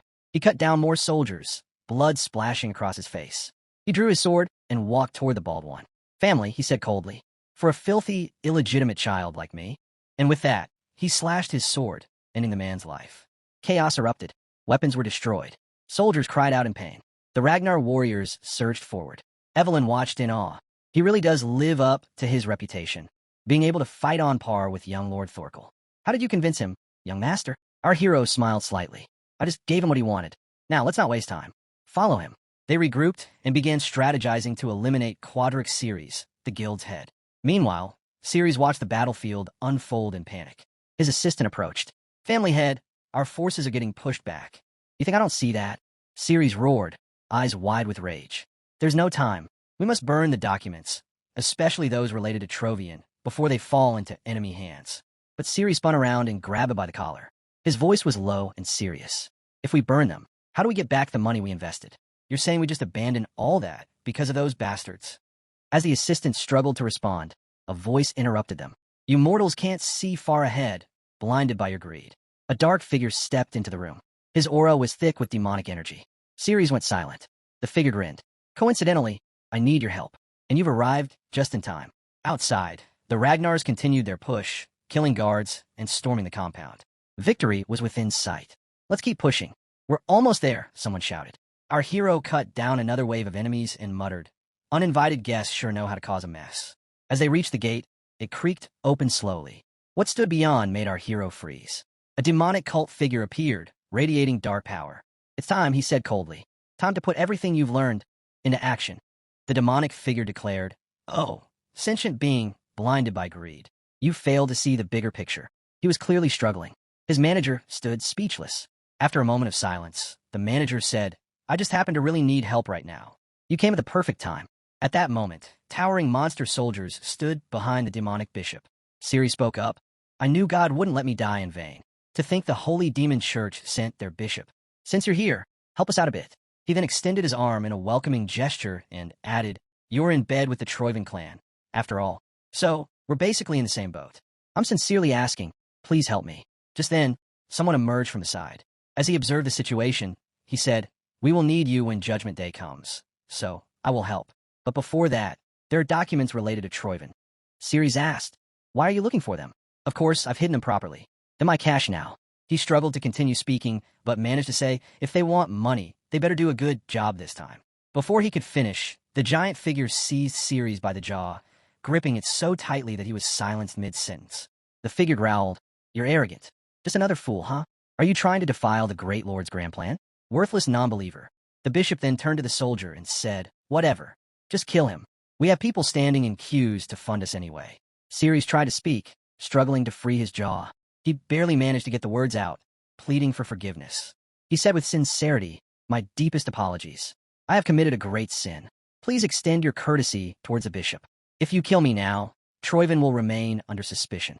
Upon hearing this, the bishop stood still in silence. Then he raised his hand. The soldiers responded by throwing Ceres down to the ground. As they walked away, one of them ordered, burn all documents related to Troivan, right now. The bishop turned back, his tone deadly serious, and warned, don't even think about running. That will be best for you, because the Lord is watching everything. Make haste if you want to live. Ceres stood there, speechless and terrified, his jaw broken. As they left, he rushed to carry out their order. Meanwhile, outside, the Ragnars continued their assault toward the tower. They communicated that they would push forward to the entrance while slaying more soldiers. But just as they neared the gate, it creaked open, revealing a horde of demonic church figures looming ahead. The bishop gave his command to the demon cult army. This is your chance. Act now for the holy war. Our hero realized that the bishop had finally revealed himself. From afar, he could see the bishop's face clearly. It was indeed the leader of the holy demon church. The bishop raised his voice and instructed his minions. With our blood, the god shall descend. With our blood, the god shall descend. He kept shouting, rousing their spirits and warming their blood for war. He continued to praise and worship their lord. As the bishop's cries echoed, the demon church warriors, now fully fired up, charged toward the Ragnars. What followed next was a spray of blood. Our hero began cutting through them like vegetables. He thought to himself, he had already suspected the holy demon church might be hiding here, but he never expected someone as high-ranking as the bishop to show up. In his eyes, the monsters were chiming in for war. He sliced through them with ease, until something unexpected happened. One of them blocked his attack. Without missing a beat, he drew another sword and cut through their bodies in a split second. Meanwhile, Evelyn struggled to fend off 6 members of the demon army that had pounced on her. At that moment, our hero asked Cleve, "If the enemy keeps attacking relentlessly like this, won't we be overwhelmed by sheer numbers?" Cleve stood still, deep in thought. She looked toward the entrance, where countless enemies were storming toward her, and the bishop was standing silently at the window. She realized this would be a far bigger hassle than she had anticipated. Gripping her sword, she thought to herself, or maybe that's a good thing. As she drew out both of her blades, she concluded, "After all, this is more than enough reason for me to step in." In the end, it felt like everything had returned to where it all began. Now, the trio stood together in a defensive stance. Suddenly, something struck with such force that blood splattered and enemy bodies were sent flying. In the next instant, we saw Cleve launch herself toward the enemy using a pole for momentum. She crashed into the center of their forces, causing a cloud of dust to rise and clearing out the enemies from that area. As she landed, she declared, "I'll take point from now on. I won't let anyone standing in the Ragnar's way get away with it. I will annihilate them all, here and now." Just as she prepared to charge again, our hero shouted, "Wait, don't forget why we're here. We have to rescue the documents before they destroy them." She sighed and replied, "Theo, it seems I overestimated you." But when he sliced his sword again, he said, "Now that the Holy Demon Church has shown itself, we don't need any more evidence." She proceeded to cut down enemies with precise strikes. However, our hero didn't agree and ran forward. She remained silent in response. Then a voice echoed, "In fact, since they're trying so hard to stop us now, it means those documents are more important than ever." Cleve understood his point and asked, "Then what are you planning to do? Either way, we need to get through here first before anything else." Our hero agreed, but argued. By then, they'll have already destroyed the evidence. As he cut through more enemies, he added, "But I have a solution for that." Just then, a system notification popped up, expanding Hatchling Synchro Domain by connecting to the Mind Gate. A sudden burst overloaded his vision. Using Hatchling Synchro, he scanned the surrounding terrain. Now, our hero could see the entire area clearly. Cleve still doubted if Theo had any solid proof, but remembering what the Black Dragon had said, she decided to wait and watch while continuing to slay enemies. Suddenly, a giant demon soldier attacked from behind her, shouting, "How dare you get distracted in front of me?" In the very next moment, we witnessed hundreds of precise sword slashes.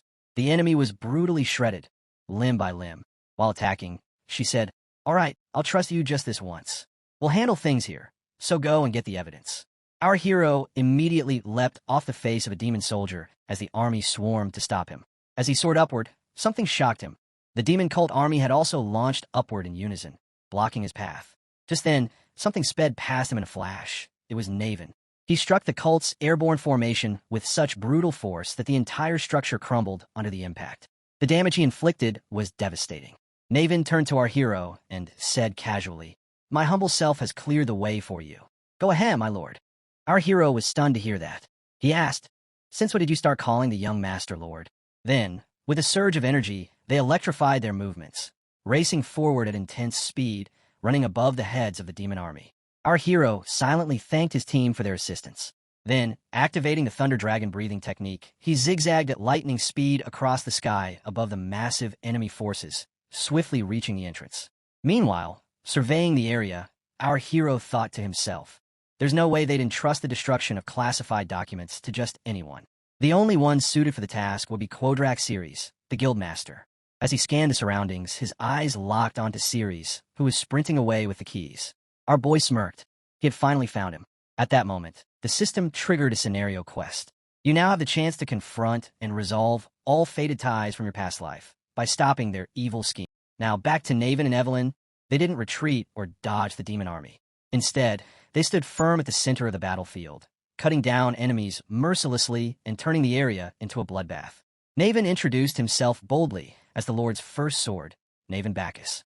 Evelyn, unimpressed, remarked that his sense of humor was a bit too much. Despite their casual banter, the two continued to slaughter the demon army like they were merely chopping vegetables. While fighting, Naven observed that, judging by Evelyn's movements, she had likely been the first to arrive, which meant he didn't have much to worry about. He glanced over at Cleve and added that if Evelyn was the first sword, he would gladly accept the title of second. Evelyn shot him a sharp look, questioning whether he truly believed he was better than her. Without hesitation, Naven stepped up confidently, raised his sword, and confirmed that he did. Then, with a single devastating slash, he cut down more demon cult soldiers than Evelyn had managed up to that point. Then he grinned, noting that it just so happened they were on the same side, but proposed they settle things right then and there. The one who defeated the most believers would earn the title of First Sword. Evelyn dismissed the idea, stating she was on a mission and had no time for such trivial nonsense. But Naven, wearing a teasing smirk, suggested she might be scared, afraid she would lose. That comment hit a nerve. Evelyn swiftly slipped behind his arms, and Naven smiled, realizing their challenge had now officially begun. Without holding back, Evelyn launched into action, her strikes slicing so sharply that the bodies flew above Naven's head. She dashed past him, determined to prove why she deserved the title of First Sword. Charging straight into the formation of demon believers, she gave a sharp mental warning not to regret provoking her. Naven, not one to be left behind, rushed in right after her, joining the chaos to back her up. The scene shifts inside to the bar. It's completely deserted. Every room it leads to is filled with pin-drop silence. Down a dim hallway, there's a hidden door. Here, Ceres quietly makes his entrance. He breaks the lock and, holding a light source, opens the door. Inside the room is a large drum. He heads to a secret box and pulls out the evidence related to the money collected from Troyven. Staring at the documents, Ceres mutters, "All I have to do is burn this, and we'll escape being charged with treason, to some extent." But then he hesitates. Do I really have to burn this? He wonders. All of this is worth so much. It'll be impossible to recover.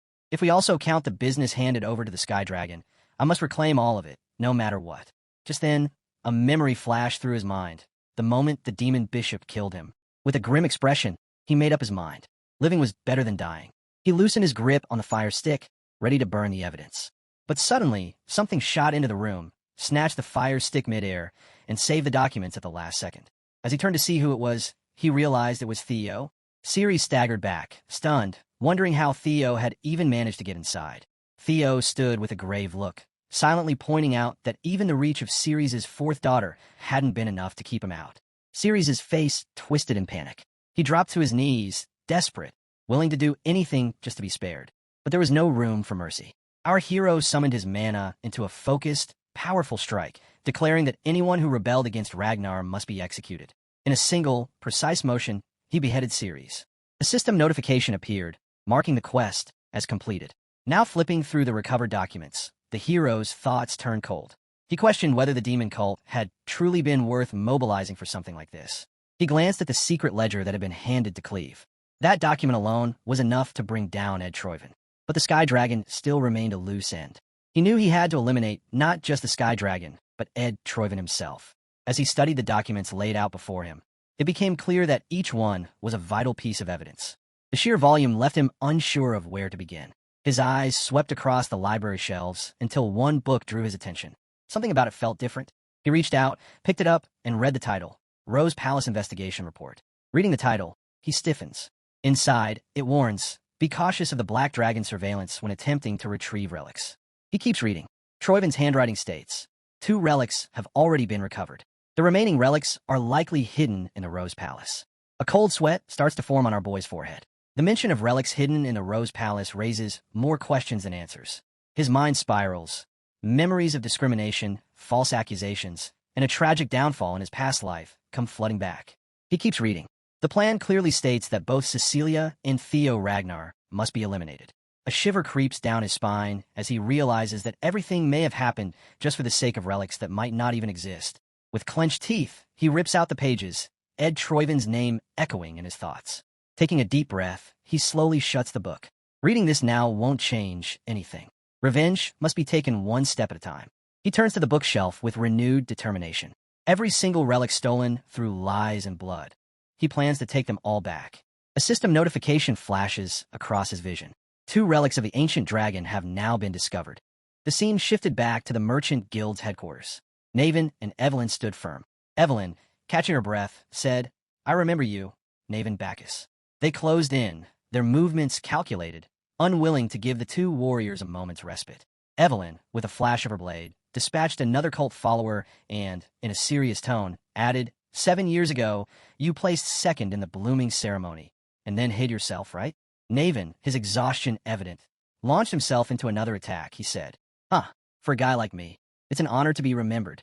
He charged again, cutting down 2 more cult members with brutal efficiency, but now's not the time to care about those things. With a flawless strike, he cleaved an enemy in 2. At this rate, he said through, he'll become the first sword, Evelyn.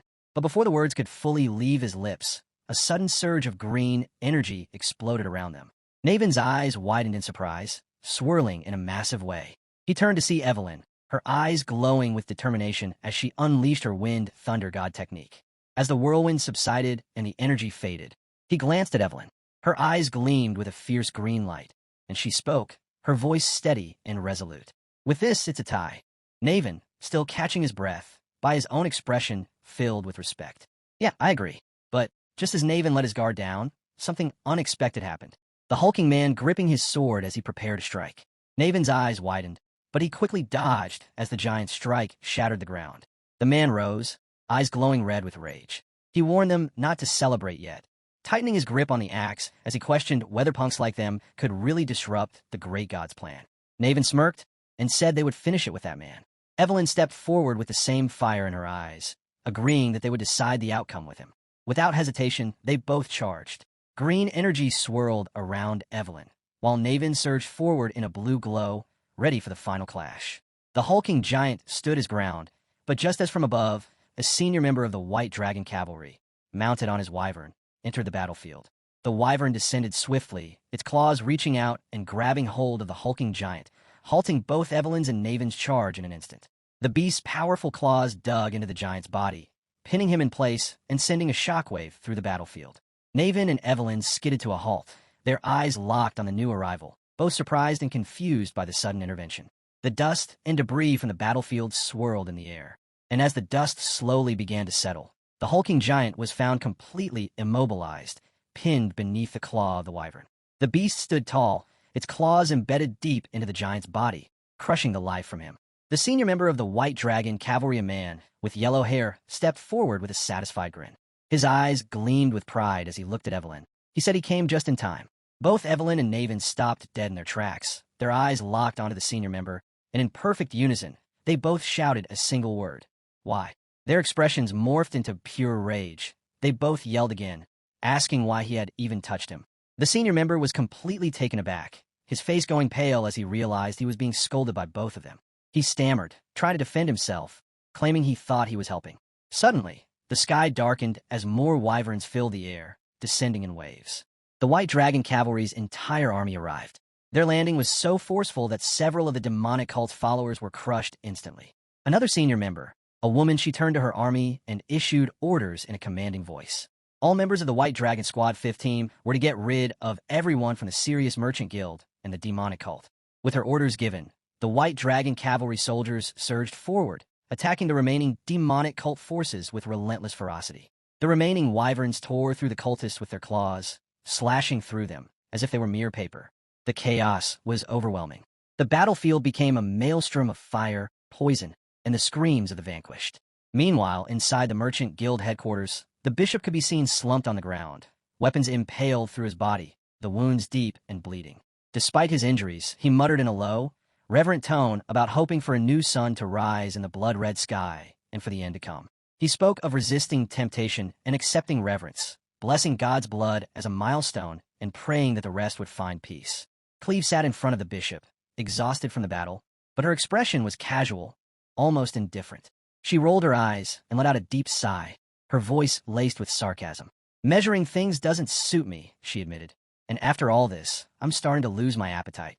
She glanced over at the bishop, who still sat on the ground, his body riddled with swords. His limbs had been severed, a result of Evelyn's mercy, leaving him in a broken and defeated state. The scene shifted again to the streets of the city, now eerily quiet after the battle had ceased.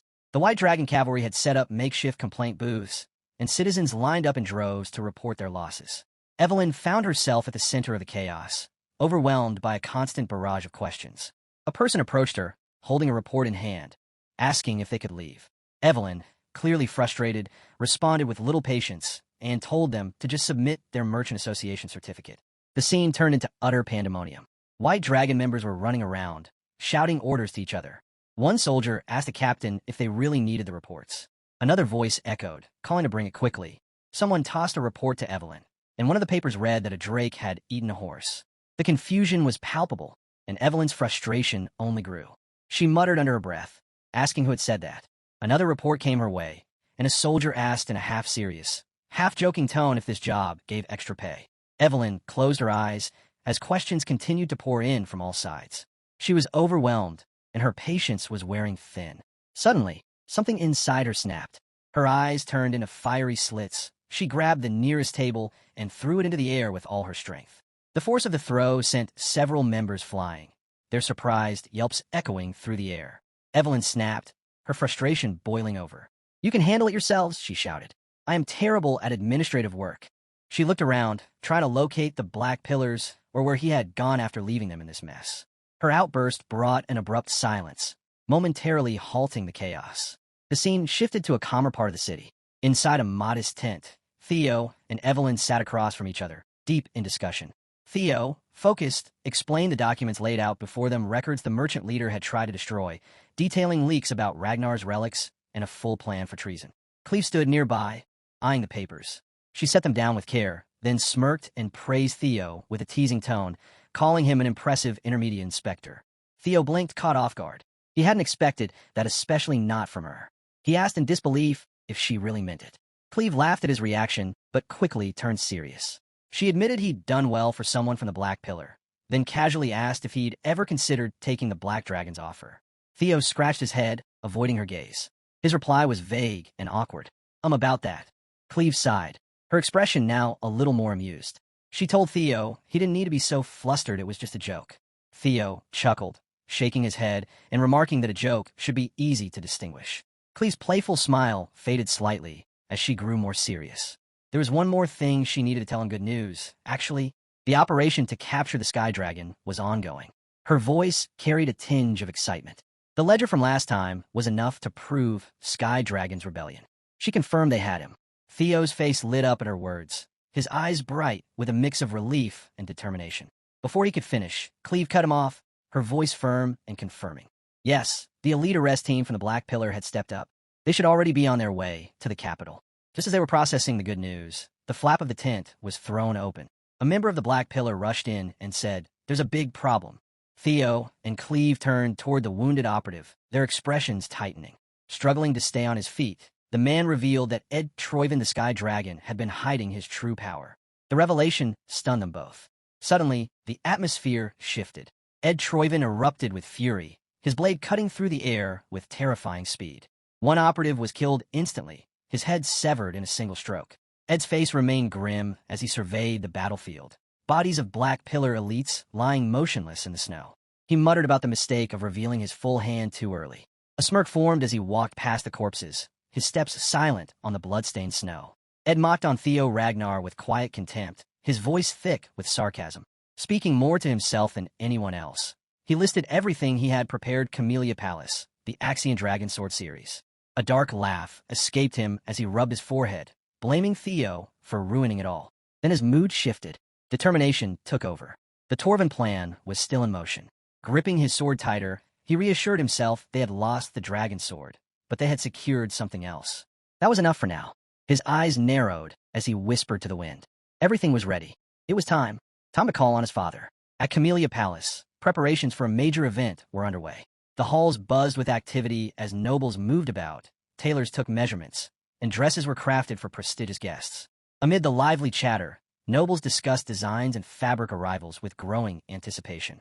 Across the hall stood the blacksmith, calm and detached, quietly observing the commotion as she smoked her pipe.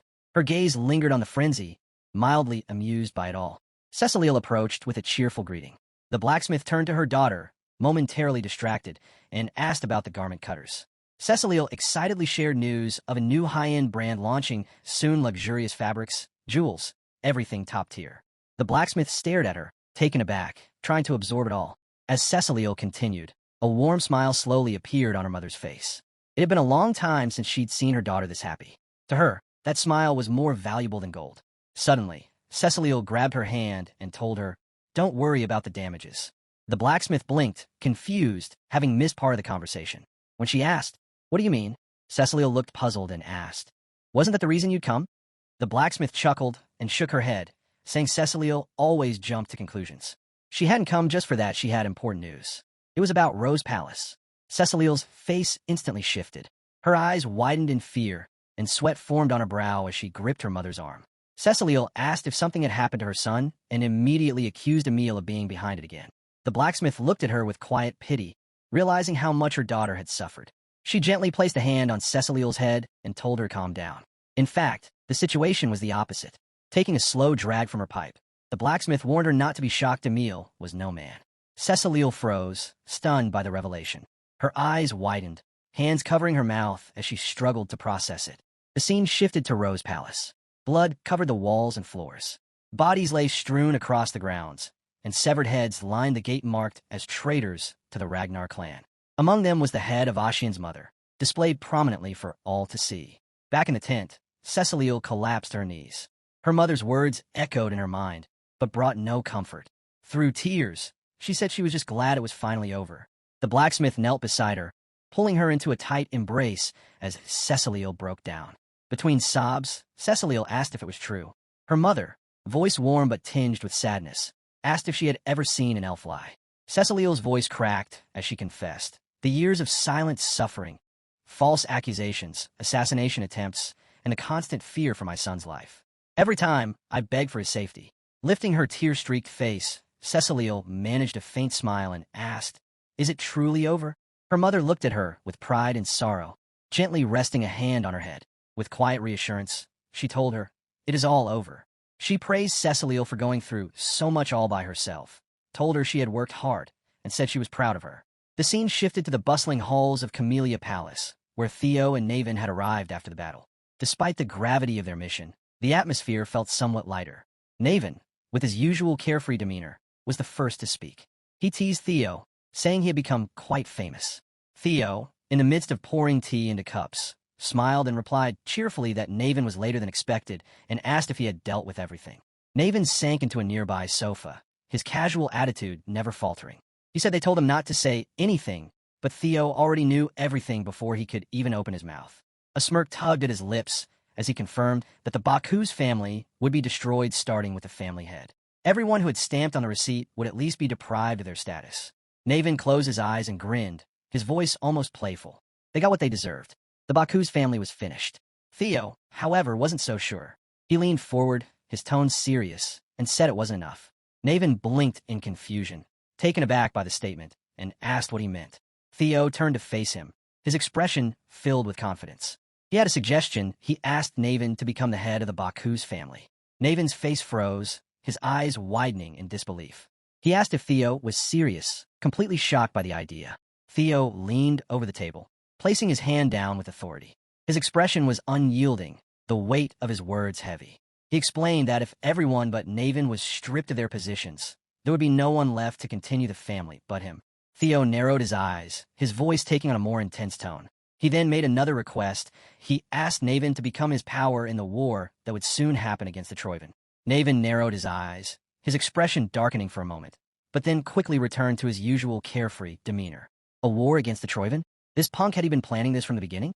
Theo took a sip of his tea and, with a calm smile, explained, "The continuous psychological battle has now surfaced. An all-out war with the Troivan will begin soon. We have confirmed that the Sky Dragon's rebellion was connected to both the Troivan and the demonic cult. We're working to figure out what is being planned in the north. It is practically a declaration of war between Ragnar and the Troivan." Navin's thoughts turned inward. Since the Troivan and demonic cult incidents had been revealed, they wouldn't stay quiet. He leaned back on the sofa, his relaxed attitude returning. For someone terminally ill, war was the furthest thing from his mind. Didn't he also need something to actually take action? Theo grinned, clearly prepared. With a confident motion, he placed an object on the table in front of Navin. The gesture caught Navin completely off guard. He looked at the object in confusion and asked what it was. Theo, with his usual self-assured confidence, replied that he could cure Navin's illness. Navin stared, his surprise turning into disbelief. Theo continued, pulling out a piece of paper and handing it over. He explained that it was the recipe for treating ether fever. Then, pulling out a glowing core, he said this was the ether core, the key ingredient. Navin was utterly shocked. His mind raced as he processed the information. That was unexpected, he muttered, his eyes darting between Theo and the items on the table. He admitted he thought Theo would cure him just enough to keep him alive, using it as a leash. Theo blinked in confusion, his expression faltering for a moment. He asked what Naven meant, completely taken aback. Naven wasn't done. His voice turned serious as he asked what Theo would do if he gave him everything, and he just ran away with it. Theo, regaining his usual composure, simply gestured with his hand. If Naven wanted to do that, he said, he didn't care. Theo narrowed his eyes, setting his teacup down, his expression turning serious. He said there were a lot of problems that came from focusing only on power, just like Ragnar did. His voice filled with quiet resolve. He and Naven were both victims of that kind of culture. His eyes gleamed red as he took another sip of tea, his tone soft but firm. What he wanted was not to overpower others with strength. What he needed was trust. Naven's eyes widened in shock. He stared at Theo, finally understanding the depth of what he was saying. Theo leaned forward, smiling as he spoke about building relationships on trust rather than pressure. Naven paused, caught off guard by the sincerity. His usual carefree attitude slipped for a moment before he let out a short laugh, masking his thoughts with a familiar grin. He had underestimated Theo, thinking him just a kid, but he was clearly something else. Theo, confident, teased, "Do you want in or not?" Naven stared into his tea, considering the offer. After a long silence, he took a sip, set the cup down, and stood. Theo watched him with curiosity. Naven walked to his sword and drew it slowly. Sensing the shift, Theo simply smiled and sipped his tea.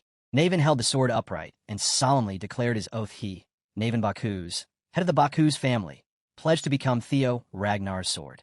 Theo's eyes narrowed with approval, a proud smile forming. Naven then broke the tension with a playful grin, asking if that was enough. Theo raised his glass in response. It was Naven soon took his leave, and Theo was left alone, reflecting. A war with the Troivan loomed. Memories of his past life flickered through his mind. Things were accelerating, but everything was falling into place. He approached the table of relics and placed a hand on one. A smirk tugged at his lips. First them. Time to see what's inside the treasure chest. A system window appeared before him. Theo reflected on the relics he had absorbed so far. Lesser Drake and Griffin, both now vital assets. He studied the new relic from the Merchant Guild, a ring, and considered its potential. Without hesitation, he opened the box, slipped the ring onto his finger, and grinned at the thought of gaining new power. A system window appeared. Ancient Dragon Relic. Mima Rune Ring equipped. Before he could react, another message followed. Moving to dungeon. Before Theo could react, the ground shook violently. In an instant, he was transported to an unfamiliar place, a vast desert stretching in every direction. Nothing but cracked earth, sand, and scattered bones. He stood still, disoriented, eyes scanning the barren landscape. The heat was far worse than he'd imagined. Stripping off his coat, he wiped the sweat from his brow and muttered in frustration, wondering what he was supposed to do in a place like this. A new system window appeared. You have entered the Guardian's domain. Survive here for 72 hours. Theo blinked, stunned. 3 days in this unbearable heat? Before he could fully process it, the ground trembled again. At first, he thought it was an earthquake, but that idea vanished when a massive explosion erupted ahead, sand blasting in all directions. He shielded his eyes, trying to make sense of it. As the dust settled, he looked up. An enormous sandworm-like creature stood before him. Covered in sharp scales, it glared at Theo and let out a low growl. In a deep voice, it declared the intruder had been found. Theo turned and ran without hesitation as the massive desert worm roared and charged after him. Drawing his sword mid-sprint, he spun around just in time to face the oncoming beast. With narrowed eyes and a sharp shout, he activated Lightning Dragon Streak. Black lightning spears burst from his blade, streaking through the air toward the charging creature. The resulting explosion rocked the ground, sparks flying in every direction. But despite the explosive force, the attack did little to no visible damage to the massive creature. Theo gritted his teeth in frustration. The worm was fine even after being hit by the dragon streak. How? His mind raced, trying to figure out how to overcome this unexpected challenge. But before he could come up with a plan, something caught his eye, a sudden flash of lightning. His eyes widened in horror as he realized that the desert worm was now enveloped in its own crackling aura of lightning and thunder. The beast's body crackled with energy, and it unleashed a violent bolt of lightning aimed directly at Theo. Theo's heart pounded as the electricity surged toward him. With a tense expression, he pushed himself harder, sprinting even faster to avoid the incoming attack.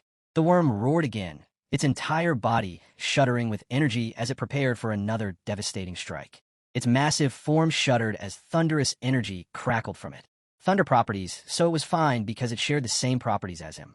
The massive creature, now fully charged with lightning, sent a surge of electricity hurtling toward Theo as it charged with killing intent. The desert worm bellowed, its voice a low rumble that vibrated through the sand. Theo, eyes wide with focus, sprinted away, dodging the oncoming attack as best he could. His heart pounded in his chest as he tried to maintain his pace. Just as he thought he had a moment of relief, the lightning struck the rocky hill ahead of him, shattering it. Massive chunks of rock came tumbling down toward him, blocking his path. What the hell? Theo cursed under his breath, momentarily halted by the rockfall. But before he could recover, the desert worm surged forward, its massive body lunging at him, mouth wide open and ready to crush him with full force. The ground beneath the worm tore apart as it charged, the sheer force of the beast's body ripping through the earth. Theo barely managed to dodge the worm's strike, but the impact from the creature's massive bulk sent him flying backward. He crashed into the sand, but quickly regained his footing, eyes scanning the battlefield, fully aware that the desert worm could appear from anywhere. Theo glanced at his system window, his eyes widening in shock as he saw the time. 5 minutes. Panic crept into his mind. He wouldn't last like this for long. The ground trembled again, the desert worm's thunderous energy building beneath the earth. Theo cursed himself. It was already hard enough to attack since it moved underground. With lightning surging across its body, the desert worm suddenly erupted from the ground, its massive form emerging like a natural disaster. Theo leapt back. Realizing the creature shared his lightning attribute, his usual techniques wouldn't work. The terrain favored it too. Then an idea struck him. His eyes lit up with a grin. The terrain could work both ways. This might actually work. Without wasting a moment, Theo opened his inventory and pulled out the relic he had obtained from the Merchant Guild during his last mission, a snowflake-shaped relic. The desert worm, however, wasn't giving him any chance to breathe. It kept charging at him with relentless fury, sending blasts of lightning his way and closing the distance with each attack. Theo dodged and weaved, but the attacks were coming too close for comfort. Should he use this relic now? His mind raced with the weight of the decision. With the situation growing more dire by the second, he made up his mind. He had no choice. He quickly equipped the snowflake relic, placing it on his ear. As soon as the relic touched his skin, a surge of energy rushed through him. His heart raced as he braced himself for the unknown. It was clearly a gamble, but it was more than worth trying. As Theo equipped the second relic, a system window appeared. Relic of Ancient Dragon, Ice Flower Butterfly equipped. Before he could react, an error flashed. You are currently on a dungeon mission. Cannot start another. His smile faded. As expected, he thought things weren't going to go perfectly. But before he could think any further, something caught his attention. A massive crack appeared in the sand in front of him, its jagged edges glowing with an eerie light. Theo's eyes went wide in disbelief. This was no ordinary crack, he realized. It was a crack between dimensions. On the other side of the rift, Theo could see an icy, blizzard-filled landscape. The cold, biting wind from the icy dimension swept through the desert, the temperature dropping drastically as the blizzard raged on. Both Theo and the desert worm halted in their movements, their attention now fixed on the strange phenomenon before them. The desert worm, no longer focused solely on Theo, turned its head to look at the crack in the air. The icy wind swept toward them, causing the sand around them to swirl and freeze in the strange, unnatural cold. A system window appeared. The two dungeons attempt to invade each other. Then another followed. The boss of the Ice Flower dungeon has appeared. Theo turned toward a dimensional crack as a massive glowing eye emerged, followed by a creature part icy dragon, part giant butterfly forcing its way into the desert. Both Theo and the desert worm froze, stunned. The two guardians locked eyes, beings from separate realms, now face to face in one they didn't belong to. A voice rang out calm, commanding. It had been a long time since it had served as the selector, and Theo's reckless act had crossed a line. Theo turned to see the fairy dragon, its eyes glowing with mystical energy. Snowflakes gathered around it, the air turning bitterly cold as spears of ice formed and hovered in place. The dragon narrowed its gaze at Theo and declared he must pay for his arrogance. Before he could react, the ice spears turned toward him. With a wave of its wings, the fairy dragon launched them at blinding speed. Instinctively, Theo pulled out his sword, positioning it just in time to deflect the first few spears. His body was rocked with the force of the impacts, but he held firm. God damn it, he had never thought it would turn out like this. Theo gritted his teeth as he struggled to maintain his footing. The overwhelming weight of his situation hit him all at once. He was trapped on one side, the massive desert worm with its deadly lightning attacks, and on the other, the fairy dragon unleashing brutal ice attacks. And the worst part, he had nowhere left to run. What the hell had he gotten himself into? Panic crept in, but then a spark of determination flashed in his eyes. He wasn't going to give up. He braced himself, his grip tightening on his blade as he took his stance. Since it had come to this, he had no choice but to try. Theo waited, expecting the next wave of attacks to come his way. But to his surprise, nothing happened. His eyes darted around, confusion spreading. The air above him shimmered with blue and yellow energies, but they weren't aimed at him. He blinked in disbelief as he realized what was happening. The desert worm had redirected its lightning attack toward the fairy dragon. The fairy dragon, sensing the incoming attack, quickly enveloped itself in a protective barrier. The lightning struck the barrier with a violent explosion, but the creature remained unharmed, absorbing the attack effortlessly. As the dust settled, the fairy dragon's voice rang out, its tone filled with authority. "Explain yourself," it demanded from the desert worm. The desert worm roared in return, its voice low and commanding. "The intruder must be killed." The fairy dragon scoffed, clearly unfazed, and agreed. Theo, standing frozen in disbelief, watched as the two guardians now turned their attention to each other, no longer focused on him. The desert worm and the fairy dragon, once enemies of his, were now locked in combat, their massive forms clashing in the desert sands. The fairy dragon unleashed a barrage of ice spears at the desert worm, its roar demanding the rival guardian's death. There could only be one. The desert worm retaliated, crackling with lightning as it struck back, declaring the intruder must die. A system window flashed in front of Theo. The two relics of the ancient dragon are now fighting for priority. He stared at it, mind racing to grasp what was unfolding. The scene jumped back to the battlefield, where the massive desert worm roared loudly as it lunged toward the fairy dragon. The ground shook as the desert worm lunged, jaws wide, but the fairy dragon's barrier held strong. Theo watched from the sidelines, stunned by the clash of lightning and ice, the earth trembling beneath the chaos. Just imagining being caught between them was terrifying, he thought. He glanced at his sword as a dark energy formed into the shape of a griffin, restless and ready. A smirk touched his lips. White moonlight blade. Around him, sandstorms raged and thunder clashed with frost. Yet Theo stood firm, eyes steady on the fight. Just a little longer, he thought. It looks like they'll be done soon. The desert worm's attacks began to overwhelm the fairy dragon. Bolts of lightning broke through its barrier, one strike tearing holes through its wings. The dragon roared in pain, blood spilling from its mouth before crashing to the ground with a heavy thud. As it struggled to rise, the desert worm gave no pause, charging again. The fairy dragon, frustrated, narrowed its eyes and released its true power. A powerful aura spread across the battlefield, forming a massive snowflake pattern. The ground shook as ice spikes erupted upward, freezing the worm in place. Dozens of spears shot through the air, striking the creature with brutal precision. One pierced its mouth, shattering teeth and drawing blood. The worm thrashed, roaring in agony, but refused to fall. With sheer force, it crushed the spear in its jaws. Both guardians, bloodied and furious, locked eyes again. Then, with a roar, the worm lunged and clamped its jaws onto the fairy dragon. Gritting through the pain, the dragon retaliated, summoning more ice spears and driving them deep into the worm's body without mercy.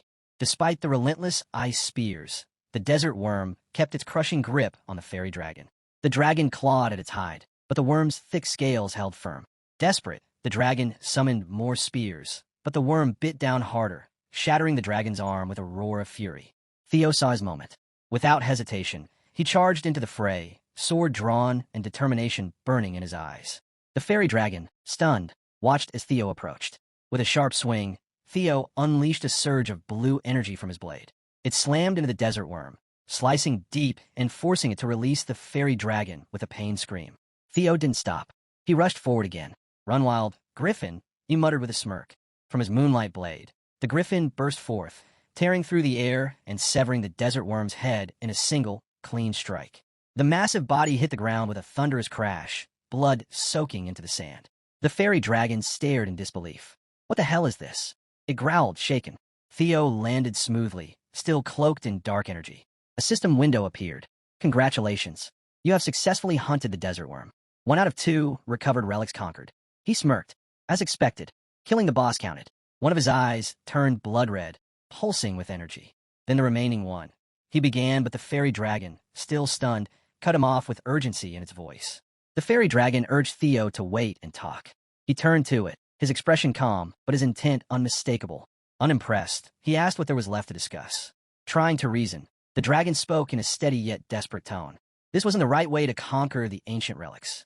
It claimed to be the wisest of all guardians, existing to test his wisdom. Closing its eyes, the fairy dragon began to speak solemnly about a riddle, but Theo's dark aura surged before it could finish. His eyes glowed with bloodlust, and his tone turned cold. He advanced slowly, sword in hand, declaring he had already proven his wisdom. The fairy dragon, now sweating nervously, tried to stop him, but Theo cut it off. He reminded it that he was the one who made both guardians clash in the first place. With a powerful leap, he raised his sword, eyes glowing red, and unleashed the griffin's full force once more. If the dragon truly was the most knowledgeable, then it should accept the fate coming its way. The fairy dragon's final words echoed in desperation as Theo's strike descended. A massive explosion erupted from Theo's strike, the shockwave shaking the battlefield for miles. Dust and debris filled the air as the ground trembled beneath the blast's impact. Theo stood at the center, breathing heavily, his sword still glowing with dark energy. A system window flashed before him. Congratulations. You have successfully hunted the fairy dragon. Before he could respond, the world shifted. In an instant, he was back in his chambers, hand resting on the table. The ring was still in his grip, and the snowflake-shaped relic gleamed on his ear. He could feel the weight of both, their power unmistakable. The dark aura still lingered around him, especially in his black and red eye. A slow grin formed as relief washed over him. Another system message appeared. Sub-quest complete. Both relics conquered. Theo exhaled deeply, his voice edged with tired satisfaction. Now, can I finally... Before Theo could finish his sentence, a strange sensation overtook him. His dark aura spread, black lines crawling across the room. He glanced at the moonlight blade. It pulsed with even darker energy. A flicker of shadow appeared at the edge of his vision. His heart dropped. A griffin emerged, its eyes glowing with eerie light. Its voice, low and chilling, echoed in the silence. Theo Ragnar, I want to eat your heart. Theo froze as the griffin's aura twisted, spreading like a toxic cloud. Panic surged as black goo wrapped around his hand, then climbed up his arm, tightening fast. He cursed under his breath, realization hitting him. He had suppressed this once, but forgotten the white moonlight blade craved flesh. And now, it had absorbed both Guardian's powers. The dark mass coiled around him like living ropes, binding him tighter with each movement. The griffin stepped closer, its form engulfed in darkness, eyes locked on Theo. You're mine now, Theo Ragnar. I'll swallow you whole and chase the moonlight again. The chamber dimmed into silence as the griffin's energy sealed Theo within a cocoon of shadow. There was no escape. As darkness swallowed him, Theo's eyes widened, then snapped open in a different dimension. He sat in a gray, swirling liquid that stretched endlessly, the atmosphere heavy and suffocating. Confused, he muttered to himself, "Where am I?" A cold voice answered from behind. You were inside the griffin's stomach. Theo's heart pounded as two figures emerged from the shifting dark, the fairy dragon and the desert worm. The fairy dragon explained the situation calmly. The griffin has swallowed all three of us and now seeks Theo's heart. Theo clenched his fist, accepting the grim reality. So I'm really about to be devoured. The dragon's voice turned scornful. This is the result of seeking power without control. A fool of a chosen one. Theo asked what would happen if the griffin succeeded.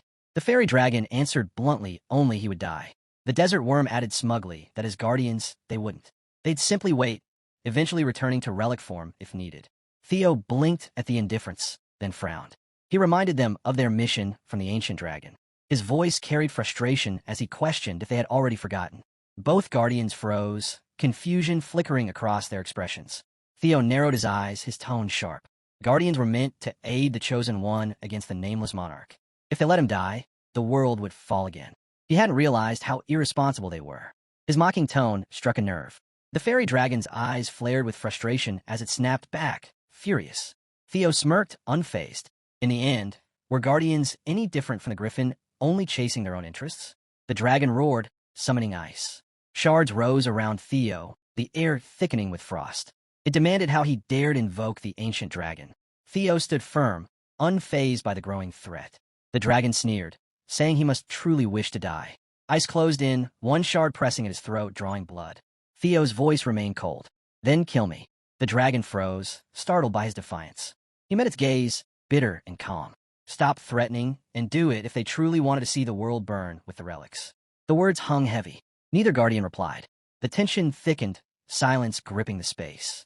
With a swift motion, Theo shattered the ice trapping him and grabbed a few shards, gripping them like makeshift weapons. The desert worm rumbled with approval, acknowledging the young, chosen one's bravery. Even the fairy dragon, though still irritated, admitted Theo wasn't bad. Its eyes lit with reluctant respect, impressed by his confidence. Moments later, the fairy dragon dissolved into blue energy, saying it would open the way out. The desert worm followed, its form turning into golden light as it agreed to assist. The swirling energies merged, forming a powerful portal. But before vanishing completely, their voices echoed this was all they could do. The rest was up to him. Theo faced the portal, a grin forming as he charged forward, gripping the ice shards. With one last confident shout, he leapt into the darkness, ready to teach the griffin a lesson. The scene shifted to another part of the gray liquid dimension. A glowing spear stood silently, and from the shadows, the griffin emerged, eyes gleaming. It had found what it was looking for once it consumed this. Theo Ragnar's body would be his. But before it could act, its body was sliced clean in half. Blood splattered as Theo burst from its stomach, ice weapons still glowing. The griffin cried out in agony, but it was already over. Theo stood before it, gaze cold and focused. The griffin's form weakened, unable to comprehend how Theo had escaped. Theo smirked. He had drawn power for both relics. The griffin should have known better. The fairy dragon and desert worm now stood at his side. The griffin, furious, roared at them, accusing them of betraying their duty as guardians. If they hadn't interfered, Theo stepped in, grabbing the griffin's beak to shut it up. His tone was sharp, reminding the beast how they first met. The griffin growled, demanding to be released so they could talk. Theo held firm. He wasn't expecting cooperation, but he made his point clear. If they kept fighting for dominance, they'd only wear each other down. Theo looked between the fairy dragon, the desert worm, and the griffin, urging them to act more sensibly. Before anyone could respond, a voice came from behind calling it a wise decision. Theo turned to see the drake he had once defeated. Still recovering, the drake regarded him with newfound respect. "It has been a while," it said. Stretching its wings, it explained, creating tension between sides was a way to balance power, a method used before. Theo, curious, asked, "Are you referring to other chosen ones?" The drake simply smiled, saying, "It isn't something you need to know yet." A bright light engulfed the room. As the drake's voice faded, it expressed interest in what Theo would do next. System notifications followed. Fairy buff applied. Enhanced immunity. Worm eater applied. Increased attack power. Power surged through Theo as the relics fully awakened. The surrounding darkness faded, and he found himself back in his room, breath heavy, sweat lining his brow. He leaned against the table, processing at all the guardians he thought were dead now lived within him. His gaze fell on the moonlight blade, still pulsing with dark energy. Lifting it slowly, he asked calmly more to himself than anyone if the blade had finally settled down. Theo sheathed his sword, a small smile forming as he reflected. Things might have worked out for the better. This ordeal had deepened his understanding of ancient dragon power. Placing a hand on the table, he looked out the window and muttered confidently that whether it liked it or not, he was now in its hands. The scene shifted to the graveyard of swords. Amid a snowstorm, Kyle, the clan head, stood motionless at the center. Robert approached, questioning if Kyle truly intended to recognize Theo as a successor candidate. Kyle's red eyes flickered. "Of course," he said. Theo was on par with the others. But he asked if Robert was concerned because Theo was a regressor. Robert admitted it. Kyle was known for his hatred of regressors. He had personally killed every Ragnar regressor before. Kyle's expression turned cold as he gripped his sword tighter. That was exactly why he would test Theo. Robert froze, understanding the implication. Kyle turned, his sword glowing with blue aura. If Theo wanted to become a candidate, he had to go through the official trial. Kyle glanced at the weapon, the sword of the previous clan head, Dean, whom he had slain himself. He smirked darkly. No other blade was more fitting. Back in Theo's chambers, Julius appeared with urgency. He informed Theo that the clan head had summoned him for a spar. Theo's eyes widened. A spar? The weight of that single word hit him hard. Back at the graveyard of swords, snow and wind swept across the field of buried blades. Theo walked slowly through the rows, each sword a silent mark of Ragnar history. His expression grew grim. The burden he carried now felt heavier than ever. His thoughts drifted to his last exchange with Kyle. His father had warned him not to speak so easily unless he truly understood their resentment. Now Theo finally did. A faint smile touched his lips as he muttered to himself, "I realized the meaning behind those words." Then Kyle's voice cut through the cold, halting his thoughts. Theo dropped to one knee, announcing himself as immediate inspector and addressing the head of the family, only for Kyle to stop him mid-sentence. "Enough with the formalities," Kyle said flatly. Theo stood firm as Kyle's cold gaze locked onto him. His father spoke, listing one name after another. Theo's instructor, his brother Axion, the Rose Palace Master, the Ceres Merchant Group, the Central Intelligence Bureau. All gone. All had cried Theo's name in their final moments. Theo's stomach sank. His father knew everything. Before he could respond, Kyle waved a hand, scattering the snow with a surge of power. He stepped forward through the swirling frost, his red eyes burning with authority. No excuses, he said. A family head must bear it all in silence. Theo clenched his fists, anger and shame tightening in his chest. Kyle continued, announcing that he was giving him the crazy dragon sword. The weapon landed before Theo with a heavy thud. Theo froze. The crazy dragon, the former family head, a tyrant who'd slaughtered hundreds of thousands. And Kyle had killed him. Seeing his hesitation, Kyle narrowed his eyes. He clearly suspected Theo knew more. Theo lowered his head respectfully and replied that the crazy dragon was the former head, nothing more. But inside, Theo was cautious. The truth about the crazy dragon was forbidden knowledge, and this was a dangerous line to walk. Kyle's gaze sharpened as his tone turned grave. He asked if Theo's past life lacked proper knowledge about the crazy dragon. Theo stiffened. Past life? The words hit hard. He looked up, but Kyle's piercing stare silenced him. A cold sweat broke out as his mouth went dry. Kyle's voice grew harsher. He despised regressors, those who thought they could rewrite the world as they pleased. To him, they were greedy and foolish, treating life like a game they could reset. The air turned heavy with killing intent, red energy flaring around Kyle. His anger was clear and directed. This wasn't test. Theo felt the crushing weight of his father's aura. Kyle wasn't bluffing. He truly intended to kill him. So this is his power without regression? Theo thought, barely able to move. Then Kyle raised his hand, his tone ice cold. Wield the crazy dragon's sword, he commanded. If Theo could withstand its resentment, he'd be acknowledged, but only as Theo Ragnar, the human. The regressor part of him would be erased. Theo's thoughts reeled. His voice came out uncertain. What does that even mean? Kyle's tone turned colder as he explained. Everything Theo had gained since regressing, every bond, every saved life would be erased. Anyone he met only because of regression would vanish. Theo's thoughts raced. He remembered the people he had fought for, the victories he had earned. Losing all of it for his father's approval felt unbearable. His fist clenched as he struggled under the weight of the decision. Still, he met Kyle's gaze and, with quiet resolve, said he refused if that was the condition. But Kyle cut him off sharply. He couldn't refuse. He reminded Theo that regressors must be eliminated. Now, there were only two paths: die as a regressor or survive as the sixth successor by erasing that identity. Kyle's words were final. Theo's frustration boiled over. He admitted he had always wanted Kyle's recognition, but not like this. Gripping the moonlight blade, Theo swung with a shout of defiance. But before the attack even finished, Kyle struck. In a flash, Theo's arm was gone, torn clean off at the shoulder. Blood splattered across the snow as Theo stumbled back, shocked. He looked down, disbelieving, his mind struggling to catch up. Kyle's speed had been impossible to follow. The crazy dragon's sword pulsed nearby, and Kyle's aura grew heavier. He demanded, "Do you truly believe you could rise without sacrifice, without resolve?" Theo lowered his head, the weight of that truth pressing down on him. The gap between us is still this big. Theo thought bitterly, his heart heavy with the realization of how far he still had to go. Kyle towered over Theo, his voice cold. To him, Theo was just like any other regressor. Theo, bloodied and kneeling in the snow, clenched his fist. A blue aura began to rise around him, growing stronger by the second. Even Kyle took notice of the sudden shift. Theo's voice cut through the air, sharp and defiant. He hadn't regressed to run from anything.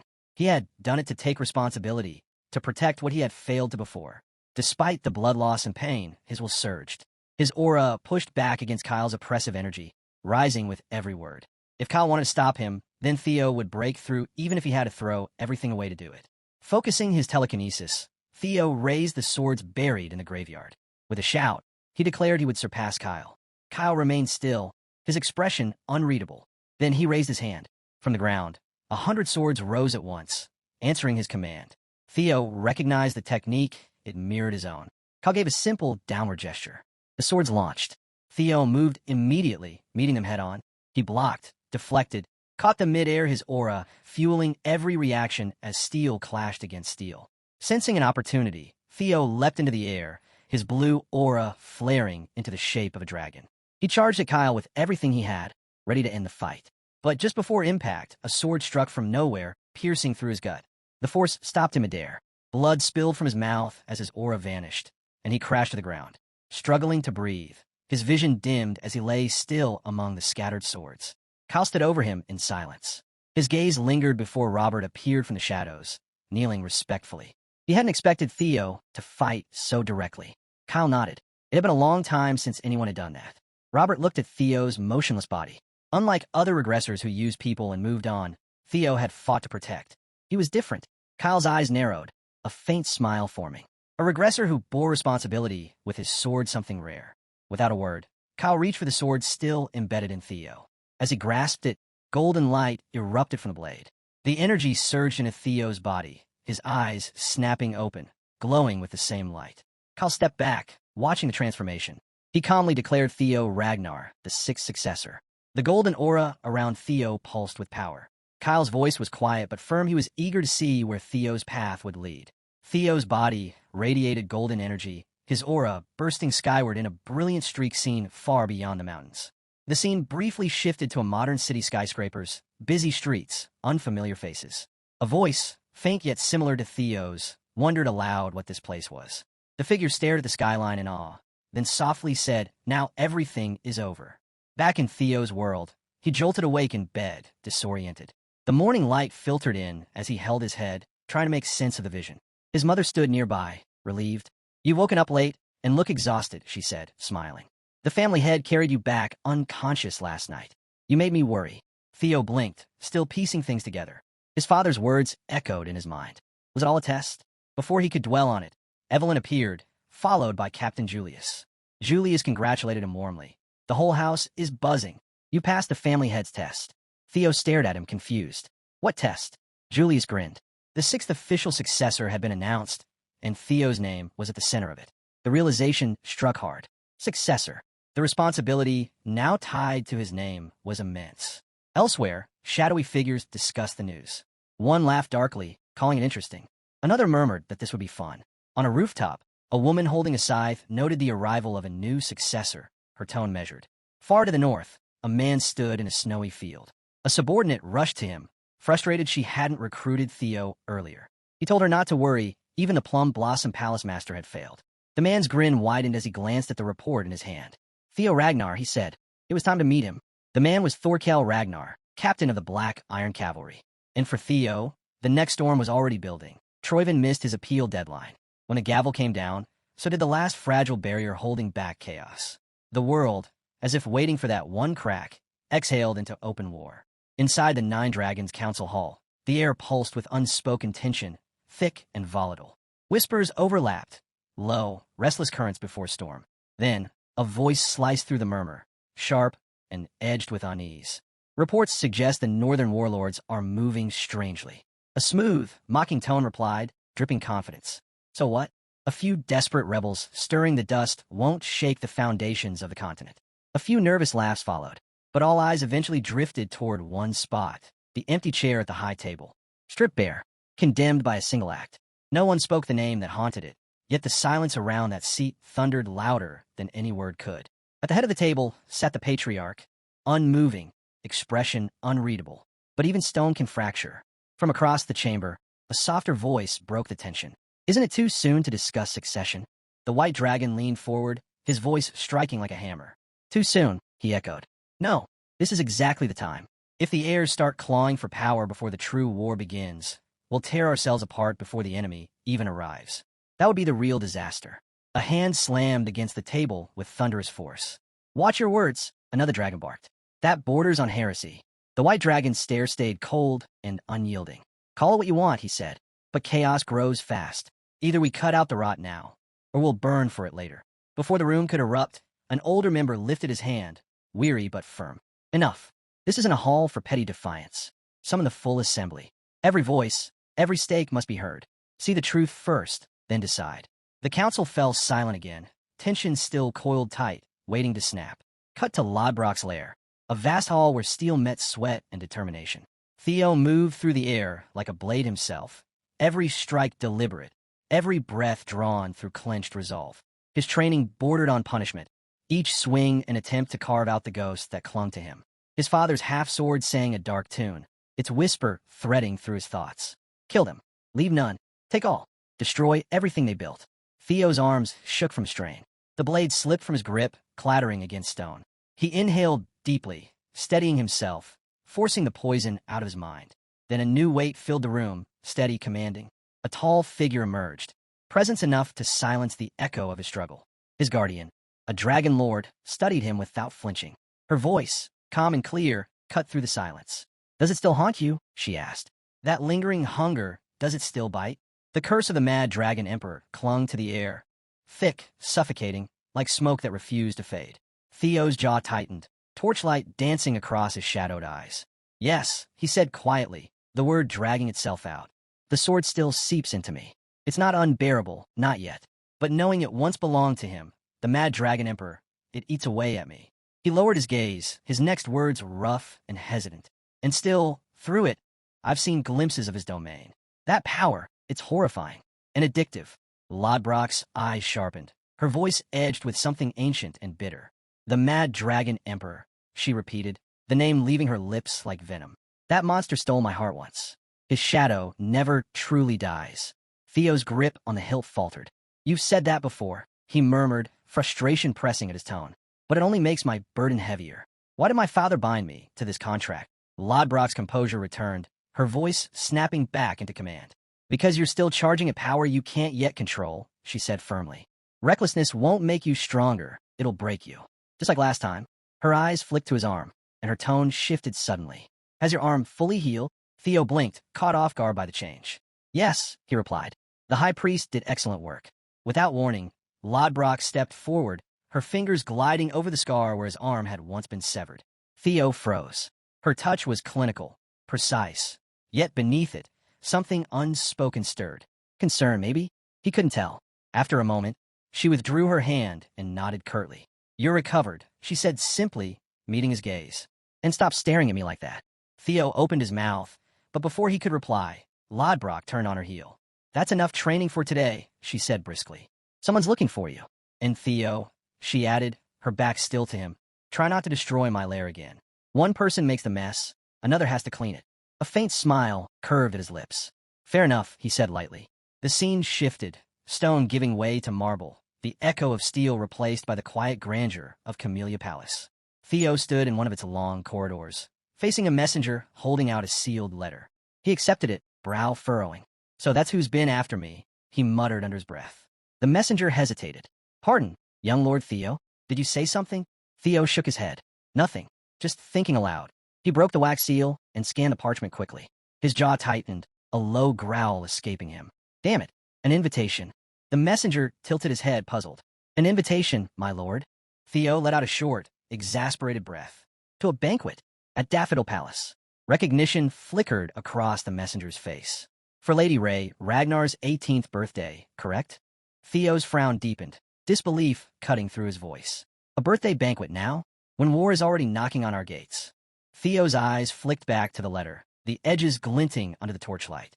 His voice was cool, sharp, clear enough to cut glass. "Exactly. That's why it'll be grand. The world outside might be collapsing, but inside those walls, they'll drown it in gold and laughter."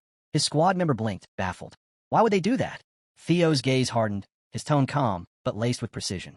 Troivin's betrayal didn't just crack Ragnar's peace, it shattered its very core.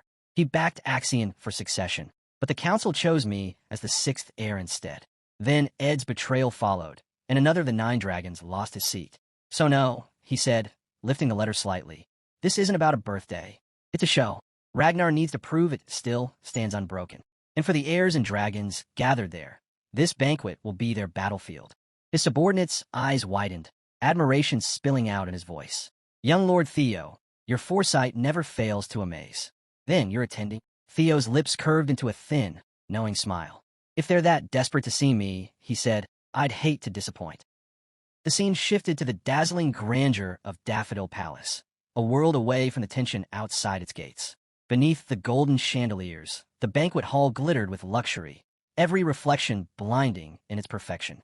Conversation hummed across the room, low and charged, spreading like wildfire. "He's here. Finally. That's him. Young Lord Theo Ragnar." Theo crossed the marble floor, steady and composed. The weight of every stare pressed against him, heavy as armor. As expected, he thought, every gaze in this room is measuring me. This wasn't a celebration. It was a contest masked in elegance. The chandeliers, the music the laughter. None of it was for Lady Ray's birthday. It was all a test of power.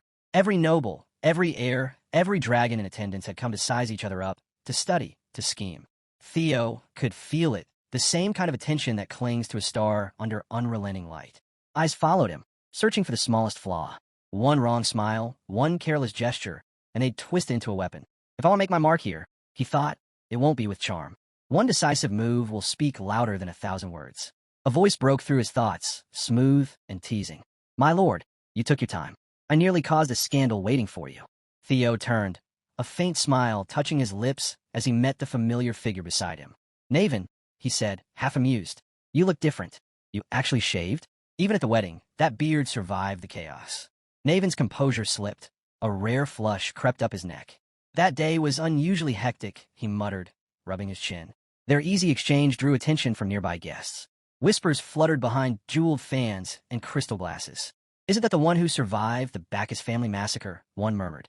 Indeed, another whispered back. And now he leads them himself. Even after ruin, the Bacchus name still holds as one of the 6 pillars. The air shimmered with tension, thick enough to taste. Every word, every sidelong glance carried weight, each one destined to echo far beyond these gilded walls. Then from the crowd, a voice rose, half mocking, half amazed. Unbelievable.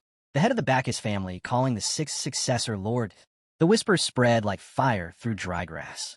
Envy and fascination tangled together, feeding the hall's restless energy. Naven caught it all, his grin widening with mischief. My lord, listen to them, he murmured. Every tongue here's wagging about us. You've completely stolen the show. Theo's eyes swept across the sea of faces, unreadable, calm, but calculating. Good, he said simply. It means the stage is ready. Then, lowering his voice until it was almost a growl, he added, now comes the part that counts.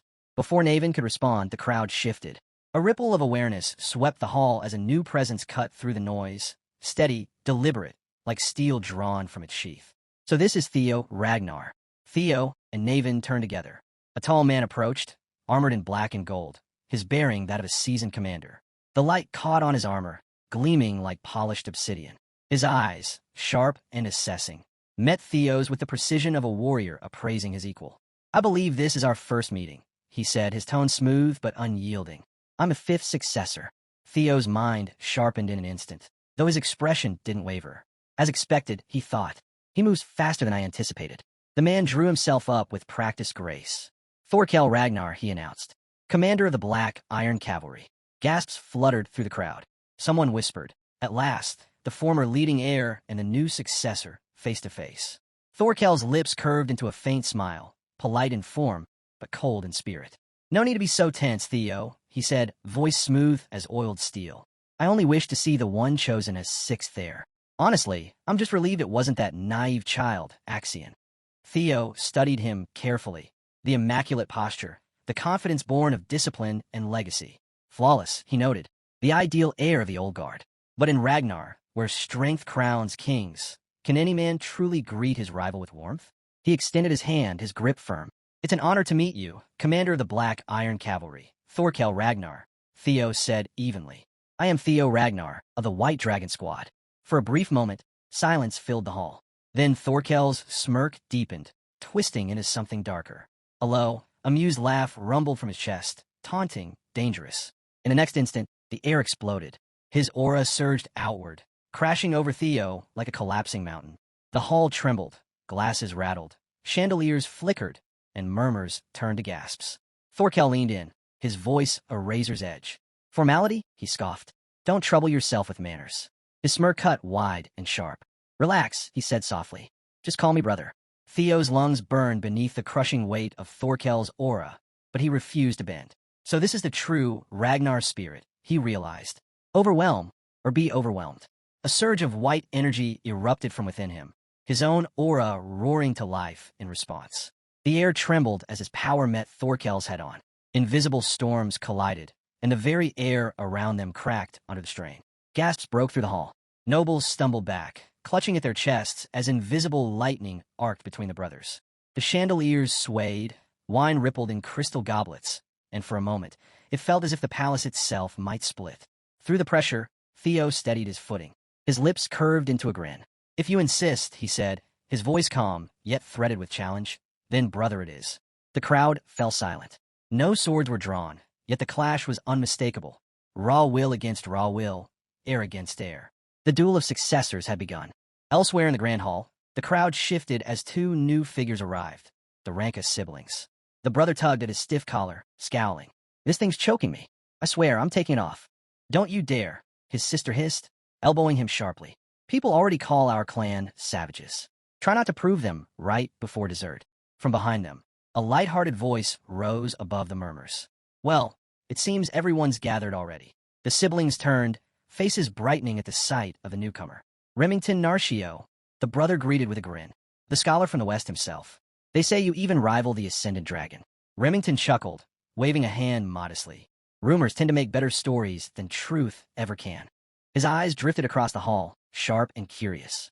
"By the way, have any of you seen Theo? I've been hoping to speak with him. Something about the white armor dragon cavalry." Before anyone could answer, a calm voice spoke from just behind him, cool and refined, yet carrying an undertone that silenced conversation. "Looking for Theo, are you?" Remington froze. Color drained from his face before returning in a rush of crimson as he turned. "A Lady Ray," he stammered, fumbling a bow. "Forgive me. How could I search for anyone else when the star of tonight's celebration stands before me?" Ray Ragnar lifted her wine glass, the gesture elegant, though her tone carried quiet fatigue. "It's fine," she said softly. "We both know what this banquet really is." But her hand trembled faintly, the calm in her voice cracking for a heartbeat. Her gaze slid past the crowd, past the laughter and the lights, until it fixed sharply on the center of the hall. Across the room, Theo and Thorkel's invisible clash still raged, their auras pressing against each other like waves in a storm. "Is that Theo?" one of the Ranka siblings whispered, eyes wide. Remington's lips curved into a faint, knowing smile.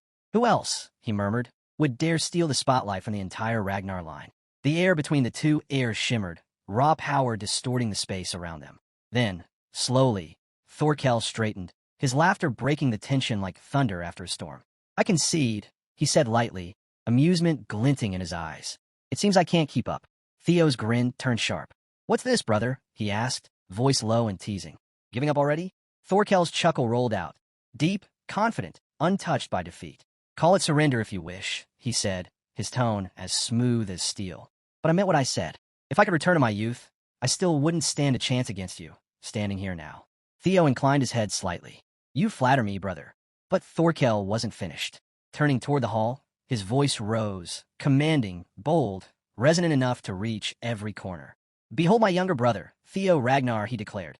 "His strength fills me with pride." Even Theo was caught off guard by the public proclamation. Then, with practiced grace, Thorkel lifted his glass high, his smile gleaming under the golden chandeliers. "Now, let us toast to a new era for Ragnar." The hall erupted. Dozens of glasses lifted skyward as voices thundered in unison. "To Ragnar!" Theo raised his glass as well, expression unreadable. Thorkel leaned in through the chorus of cheers, his words slipping just beneath the noise. "Quite the debut for a newly named heir, wouldn't you say?" Theo matched his posture, smiling faintly. "Thank you, brother." But behind the polite exchange, his mind was already dissecting the move. "So that's your game." By declaring his surrender in public and then exalting me, Thorkel redirected the spotlight. He showed the crowd dominance cloaked in humility, maintaining control of the narrative while letting me bask in his shadow. The momentum Naven helped me ignite. He just claimed it for himself. Thorkel Ragnar, Theo thought coolly. A charming mask over a tactician's heart.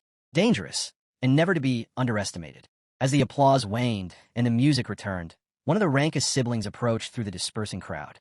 "You haven't forgotten your vow, have you?" they asked with a grin. "To make our clan your sword?" Theo's lips curved, calm and sure.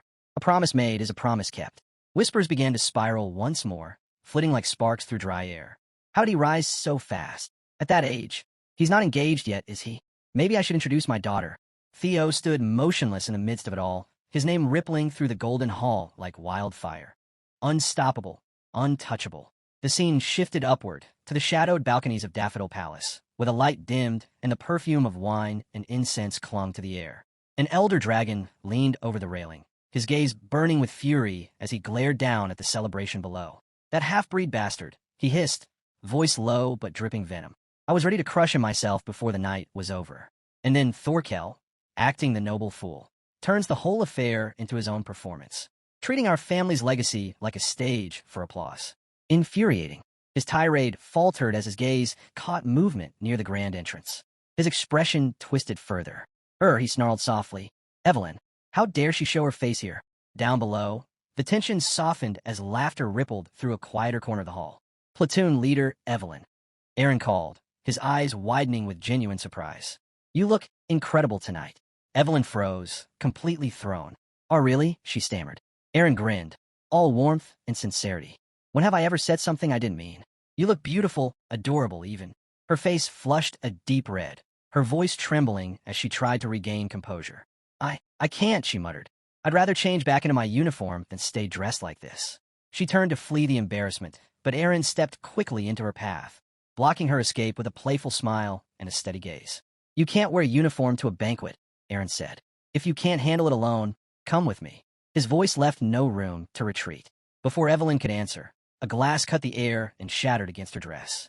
Dark wine splashed across her skin and gown, the crack of breaking glass ringing through the hall. A voice followed, low and venomous. Just seeing that wretched woman makes my blood boil. Evelyn stopped. Her body began to shake as memories rose, unbidden and sharp. The elder dragon moved down the stairs, every step deliberate. Why crawl back here, Evelyn? He asked. Aaron's hands balled at his sides. Even as one of the 9 dragons, you have no right to treat her this way, he shouted. Evelyn gripped Aaron's arm with both hands. I'm fine, she said, voice forced. Louder, she repeated. I said I'm fine. Tears filled her eyes as she pleaded, voice splitting. Please, Aaron, don't do anything. I'm begging you. Aaron hesitated. He had never seen her like this. The question rose unbidden. What had been done to her?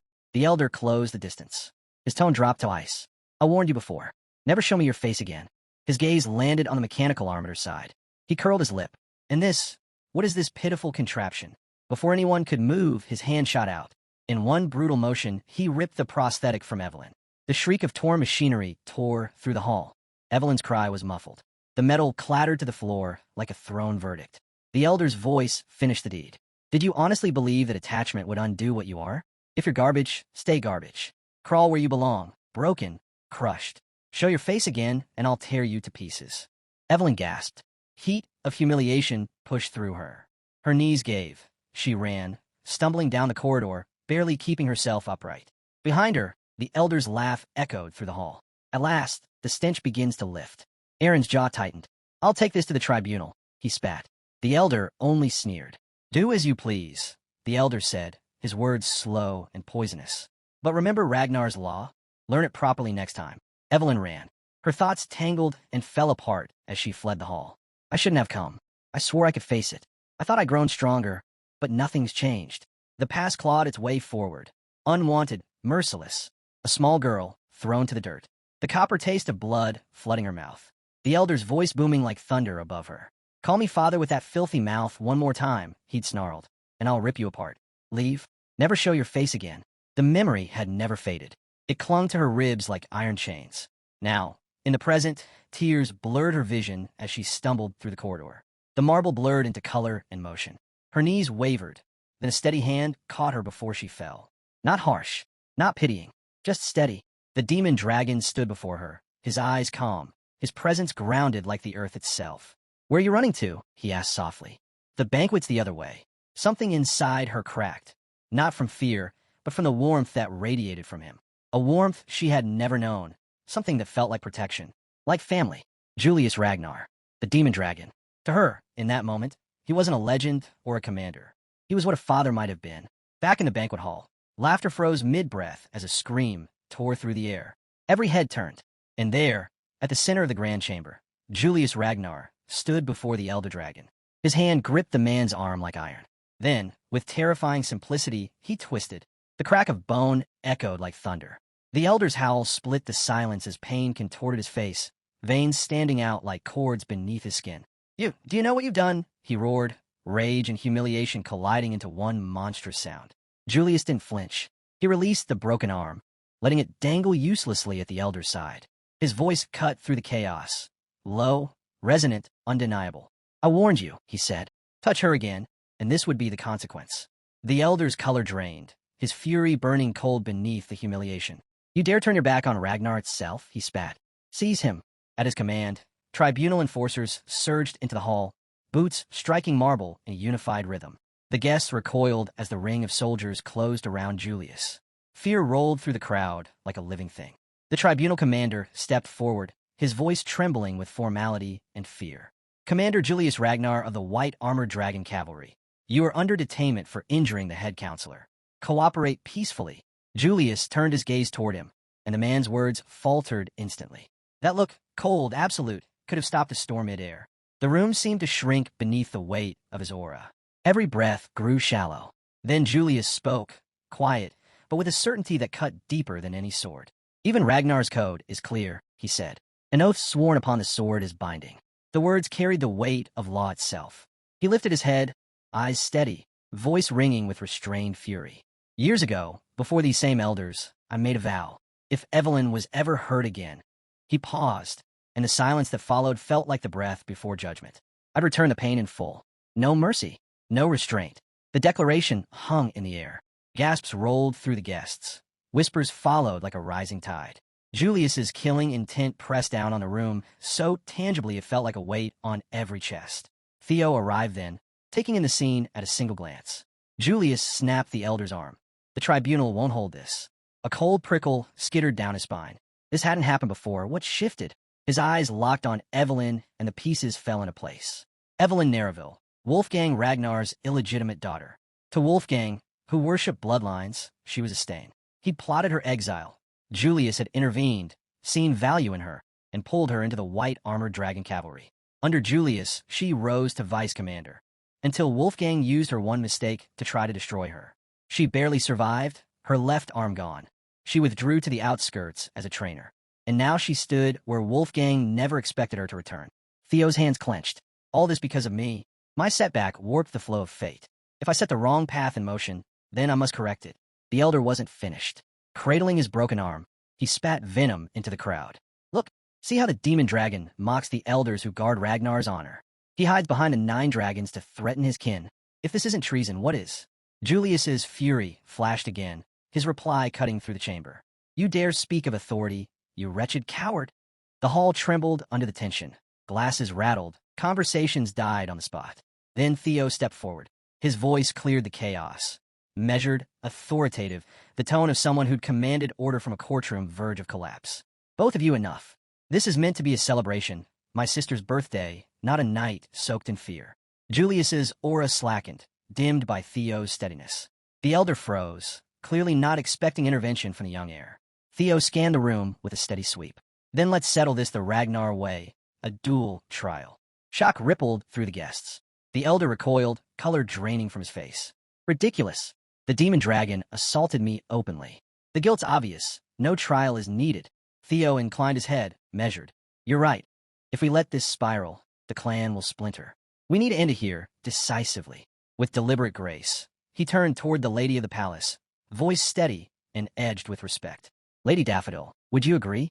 The hall fell silent, then colder than silence itself. Frost crept into the air as Neil Ragnar Tun, the ice dragon and mistress of Daffodil Palace, materialized in the chamber. Her arrival swept through the crowd like a blizzard, freezing every murmur mid-breath.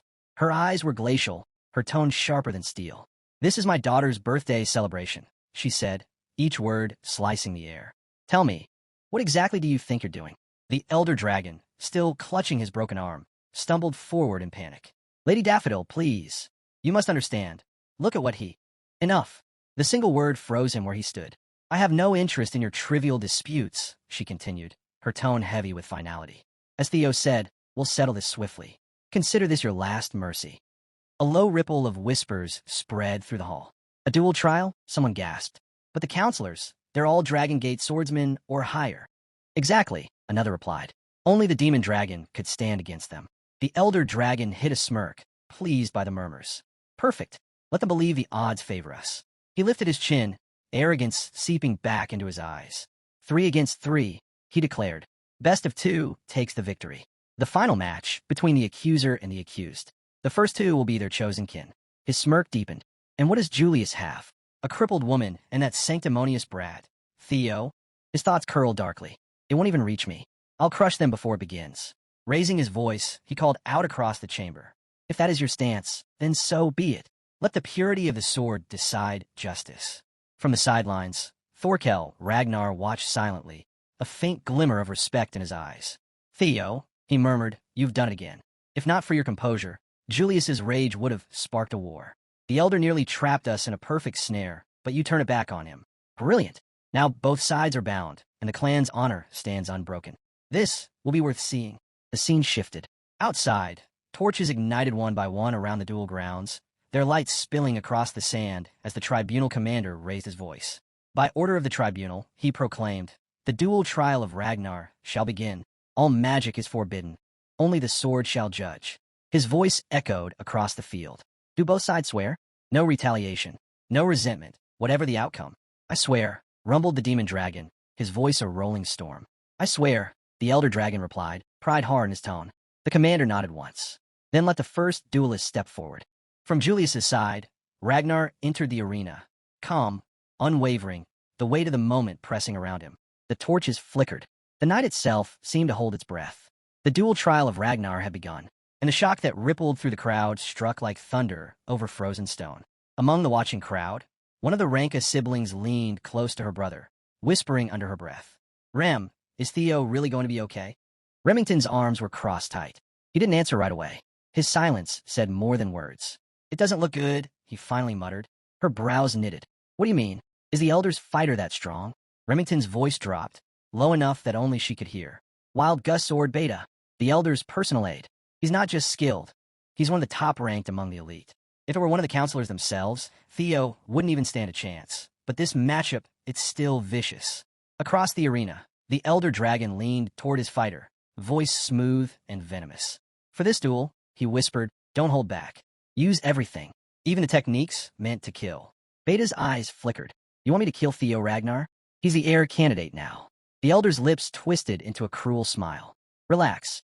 Anything that happens in a duel trial is forgiven.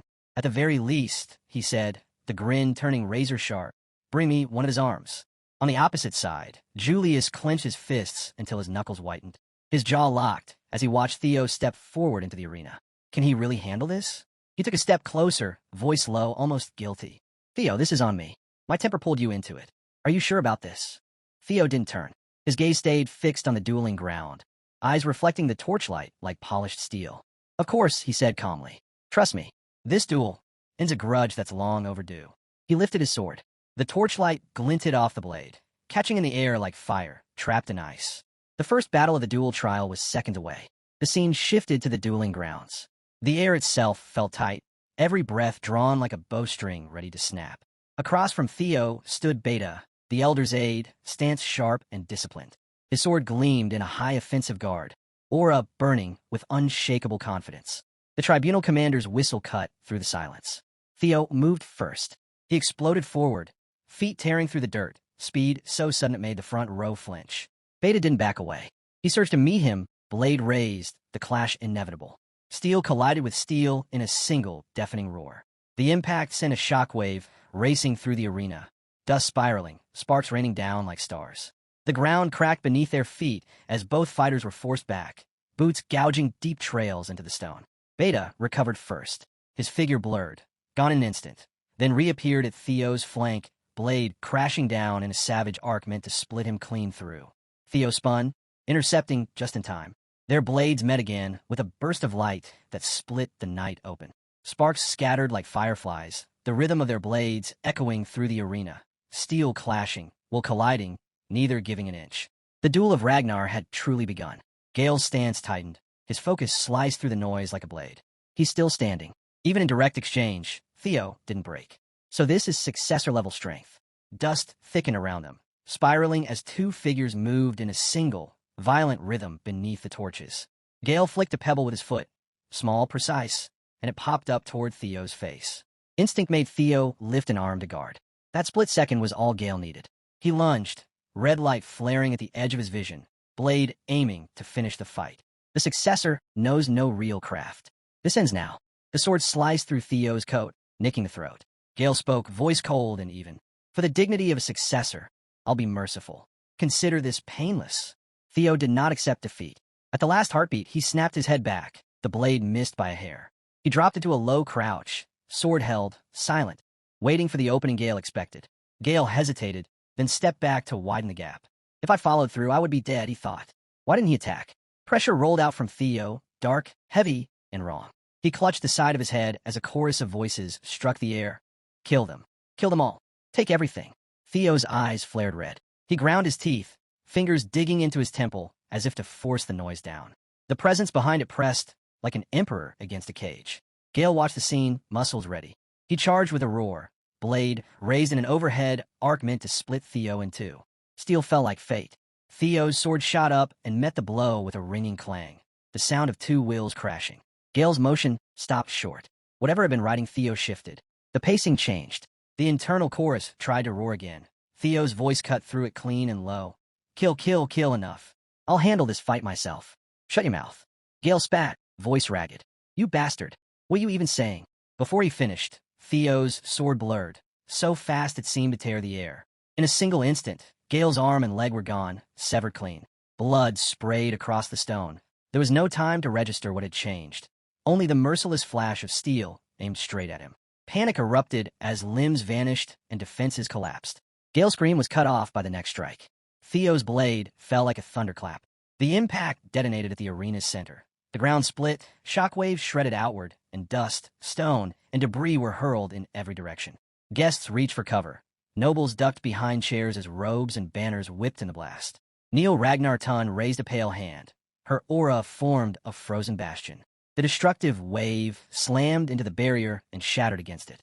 Where the arena split into jagged halves, the ice at her feet stayed immaculate, untouched. The force Theo released had not used mana. When the dust settled, the cost was clear. Gale lay ruined, limbs mangled, blood pooling, consciousness fading. The tribunal commander raised his hand and called out over the stunned arena. Duel trial. First round victor. Theo, Ragnar. Noise filled the hall. Theo did not smile.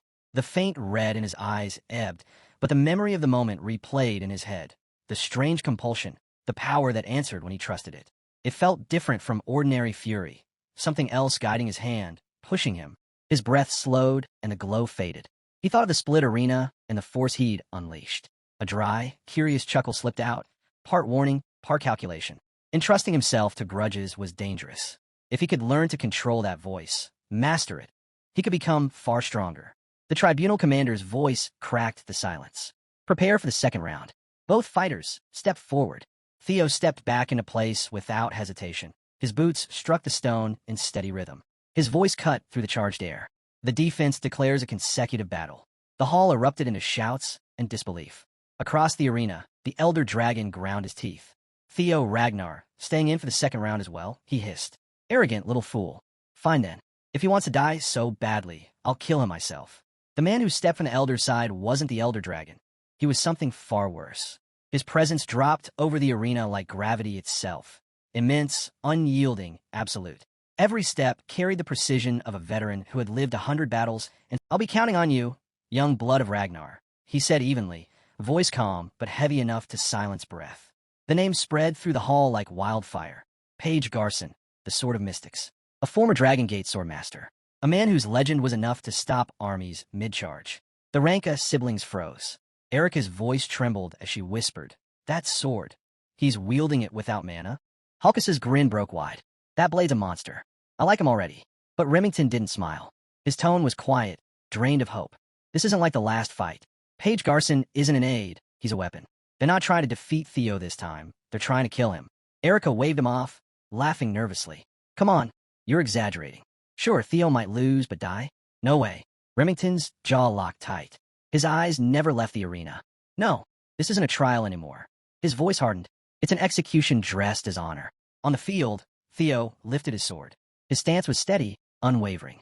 Across from him, Page Garson raised his weapon, a blade that hummed like a storm chained inside steel.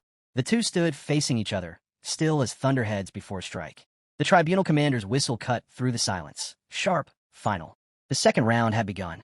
But before the tension could break, Theo raised a hand. A calm, deliberate gesture. I yield, he said. The words hit like a thunderclap. The entire arena went still. For a heartbeat, even Page Garson froze. His composure cracked, disbelief flashing into anger. What did you just say? He barked, fury cutting through his control. Theo smiled, quiet, dangerous, calculated. How could a mid-ranked examiner like me hope to match an elder? He said lightly. Even without crossing blades, anyone can see who would win. Any newborn could. He spoke as if moving pieces on an invisible board, sacrificing one to corner the king. Page Garson's face twisted. He slammed his sword into the ground, rage shaking through his shoulders, but there was nothing he could say. The silence that followed was suffocating, heavy as the aftermath of storm. Theo Ragnar just stood there, faint smile on his lips, as if this had been his plan from the very start. The tribunal commander's voice carried across the stunned arena. Official announcement, second round victor, Page Garson. The hall erupted in murmurs and disbelief. Some clapped out of formality, others whispered in confusion, the sound rising like 1,000 overlapping voices trying to make sense of what they'd just witnessed. And through it all, Theo didn't flinch. He simply lowered his sword and waited, because this game wasn't over yet. It hit straight to the council's pride, someone whispered. Lord Theo's playing chess while everyone else brought swords. Another murmured, half in awe, half in disbelief. Even at full strength, they'd struggle against him. And with that arm of his, the third round's going to be savage. Across the ring, the Elder Dragon's face drained of color. Realization crept through him like ice in his veins. That damn successor, he planned this. Every calculated step of his scheme had crumbled. Each move reversed and turned back on him, as if Theo Ragnar had seen the entire board before the first piece even moved. The scene shifted. At the edge of the arena stood Evelyn Nereville, her eyes locked on the Elder Dragon. There was shock in them, and beneath that, a flicker of fragile relief. I've never seen him falter like that. Guilt clawed up her throat. My lord, she whispered, voice shaking. I'm sorry. All of this happened because of me. Before the words could take root, Theo stepped forward. His voice cut clean through the air, steady, leaving no room for apology. Don't be sorry. Comrades, stand together. Julius turned to her with a fierce grin, warmth burning beneath his fiery gaze. Exactly. Evelyn, watch closely. I'll crush them myself. A small, trembling smile found its way to her lips. Memories flooded back, echoes from years ago, sharp as blades, alive as the flames behind her captain's eyes. Evelyn Nereville, come to the White Dragon Cavalry. You're too talented to waste here. Another flash, his voice rising with defiance. So what if you can't ride a dragon? Quitting isn't the answer. Come back, and make them regret ever casting you aside. Then, Theo's voice, calmer, gentler, steady like a promise. Didn't you say you'd become my sword, Evelyn? Let me help you make that real. The memories tangled with the present, threads of guilt, hope, and resolve weaving together into something unbreakable. Both of them, Theo and Julius, they believe in me. I can't stay trapped in the past. I can't be the one who never moved forward. Her grip tightened, her breath steadied. Something fierce ignited in her chest. She exhaled slowly, eyes bright with resolve, and stepped into the open. Captain, she called, her voice clear and bold. The coat slid from her shoulders as she drew her sword. Clean, fluid, certain. The air shifted around her, humming with purpose reborn.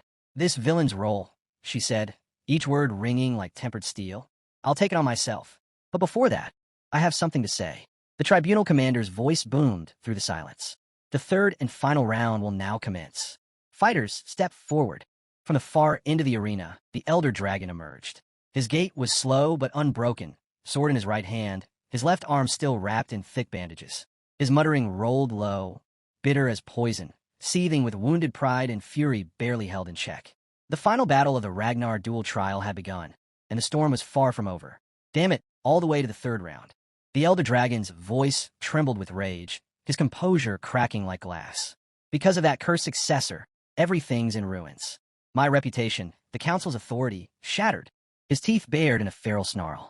Even if I die here, I'll drag Julius Ragnar's arm down with me. Then bang. The tribunal's gavel struck, its echo like a thunderclap through the chamber. The commander's voice rose, calm yet absolute. The court accepts the defense's request. The defense may substitute their third-round fighter. Gasps erupted through the stands, confusion spreading like wildfire. Every head turned toward the defense's side, where Evelyn Nereville stepped forward. Her movement was silent, deliberate. The air around her shifted, the calm before storm. The blade in her hand shimmered faintly under the torchlight, steady, unwavering, alive.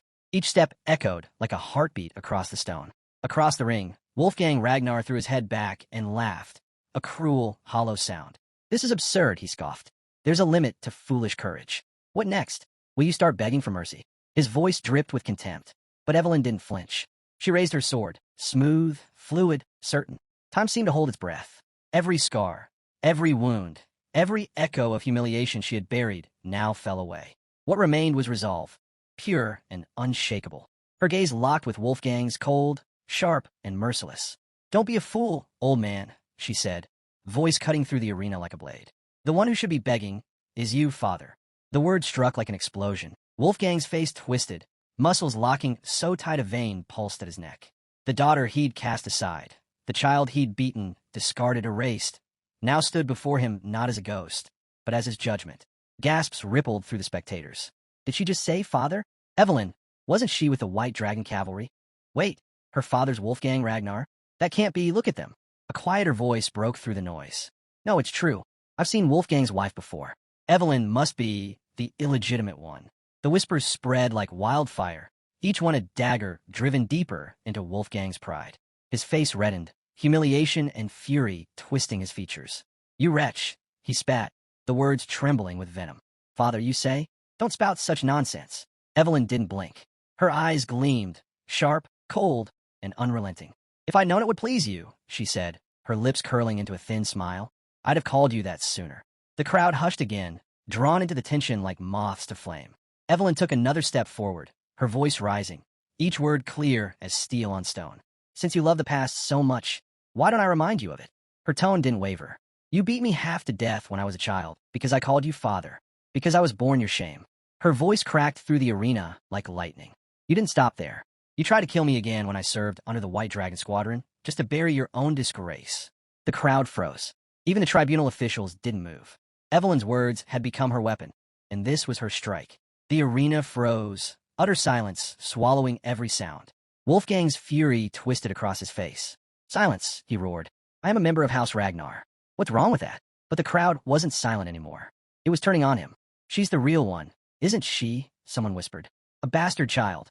And he's the one preaching purity?" Another scoffed. "What a joke." Even his own supporters began to murmur, disgust bleeding into their voices. The weight of years of hypocrisy was unraveling in seconds. And there, in the center of the storm, Evelyn Nereville stood tall, blade raised, torchlight flashing along its edge. Every breath she drew was defiance carved in steel. The tension thickened until it was almost suffocating. Faces hardened, eyes narrowed. Somewhere in the front row, one of Wolfgang's men muttered under his breath, voice tight with regret. "You just kept pushing it. Now look at the mess you've made." Another turned toward his master, glare cold and sharp. "I warned you. Be careful, or this day will come. You should have ended it when you had the chance." Wolfgang's rage cracked, slipping into something uglier, desperation. "Damn it," he hissed, knuckles white, Evelyn's words still ringing in his skull. From the sidelines, Julius and Theo watched the chaos unfold. The crowd's noise faded against the pounding of their hearts. "You don't have to do this, Evelyn," Julius called, his voice carrying equal parts pride and worry. But Theo's reply cut through, steady and sure. Instead of worrying, "Captain, trust her. Watch her resolve." And then, the ground shook. In the next heartbeat, both combatants vanished into motion. Swords collided in a blast of sound, a thunderclap that rattled the stands. Steel struck steel, again and again, each impact stronger, sharper, faster. Sparks flared like lightning, bursting from every clash. Wolfgang fought like a beast cornered, every blow fueled by fury and humiliation. Evelyn met him head-on, not with hatred, but with the strength forged from scars she refused to hide. Her blade didn't just fight, it answered. Each swing carried the weight of legacy and rebellion, generations of silence breaking with every strike. Then, her stance changed. A strange, spiraling pressure began to rise from her. The air rippled, the dust at her feet swirling upward as though drawn into her will. Julius's eyes went wide. "No, that's..." His voice dropped to a reverent whisper. "The wind god technique. Dakart." A roaring gale exploded outward. Wind howled through the arena like a living storm. Sand and banners tore free, the storm swirling around Evelyn in a cyclone of blinding light and motion. The pressure mounted with every breath she took. Her aura surged, alive and untamed. Wolfgang staggered, bracing himself against the gale that tore at his balance. High above, the senior members of the Elder Dragons leaned forward, disbelief etched into their faces. "Wind? Thunder God? That's the sort of windstorm," one murmured. "That's impossible," another hissed. That technique was erased from Ragnar's archives centuries ago. At the heart of the maelstrom, Evelyn stood unbroken. Her eyes locked forward, sharp and brilliant. Her sword moved like pure intent. Each strike measured, perfect, divine. She was the storm now. Down in the stands, the spectators could only stare in awe. She's not defending. She's driving him back, one cried. Unbelievable. How does she even know a windstorm technique? Another shouted. She's overpowering one of Ragnar's highest-ranked swordsmen. And as the winds roared, Evelyn's figure remained steady. Each movement a vow, each breath a declaration. The past no longer defined her. She was rewriting it, strike by strike. Theo watched from the sidelines, a faint smirk tugging at his lips. His gaze never wavered, his mind cool and precise, tracing the rhythm of every clash. No surprise, he thought, arms folding across his chest. The duel trial forbids mana. Only pure swordsmanship decides the victor. And when it's blade against blade, he let out a quiet chuckle. The truth can't hide anymore. Wolfgang's strength had always been borrowed, drawn from bloodline, heritage, and status. The kind of power that came from name, not from discipline. Without that inheritance, he was nothing more than a hollow relic. Pride without substance. Power without soul. He was never a swordsman, only the echo of one. In the arena, Evelyn's storm raged on. The wind shrieked like a divine wrath, swirling around father and daughter as if the heavens themselves were holding their breath. Every swing between them wasn't just combat, it was judgment. The ground trembled under the force of their strikes. The elder dragon's disbelief curdled into panic, then fury. His pride, the armor he'd hidden behind all his life, cracked with every clash of steel. His voice broke into a roar. Damn you! I'll kill you! How dare you defy me, you insolent child! Evelyn didn't blink.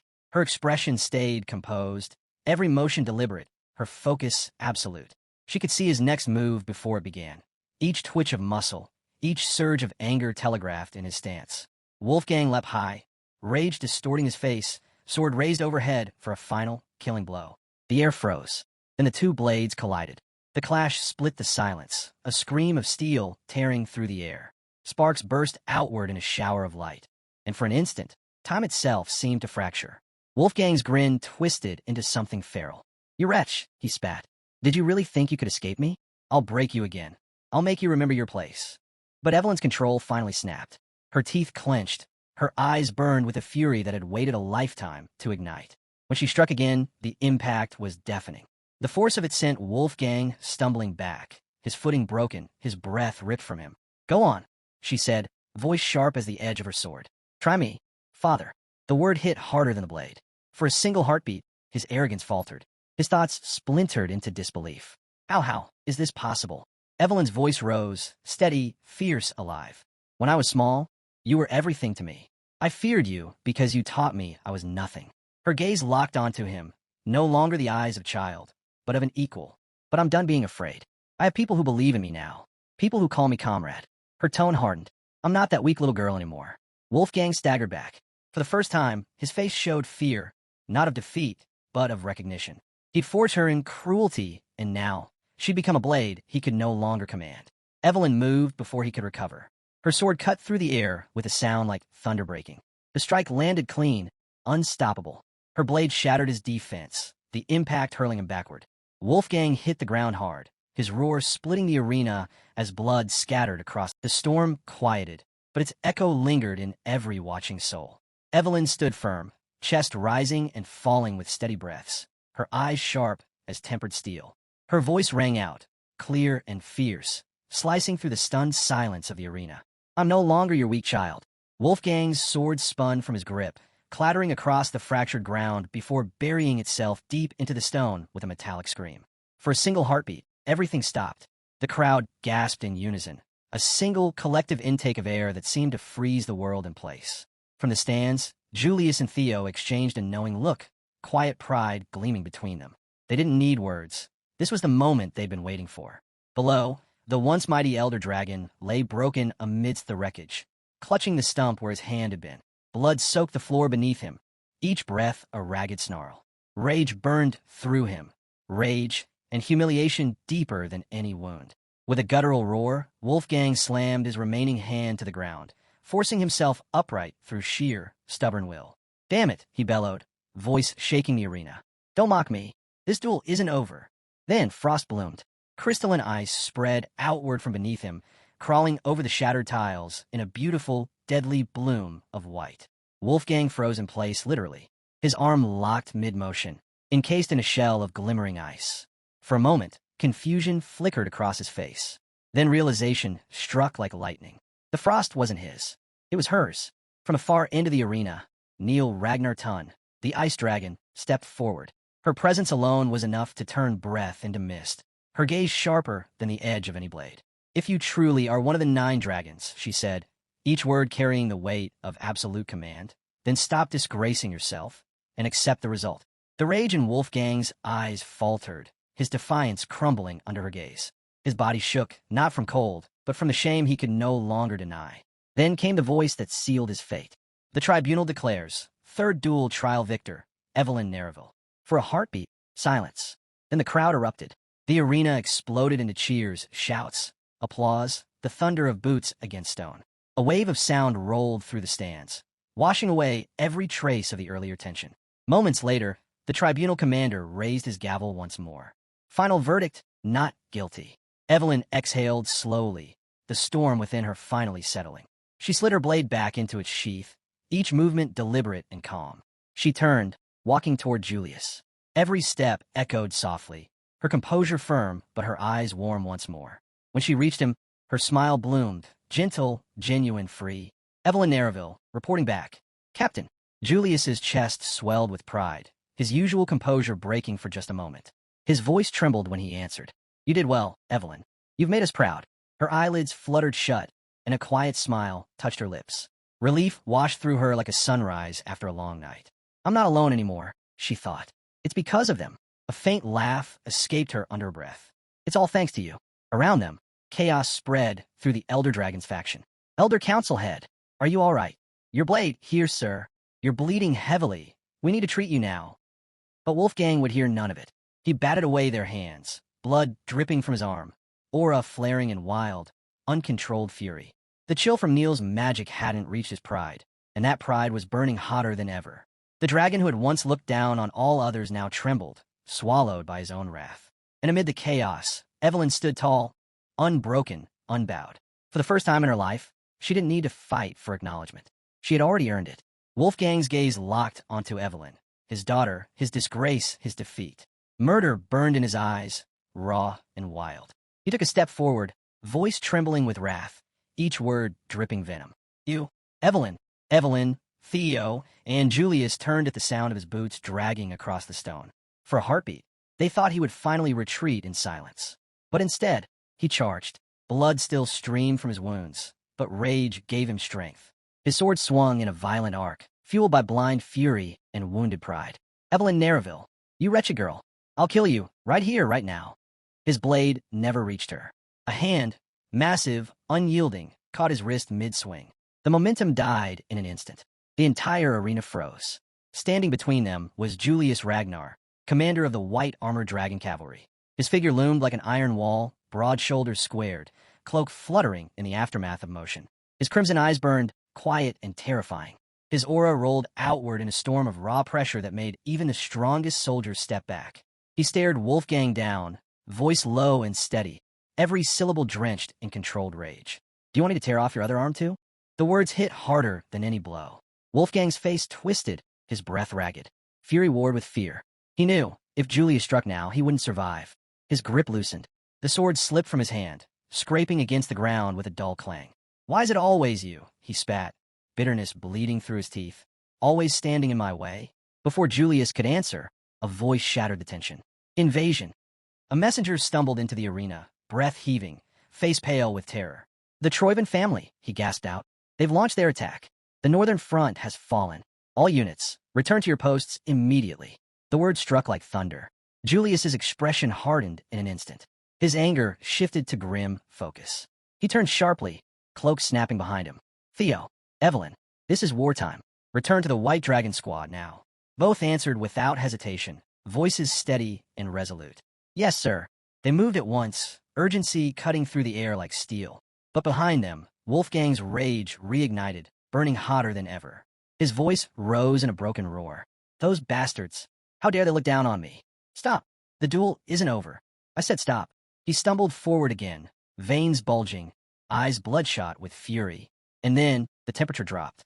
A wave of frost rolled across the arena floor, swallowing the remnants of his rage in shimmering white. The air itself turned to shards of cold light. From the shadows stepped Ragnar, the ice dragon. Every movement of hers commanded silence. Her very presence froze the breath in every throat. Her gaze locked onto Wolfgang, glacial, cutting, absolute. "Lord Wolfgang," she said, her tone calm as winter's edge. "That's enough." The frost at her feet spread, biting into the stone, crawling toward him like judgment made visible. Her voice didn't need to rise. It didn't need power. It was power. Cold, merciless, and final. Hundreds of slender blades of ice shimmered into existence around Wolfgang, suspended in the air like a halo of death. Each one glinted in the torchlight, cold and sharp enough to carve the air itself. Ragnar's voice carried through the frozen stillness, calm, steady, and lethal. "I'll say this once," she said, her tone slicing deeper than any blade. "Do not bring shame upon the 9 dragons again." The elder dragon froze where he stood, trembling between fury and humiliation.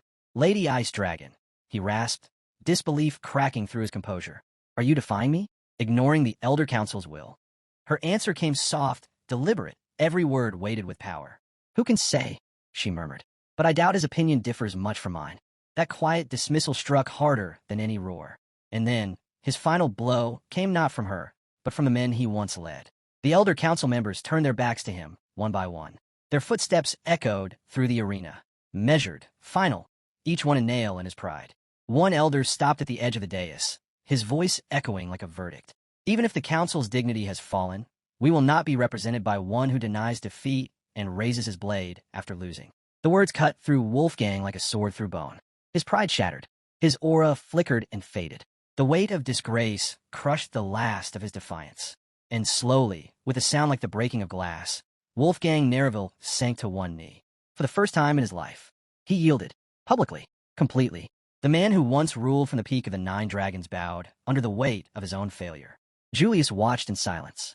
He didn't cheer, didn't mock, didn't gloat. He simply let out a quiet breath and allowed himself the faintest of smiles.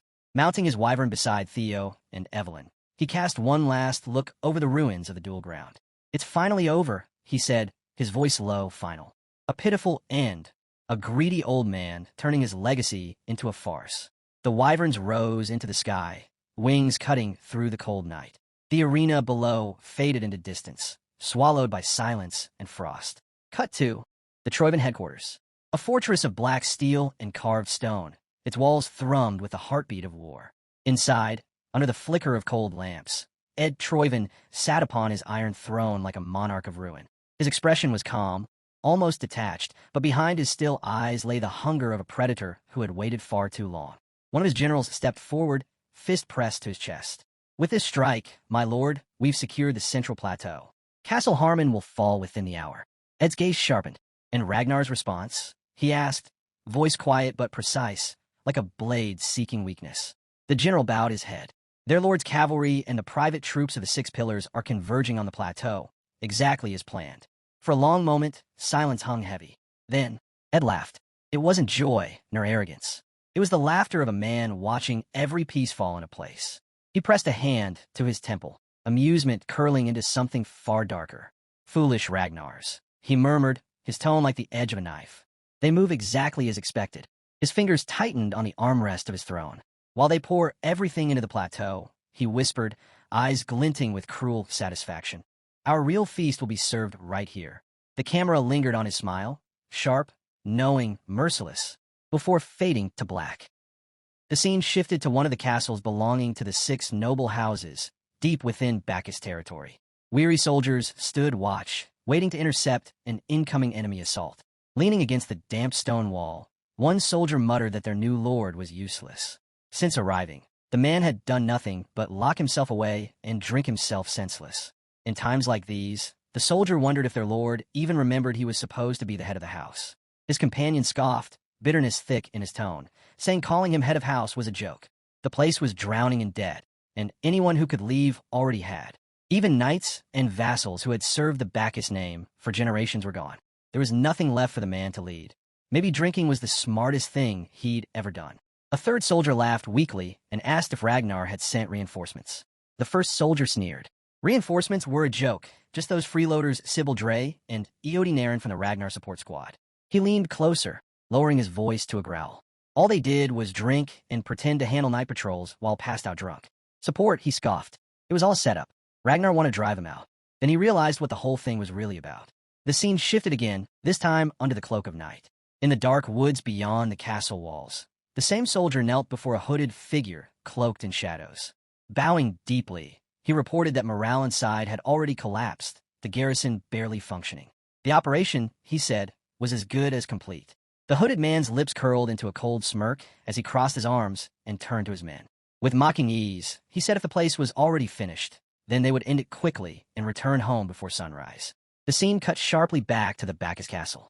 Inside, Sybil Dre lay fast asleep, a half-empty bottle dangling from his hand, his mouth open mid-snore. From the shadows, an assassin cloaked in black emerged, dagger gleaming in the candlelight. He thought how easy his job had become with the guards passed out drunk on duty. As for the rest of the booze, he mused darkly. The man could finish it in the afterlife. Then he swung his blade down. The scene snapped away. A hand slammed down on a table hard enough to shake the room. Inside the White Armor Dragon headquarters, Julius declared that Theo's request to invoke independent operational rights as a mid-tier swordsman was denied. During wartime, combat orders took precedence. There would be no exceptions. Theo stood firm. Reaching into his coat, he pulled out a sealed document and slid it across the table, insisting it was directly related to the war. Julius opened it and scanned the writing. His expression darkened as the color drained from his face. He asked if what he was reading was true. Theo stepped to the map, picking up carved battle pieces and swiftly rearranging them. He explained that Troyvin's main assault points, Harmon Castle and the Central Plateau, were only diversions. Their real targets were the floating archipelago and the Bacchus territory. Julius's eyes narrowed, thoughts racing. The plan fit too perfectly, everything lined up. Theo continued, his tone calm but sharp. During the series' guild hostage incident, he said the Black Skull Group's movements had matched Troyvin's exactly. It was obvious now they were working together. The Black Skull's predecessor had been the Archipelago Shipping Federation, the very organization that managed all Imperial funds. Julius clenched his jaw as the realization struck. That connection explained how Troyvin's funding had grown so quickly. Their war chest had come from there. Theo nodded firmly. With control over the archipelago's trade routes, Troyvin had gained enough capital to sustain a long war. If they took full control of the island's position, they'd gain a permanent strategic edge. His voice grew cold as he concluded that reinforcing Bacchus territory before it fell was their top priority. The assaults on Harmon Castle and the plateau were only distractions meant to keep them blind. Silence filled the room. Theo stood before the vast continental map, eyes tracing the front lines. His voice was steady and resolute as he outlined the next step. Ragnar had already deployed its main forces to the plateau and Harmon Castle. No troops remained to spare. Theo understood the necessity of holding those positions, but that was precisely why he needed independent command, to reinforce Bacchus territory himself and investigate the archipelago, funding Troyvin's advance. He raised his head, confidence flashing in his gaze, and declared his resolve to end the entire operation once and for all. Julius leaned back, arms crossing as understanding dawned. For a brief moment, his stern expression softened into a faint grin of pride. So this had been Theo's plan all along. A quiet chuckle escaped him as he acknowledged the young man's foresight. Granting approval, he said it qualified as a war-related operation. No one could object. Still, his tone carried warning as he told Theo never to overextend, no matter what happened. Theo straightened his posture and gave a firm nod, promising to remember. As he turned to leave, Julius's gaze lingered on the document resting on the table. The intelligence Theo had brought was far beyond what any ordinary officer could access. Top-tier data filled with movement logs, encrypted communications, and even maritime funding trails. Julius mused quietly that these weren't just reports. This was the kind of intelligence Theo had come to him instead of the Black Dragon, who oversaw intelligence, told him everything. Theo wasn't asking for permission. He was informing him of his plan. Stroking his beard, Julius let out a quiet laugh, pride softening his features as he murmured that the boy had likely prepared for everything already. Back at Bacchus Castle, the blade swung down towards Sybil, only for the bottle in his hand to fly forward, smashing against the assassin's face with a sharp crack. Glass and sticky liquid sprayed everywhere as the man stumbled back, clutching his face in disbelief. A faint citrus scent filled the air. Orange juice. Sybil grinned wide, amused that his attacker had fallen for the act. He confessed he rarely drank and had only pretended to be drunk. His smile turned cold as he warned the man that he was wide awake now. Before the assassin could react, Sybil's blade flashed, swift, merciless. The dagger slipped from the man's grasp as his body dropped lifelessly to the floor. Chaos erupted as more assassins burst from the shadows, but the Ragnar soldiers were ready. Steel clashed, and sparks flew. Within minutes, every intruder lay dead or dying. A soldier stepped forward, panting as he reported that all vanguard enemies had been eliminated. Their leader nodded, ordering the beacon lit. The flames, he said, would declare that Bacchus still stood. His eyes burned with defiance as he vowed their swords would pierce Troiven's heart. Another soldier chuckled as he lit a torch, saying it was about time they reminded their enemies who they were. As he leaned forward to ignite the beacon, a wounded assassin, bloodied but alive, pushed himself up. Knife trembling in his hand, he lunged at Sybil from behind. Sybil and the others froze, eyes wide, realizing too late that one enemy still lived, until a single, clean slash cut the air. The assassin's head flew from his shoulders and hit the ground with a dull thud. Knave Bacchus stood behind him, sword humming faintly in the silence. His calm gaze fixed on Sybil as he warned coldly to stay alert. If anyone got hurt, how could he face their lord? Sybil straightened instantly, nodding like a scolded student. Knave blinked once before his stern look softened into a faint smile. He told Sybil to relax and make himself at ease. Sybil crossed his arms dramatically and muttered that if comfort was the goal, perhaps their lord should light the fire himself. Turning to the others with mock gravity, he instructed them to tend the beacon while he held a deep discussion with his conscience. Knave stared blankly before Sybil broke into laughter and promised to handle it himself. Their banter carried an easy warmth, but beneath it lingered an unspoken awareness of the coming battle. The torch touched the oil-soaked cloth, and the beacon roared to life. Flames leapt skyward, and one by one, other beacons along the frontier followed, until Bacchus burned like a blazing line in the dark. Archers rushed to their posts atop the walls, bows drawn, their faces flickering in firelight. On the battlements, Knave placed one boot on the parapet, eyes fixed on the advancing enemy. A faint smile touched his lips as he thought that perhaps this was what their lord had foreseen all along. Just how far ahead could Theo truly see? Below, Troiven forces charged, unaware of the trap waiting for them. Sybil's voice rang out over the fortress, shifting from playful to commanding as he shouted orders to defend Bacchus Castle and crush the raiders. Archers fired in perfect unison. The sky darkened under a rain of arrows, and screams tore through the field as Troiven soldiers fell in waves, caught completely off guard. High above the chaos, under the pale moonlight, our guy watched from his mount. A grin curved his lips as he tightened the reins. The fight had already begun, and they'd made it just in time. His eyes gleamed with excitement as he looked down at the battlefield, proud to see his old crew in action once more. Moments later, the battlefield fell silent as the last Troiven soldier dropped. The victory was hard-won. Troiven's forces had been driven from Bacchus Castle, and word of the defense spread swiftly. Lord Theo's command to secure the Bacchus territory had been fulfilled to the letter. He didn't indulge in celebration. He merely rolled his eyes at the noise, though he appreciated the outcome. Stepping through the ring of soldiers, he placed a hand on Sybil's shoulder and told him he had done well. The word struck Sybil harder than any sword. Tears welled in his eyes as he felt like a boy again, stunned that his lord hadn't noticed him. He stood frozen, soaking in the praise while comrades laughed nearby. One joked about being jealous, another clapped his back, calling him the luckiest of them all. Theo then approached Knave. Knave admitted he hadn't expected Theo to come in person. Theo replied that he had stopped by, just in case, though it seemed they hadn't needed him after all. Knave looked towards Sybil and the others gathered by the beacon, their faces glowing in the firelight. Boys moments ago, now men hardened by battle. He asked curiously where Theo had found men like them.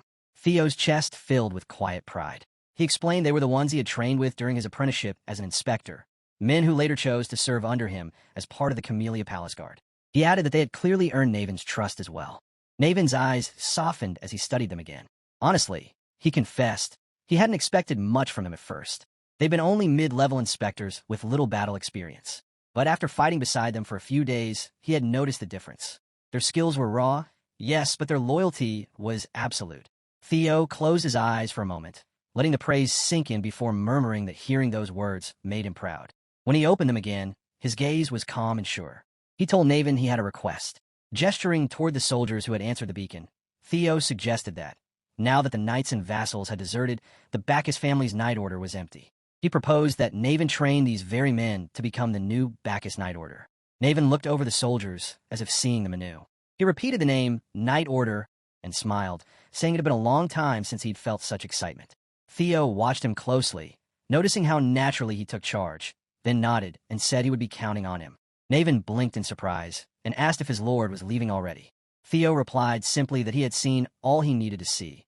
This was only a stop along the way. He smiled and explained that his next task was an investigation into the floating archipelago. Naven lowered his head with a soft laugh, his voice carrying affection. He said he should be used to Theo's boldness by now, yet still managed to surprise him. Half teasing, he added that the archipelago was a place famously hostile to outsiders and nearly impossible to enter. Theo's reply came quiet and smooth, like a conspirator's whisper. He said only that he had his ways. Far from Bacchus, the port city of Dion moved to its own rhythm. A great stone fortress loomed over the harbor like a silent watchman. A hooded figure pushed open a tavern door and stepped inside, shadows wrapping around him. He didn't notice the hulking man who blocked his path until a rough hand clamped down on his shoulder. The brute's voice came low and heavy, warning him to watch where he walked. The hooded figure looked up calmly and replied in a dry, even tone that he must have missed the man down there. The insult landed clean. The brute growled that he'd be glad to stoop down to his level. He squared his stance, ready for fight. In the next heartbeat, the hooded man's hand flashed out, grabbed a beer mug from the counter, and smashed it against the brute's forehead. The room erupted. Silence shattered into chaos. Spectators leaned forward eagerly, drawn by the sudden violence.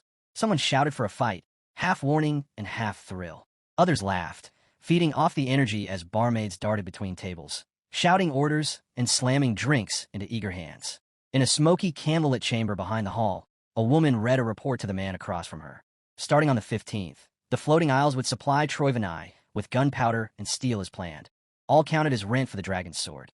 The man slammed his fists on the table, making it groan under the weight. He barked that it wasn't a request, but a damn threat. The man was Antonio Spinola, heir to the Spinola family and next in line to lead their maritime empire. His anger filled the room as he scoffed, mocking the so-called rental fee. They had stolen the sword and still demanded payment to lend it back. What a joke, he muttered, refusing to yield. The woman's voice softened, but held firm as she reminded him they had no choice. Antonio's reflection shimmered in the polished glow beside him as he muttered that without the dragon's sword, the floating archipelago would sink. He rubbed his forehead, frustration sinking into his tone as he cursed under his breath. If they hadn't lost that sword, they wouldn't be at anyone's mercy. His gaze darkened, heavy with the weight of history, as he wondered aloud if any hope remained for their archipelago. Before anyone could answer, loud noise echoes. A tavern brawl spilled into the hall. Antonio's head snapped toward the door as someone yelled to hit them with a chair. Cursing under his breath, he stormed over and kicked the door open, the hinges rattling. His voice cut through the chaos as he demanded silence, complaining that his head was already pounding. And now this. He barked for an explanation. The room froze. Dozens of faces turned toward him, some guilty, some defiant. Antonio glared at them and growled that he never banned drinking, only told them to do it quietly and stop fighting. From across the room, a calm voice replied that Antonio had finally decided to show himself. It was Theo Ragnar. Antonio Spinola, next heir of the Spinola family, Theo thought as he studied him. They needed to talk. Later that night, the fighting had ended. Inside Antonio's office, the two men faced each other across a polished desk. Antonio said dryly that Theo wanted passage to the floating archipelago aboard his ship as a combatant. Theo nodded without hesitation, confirming it. He had heard that sea monsters were appearing more often near that floating scrap of land, and his skills, proven earlier, should be enough. Besides, Antonio was short on men. It would be a fair trade. Antonio rubbed his chin, skepticism in his tone. He admitted Theo wasn't wrong about needing fighters, but then his expression hardened. He declared that Theo wouldn't be setting foot on his ship. Theo raised an eyebrow, amused. Antonio pointed out that for a mercenary, Theo's gear was far too clean. Not a scratch, not a stain. That brawl earlier, he continued, had broken outright. Where Antonio happened to be, and Theo conveniently knew about the ship bound for the archipelago. He asked if Theo, in his place, would let someone like that aboard. Theo laughed softly, saying he'd have been disappointed if Antonio hadn't noticed. He suggested they drop the act and get to the point. Then he drew a small metal emblem from his coat and set it on the table with a metallic click. Speaking evenly, he introduced himself as part of the armed resistance fighting for the liberation of the floating archipelago, the Black Skulls, and addressed Antonio Spinola as their leader. The name struck like thunder. Antonio's eyes widened in shock, but before he could respond, Theo leaned closer, suggesting they make a deal. Antonio's jaw tightened as he demanded to know how Theo had discovered his secret. Theo smirked and said it wasn't how he knew that mattered, but what he knew. Suspicion darkened Antonio's expression as Theo mentioned the dragon's sword Antonio sought so desperately. At that, Antonio's restraint broke. His chair screeched backward as he stood, slamming both hands on the desk and shouting that Theo was a dog of Troyven. Theo's tone stayed cold and precise as he reminded him that composure was the first rule of any negotiation, not to lose it. Antonio glared daggers but didn't speak. Even thinking calmly, he said it made no sense. If Theo wasn't with Troyven, there was no way he could know about the dragon's sword. Before Theo could answer, the door burst open. One of Antonio's guards stepped in, tense and alert, asking if all was well. Antonio waved him off with a flick of his wrist and forced a thin smile, saying everything was under control. The guard hesitated, bowed, and withdrew, leaving the two alone in the dim light. Theo chuckled softly and asked why Antonio found it so impossible. Maybe Troyven, like him, had only claimed to possess the sword. Antonio's eyes widened again, disbelief flashing as his thoughts raced. Come to think of it, he realized they had never actually shown the sword. His gaze dropped to the desk, and his face stiffened with dawning realization. They had been deceived, even with the archipelago's fate on the line. Theo's smile stayed as he leaned forward slightly, tone calm but persuasive. He reminded Antonio that he had nothing to lose and suggested he listen. Antonio exhaled slowly, then sank back into his chair. His tone softened, though suspicion lingered, as he agreed to hear him out. Theo's expression grew serious. His eyes narrowed as he began to speak in a measured, deliberate tone about the legend and mystery of the floating archipelago. It all began, he said, with the tale of the hero Kriemhild. The name made Antonio tense instantly. Sweat formed on his brow as he gave a weary sigh, opened a drawer, and drew out an old leather diary. Placing it on the table, he admitted that Theo already knew the story. Theo nodded as Antonio recounted it. Kriemhild had driven his sword into the head of a sea dragon that once ravaged the oceans, sealing the creature beneath the waves. The hero of legend, Kriemhild. Antonio's voice grew heavier as he went on, explaining that the floating archipelago was said to drift above the sea by strange currents. But that wasn't true. The dragon Kriemhild had sealed lay deep below, and the immense mana it released created the updraft that held the islands aloft. The dragon sword was the device maintaining that seal, the medium that stabilized the mana flow. But ever since Troyven stole it, the currents had grown unstable. If the sword wasn't returned soon, the archipelago would fall. Antonio's fist clenched as his tone turned grim. Massive waves would rise, swallowing everything, buildings, lives, the islands themselves, all gone beneath the sea. He looked straight at Theo, voice tight with urgency, warning that the lives of everyone on the archipelago depended on it.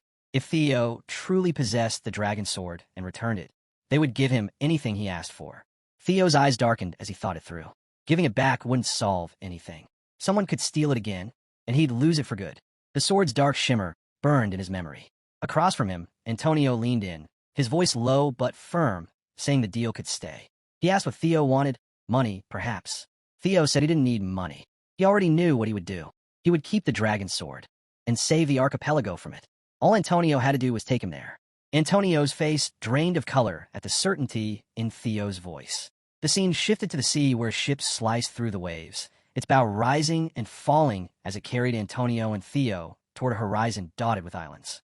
Theo stood by the rail and spotted the view ahead. The floating archipelago hung above the sea, its harbor packed with ships of every size. From afar, it pulsed with trade and life. Once a proud trade alliance with customs so unique that even the emperor had granted it autonomy, the archipelago now bore the marks of conquest. Under Troyven rule since the Great War, it had been stripped and turned into a factory for military supplies. Theo watched a line of forges and felt a chill grip his chest. Near the war's end, many smaller isles had already sunk beneath the waves, erased from all maps. For Ragnar's sake and the archipelago's, every Troyven trace had to vanish. Before his thoughts went further, Antonio demanded to know if Theo had been serious earlier and reminded him of his promise to save the islands. He pressed on, urgency sharpening his words as he asked again about what Theo had said, the idea of stopping the islands from sinking by moving them. Theo's smile didn't fade. He told him not to worry. It could be done. The sea dragon under the archipelago, he said, was an ancient guardian. Later, Theo drew the dragon's sword and set it between the summoned beasts. The drake leaned close, scales shining, while the fairy dragon hovered and the griffin stood tense. Theo asked what the sword looked like to them. The drake called it a relic. The sandworm said it was a relic of a primordial dragon. When Theo touched it, the blade spat small sparks. He wondered why it clashed with Ragnar. The fairy dragon said it was unclear. Maybe the guardian bound to the sword had abandoned its duty, fleeing from the relic itself. Theo's eyes widened. Did that mean? He began. The griffin shifted uneasily. The fairy dragon said such things had happened before, when a guardian forgot its purpose. The griffin had been the first to break the chain. Theo asked if one could really abandon the relic, pay the price, and still live. The griffin replied, no sane being would. Only that one had escaped and survived, but it wasn't easy. If Theo thought the mana leaking from it could lift an entire archipelago, he was right. Theo wondered aloud if he could move the islands by overpowering the guardian. The drake answered like a scholar. In theory, yes, but only if Theo could seal the creature again. Was he ready for that? Before Theo replied, the fairy dragon warned that, even weakened, the guardian was among the strongest. The griffin questioned whether Theo could even reach the ocean floor. Theo grinned, brushing off their doubts, saying he could handle it. Reaching the depths and sealing the guardian was already part of his plan. The scene shifted back to the present. Antonio asked if the statue truly held the power to save the islands. Power even the natives didn't know. Theo remarked that Antonio was still doubtful even after seeing the Dragon Slayer's sword. Antonio clenched his jaw and said he wasn't doubtful, only worried. His homeland's fate depended on it, and he hoped Theo understood. Theo sighed, saying he did, and that Antonio only needed to take him there. He will make sure to save it. A system alert flashed, showing a new sub-quest, Dragon Slayer's sword. The goal: return the blade to its resting place, find the site, defeat the guardian, and earn the right to wield it. The scene shifted again as night deepened. Beneath the calm surface, inside a dim cellar, Antonio had gathered his trusted men, soldiers willing to die for their home. Antonio pointed at Theo and said their mission was simple: guide this man to the Colossus of Cream Hill. Once there, Theo would take over. The soldiers traded tense glances as Antonio continued, warning them that the Troivan had already bribed the clan's head. Security around the Colossus was tight, but they'd use the old route, the hidden path that would bring them close. Every soldier straightened and swore together to protect the floating archipelago. Antonio turned to Theo and said he would leave the task to him. Theo replied calmly that he understood. Among the gathered men, one soldier stayed behind, his eyes gleaming with something not quite loyal. The scene shifted to the archipelago's heart. The dragon statue of Cream Hill towered over the cliffs, moonlight tracing the walls where guards stood watch, unaware of the shadows moving below. Deep beneath the surface, Theo and his group moved quietly through a hidden passage, an ancient stairway slick with sea mist. Theo's eyes narrowed as he brushed his hand along the damp stone, realizing the old tales were true. A secret path really did exist down here. The tunnel opened into a vast cavern where the roar of a waterfall masked their movements. One of Antonio's men whispered that the noise would hide their presence, but urged everyone to stay alert. Theo nodded, then opened his inventory and drew the Dragon Slayer's sword. He turned to the soldiers, thanking them for coming this far, and saying he would continue alone. The men stared in awe at the sword's glow. One muttered under his breath, unable to hide his wonder. It was the real Dragon Slayer's sword, a relic thought lost forever. Theo lifted his gaze to the towering statue of Cream Hill. The blade pulsed with growing energy, its reaction intensifying. The closer they were, the stronger the resonance became. The source had to be there. He crouched, then launched upward with a single powerful leap. Moving like a shadow, he began climbing the colossal monument toward its head. Below, a soldier watched in disbelief, thinking Theo truly wielded the Dragon Slayer's sword and that hope had returned to the islands. The feeling faded as something shifted in the darkness behind him. Before he could react, a hand covered his mouth and a dagger cut clean across his throat. His eyes went wide as blood spread beneath him. The killer stepped back and muttered a vow to Troivan. The time had come, he whispered, to reclaim the dragon's sword, Balmung. At the top, Theo reached the dragon's crown and faced the carved warrior. The sword in his hand trembled with violent force, reacting strongest here. Without hesitation, he drove Balmung into the statue's head. Purple sparks erupted, pain shooting through his arm as steam rose from his skin. Piercing the ground had never caused this. Something was hidden inside. Before he could think more, the air around him shifted. A figure stepped out of the shadows, an assassin radiating pure, killing intent. Without a word, the man lunged, his blade slicing the air with deadly speed. The strike hit nothing. The assassin froze, shock flashing in his eyes. Pain exploded through his gut as Theo appeared behind him, boots slamming into his ribs and sending him crashing into the stone. He coughed blood, disbelief twisting across his face. He couldn't grasp how Theo had moved so fast. Planting his blade in the ground, he tried to steady himself. Two more figures emerged from the darkness. One called to the wounded man, asking if he was all right. The assassin, now identified as Gray, snarled that he was fine and told them not to charge recklessly. Theo, holding a potion in one hand, gave a faint, mocking grin and said 3 against 1 sounded fair enough. Outside, the silence shattered. A thunderous crack split the night as guards shouted in alarm. One pointed upward, voice shaking, telling the others to look. Everyone froze in disbelief as the statue of Cream Hill began to crumble. Massive slabs of stone peeled away and crashed to the ground. The guards below could only stare in horror as the once immovable colossus fell apart under the moonlight. As the camera sweeps across the fortress, the scene shifts to the ground outside the castle walls. Antonio paces impatiently beside his men, the torchlight flickering across his face. His voice cuts through the night, sharp and irritated, demanding to know why it is taking so long and what they're doing inside. A woman beside him, one of his officers, hurries forward, her tone tense as she reports that there is a problem. Gray and his brothers, the ones who entered with them, have turned against the guest. Antonio's jaw tightens. He grinds his teeth, cursing under his breath, convinced that Troyvin's lackeys have already infiltrated this deep. Inside, chaos reigns. The battle rages in a confined space, 3 assassins against 1 man. Blades clash and sparks burst with every strike as the air crackles with tension. Theo moves lightly, his form composed and precise, his balance unbroken despite the flurry of attacks. His expression remains calm, his mind elsewhere even as the enemy presses in. Then it hits him. Something is wrong. Their strikes are measured and deliberate, too restrained. When he opens a gap, they don't push in. They're not trying to kill him, but to stall for time. Theo narrows his eyes, realizing their true intent just as a low rumble echoes through the walls. The castle gates grind open somewhere below, and from the vibrations, he senses that the assassin's allies have already seized the 3rd harbor zone. They plan to hold positions and wait for reinforcements.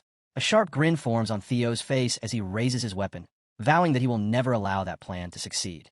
The assassins hesitate, confused by his sudden confidence, unable to read his next move.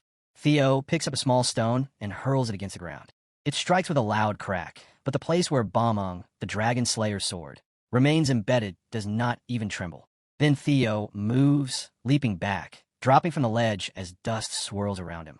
The lead assassin, sensing danger, orders his men to stop Theo at all costs.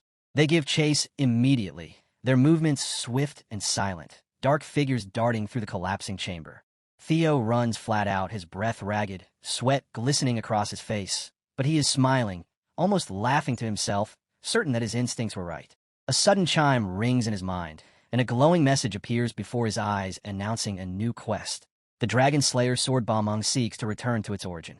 It instructs him to find its resting place, defeat the Guardian, and prove his right as its master. Theo realizes then that he had once placed the blade in the wrong location. It must return to the place where it truly belongs. Ahead, the path opens into a ruined courtyard bathed in pale moonlight. Ancient runes shimmer faintly beneath the dust. Theo races toward the wide stone platform, feeling the sword's growing resonance. This must be the spot. He leaps high, faster than the assassins can follow, cloak whipping behind him. Midair, he twists his body, draws Bomung, and with a fierce cry, drives the sword deep into the heart of the stone. The impact sends a shockwave across the ground. A blinding light bursts upward, and the assassins, still in midair, are flung back like leaves in a storm. Theo lands on one knee, panting, his eyes wide with awe as the stone beneath him glows with ancient power. The assassins hit the ground hard, fear flashing in their faces as they realize what has been unleashed. A deep rumble shakes the entire fortress. The floor cracks open, dust raining from the ceiling as guards outside stumble in confusion. One of them shouts in panic, asking if anyone else felt the tremor. Another answers that it feels like an earthquake. Then a voice breaks through the chaos, urging everyone to look up. The massive stone statue of Cream Hill trembles, fissures spreading across its surface. A deafening crack splits the night as chunks of rock break loose, crashing down like meteors. Guards scatter, shouting in terror as the colossal monument collapses, breaking apart piece by piece until it finally crashes into the earth in a storm of dust and rubble. The next scene opens quietly. Sunshine filters through the leaves and falls gently over Theo's face. He blinks, groaning as his eyes adjust to the light. It's already morning. His head throbs painfully, and he can't remember when or how he lost consciousness. As he sits up, the world around him feels strange. Towering trees stretch endlessly into the sky, their branches thick enough to walk on. Vines sway lazily in the wind, and faint streams of golden mist drift through the air. He realizes he's in an unfamiliar forest, one that looks far too ancient, too deliberate to be natural. The carved symbols on the bark and the glowing moss beneath his feet confirm it. This is no ordinary place. It's a relic dungeon. Despite his confusion, Theo exhales slowly, grateful to still be alive. Then a calm, otherworldly voice echoes beside him, saying that this must be its domain. Startled, Theo looks down at his sword, Bamong, and sees faint spectral shapes gathering around it. His companions, his summoned spirits, begin to appear, though in strange, distorted forms. His dragons and birds are half-transparent, their shapes flickering like smoke. Theo stares at them in disbelief and asks why they look so odd. One of the birds, its feathers dim and uneven, answers that they have manifested using his mana as a medium. His mana reserves are too low, and that's why their forms appear unstable. Then it adds something curious, that it's fascinating how a relic guardian could hold such pity for a human. Theo frowns, puzzled by that last remark, and asks what it means. The griffin replies that it can only sense lingering thoughts from the place's magic, not the full truth. But if the guardian mentioned was human, perhaps it was referring to someone named Creamhilt. Theo sighs, rubbing his forehead. The name rings a bell, and the context fits. With no guardian in sight, he decides to explore and learn what this domain really is. Before he can move, an arrow whistles through the air. It flies straight toward him, gleaming silver in the sunlight. Theo reacts on instinct. His head tilts slightly, his hand snapping up to catch the arrow mid-flight. He turns toward the source. A figure stands among the distant branches, a skeletal monster cloaked in tattered robes, gripping a huge bow drawn with another glowing arrow. Theo lowers the arrow he caught and mutters that this must be an empty home after all. The skeleton releases another arrow, and as it shoots, countless others rise from the forest below. The sound of bones rattling fills the air as dozens, then hundreds of skeletal warriors climb up the trees. Their hollow voices echo together, chanting to eliminate the intruder in the name of Creamhilt. Theo's griffin lets out a low whistle, remarking that all of this chaos seems to be for protecting the ownership of someone called Creamhilt. Before it can finish, another arrow flies straight at the bird. Theo steps forward, slicing the arrow midair and redirecting it toward sender. The deflected shot pierces through one of the skeletons, shattering it into a burst of bones. The bird stares in shock. Theo just shrugs, saying there are a lot of them, but they don't seem that tough. At that moment, another griffin materializes beside him, shaking its head. It warns that these aren't normal undead. Theo's confident smirk fades slightly as he watches the skeleton he just destroyed begin to reassemble itself. The shattered skull pieces pull back together, forming its face once more. The dragon explains that these are dragon knights, undying soldiers bound by ancient magic.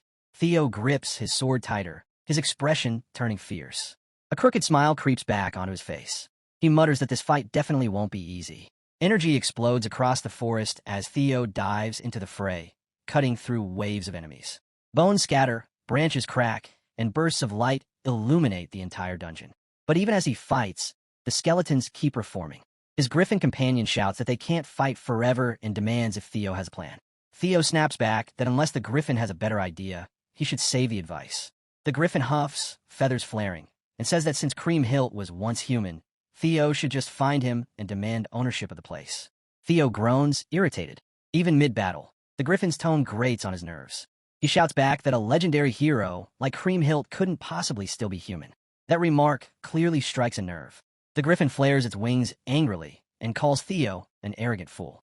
But before the argument continues, a new message flashes before Theo's eyes, another system notification.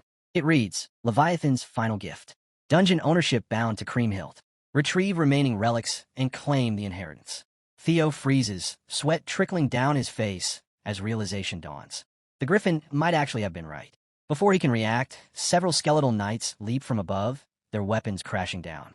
The ground erupts in a blast of dust, but Theo is already gone. He swings from a thick vine like a Tarzan, soaring across the battlefield. His eyes glow blue as he activates his synchronization with the hatchlings. From the air, he spots something odd. One skeleton glowing faintly red among the masses. That must be the boss. Theo grins. When he notices that the red one isn't attacking but trying to escape, his theory is confirmed. He dives, chasing after it through the maze of branches. Energy coils around his body as he slams into the creature, wrapping his threads of light around it and striking down with full force. The ground trembles as the boss explodes into a shower of sparks and bone fragments. A system message appears again, thunder needed. Cream hilts remain secured. Collect all 206 bone fragments to summon the Guardian. Theo looks down at his bloody hand, clutching a piece of the monster's spine, the cervical vertebra. He exhales sharply and mutters that this must be the right path. He just needs to gather the rest. The scene shifts abruptly. Rain pours heavily along a stormy coastline. A man stands near the shore beside a cloaked figure, waves crashing behind them. The first man comments that the other arrived later than expected and asks if something went wrong. The cloaked man answers quietly that nothing serious happened. The rain simply delayed him. But when they look toward the dock, their words fade. The ships that once held soldiers are now filled with lifeless bodies piled atop one another. The air reeks of blood and salt. The first man trembles, demanding to know what happened. The dark figure beside him laughs softly, voice low and cruel. He calls the victims fools, pathetic members of the floating archipelago. He says the dragon slayer sword came right to them, and yet they failed to seize it. He steps forward into the rain, his mask glinting faintly. The system flickers over the screen, identifying him as Noel, ninth pillar of Troyven. From afar, the citizens press against their windows, staring through sheets of heavy rain at the massive tower looming over the city. No one looks away. Their eyes are wide, frozen in disbelief. The colossal tower, guardian of the Colossus archipelago for over 100 years, is collapsing right before them. Stone fractures with deafening cracks as the statue gives way, crashing down in pieces. And then, from within the ruins, a gigantic severed head rolls into view, sealing the reality of what they are witnessing. At the same moment, our boy receives a system notification. All of Creamhild's remains have been fully recovered. The instant he reads it, relief floods his chest, followed by quiet happiness. It's finally over. He's gathered everything. Before he can even process it, another system window appears, asking whether he wants to view the memories engraved within the remains. He presses yes without hesitation. There's no reason to refuse. Somewhere deep inside, curiosity stirs. What kind of hero was the one spoken of in myth? The world around him distorts as the screen expands, filling his vision completely. The system announces that the engraved memories are now playing. His surroundings vanish, replaced by a scene at the seashore. A figure's voice echoes as it calls out for Levi. Footprints stamp into the sand as the person runs forward, breathless, until a cave finally comes into view. Inside, a sword stands embedded in the ground. The figure reaches out, taps the blade, and calls its name, Levi, urging it to wake up. In an instant, power ripples outward. The ground trembles violently as energy surges from the sword. From the blade itself, a massive dragon emerges, as if dragged into the world from nothingness. Before it stands a small child holding food. The dragon roars in irritation, demanding how many times it must repeat itself before a human understands. It declares itself Levi, guardian of the primordial dragon relic, and scoffs at the child, pointing out she isn't even Ragnar and has no right to use such a familiar nickname. The child, however, looks completely unbothered. She complains that the full name is too hard to say and casually decides she'll keep calling it Levi anyway. Realizing the situation is hopeless, the dragon gives up with an exhausted sigh, muttering that arguing with a foolish human only wears out its mouth. Its gaze drifts to the food in her hands, questioning why the innkeeper keeps sending bread every single time. The child nods in agreement, saying she thinks it's strange too. Soon, she begins excitedly rambling about something fun that happened earlier that day. The dragon chews the bread in silence, listening with clear annoyance, convinced that her talking never ends. She chatters on about the florist uncle and the baker Annie, speaking as though she's catching up with an old friend. Time passes quietly like this, the dragon listening while the girl talks without pause. Then the memory shifts. The girl is younger now. The same place appears once more, unchanged. The sword still stands embedded in the ground, waiting patiently. The dragon, irritation written all over its face, complains again that no matter how many times it tells her not to come, she never listens.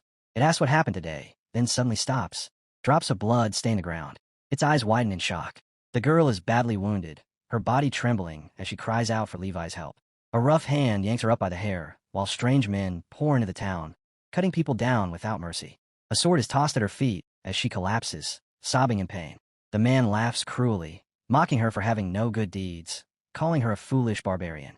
He sneers that the great emperor is generous enough to show concern for these backwater waters, and says she should be grateful, even as he indulges himself. As the oppressor turns his back, Levi can only scream her name, Creamhild. From deep within the cave, Levi's eyes blaze red. In the next instant, a violent blast erupts outward, and the oppressor is torn apart without even a chance to react. The memory shifts once more. The city is now engulfed in chaos. Houses burn endlessly, flames devouring streets and rooftops alike. Guards drag captured citizens through the roads, forcing them to march. One of the oppressors shouts angrily, demanding to know what is causing this disturbance, then freezes. Both captives and soldiers fall silent, as they sense something far more terrifying than anything they've ever faced. From above the burning city, dragons descend. Fire rains down, doubling the destruction. Panic explodes as people scatter in every direction, screams mixing with the roar of flames. The oppressor stands motionless, unable to comprehend where such monsters could have come from. Then the scene reveals her. The same girl, her eyes filled with pure hatred, rides atop Levi as he soars through the sky. She is ready to bring ruin upon the world that wronged her. A guard finally spots her and shouts that a girl is riding a dragon, instantly realizing she must be controlling them. He orders everyone to kill her first. On the ground, soldiers and civilians activate defensive magic circles, shields blooming into existence as the command echoes across the battlefield. Above it all, she continues riding Levi, her chest heavy with guilt. She apologizes to him, admitting that he was meant to wait for the chosen one, and that because of her, everything changed. Levi answers calmly, telling her not to cry so bitterly, reminding her that everything ended well in the end. Still, sadness lingers in her eyes as she softly calls his name. Suddenly, she senses something wrong. A massive, blinding light forms above her head.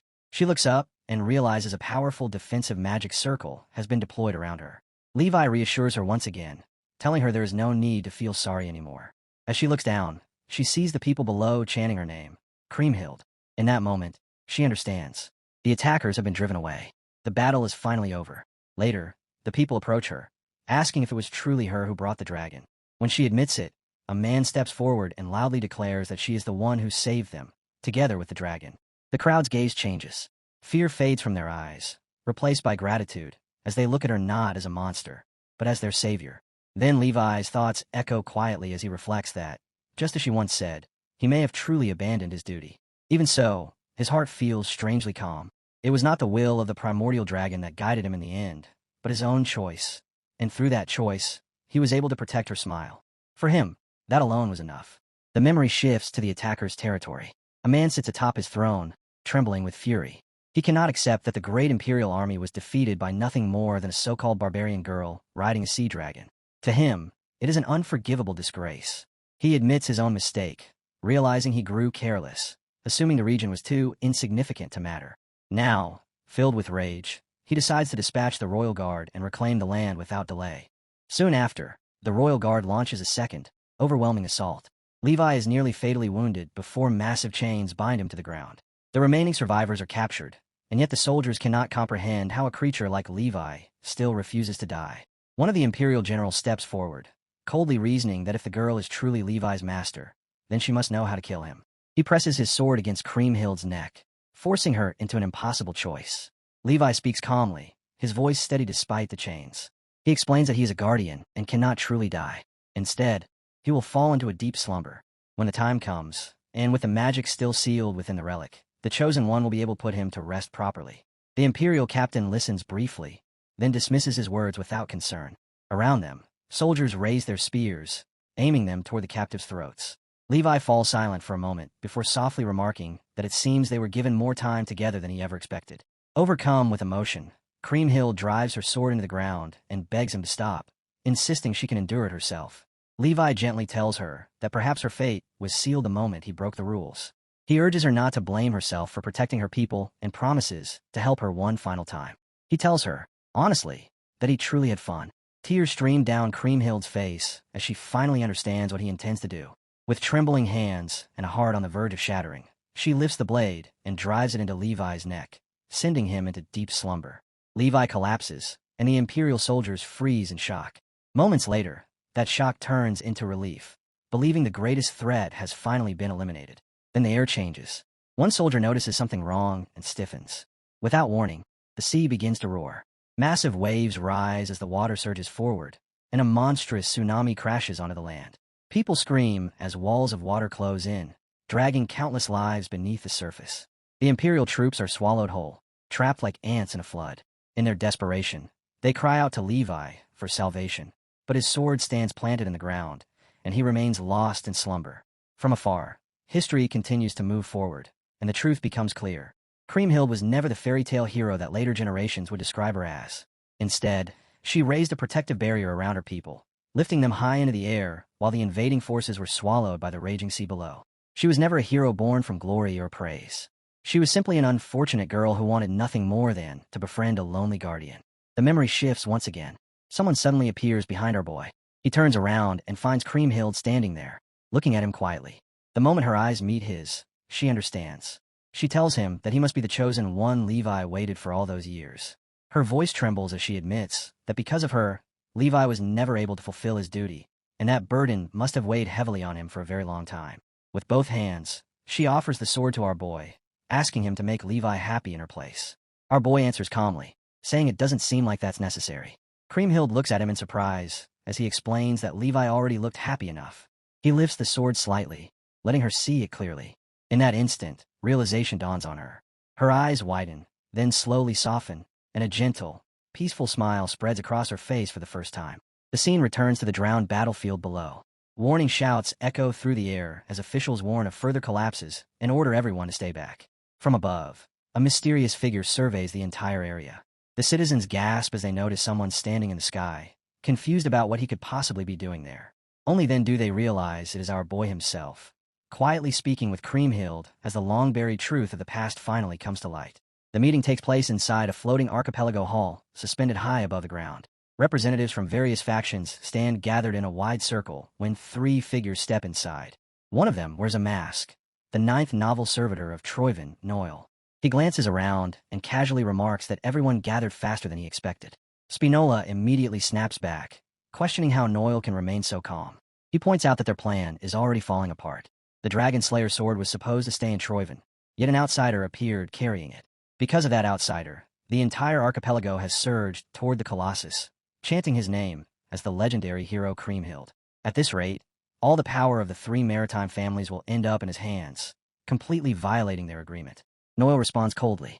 He says Troyvin did promise to preserve their status in exchange for the Dragon Slayer sword, but watching them panic over something so minor is nothing short of irritating. One of Spinola's men steps forward, slamming a hand onto Noel's shoulder in anger, demanding how this could possibly be considered trivial, and asking what Noel truly thinks of the 3 maritime families. No one even has time to react. In a single motion, Noel cuts the man down from bottom to top, killing him instantly. The body collapses to the floor before anyone could scream. Noel looks around calmly and asks what they think now, making it painfully clear that to him, they are nothing more than insects, things he can crush whenever he pleases. Spinola panics, shouting at Noel, demanding to know what he thinks he's doing. Noel's voice remains steady as he declares that they are traitors who sold out their own country for personal gain, and that their only remaining purpose is to follow orders. He sneers at them, mocking their dreams of ruling the floating isles while everything beneath them is already sinking. Spinola snaps back, insisting that if the capital of the archipelago falls, then Troyvin will fall alongside it. Noel steps closer, his presence crushing, and calls Spinola a fool to his face. He tells him flatly that he still doesn't understand anything. If they wish to avoid being slaughtered where they stand, they should keep their mouths shut and obey him without question. Cold sweat breaks out across Spinola's face, and the words die in his throat. As Noel turns and leaves the hall, he delivers a final warning over his shoulder. If they value their lives, they will retrieve the Dragon Slayer sword and bring it back to him. After Noel departs, a young man cautiously steps forward and bows deeply, asking for permission to speak. Noel allows it without turning around. The boy carefully asks whether Noel truly intends to entrust the retrieval of the sword to them. Noel admits he understands the concern and says he would much rather handle it himself, but circumstances won't allow it. One of Ragnar's 9 dragons, the Overlord Dragon, has appeared, and restraining it has now become their top priority. The scene shifts to the chaotic Colosseum. Smoke coils into the sky as massive crowds gather, completely surrounding the area. The moment they catch sight of our boy, the chanting erupts. Kriemhild, Kriemhild, over and over again. Our hero can't help but smirk. He knew the people revered Kriemhild like a god, but he never imagined their devotion would be this intense. Yet the Kriemhild he knew was never a god, nor a symbol of heroism. She was just a normal girl with a kind heart. Even the Dragon Slayer sword itself was merely a relic of the primordial dragon, a weapon only a Ragnar could wield. That truth, however, had been completely lost to history. A man forces his way through the crowd and falls to his knees, desperately begging Kriemhild for salvation. Because of the Trovian scoundrels, the entire floating archipelago is on the brink of collapse. Countless people have no way to escape. If she has even the slightest mercy, he pleads, She must save the archipelago. Our hero finds the situation oddly entertaining and decides to play along, for now. He raises the sword high and declares that he will do whatever it takes to save the floating archipelago. With those words, he leaps down from above, landing firmly on the ground below. A young woman steps forward with deep respect and says they have been waiting for him. She introduces herself as Marty, the highest priestess of the Cream-Hilled Temple. From this moment on, she explains they will personally attend to his needs. With that, the group begins making its way toward the Dream Hell Temple. As they walk, the priestess explains that for generations, priests and priestesses maintained the temple, firmly believing that the prophecy of his appearance would one day be fulfilled. Our hero is genuinely surprised by just how deeply rooted their faith is. She then presents a necklace, explaining that it was once worn by the hero of Dream Hell. At the same time, a system notification appears, revealing that the necklace is a magic enchanted accessory, a gate link key.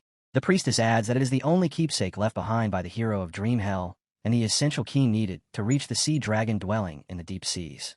Our hero accepts the necklace, and the priestess urges them to keep moving. He studies it quietly for a moment before saying there is something he needs to tell her before they part.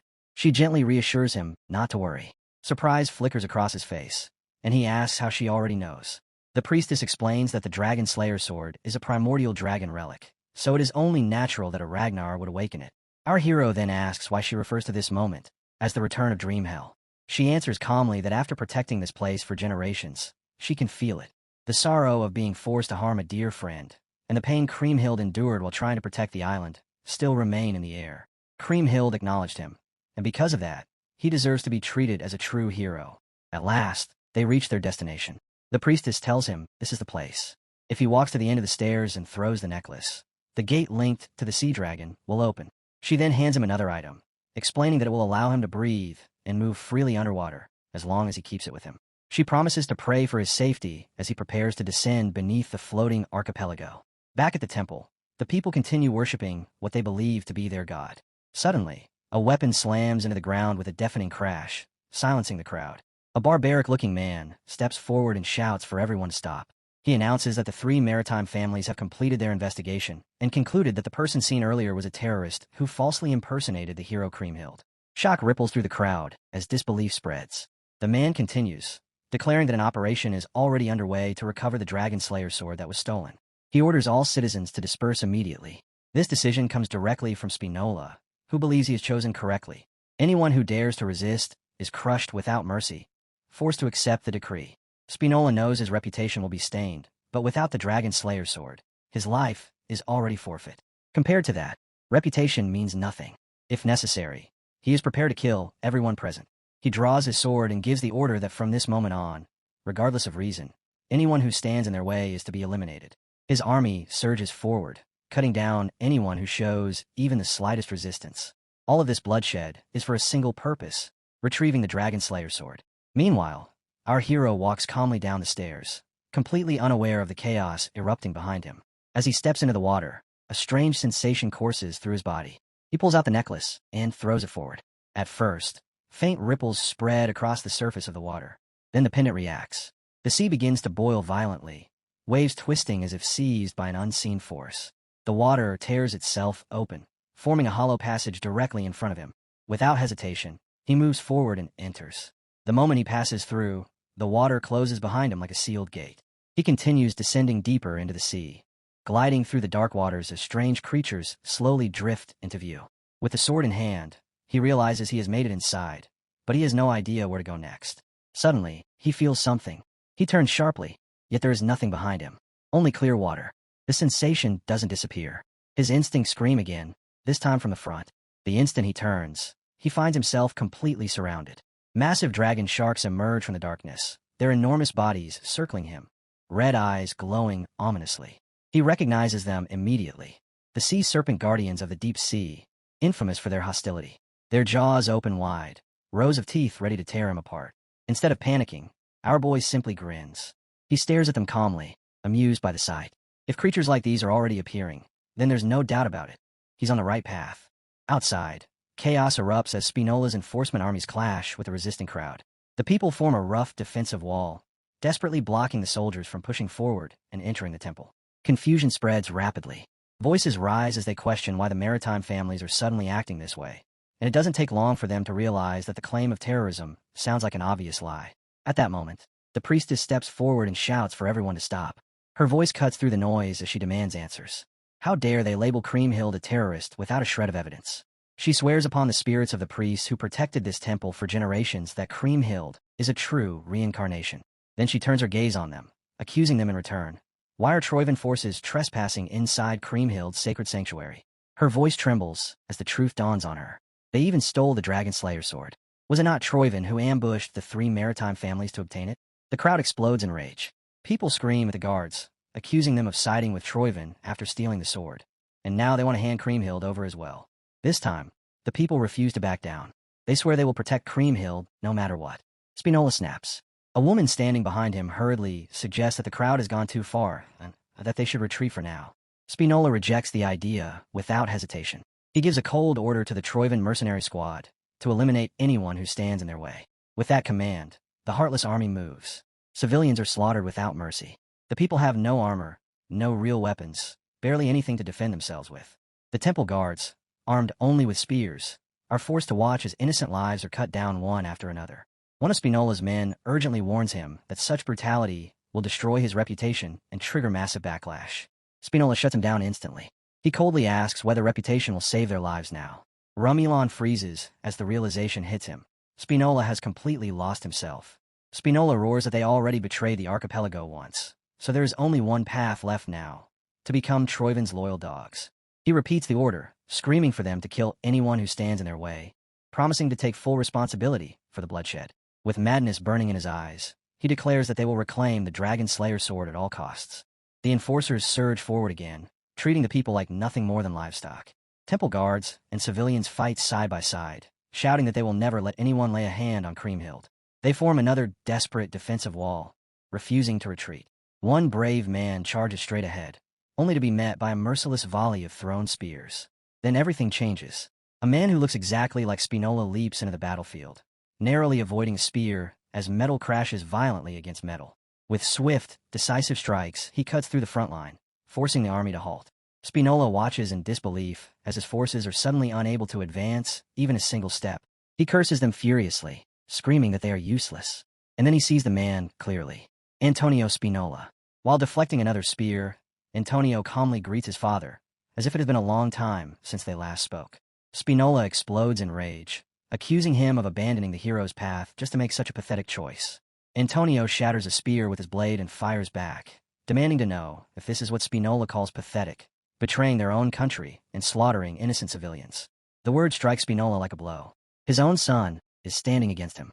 Antonio raises his voice and orders the Black Skull members to subdue every one of these cruel men. With that command, the battlefield finally balances, and the real fight begins. Antonio shouts for everyone to protect the people at all costs. Deep down, Antonio knows this won't last. Their numbers are fewer, their strength lacking, and their equipment inferior. They can't hold out for long.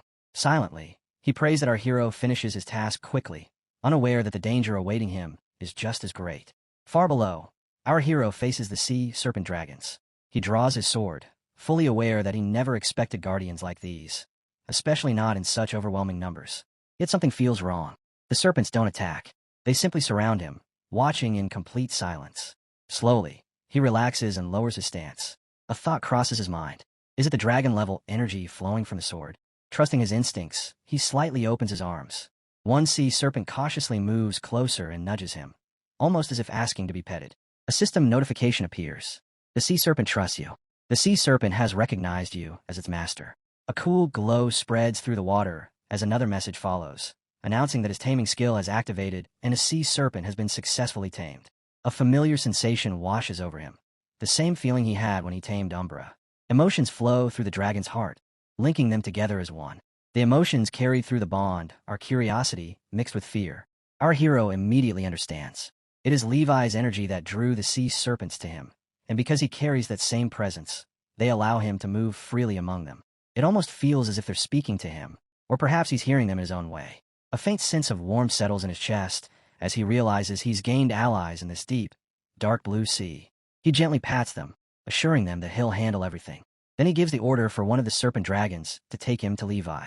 The creature immediately lowers its massive body, allowing our boy to climb on, before plunging straight down into the abyss. They travel for a long time at an insane speed. Water tears past them violently, blurring his vision. The pressure is so intense that his gloves rip apart, and brutal shockwaves crash against his body. He quickly notices that the deeper they descend, the more twisted the mana currents become. The pressure keeps climbing, clear proof they're nearing their destination. Suddenly, a system alert flashes. The hatchling synchro has been activated. Our hero's eyes shine as he finally sees it. At the very bottom of the sea rests a colossal blue dragon, breathtaking in scale, calmly lingering in the depths. This is Levi. He expected Levi to be this deep, and the sheer magnitude of its magic is overwhelming, on par with his own. But something feels wrong. The mana is distorted. It doesn't match the memories of Dream Hell. It feels corrupted.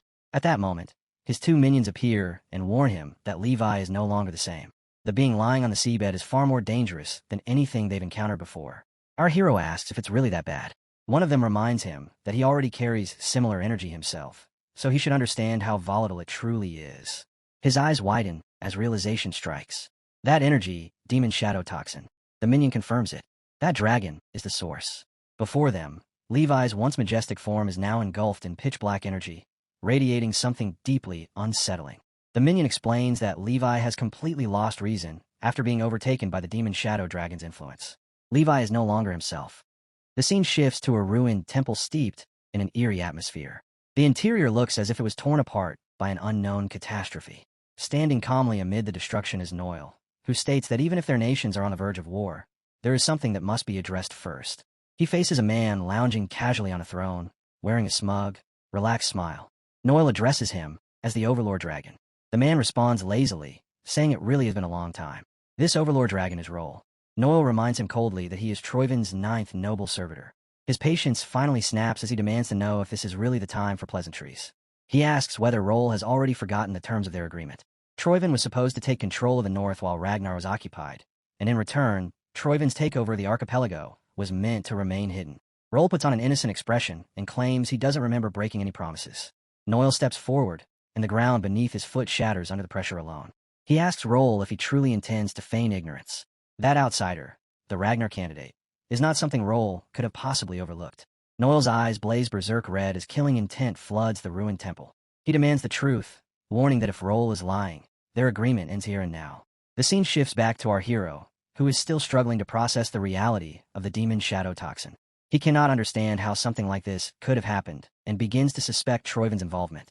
His minion agrees, explaining that once the Dragon Slayer sword was drawn and the seal broken, Levi should have protected the archipelago. What makes no sense is how anyone managed to poison a guardian dragon in the first place. Whatever method was used, it was unnatural. The demonic energy has completely consumed Levi's reason. He's on the verge of going berserk.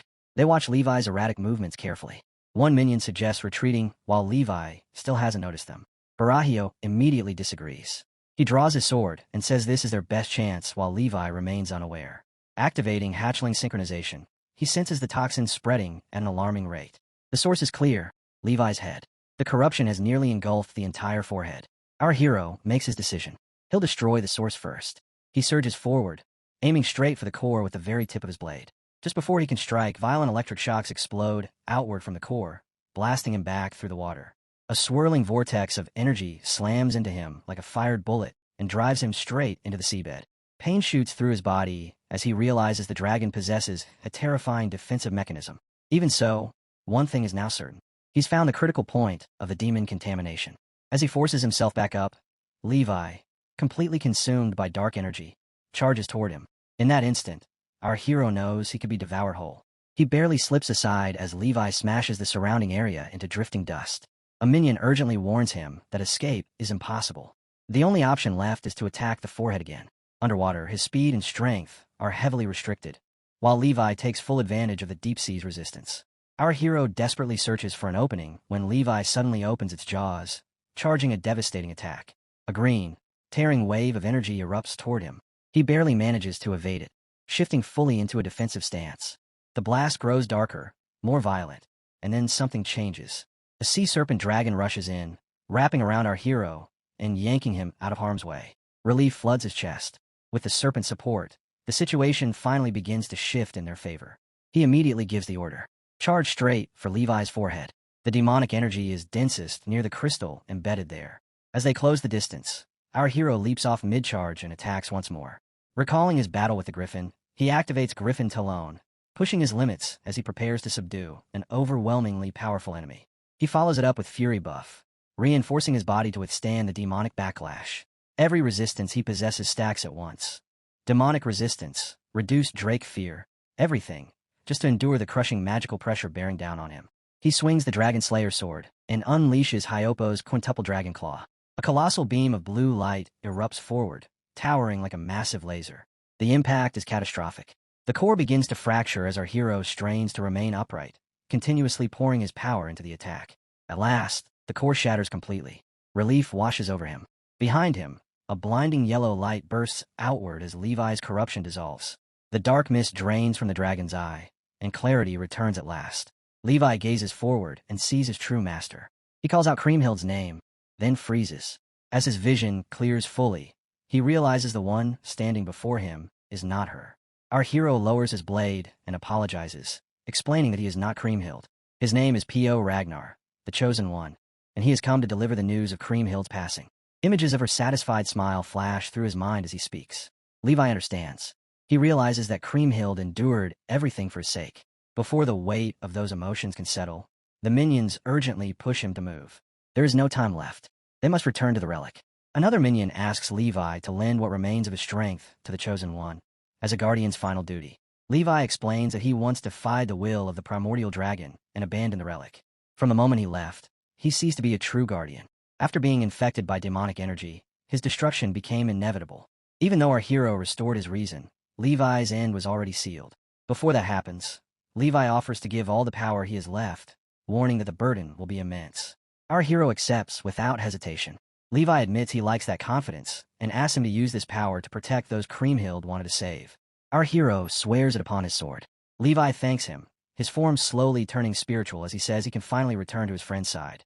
The ocean trembles as an enormous surge of energy spreads outward. Levi's presence rapidly begins to fade. The minions panic, sensing the Guardian sequence collapsing. At this rate, the entire archipelago will sink. They urge immediate absorption. Our hero remains calm. He tells Levi not to worry and begins absorbing the power, promising that he will move the entire floating archipelago himself. Above the surface, the land shakes violently as the world responds to what is unfolding deep beneath the sea. As mentioned before, a circle of power forms, designed to seize Levi's strength and move the entire floating archipelago. As the hero approaches the core of that energy, his body cradles it directly. The pressure is unbearable. His skin tears as dense power crushes him, and only then does he realize how arrogant he had been. The Guardian had warned him. Levi existed on an entirely different level. Suddenly, the energy erupted violently. In that instant, the hero understood just how foolish he had been. He never imagined Levi's power would reach this level. At this rate, his body would be torn apart. Just as despair crept in, a faint signal reached him, an instinctive warning urging him to use the sword. With alarm flashing through his mind, he raised it with the last of his strength and drove it straight into the raging energy. The swirling tornado of power shuddered at the blade's impact. Slowly, the violent chaos stabilized, transforming into a calm, controlled circle. Watching from a distance, the minions realized he had made an incredibly sharp decision. One of them voiced agreement, though the pressure inside the core was still surging dangerously. It seemed the Dragon Slayer sword was absorbing the brunt of the force, blocking and reducing the damage to his body. Levi had resisted until the very end. Even in his final moment, the sword proved to be the hero's true lifeline. The energy was fully absorbed into his soul. As the brilliant core vanished, the hero felt as if Levi itself now resided within him. After everything he had endured, the struggle suddenly felt distant and unreal. A minion appeared behind him, warning him not to let his guard down yet. Levi's power was finally complete. Now was the time to move the island. Without hesitation, the hero shot toward the surface, a blinding trail of force tearing through the sea behind him. He already knew what had to be done. Midway through the ascent, a minion reminded him that he needed a destination. The hero answered without pause. He had already chosen one: Ragnar's northeast barrier. As he broke through near the forest, the eastern surface came into view. Below, chaos ruled the battlefield. Warriors clashed violently as two forces collided without restraint. Then, without warning, a massive ripple surged outward, freezing everyone in place. Gasps echoed across the land as confusion spread. Some believed Kriemhild had acted once more. Others feared the archipelago itself was beginning to sink. The oppressors were struck with even greater shock. In the distance, towering walls of water surged forward. Someone screamed as they realized the shoreline itself was moving. The archipelago was moving. A colossal wave slammed into the temple as roaring water tore through the air. Elsewhere, Noel and Roll stood facing each other. Noel struggled to grasp what was happening, wondering if the hero had truly absorbed the Dragon Slayer sword's power this quickly. Roll admitted that this was no longer the time for conversation.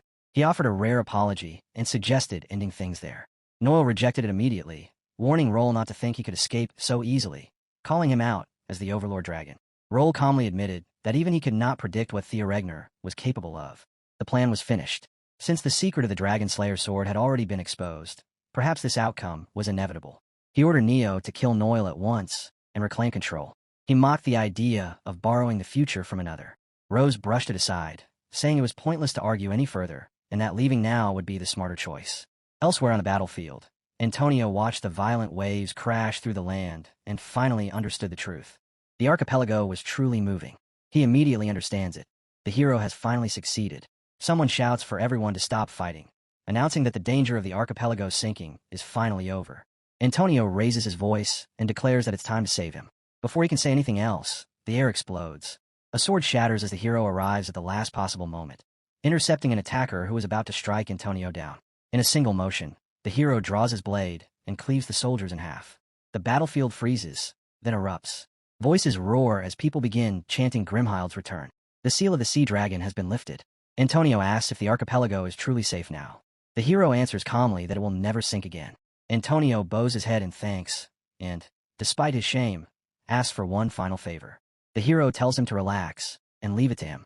As the noise fades, the aftermath becomes horrifyingly clear. Bodies are scattered everywhere, soldiers brutally cut down where they stood. The hero acknowledges what they did to protect him and the archipelago and declares that he will take responsibility for what comes next. The remaining enemy soldiers tremble as he slowly walks toward them. Spinola snaps, screaming at his men, demanding to know why they're frozen in place. He shouts that the dragon's hair sword is finally on their side and orders them to stop hesitating and kill the hero immediately. The warriors rush forward. Dark energy erupts from the hero as rage surges through him. He curses the sea of blood they created while he was gone. His eyes dull as he launches forward at terrifying speed. Then, something registers. His instincts scream, and he roars for everyone to get down. A razor-thin red line slices across the battlefield. Everything in its path is severed. Spinola and the charging warriors are cut apart instantly, crimson marks flashing across their heads before their bodies collapse. The slash doesn't stop. It continues onward, cleaving buildings, stone, and steel alike. Seconds later, everything touched by that line gives way. Structures split apart. Severed heads hit the ground. The battlefield is reduced to ruin. A strange, wave-like distortion lingers in the air, as if space itself had been cut open. Our hero stares at the devastation in disbelief. He curses the nobles and guardians, calling them foolish pirates, blaming them for the chaos for failing to handle a single child properly. Behind him lies Spinola's severed head. His son staggers toward it, trembling as he calls out to his father, sweat and tears streaming down his face. The hero tells him to pull himself together and evacuate the civilians. The archipelago will need him. The boy nods, understanding the weight of that duty, even as grief crushes his heart. The hero turns and walks away, thinking that even after coming this far, all he could do was stop the attack. From another direction, a dark figure slowly approaches, overflowing with hatred. It curses the hero's arrogance and declares that this is the end of his smug act. It vows to tear him into so many pieces that even his father wouldn't recognize him. Something far more dangerous is approaching. The chapter opens on the surface of the sea, where an enormous giant fish glides through the water while countless smaller fish swarm around it, rushing from every direction and attacking without pause, until in the midst of that chaotic frenzy one of those fish suddenly lunges forward and strikes with enough force to shatter the knight's sword. The blade said to carry the power to slay dragons. At the same time, deep in the sea, our boy clashes directly with Noel while wielding the power of Enabling, and as the fight grows more intense he drives his sword forward with all his strength, sending Noel crashing downward toward the darkest depths of the ocean while violent splashes of water erupt around them and soak everything nearby. A moment later Noel smashes heavily into the sea, and at the exact point where he hits the water the surrounding ocean begins spinning into a powerful circular current. Then, almost immediately, our boy lands atop a nearby bridge, while Noel resurfaces briefly before dipping back down again, raising one hand upward as though expecting someone to reach out and save him. Instead, he slams his arm violently against the bridge, his face twisted with anger as he declares how shameful this is, guessing that this must have been our boy's trump card, and with an enraged glare aimed directly at the protagonist, he states that something like this is nowhere near enough to kill him. Our boy answers calmly, saying that he expected as much, because there is no way the 9 retainers, figures set to rival the 9 dragons, would fall so easily. After saying this, he lifts his sword high above his head and plants his feet firmly against the ground, anger burning across his face as he declares with absolute resolve that even relying on his own strength alone, he can still fight. At that exact moment, Longtray suddenly attacks the enemy from behind, catching him completely off guard, leaving him stunned and confused about what is happening, while our boy shouts that he can still slam him straight down into the ocean floor. As the enemy senses the overwhelming force rushing toward him, his expression abruptly changes, and internally he realizes that something is wrong as he begins thinking about the ocean's current. Then suddenly a massive wave surges through the sea, sending the surrounding waters into violent motion. Our boy shouts that he will bury him at the bottom of the ocean, and Noel's eyes widen in shock as panic flashes through his mind when he realizes what is about to happen. Because the seawater begins rolling violently and forms something like a gigantic pipe, a raging storm within the ocean itself, while the current drags Noel downward into the deep, dark depths, forcing him to shout in desperate frustration. Meanwhile, our boy remains standing firmly where he is, slowly rolling up his sleeve while standing beside the nearby buildings as his hair lashes wildly in every direction under the force of wind and water, until eventually he lowers himself to the ground and lies down, placing his sword beside him. Stretching his arms outward, he speaks loudly and says that he has kept his promise to Leviathan, and while still lying there on the bridge he adds that his body will not be able to endure it if he has to make any more promises, as the water continues to float and swirl around him, while he admits that this was his first time attempting something like this and that he is not even certain whether he calculated everything correctly. After everything that happened, the scene shifts inside the palace, where the entire army along with everyone else stands frozen in stunned silence, quietly taking in the aftermath of what has just unfolded. Sir Antonio stands among the soldiers and finally begins to speak, announcing that at this pace everything should turn out fine, even with the shore involved, before turning toward our boy and openly praising him by saying he did a great job. He then continues, explaining that when he first heard the plan about moving the entire floating archipelago, he simply could not believe it, and even now, after witnessing it with his own eyes, the whole thing still feels unreal and difficult for him to fully grasp.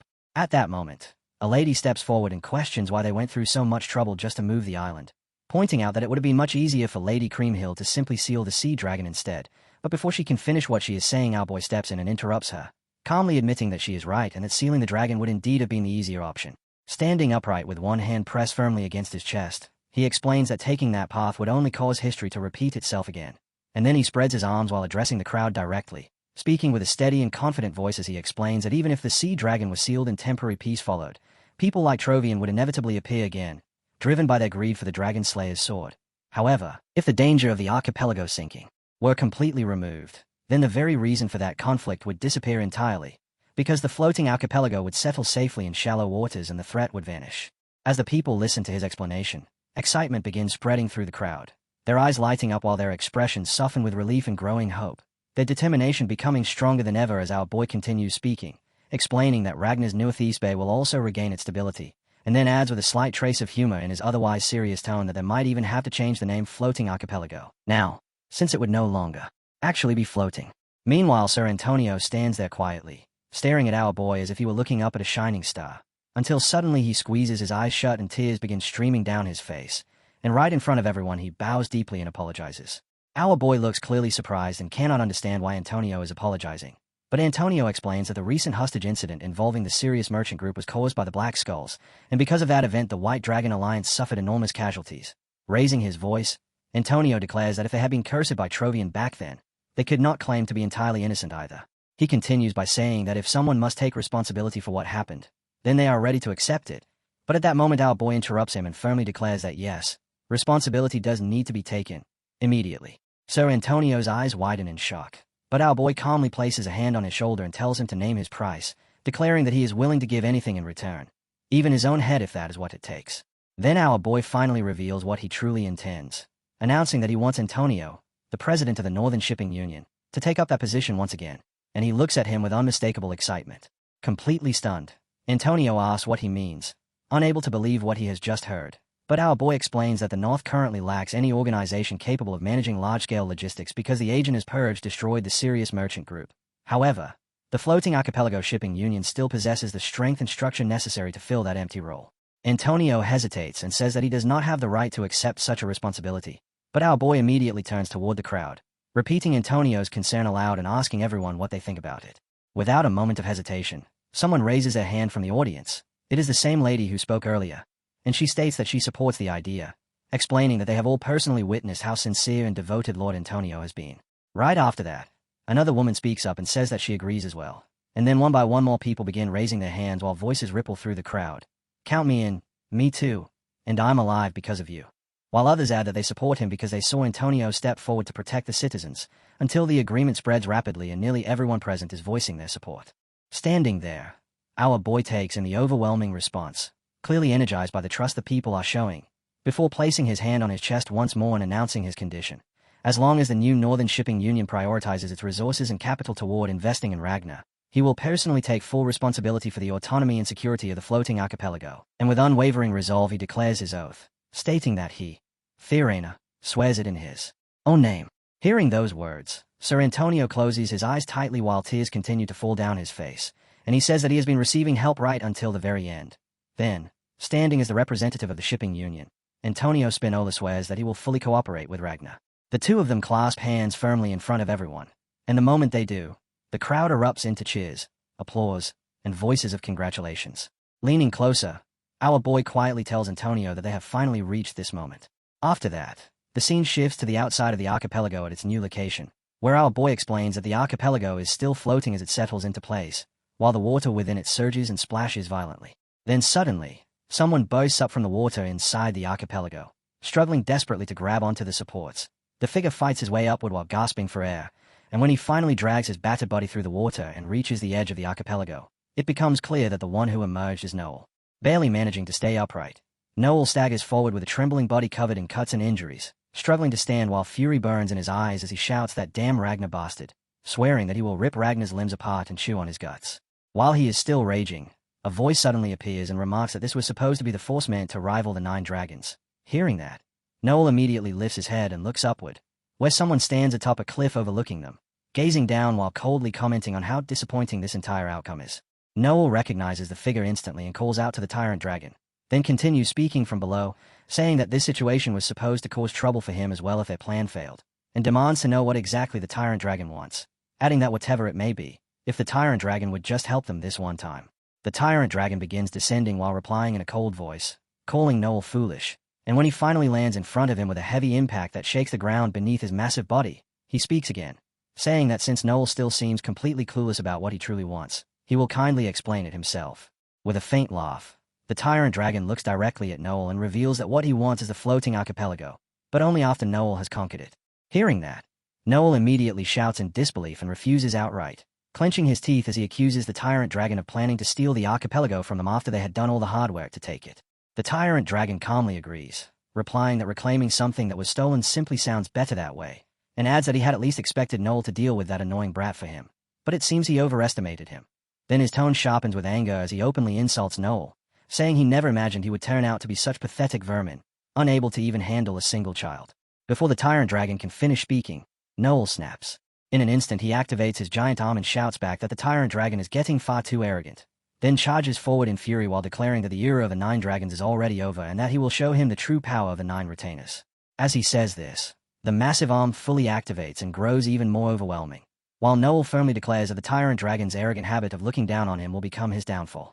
But the tyrant dragon merely scoffs and responds that people from the east always love to fight with words, admitting that the old geezers of the 9 dragons may indeed be past their prime, yet mocking Noel for believing he could even come close to them with power at this level.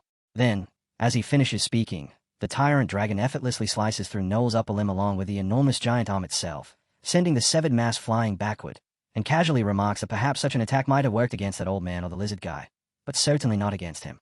Grinding his teeth as lightning crackles around him and his red eyes glow fiercely, Theo Ragnar speaks again with a dangerous smile, asking if he should take a little taste.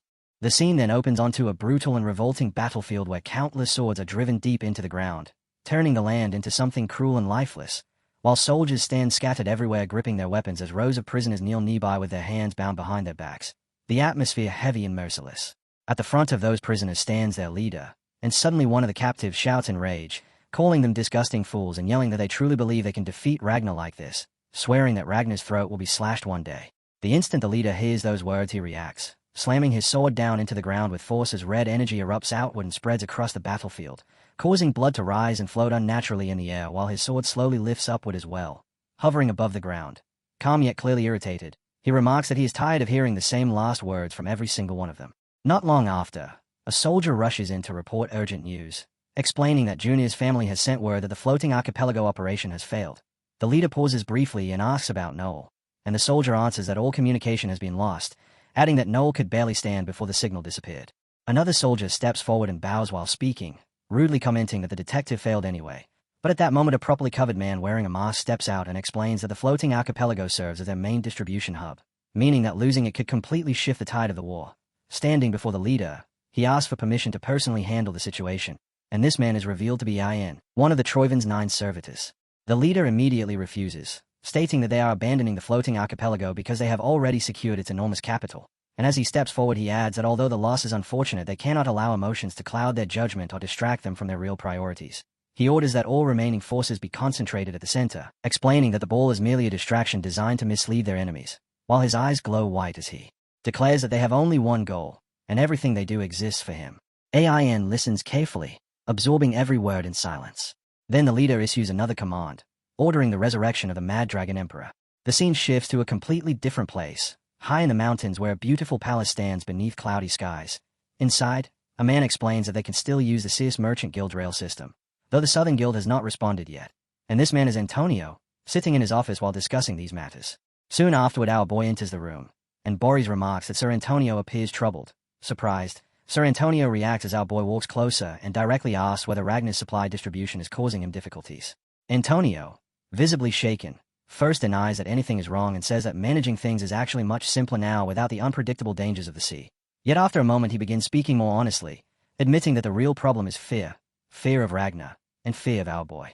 He says that although he is grateful to have been freed from the Troivine, he cannot forget that nothing in this world is ever truly free, because with a simple flick of a finger they could easily fall under someone else's control again, this time under their hands. Overwhelmed by emotion, Sir Antonio begins to cry as he apologizes for saying such things, confessing that he cannot stop wondering whether they might have been safer back when everything was still on the sea. Our boy remains silent at first, simply watching Sir Antonio without saying a word, and after a short pause he finally speaks, saying that he understands because a leader should always remain cautious about the possibility of being taken over. However, he adds that he personally sees the situation differently, explaining that in his view the floating archipelago was actually at its most vulnerable precisely because it existed on water, a statement that leaves Sir Antonio staring at him in complete surprise. Calmly continuing, our boy explains that isolation meant having no enemies, and having no enemies meant that Sir Antonio had never truly been tested through real battles. Because of that, he adds, Sir Antonio had not even been able to properly deal with a recent incident, and while saying this he points a finger directly at him. That is when Sir Antonio suddenly throws a punch, but our boy simply steps back slightly and avoids it with ease before continuing to speak. He explains that national defense cannot be solved by relying on others, and that even when risks are involved a nation must be capable of protecting itself. However, he also adds that it is actually good that Sir Antonio had been worried about the issue, and then he casually asks whether Sir Antonio knows about Ragnar's white-armored dragon cavalry. Sir Antonio freezes in shock for a brief moment, then spreads his hand as he answers that of course he knows them, since they are the famous airborne unit that rides wyverns. Our boy lets out a light laugh and says that the archipelago has creatures similar to wyverns as well. Hearing that, Sir Antonio's face immediately turns irritated as he asks whether our boy means sea serpents, and he quickly launches into a rant, saying not to even start talking about that topic because those things swarm in groups and smash everything in sight, and whenever they appear it turns into a full emergency. Almost the moment he says that, loud shouting erupts from outside as people yell about an emergency sea serpent sighting at the docks, ordering civilians to evacuate while telling combatants to prepare for battle. Sir Antonio instantly jumps up from his seat, slams his hand hard onto the table, and curses in frustration, furious that this happens right when they were just talking about it, while our boy merely raises his arm slightly and tells him not to worry so much. Sir Antonio completely ignores that remark and rushes out while shouting orders, and at that moment, our boy calmly explains that he was the one who called them. Soon after, a sea serpent rises from the water and stops directly in front of them, leaving Sir Antonio staring in disbelief as he demands to know whether our boy truly summoned those sea thugs himself and asks if he has completely lost his mind. As the sea serpent moves closer, our boy calmly places his hand over his eye and says that he will show him how to tame them. Outside the palace, across the floating archipelago, sea serpents begin emerging everywhere and surround the area. The people present rush to block them, preparing for a fight, yet instead of attacking the creatures slowly turn their heads toward our boy, clearly responding to him. Our boy then proposes creating the archipelago's own dragon riders, something he calls the Pelago's Dragon Riders. Hearing this, Sir Antonio bursts into laughter and asks whether he seriously intends for people to ride those creatures into battle. saying that such a thing only exists in fairy tales. Our boy replies that fairy tales sound perfect, mentioning that in a fairy tale Creamhild once rode and fought while mounted on a sea serpent, and he suggests naming this new force the Creamhild Night Order. Right then, one of the sea serpents begins sliding closer toward Sir Antonio. Startled, Sir Antonio quickly asks why it is coming toward him, and our boy glances at him before calmly explaining that it seems to like him. The massive creature approaches until it is right beside Sir Antonio, who immediately panics and covers his face. At that moment, a girl appears and calls out the name Theo Ragnar. Hearing her voice, our boy gently turns his head toward her, and she informs him that he has a guest waiting. As the boy walks through the hallways of a building with a complicated layout, he notices a man standing nearby with one hand resting on a table, and the man begins speaking in a tone that almost sounds impressed, saying that it is absurd for one person to accomplish all of this within just a few days. Standing calmly before him, the boy replies that things simply turned out that way. The guest is wearing a mask. He continues speaking, explaining that what the boy has done is something only individuals with a null snow rank in Black Snow would even know about, emphasizing that it is top secret and making it clear that the boy was never supposed to be aware of it. Hearing this, the boy slightly frowns and asks what he means by top secret. The masked man explains that Black Snow had already been investigating the floating archipelago, which was suspected of being Toybon's distribution hub as well as a major source of cash flow. The boy is stunned by this revelation, and inside his mind his thoughts begin racing as he realizes that Black Snow was already involved in this case. His eyes widen in disbelief as he wonders why. If they knew losing the archipelago would be devastating to the war effort, they would simply remain still and do nothing. While their conversation continues, someone suddenly interrupts them. A massive presence approaches and asks whether the boy is Ragnarok. It is the Tyrant Dragon. He says that the Great Nine Dragon Lord would not stop talking about him, so he came here with high expectations.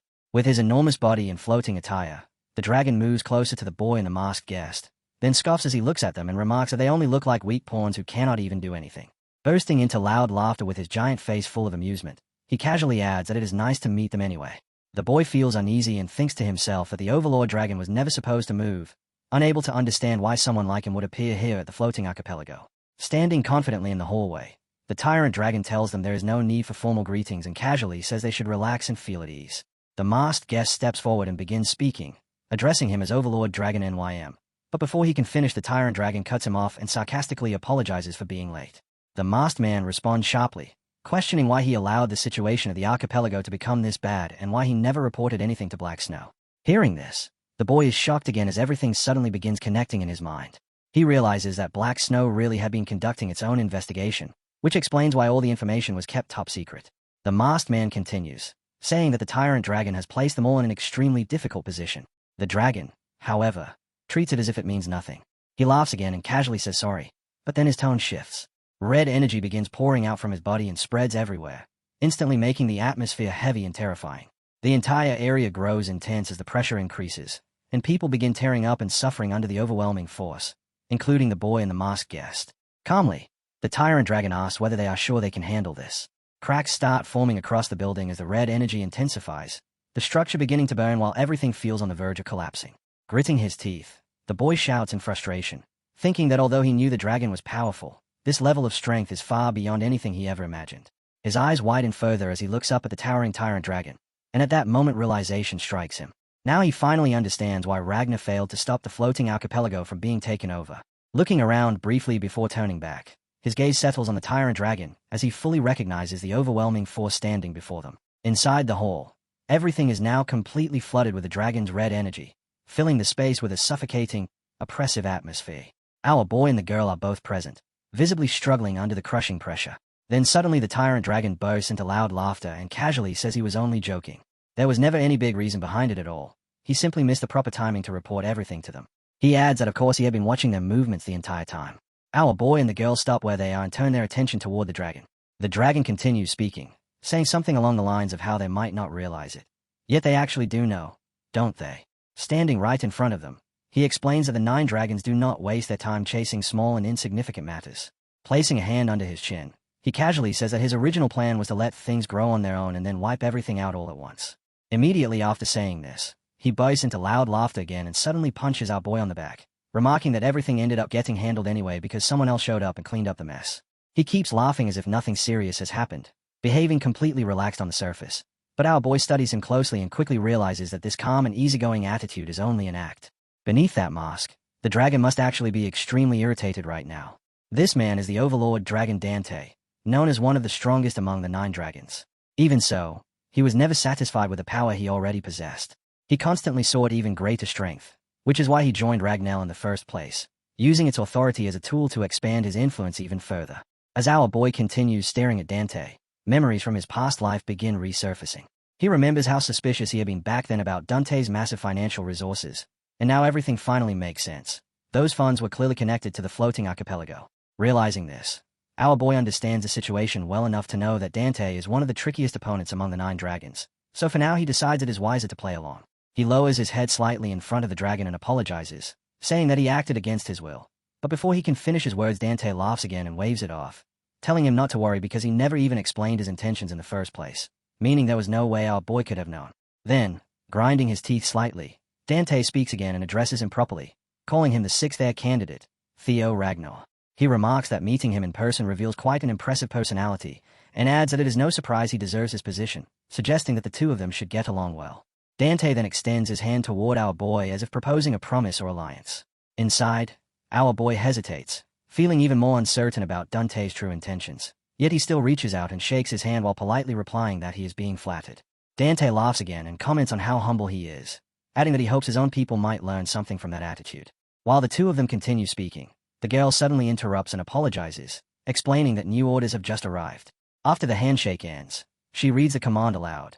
Since the archipelago mission is now complete and further deployment is unnecessary, all forces currently deployed are ordered to immediately move to the central front line. Our boy is visibly taken aback by the abrupt shift in the situation, yet Dante responds almost instantly, remarking that it actually makes perfect sense, and then urges everyone that there is no time to waste because they must hurry back and secure their base before anything else happens. But as he steps forward, the tyrant dragon adds that one matter still needs to be resolved first, which leaves our boy staring at him in confusion until Dante calmly explains that there had been an order to interrogate him regarding the scouting mission connected to the archipelago, and then asks directly whether that command originally came from the black dragon. In the next moment he abruptly shifts into his enormous dragon form and turns his gaze toward the girl, bluntly clarifying that the one he is referring to is that irritating robot, Ragnar. The girl stiffens immediately, clearly startled by the sudden question, yet after a brief pause she answers respectfully and confirms with a firm yes, sir. Dante lets out a snort and tells her to deliver a message to that black scoundrel. If Ragnar truly intends to interrogate him, then he should come here personally. The scene then cuts to the battlefield, where blazing fire pours down from the sky as a fire dragon unleashes enormous fireballs toward the troops below, turning the entire battlefield into a scene of unimaginable chaos where soldiers on all sides fight desperately, each one struggling simply to stay alive.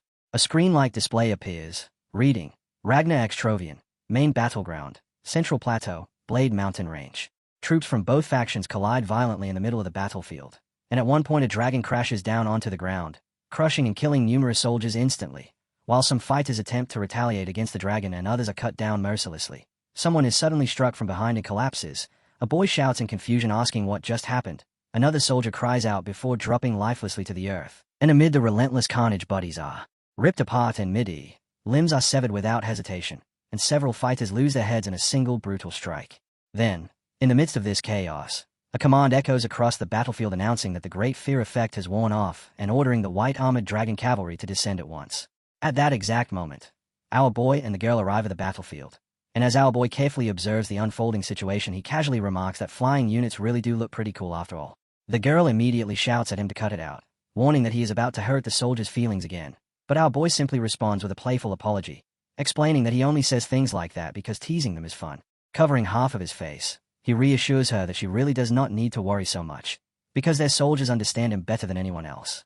Then, with complete confidence, he declares that they are far stronger, and immediately afterward he rides directly into the battlefield, sitting tall upon his horse as he slams his sword down with force and speaks in a voice that carries across the entire field.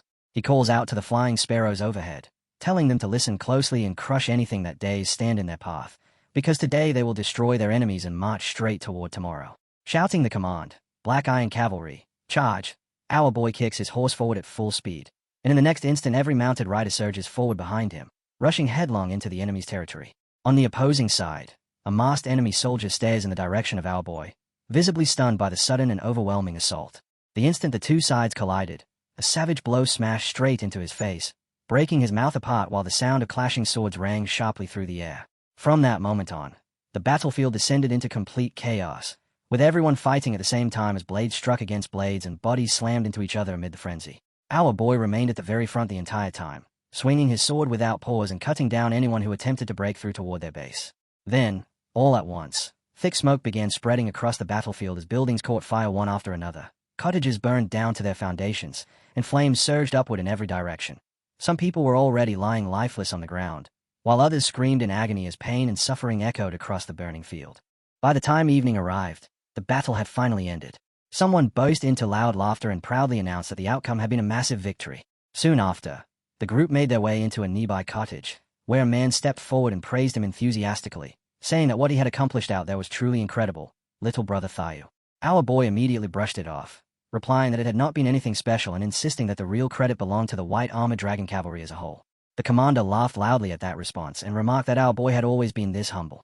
As they moved deeper into the cottage, the commander stepped closer and reminded him that he had already said he should simply call him Hong.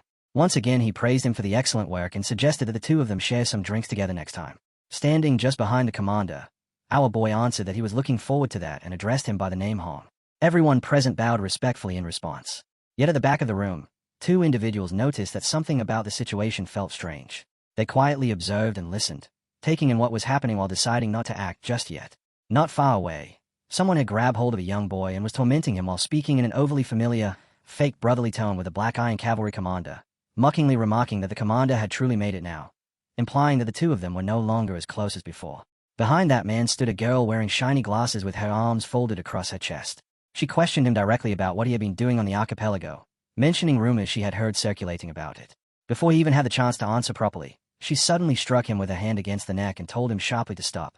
The man froze in shock as his body instantly lost control, his eyes, his nose, and even his tongue failing him while his face was completely crushed by the force of the blow. Remaining calm, the girl explained that he had only just joined them on the battlefield and asked if he was serious, telling him to let the man breathe. Another nearby soldier weakly spoke up, saying he was fine and addressing her as Erin.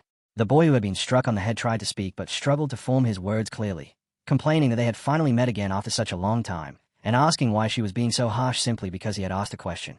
Our boy, who had been standing nearby watching all of this unfold, stepped forward and asked about the overall situation of the war, admitting that he did not really understand what was happening since he had joined so suddenly. Erin looked momentarily surprised by the question, but then she explained that the general flow of the war was stable and could even be considered good. However, there was still something about it that was seriously troubling her.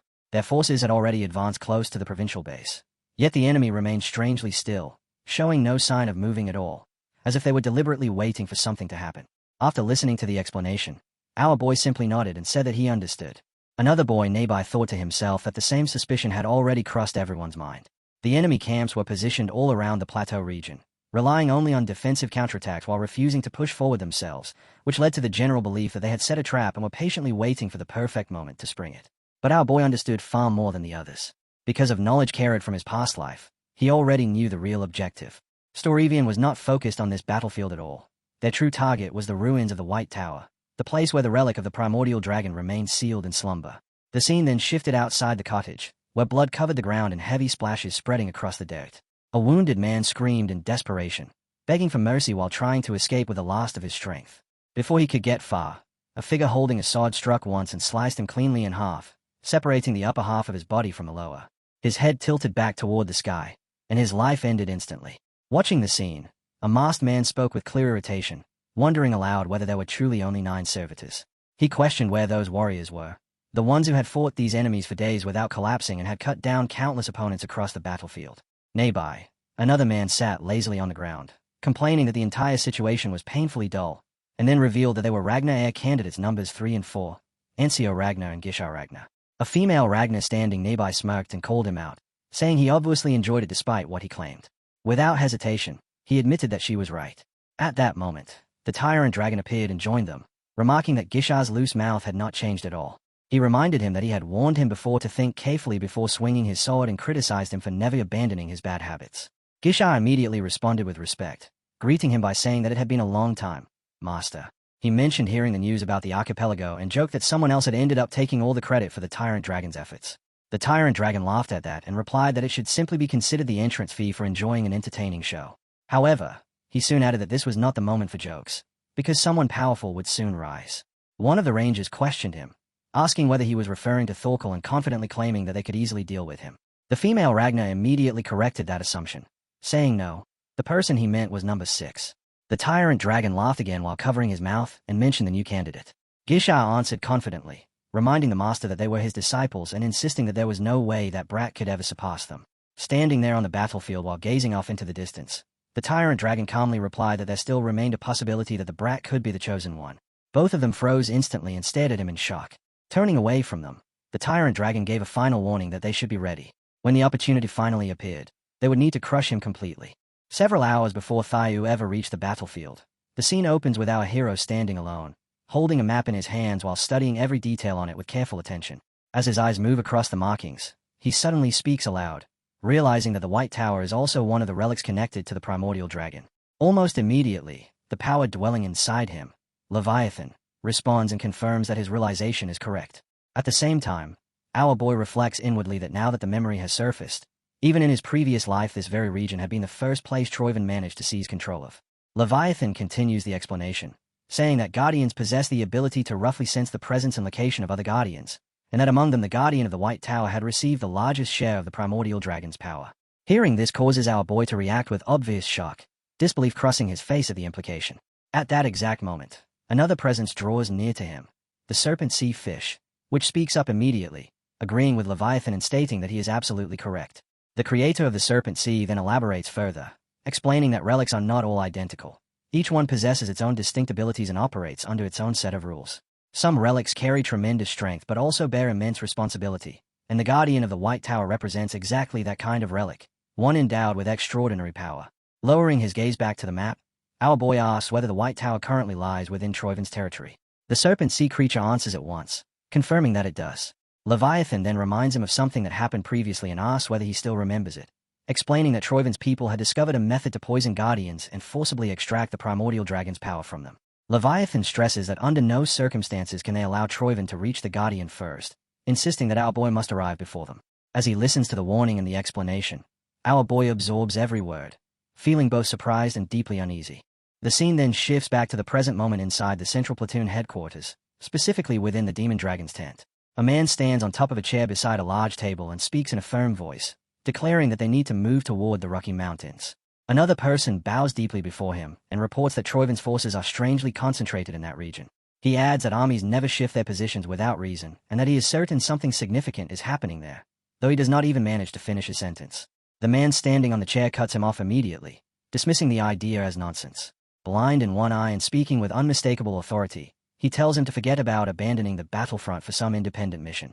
He accuses him of growing arrogant simply because he carries the title of candidate, and demands to know whether he truly believes he will be allowed to leave so easily. At that moment, our boy calmly raises his hand and explains that it is not like that at all, and that the necessary arrangements have already been made to cover his absence. The commander looks straight at him for a moment, then suddenly bursts into laughter and says that he was only joking. He tells our boy that he trusts him, and trusts his judgment as well, adding that the White Armored Dragon Cavalry will not suddenly become weak just because he is absent. Our boy looks at the commander with a serious expression and calls out to him, but the commander simply warns that he had better not return empty-handed, because otherwise there will be no spoils waiting for him at all. Hearing that, our boy grits his teeth in frustration before firmly promising that he will not disappoint him, then places a hand over his chest and makes a solemn vow. The scene then shifts to the area surrounding the White Tower. Our boy flies over Troyven's city while riding on his dragon, watching everything carefully from above as he studies the situation below. He quickly notices that Troyven's forces are stationed everywhere throughout the city, realizing that if they move any closer they will inevitably be discovered. Not long after, he brings the dragon down to land on the ground and reflects to himself how remarkable it is that the dragon can alter the color of its body in order to blend seamlessly into the darkness of the night. Standing beside the creature, he concludes that this strange ability must come from the traits of an evil shadow dragon combined with the blood of a viper. Reaching out, our boy gently places his hand on the dragon's head and thanks Umbra, telling it that it has made things much easier for him. However, he explains that from this point forward he must continue alone. He instructs Umbra to return to the base and make sure the dragon understands his order. In response, the dragon affectionately nuzzles him and gives him a gentle kiss. Our boy reassures Umbra that he will return soon and tells it not to worry. After the dragon finally departs, he advances on his own and unexpectedly finds himself stepping into an active battlefield where flames burn fiercely and attacks are happening without pause. Suddenly, someone launches an attack toward him, forcing our boy to retreat quickly and take cover behind the nearby mountains. While hiding there, he notices that several families are also taking shelter close by. Carefully stepping out from his hiding place, he looks toward the distant White Tower and thinks that the level of security surrounding it is exactly as strict as he expected. Soon afterward, a group of soldiers appears and begins searching the area, clearly sensing that someone is nearby. They shout out loudly, demanding to know who is there, but our boy remains completely silent. One soldier lifts a firelight and asks what is happening, while another insists that he definitely saw something earlier and wants to check the area again. Slowly and cautiously, they move closer toward the mountains where our boy is concealed. One of the soldiers leans forward to take a better look, but finds nothing at all. Turning back toward the others, he apologizes and says he must have been mistaken, insisting that there's nothing there. In the very next moment, our boy appears from behind him and kills the soldier instantly. At the same time, a sudden burst of fire erupts and lights up the surrounding area. The nearby soldiers react at once, shouting in shock as they catch sight of him. One of them glazes furiously at our boy and yells that there is an intruder, and in the next instant all of the soldiers charge toward him together, launching attacks as flames spread across the battlefield and the sharp sounds of weapons colliding echo through the chaos. The scene opens within a circular red reaction zone where thick veins and root-like patterns spread across the ground, pulsing rhythmically as though something alive is being formed beneath the surface. A man stands nearby, observing the developing formation with sharp concentration. Before long, another man approaches from behind and casually remarks that it is quite an entertaining sight to watch. This second man steps closer to the leader overseeing the entire process and comments that he never expected the Trovians to go as far as forming an alliance with the Holy Demon Church simply to resurrect the dethroned Mad Dragon Emperor. As he speaks, the formation abruptly accelerates, expanding and shifting at a disturbing pace. The leader and the surrounding church members watch silently as the structure continues evolving, its shape growing clearer with each passing moment. The creation soon begins to transform more distinctly, its form gradually revealing itself. At that moment, the leader suddenly speaks in a sharp voice, warning him to be careful with his words because the being they are reviving is filled with rage. In the next instant, the leader's eyes widen as the realization strikes him. He declares that this being is Ragnar's true master, while the individual currently ruling is nothing but a counterfeit. He goes on to state that the rightful master will soon reclaim his throne, and that they, as loyal servants, are the true followers of Ragnar and must never forget it. The old man calmly responds that he will remember those words. He then explains that the resurrection ritual is nearly complete, but to fully restore their powerful master from the underworld they still require the proper materials. Specifically, they need Ragnar's body along with the power of the primordial dragon. The leader steps forward toward the partially formed creature and confidently replies that Ragnar's body can be obtained whenever they choose. Because of that, the true obstacle lies in capturing the White Tower. Standing at the base of a massive staircase, he demands a report on the situation there. A soldier steps forward and explains that the power contained within the White Tower is overwhelming and is fiercely resisting the demon shadow toxin. He adds that even with the high priest of the Holy Demon Church participating, conquering the tower within the required time limit appears impossible. Just as the soldier finishes speaking, a violent burst of blue energy suddenly slams his head into the ground repeatedly, forcing him to cry out in pain. Releasing his own energy, the leader declares that the primordial dragon's power is essential for the resurrection of the Mad Dragon Emperor, which means that nothing should be considered impossible. He orders them to accomplish the task by any means necessary. The soldier immediately begins smashing his forehead against the ground in apology, calling himself foolish while begging forgiveness from the future clan head. His nose is badly injured, and blood pours down freely before dripping onto the floor beneath him. Not long afterward, another soldier rushes forward in a hurry and reports that something has gone wrong. The leader reacts with surprise and demands an explanation. The soldier then reports that something unusual is happening at the White Tower. After hearing the full report, the leader's expression hardens as he coldly declares that an intruder has entered the area, immediately ordering every soldier to thoroughly search the surroundings. The troops respond without hesitation and quickly spread out across the region. Before long, they discover a man lying on the ground, which only intensifies their search as the soldiers begin combing through the area for any trace of the intruder. Each of them carries a firelight, sweeping it carefully across the darkness while inspecting every corner. Among the searching soldiers stands our boy himself, perfectly blending into the group while holding a firelight just like the others. Meanwhile, from the top of a nearby hill, Gishar watches the entire situation unfold with interest. He notes that the intruder only killed the exact number of people necessary before shamelessly blending into the enemy forces as if he belonged there. Someone standing near him remarks that the situation reminds him of Black Snow. Gishar laughs at the comparison and jokingly says that maybe the guy really did work as Black Snow in a past life. Then, with a grin, he adds that this only makes the intruder more interesting and that he would like to taste him at least once. The girl standing beside Gishar immediately shuts down that idea, telling him to stop entertaining such pointless thoughts and instead focus on tailing the target. She warns him not to get caught again the way he did at Thorquell. Gishar quickly backs off and replies obediently, saying yes, as you command. As the next scene begins, the leader of the clan looks genuinely shocked when soldiers suddenly rush out and report that an intruder has appeared at the White Tower. His head jerks upward and his eyes widen in disbelief, unable to accept what he has just heard. His mind immediately begins racing. This should not even be possible. Only a handful of people knew the secret of the White Tower, and they had even deployed troops disguised in order to distract anyone who might come close. His eyes widen even further when a disturbing possibility suddenly crosses his mind. Could it be Theo Ragnar again? No, it cannot be him. Anger immediately rises within him as he shouts at the thought, refusing to accept it. The soldiers quickly assure him that they can reinforce the guards and expand the search area, promising that the intruder will soon be captured. But the clan head dismisses the idea with a wave of his hand and calmly says no. There is no need. They will change the plan instead. A slow, calculating smile spreads across his face as he orders that only a minimal force remain stationed at the White Tower while the rest of the troops withdraw. The soldiers are stunned by the command and protest, warning that they might lose the power of the primordial dragon.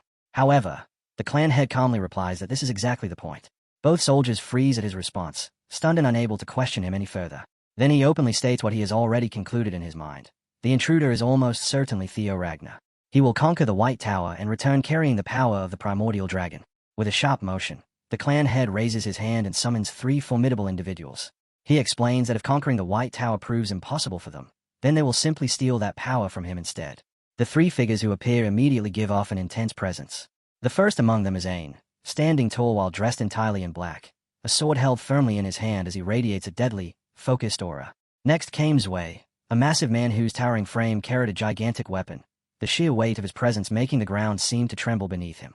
The last to appear was Dri, a confident and powerful woman whose body crackled with energy as she flexed her strength. The clan head gave them their instructions without hesitation.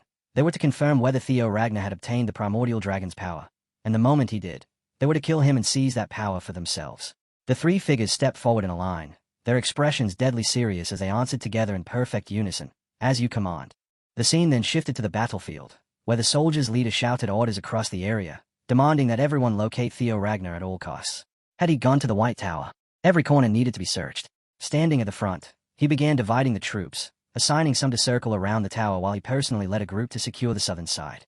Amid all of this chaos stood our boy, hidden among them while wearing a mask. As the leader moved away, he quietly thought to himself, they fell for it that easily? A small smirk formed on his face. This had made things far simpler than expected. They had not even used any kind of password to confirm who was friend or enemy. Moving forward through the area, he soon noticed that barely any additional forces were guarding the tower now. In fact, security was worse than when he first arrived, almost as though they were openly inviting him to walk straight in. When he turned toward the White Tower, a screen suddenly lit up before him displaying the primordial dragon's relic. White Tower has been discovered. He thought to himself that knowing this changed nothing. He still needed to obtain that power. The moment he placed his hand on the relic, an unexpected surge of force burst outward and caught him completely off guard. His eyes widened as he responded by releasing his own energy with overwhelming strength, pure white power spreading outward in every direction. No matter what happened, he was determined to claim the primordial dragon's power. Then a blinding white light appeared, signaling that the door was opening. He tossed a burning light onto the ground and thought to himself that he needed to act before anyone else could interfere. The door closed behind him as he stepped inside, dust rising around his feet while he advanced deeper into the tower. Back on the battlefield outside, someone stepped forward in front of the White Tower. Gisha. He muttered that even though the master had said otherwise, he still could not accept that the primordial dragon's relic had been there all along. A girl standing beside him remarked that maybe that was a reason he had invaded Troyvon in the first place. Gisha suddenly burst into loud laughter and said, "As expected of the Chosen One, I guess." The girl looked at him and replied that the title of Chosen One was certainly tempting, but even a Chosen One probably would not be able to escape the situation he was now in. Gisha leaned slightly toward Habai Singh and mentioned that they had the uniform to use as evidence, though it had simply been lying around. He wondered aloud if this whole thing might actually be some kind of trap, since the guy had not even worn it there. Habai Singh shrugged the concern aside, saying it did not really matter if he was scheming something. All they needed was a reason, a justification. After saying that, she told Gisha it was time to move, reminding him that they needed to set the stage before he returned. Gisha, however, refuses to leave. He calmly states that he will stay right where he is and wait for the guy to come out of the tower. The girl immediately shouts at him in disbelief, shocked by what she just heard. But Gisha only laughs in response and casually asks whether she is not curious about the look on the man's face at the exact moment he dies. The scene then shifts. A blinding light suddenly erupts throughout the area, forcing our boy to struggle against its overwhelming brightness. The light is so intense that nothing beyond it can be seen. Surprised, he turns toward its source while standing firm with his sword prepared in his hand.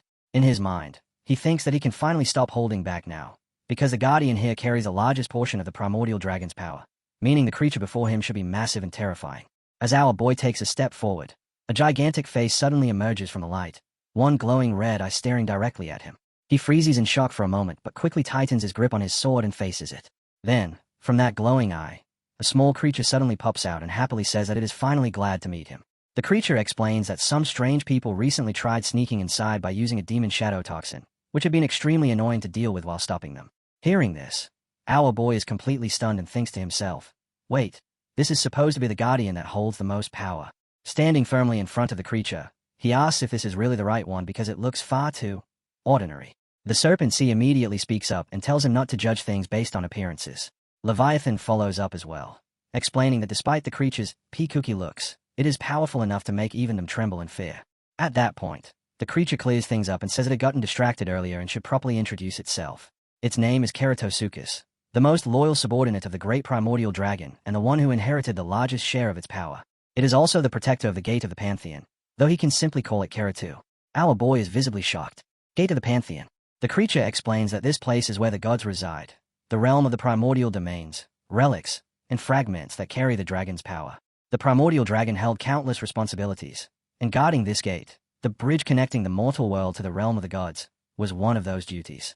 That responsibility had ultimately been passed down to Keratosuchus, the dragon's most loyal subordinate. Our boy slowly lifts his mask a little and admits that he has only ever read about the gods in ancient records. Looking toward Karato, he asks whether they truly exist.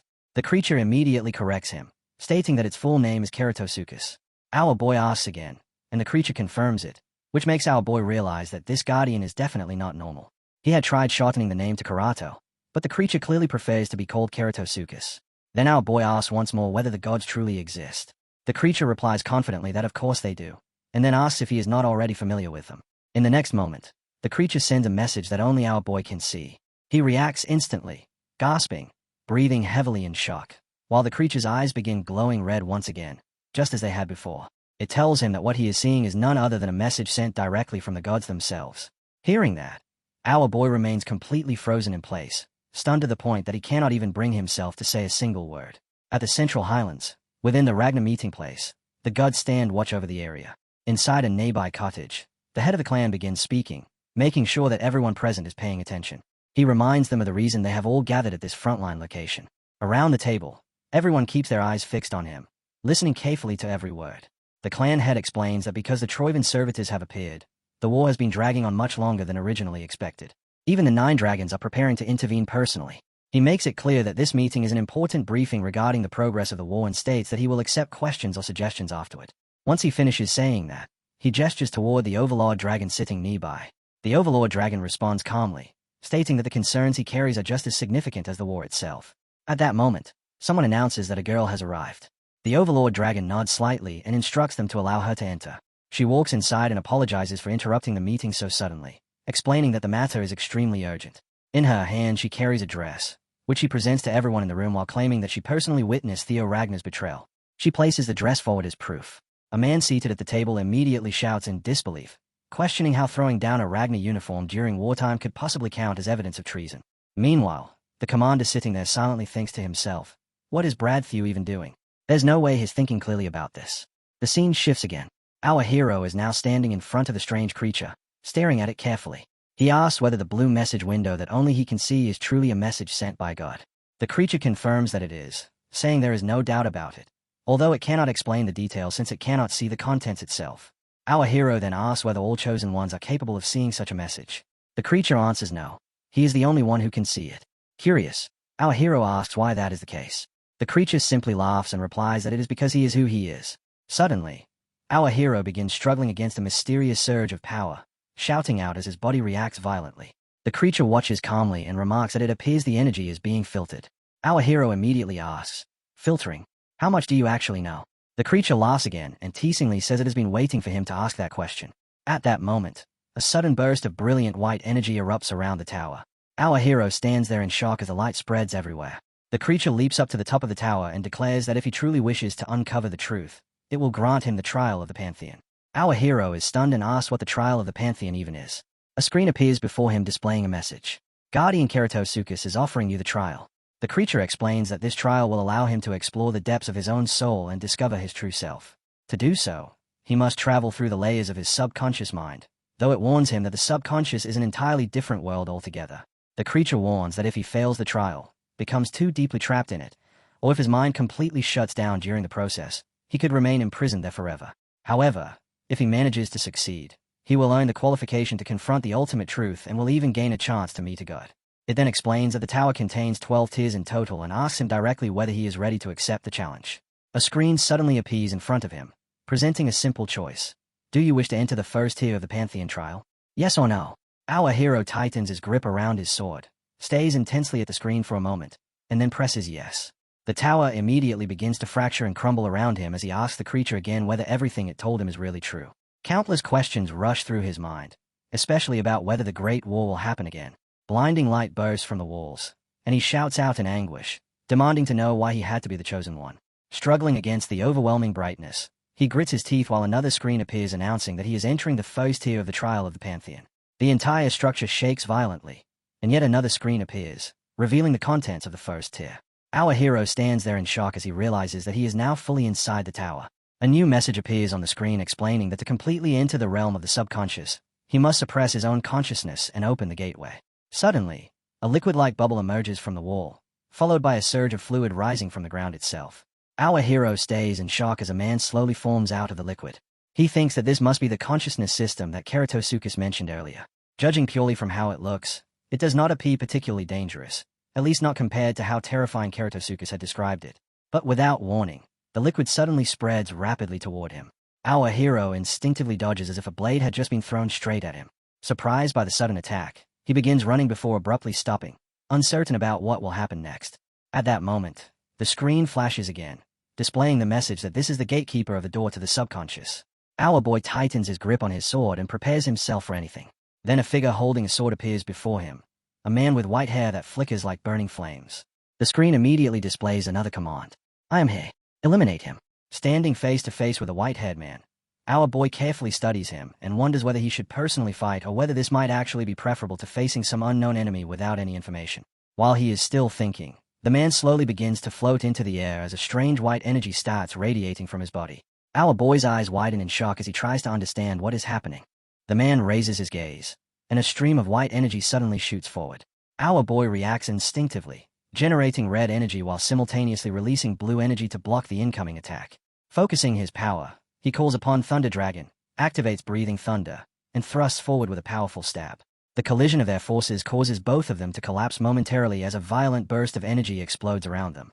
Our boy is left stunned but quickly pushes himself back into motion, leaping and striking across the mountainous terrain as the chaotic battle continues.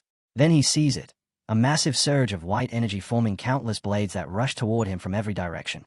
Panic flickers through him for a brief moment, but he tightens his grip on his sword and charges forward, unleashing blue energy that spreads outward in every direction. The force of that blue energy is overwhelming. It is so powerful that the incoming blades begin cracking and shattering apart before they can reach him. The energy continues spreading outward, scorching the ground and everything surrounding him. This is the full might of the Quintuple Dragon clan. The earth beneath him begins to break apart and explode under the pressure, forcing our boy to repeatedly slam his sword into the ground while channeling his blue energy to shield himself and resist the devastation. Gasping for breath, he stares ahead with wide eyes, struggling to process the intensity of the fight. Then the white-haired man releases another surge of white energy and charges directly toward him. Watching the attack approach, our boy realizes something with quiet certainty. Yeah, I guess I've grown a lot stronger in the meantime. The moment the scene begins, the mysterious stranger suddenly makes his move, gripping his sword firmly before charging straight toward our protagonist and instantly activating the technique known as Dragon's Five Claws, unleashing a surge of powerful energy that spreads outward as the attack is directed straight at our boy. Reacting without hesitation, our protagonist activates Dragon Flash, and in the very next instant a massive explosion of energy erupts right in front of him. The force of the impact is overwhelming, and when the violent burst finally settles, our boy immediately notices something strange. His opponent is gone. He quickly moves through the air in search of him, scanning the surroundings. But the moment he turns around, his expression shifts in shock, and both our protagonist and his companion instantly glare upward after realizing that the stranger has repositioned himself high above them. Without delay, the stranger attacks again from the sky, once more unleashing Dragon's Five Claws as he dives downward, destructive energy spreading wildly in every direction while the technique crashes toward the ground exactly where our boy is standing. Standing below, clearly caught off guard, our protagonist watches as a sudden eruption of blue energy blasts across the entire area. Realizing how dangerous the strike is, he immediately dashes out of the impact zone, and without wasting even a moment he rushes right back toward the stranger and launches a counterattack.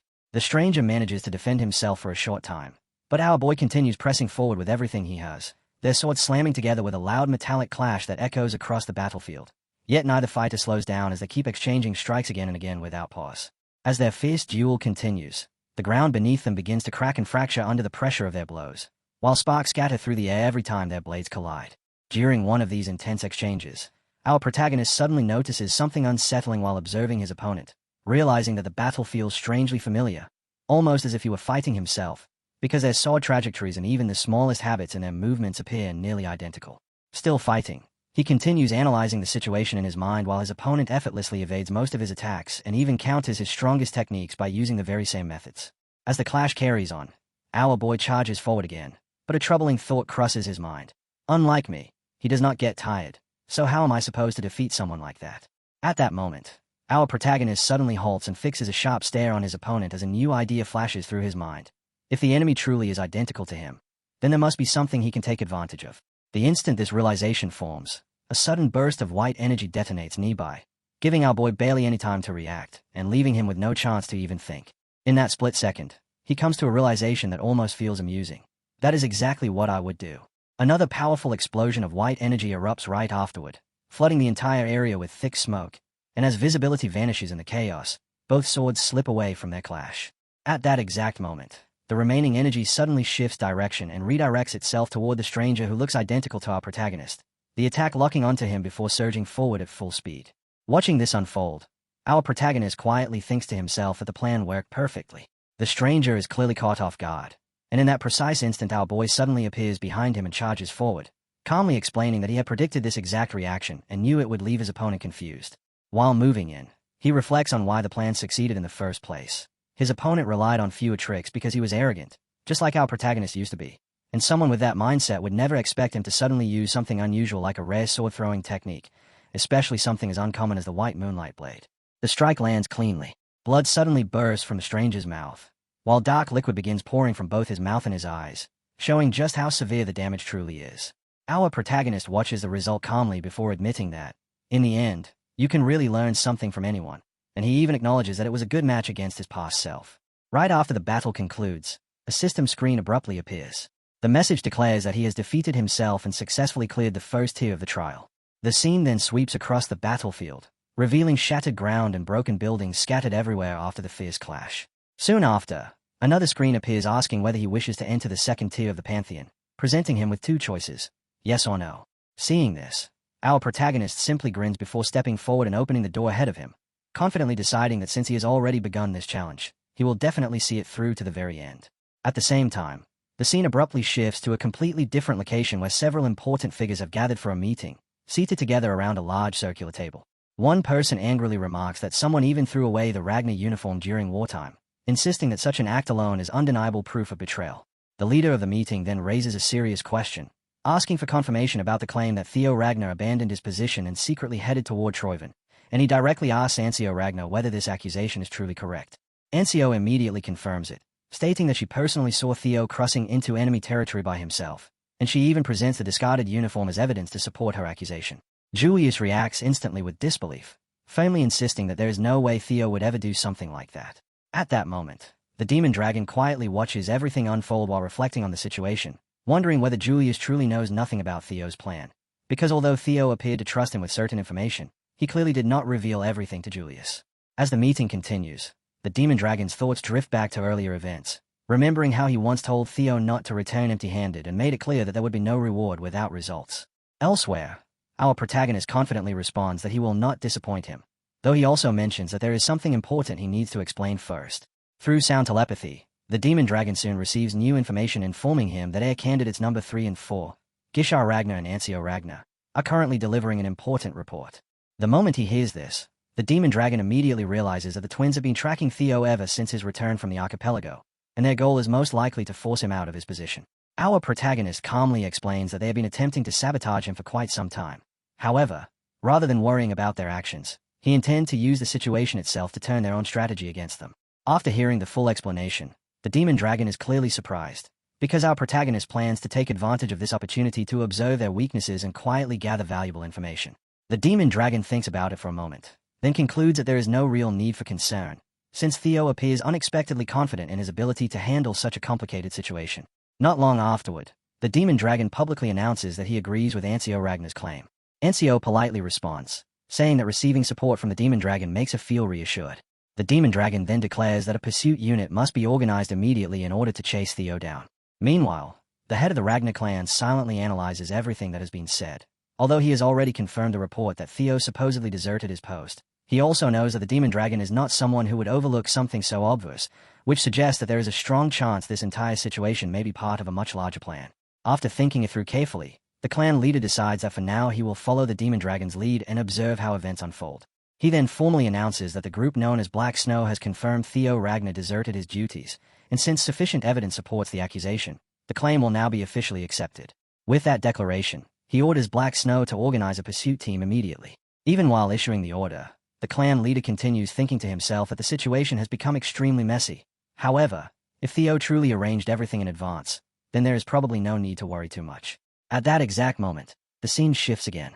A system message suddenly appears, announcing that our protagonist is entering the second tier of the Pantheon trial. When he arrives, he looks around in shock, noticing that the entire area surrounding him is barren and completely ruined. After studying the place more carefully, he suddenly recognizes it. It is the Rose Palace from his previous life.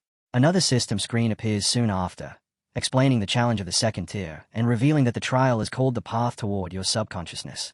Just then, someone nearby suddenly notices him and greets him with sarcasm, mockingly asking whether he is not the so-called imbecile of the Ragnar family.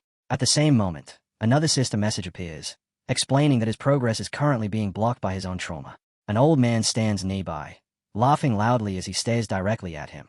Yet our protagonist simply returns the gaze without the slightest hint of fear. At that moment, the system presents the next objective, stating that he must overcome the trauma that has been tormenting him. Instead of panicking, our protagonist lets out a calm sigh and remarks that it seems the designers of this trial made a mistake when they created this challenge. Our protagonist then suddenly speaks up, sarcastically asking whether this entire situation is supposed to be some kind of joke, and he calmly adds that he remembers them very clearly because, in the past, they were the very people who became the source of his trauma. Immediately after that, one of the men mocks him without hesitation, asking whether he has lost his mind simply because he is about to die, and once again insults him by calling him the imbecile of the Ragnar family. Rather than reacting with anger, our protagonist simply thanks him, and the fight begins instantly. Without hesitation, our boy charges straight toward them as one of the men from his past glares fiercely in his direction while preparing to strike. Yet our protagonist pauses for a brief moment, standing firmly in place as he stays back, then calmly admits that he has wanted to kill them for a very long time, especially while seeing the exact same expressions on their faces that they are showing right now. At that exact moment, a system screen suddenly appears. The message announces that he has triumphed in the second tier by confronting his trauma, and it declares that he will now proceed to the next tier.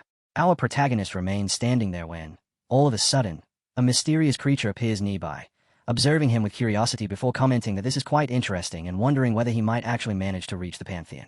The creature then teasingly remarks that he must be looking forward to meeting it, referring to him as the god of casualty. Right after that, several system messages begin appearing rapidly, one after another. The first screen announces the trial of the third tier, declaring victory over the persona. Another screen immediately follows, announcing the trial of the fourth tier with victory over the shadow self. Then the next message appears, declaring the trial of the fifth tier with victory over the collective unconscious. Suddenly, a giant man crashes heavily down onto the ground. Another screen appears, announcing the trial of the 10th tier with victory over the ID. Our protagonist looks at the messages and calmly comments that he has already passed the 10th tier, realizing that each trial is taking less time than the one before. He begins to feel that things have somehow become easier after the first tier. Even so, he wonders whether the trials will truly end this simply, and he calls out a name, Keratosuchus, almost as if he is challenging the situation itself. Just then, another system screen suddenly appears. It announces that he is now entering the 11th tier of the Pantheon's trial. The mysterious creature speaks again, telling him there is no need to worry and explaining that the real challenge is only beginning now. Immediately afterward, another system message appears, explaining the nature of the next trial. The message reveals that this place is known as the Cave of Origin, a location created to imitate the process of life being born. The instructions explain that he must ascend against the current and make his way through the Cave of Origin. As our boy begins moving deeper through the cave, he quietly wonders if all he really needs to do is simply follow the path ahead. Yet almost immediately he senses that the atmosphere inside this place feels completely different from the earlier tiers. Without warning, the ground and the surrounding mountain begin cracking and breaking apart.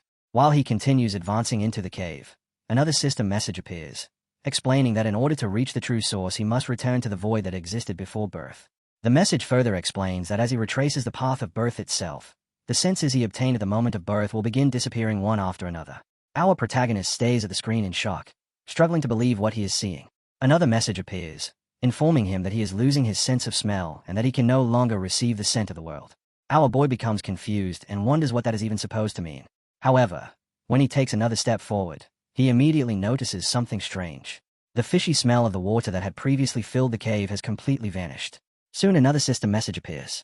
It announces that he is losing his sense of hearing and that he can no longer receive the sounds of the world. Only a moment later, yet another message follows. This time it explains that he is losing his sense of touch and that he can no longer feel the world around him. Our boy suddenly realizes something terrifying. 4 of his 5 senses are already gone. Half-jokingly, he mutters that hopefully the system is not planning to kill him next. But almost instantly, another screen appears. The message announces that he is now losing his sense of sight and can no longer see the appearance of the world. Another explanation follows, stating that with all 5 senses now blocked, the use of mana has also been restricted. Our protagonist immediately becomes alarmed, because he never expected that even his mana would be cut off. He quickly understands that there is no possible way for him to navigate through the cave under these conditions. From this, he concludes that overcoming this impossible situation must be the real challenge of the 11th tier. Then he recalls something important. This is not the first time he has experienced something like this. He remembers the moment in the past when the father's heart sword injured him, because the situation back then felt very similar. A thought begins forming in his mind that perhaps he can overcome this trial in the same way he managed to survive back then.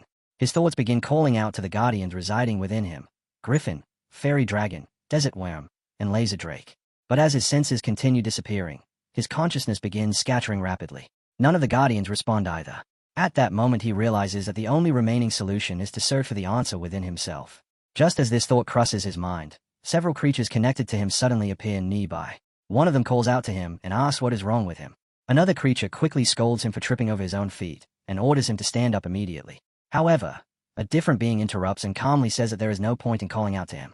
It explains that his senses and his mana are completely sealed, so no matter how loudly they shout, their voices will never reach him. The creature continues explaining that every living being depends on its senses to perceive space and time. Ironically, when every sense disappears, only one truth remains, and that truth is a primordial fear of being abandoned by the world to which one belongs. For humans trapped inside the cave of origin, the self and the world are essentially the same. If things continue like this, the self will scatter completely, leaving him in a condition that is no different from death. The creature sighs and admits that it had expected the chosen one to be different. It adds that disappointment becomes even greater when expectations are too high.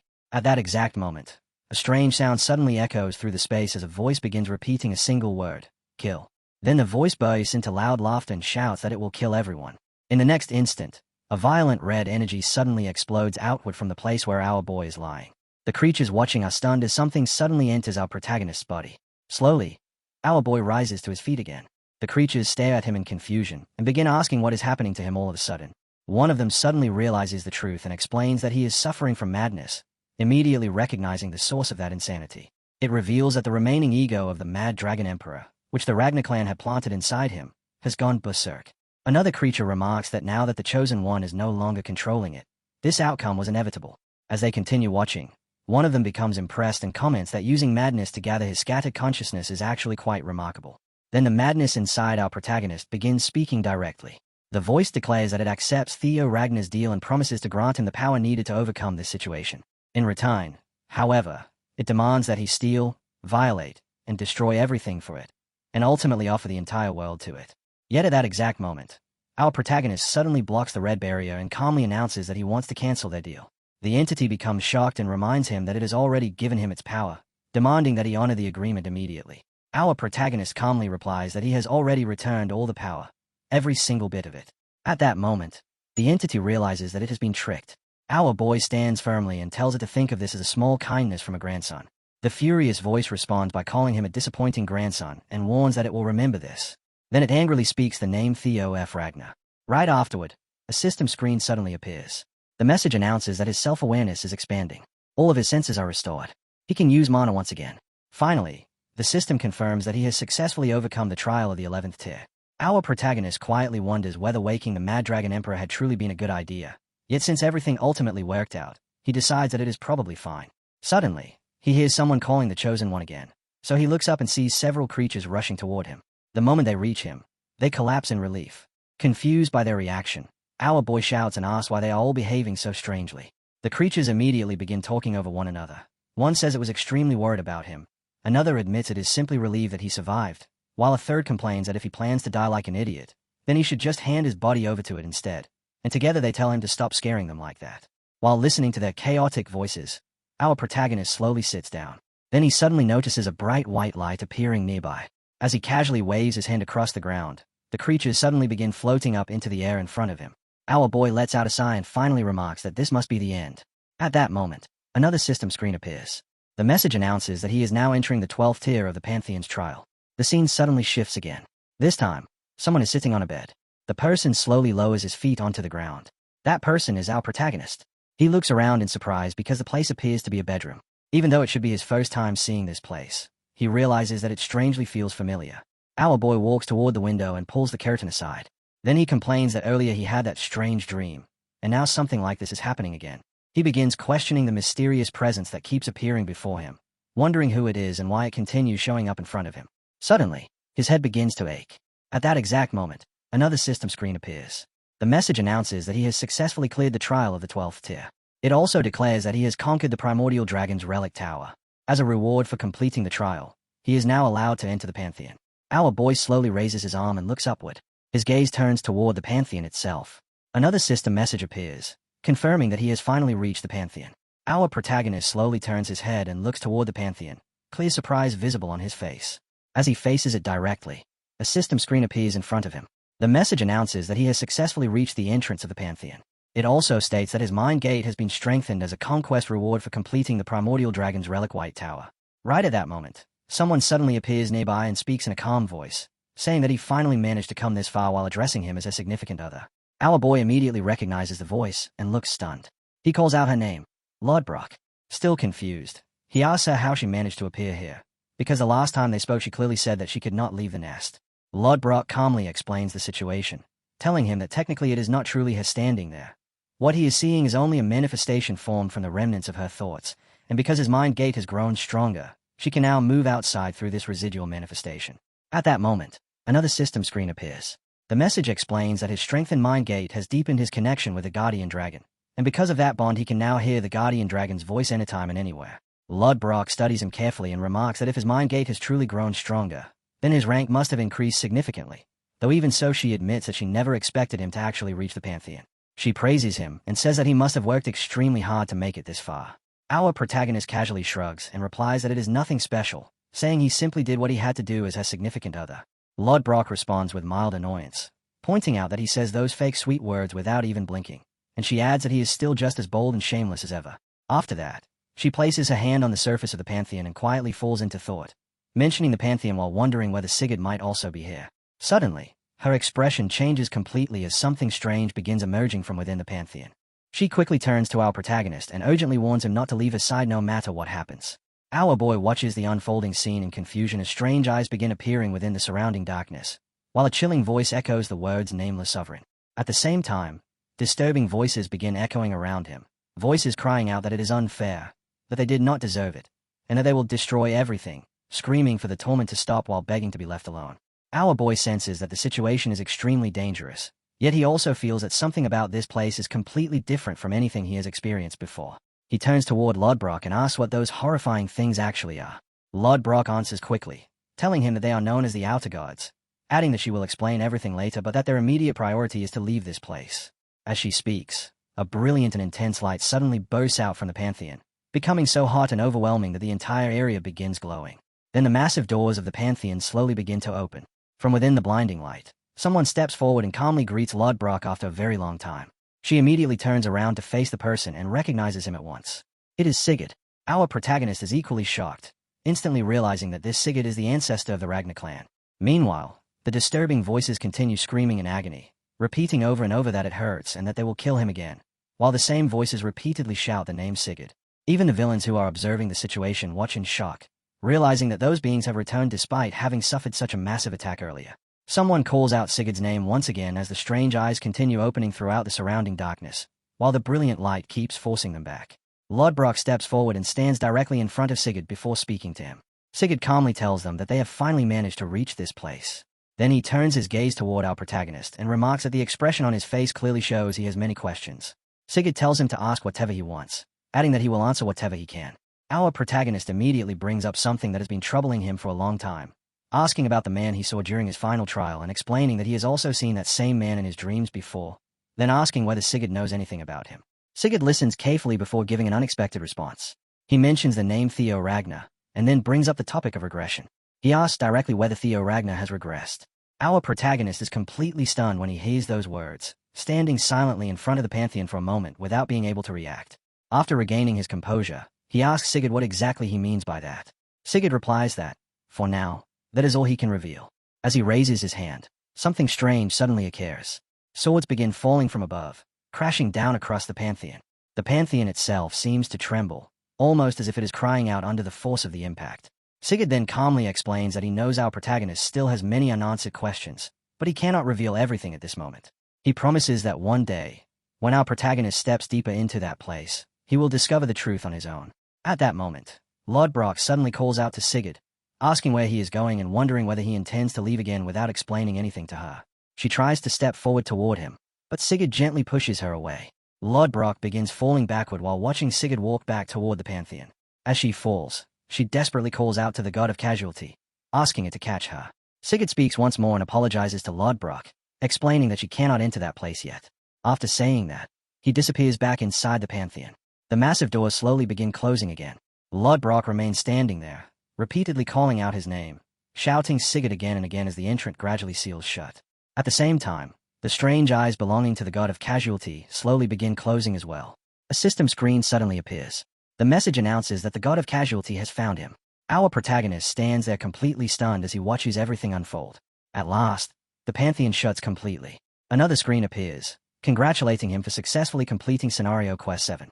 Still confused, our protagonist turns toward Lodbrok and asks what on earth just happened. Lodbrok explains that the monsters they saw are beings that exist outside the world, much like the Nameless Sovereign. She tells him that those creatures will one day become the opponents he must face in the future. According to her, the laws that govern their world do not apply to those beings at all, and even so, they never stop trying to destroy the world. She then tells him that he must grow stronger if he wants to protect the world he loves. Immediately after that, another system screen appears and displays several additional rewards. The system announces that extra rewards have been granted because he witnessed the Pantheon.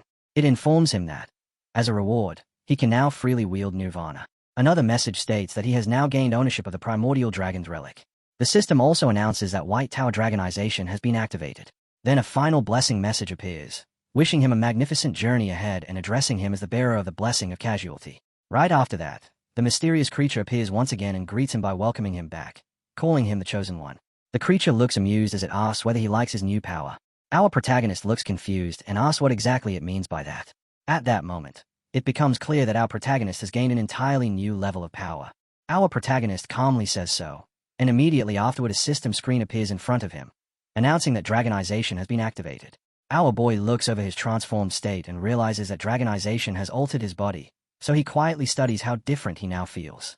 The creature nearby explains that because he obtained the relic of the primordial dragon, the dragon blood talent flowing through him has become much stronger. Our protagonist begins carefully analyzing the changes in his body, noticing that Dragonization has clearly enhanced his stamina and his overall physical strength to such a degree that it almost feels as though he has been reborn in a completely different body. He also realizes that the same transformation applies to his magic, because cultivating mana now feels as natural and effortless as breathing, and beyond that, he can control mana far more freely than he could before. After considering all of those improvements, he decides that the next thing he needs to examine is the power called Nirvana that he has just obtained. Another system screen appears and asks whether he wants to use Nirvana. The moment he activates it, the system announces that his mental realm is expanding. Our protagonist carefully examines the strange phenomenon before him, because the expansion of his mental realm feels unusual and unlike anything he has experienced before, almost as though his entire spiritual world is resting in the palm of his hand. He quickly realizes that this power is extremely important, so he tells himself that he must learn to master it properly, though he also understands that he needs to think very carefully about when and where it should be used. While reflecting on everything that has happened, he suddenly remembers the legend of his ancestor Sigurd. According to that story, Sigurd once ascended to heaven and reached the realm of the gods. In the past, our protagonist always believed that tale was nothing more than exaggerated storytelling, but now he is no longer so certain. As the thought lingers, he recalls the words Sigurd spoke when they met earlier. Sigurd had told him that he must have many questions, yet he could not answer them for now, and that someday, when our protagonist stepped into that place again, he would discover the answers himself. Our protagonist thinks carefully about those words, wondering whether Sigurd meant that in order to uncover the truth, he must eventually become a god of the pantheon. Another question soon forms in his mind. Why was the god of casualty inside the pantheon together with the ancestors of the Ragnar clan? The more he reflects on it, the more it begins to feel as if the Ragnar family is not merely the ruler of the North. Instead, it almost seems as though they are part of a much greater force that exists to protect the entire world. Slowly, he begins realizing something important. Perhaps the duty of Ragnar is to fight for the sake of the world itself, a responsibility that demands noble sacrifice. He then considers another possibility. Maybe the Chosen One is born within the Ragnar clan for a reason, and perhaps that Chosen One is destined to ascend as a god and stand beside the god of casualty in order to battle the outer gods. While these thoughts continue running through his mind, our boy turns toward the creature and asks another question, wondering whether these events might also be connected to the mysterious Manhwa world that appeared during the 12th trial. The creature admits that the scene from that trial was certainly fascinating to watch, yet it honestly does not know much about it. However, it does believe that the strange world must somehow be connected to the trial itself. Our protagonist nods in agreement, saying that it must be related in some way, though he also realizes that information about that place is something even a guardian does not know. That realization only makes him more curious, leaving him wondering what kind of place it truly was. After that, the creature tells him that it has already given him everything it could, and that now it is time for him to leave the tower. But before he goes, the creature warns him that an uninvited guest is waiting outside the tower. Our protagonist suddenly laughs, because the situation is exactly what he expected. Quietly, he thinks to himself that they followed him just as he predicted. He then responds calmly that it would be rude to keep his guests waiting any longer, adding that it is time to go greet them. The scene then shifts to the outside of the tower. Tall buildings rise around the area while the night sky above is filled with stars. Our protagonist stands there holding his sword, patiently waiting. From the darkness, a voice suddenly breaks the silence, remarking that he has finally decided to come out at last, then complaining about being left waiting for so long and sarcastically questioning how someone could dare make his own older brother stand around like that. Our protagonist answers calmly, saying that from the way it sounds, perhaps it should have been his brother waiting for him instead. The unseen man then calls him by name, confirming that it truly is Theo and referring to him with a faintly mocking tone as his little brother. Realizing who stands before him, our protagonist immediately offers a polite apology, explaining that he had unintentionally behaved rudely and expressing his sincere regrets to Gisha. Hearing this, Gisha's expression shifts with confusion as he asks how Theo could possibly know him, pointing out that only a very small number of people still alive have ever even seen what his face looks like. Our protagonist quietly reflects that of course he knows him. In his previous life, he once saw Gisha at the friendly sparring arena where the influential A candidates gathered. Back then, spectators in the stands whispered among themselves while watching the match, some remarking that Gisha's opponent was not even worthy of being called a match for him, while others nodded in agreement and commented that not every air candidate stood on the same level. At that time, Gisha defeated our protagonist effortlessly, pushing him down to the ground without even bothering to draw his sword, then ridiculing him by saying he had been excited to see a newly rising air candidate but ended up disappointed, because the boy before him was nothing more than a nobody who did not even deserve to hold a sword. In that former life, Gisha's abilities were undeniably extraordinary. Now, returning to the present, Gisha studies him again with visible disappointment and remarks that he expected more, reminding him that he once subdued a warrior like Axiom using nothing but his bare hands. Our protagonist calmly replies that of course he knows who Gisha is, since both of them are air candidates of Ragnar. Then, somewhat unexpectedly, he thanks him first. Gisha pauses in confusion and asks what exactly he means by that. Our protagonist explains that Gisha came all the way here to save him. The moment those words leave his mouth, Gisha reacts with anger, stepping directly in front of the boy while mockingly commenting that this newcomer is rather amusing. Yet at that very moment, a dense fog begins spreading through the area around them. As the mist thickens, Gisha slowly circles around him while speaking, finally revealing the truth. He did not come here to rescue him at all. He came here to kill him. Our protagonist answers calmly that he already knows that. He admits openly that Gisha came with the intention of killing him, adding that there is no reason to continue pretending otherwise. Then he asks whether the traces he deliberately left behind made it easier for them to track him down. Continuing his explanation, our protagonist shares his deduction that Trovia's forces will likely storm this place soon in order to capture him, since conquering the White Tower alone would have made escaping safely extremely difficult. That is precisely why he intentionally made use of both Gisha and his twin brother earlier. He recalls the earlier moment when they accused him of abandoning his uniform, saying that at the time they declared they would dispatch a pursuit squad to hunt him down. The scene briefly shifts back to the earlier moment when that conversation took place, as our protagonist remembers speaking with Ancio and recalling the exact place where the uniform had been discarded. Returning to the present, Theo tells Gisha plainly that he never once believed Gisha had come here by himself. Without another word, the two suddenly clash, their swords colliding again and again as bursts of powerful energy erupt around them with every strike. During the fierce exchange, The impact of a blow sends one of them flying far away across the battlefield. As the fight continues, our protagonist quietly confirms to himself that his earlier guess had been correct. Gisha, however, scoffs and asks what difference it makes even if the plan has been exposed, declaring with absolute confidence that everything will end the instant he cuts off Theo's head.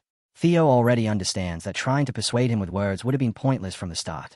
Among the heir candidates of Ragnar, strength is the only thing that truly matters, and every candidate carries an unshakable belief in their own power. Yet Theo also holds firmly to his own conviction. Just as both of them dash forward again, preparing to launch another attack, a sudden blast of white energy slams down between them, erupting into a massive explosion that forces them apart. Both Theo and Gisha stare in shock at the unexpected interruption. Gisha curses under his breath and angrily demands to know what that attack was. At that moment, another voice speaks nearby in a relaxed tone, remarking that it is truly a pity, because with that single strike they might have eliminated both of them at once. Hearing this, Theo immediately understands what is happening and comments that it seems the real major players have finally arrived. A masked woman steps forward and calmly asks if he is Theo Ragnar. She admits that he is rather clever, since he even managed to realize that they deliberately delayed their arrival. Even so, she adds that the situation still wounds her pride, because against two members of Trovia's 9 servitors he actually believed that only 2 people on his side would be enough to win. The masked woman reveals herself as Drila, the one ranked 3rd among Trovia's 9 servitors. Standing beside her is another formidable figure, Sway, the man who holds the 2nd position among Trovia's 9 servitors. Dree is the first to speak, casually remarking that today must be their lucky day, since 2 heir candidates have practically delivered themselves straight into their hands. Hearing this, Theo immediately understands the implication, recalling that these individuals are part of the 9 servitors, elite warriors specifically trained to battle the 9 dragons.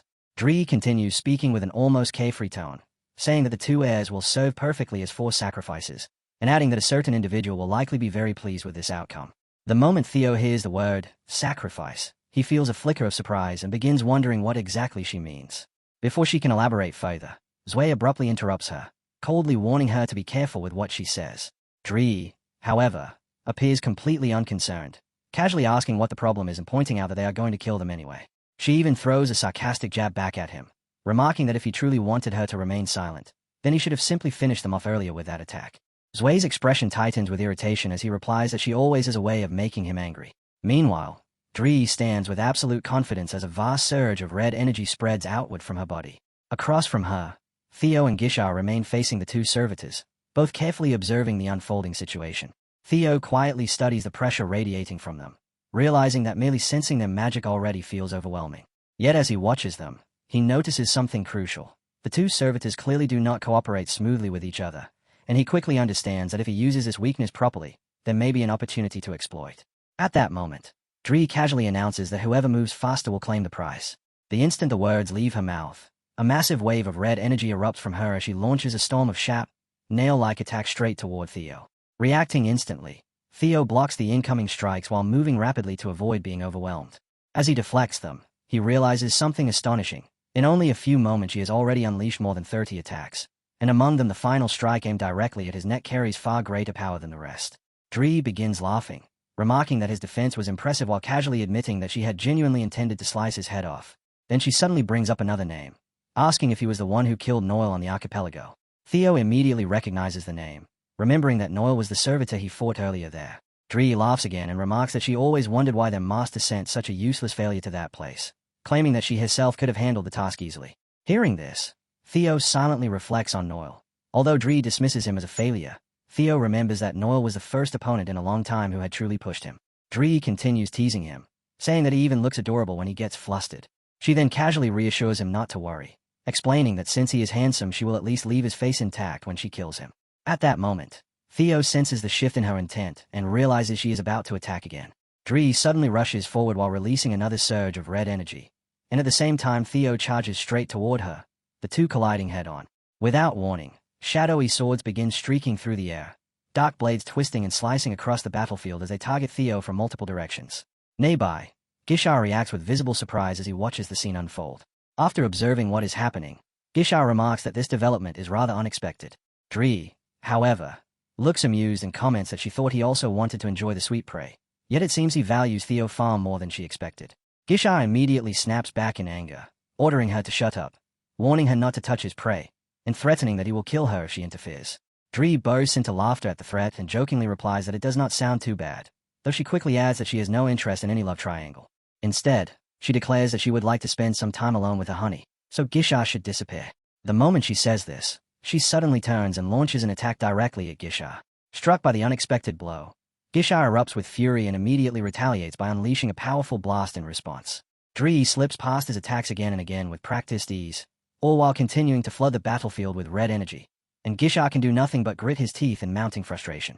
In the middle of that violent exchange, the distance between them closes enough for Gisha to seize her with one hand. Dree immediately curses at him, calling him a brute and a muscle-headed fool, complaining that she had obviously been attacking Theo and asking whether he was too blind to see it, then warning that if he keeps getting in her way, she will kill him first. Gisha fires back at once, reminding her that she was the one who said the faster person gets the prize, and according to him, if she wants to stay alive, she should leave. That answer visibly startles Dree for a moment, and then she angrily spits out an insult, calling him a son of a bitch. Watching the two of them fight each other, Theo realizes once again how impossible they are to predict, and at the same time he notices that Gisha is not much different from the woman he is clashing with. Gisha grinds his teeth once more and unleashes a massive attack, summoning thousands of dark, ink-like daggers into the air and sending them flying at Dree together with sweeping strikes from his shadow sword. As he attacks, he declares that the larger prey belongs to him to kill. Seeing the storm rushing toward her, Dree reacts with theatrical alarm, exclaiming that he is trying to kill her, but instead of meeting the attack directly, she quickly takes flight and abandons the area. The place where the attacks land erupts in a huge explosion. After getting clear of the blast, Dree laughs again and remarks that now it is back to just the two of them, then brightly tells Theo that they should continue from where they stopped. Theo studies her carefully and realizes that she is overwhelmingly confident in her speed. The two collide again without delay. Dree slips past his sword. Theo catches her next strike on his blade, and when she moves again with terrifying quickness, he continues blocking, though he realizes that a battle fought at this pace is far harder to manage. Then, without warning, Dree releases another violent surge of red energy and sends it exploding toward him. Theo keeps reading her movements with care. In sudden clashes of force, she is even faster than Naven, and on top of that, her precision is extraordinary, with every attack directed straight at a vital point. But as he watches, he understands something crucial. If he deliberately leave a vital spot open, her body will instinctively move toward that opening. Dree fixes him with a sharp glare as she prepares her next attack, and at that exact moment Theo abruptly changes his position. As her arm swings toward him, he shifts aside and raises his sword. He activates Dragon's Claw. Dark thunder bursts across the battlefield as the technique detonates. Dree is plainly caught off guard by the sudden attack. When the black lightning tears through the area, she hastily shields herself, then escapes by flying back and evading the blast. While retreating, she studies what just happened and realizes that the sword energy spreads like lightning running through tree roots, which explains why simply dodging it earlier had not been enough. She glazes back at him while Theo continues unleashing powerful waves of energy, forcing her to endure a brief moment where she struggles to keep up with the relentless barrage. Eventually, however, she steadies herself and shifts to a safer position. With a slight smirk, she admits that he deliberately wrecked the terrain to slow her movements. Although it looks like the kind of desperate tactic someone would use as a last resort, she concedes that it is not a bad idea.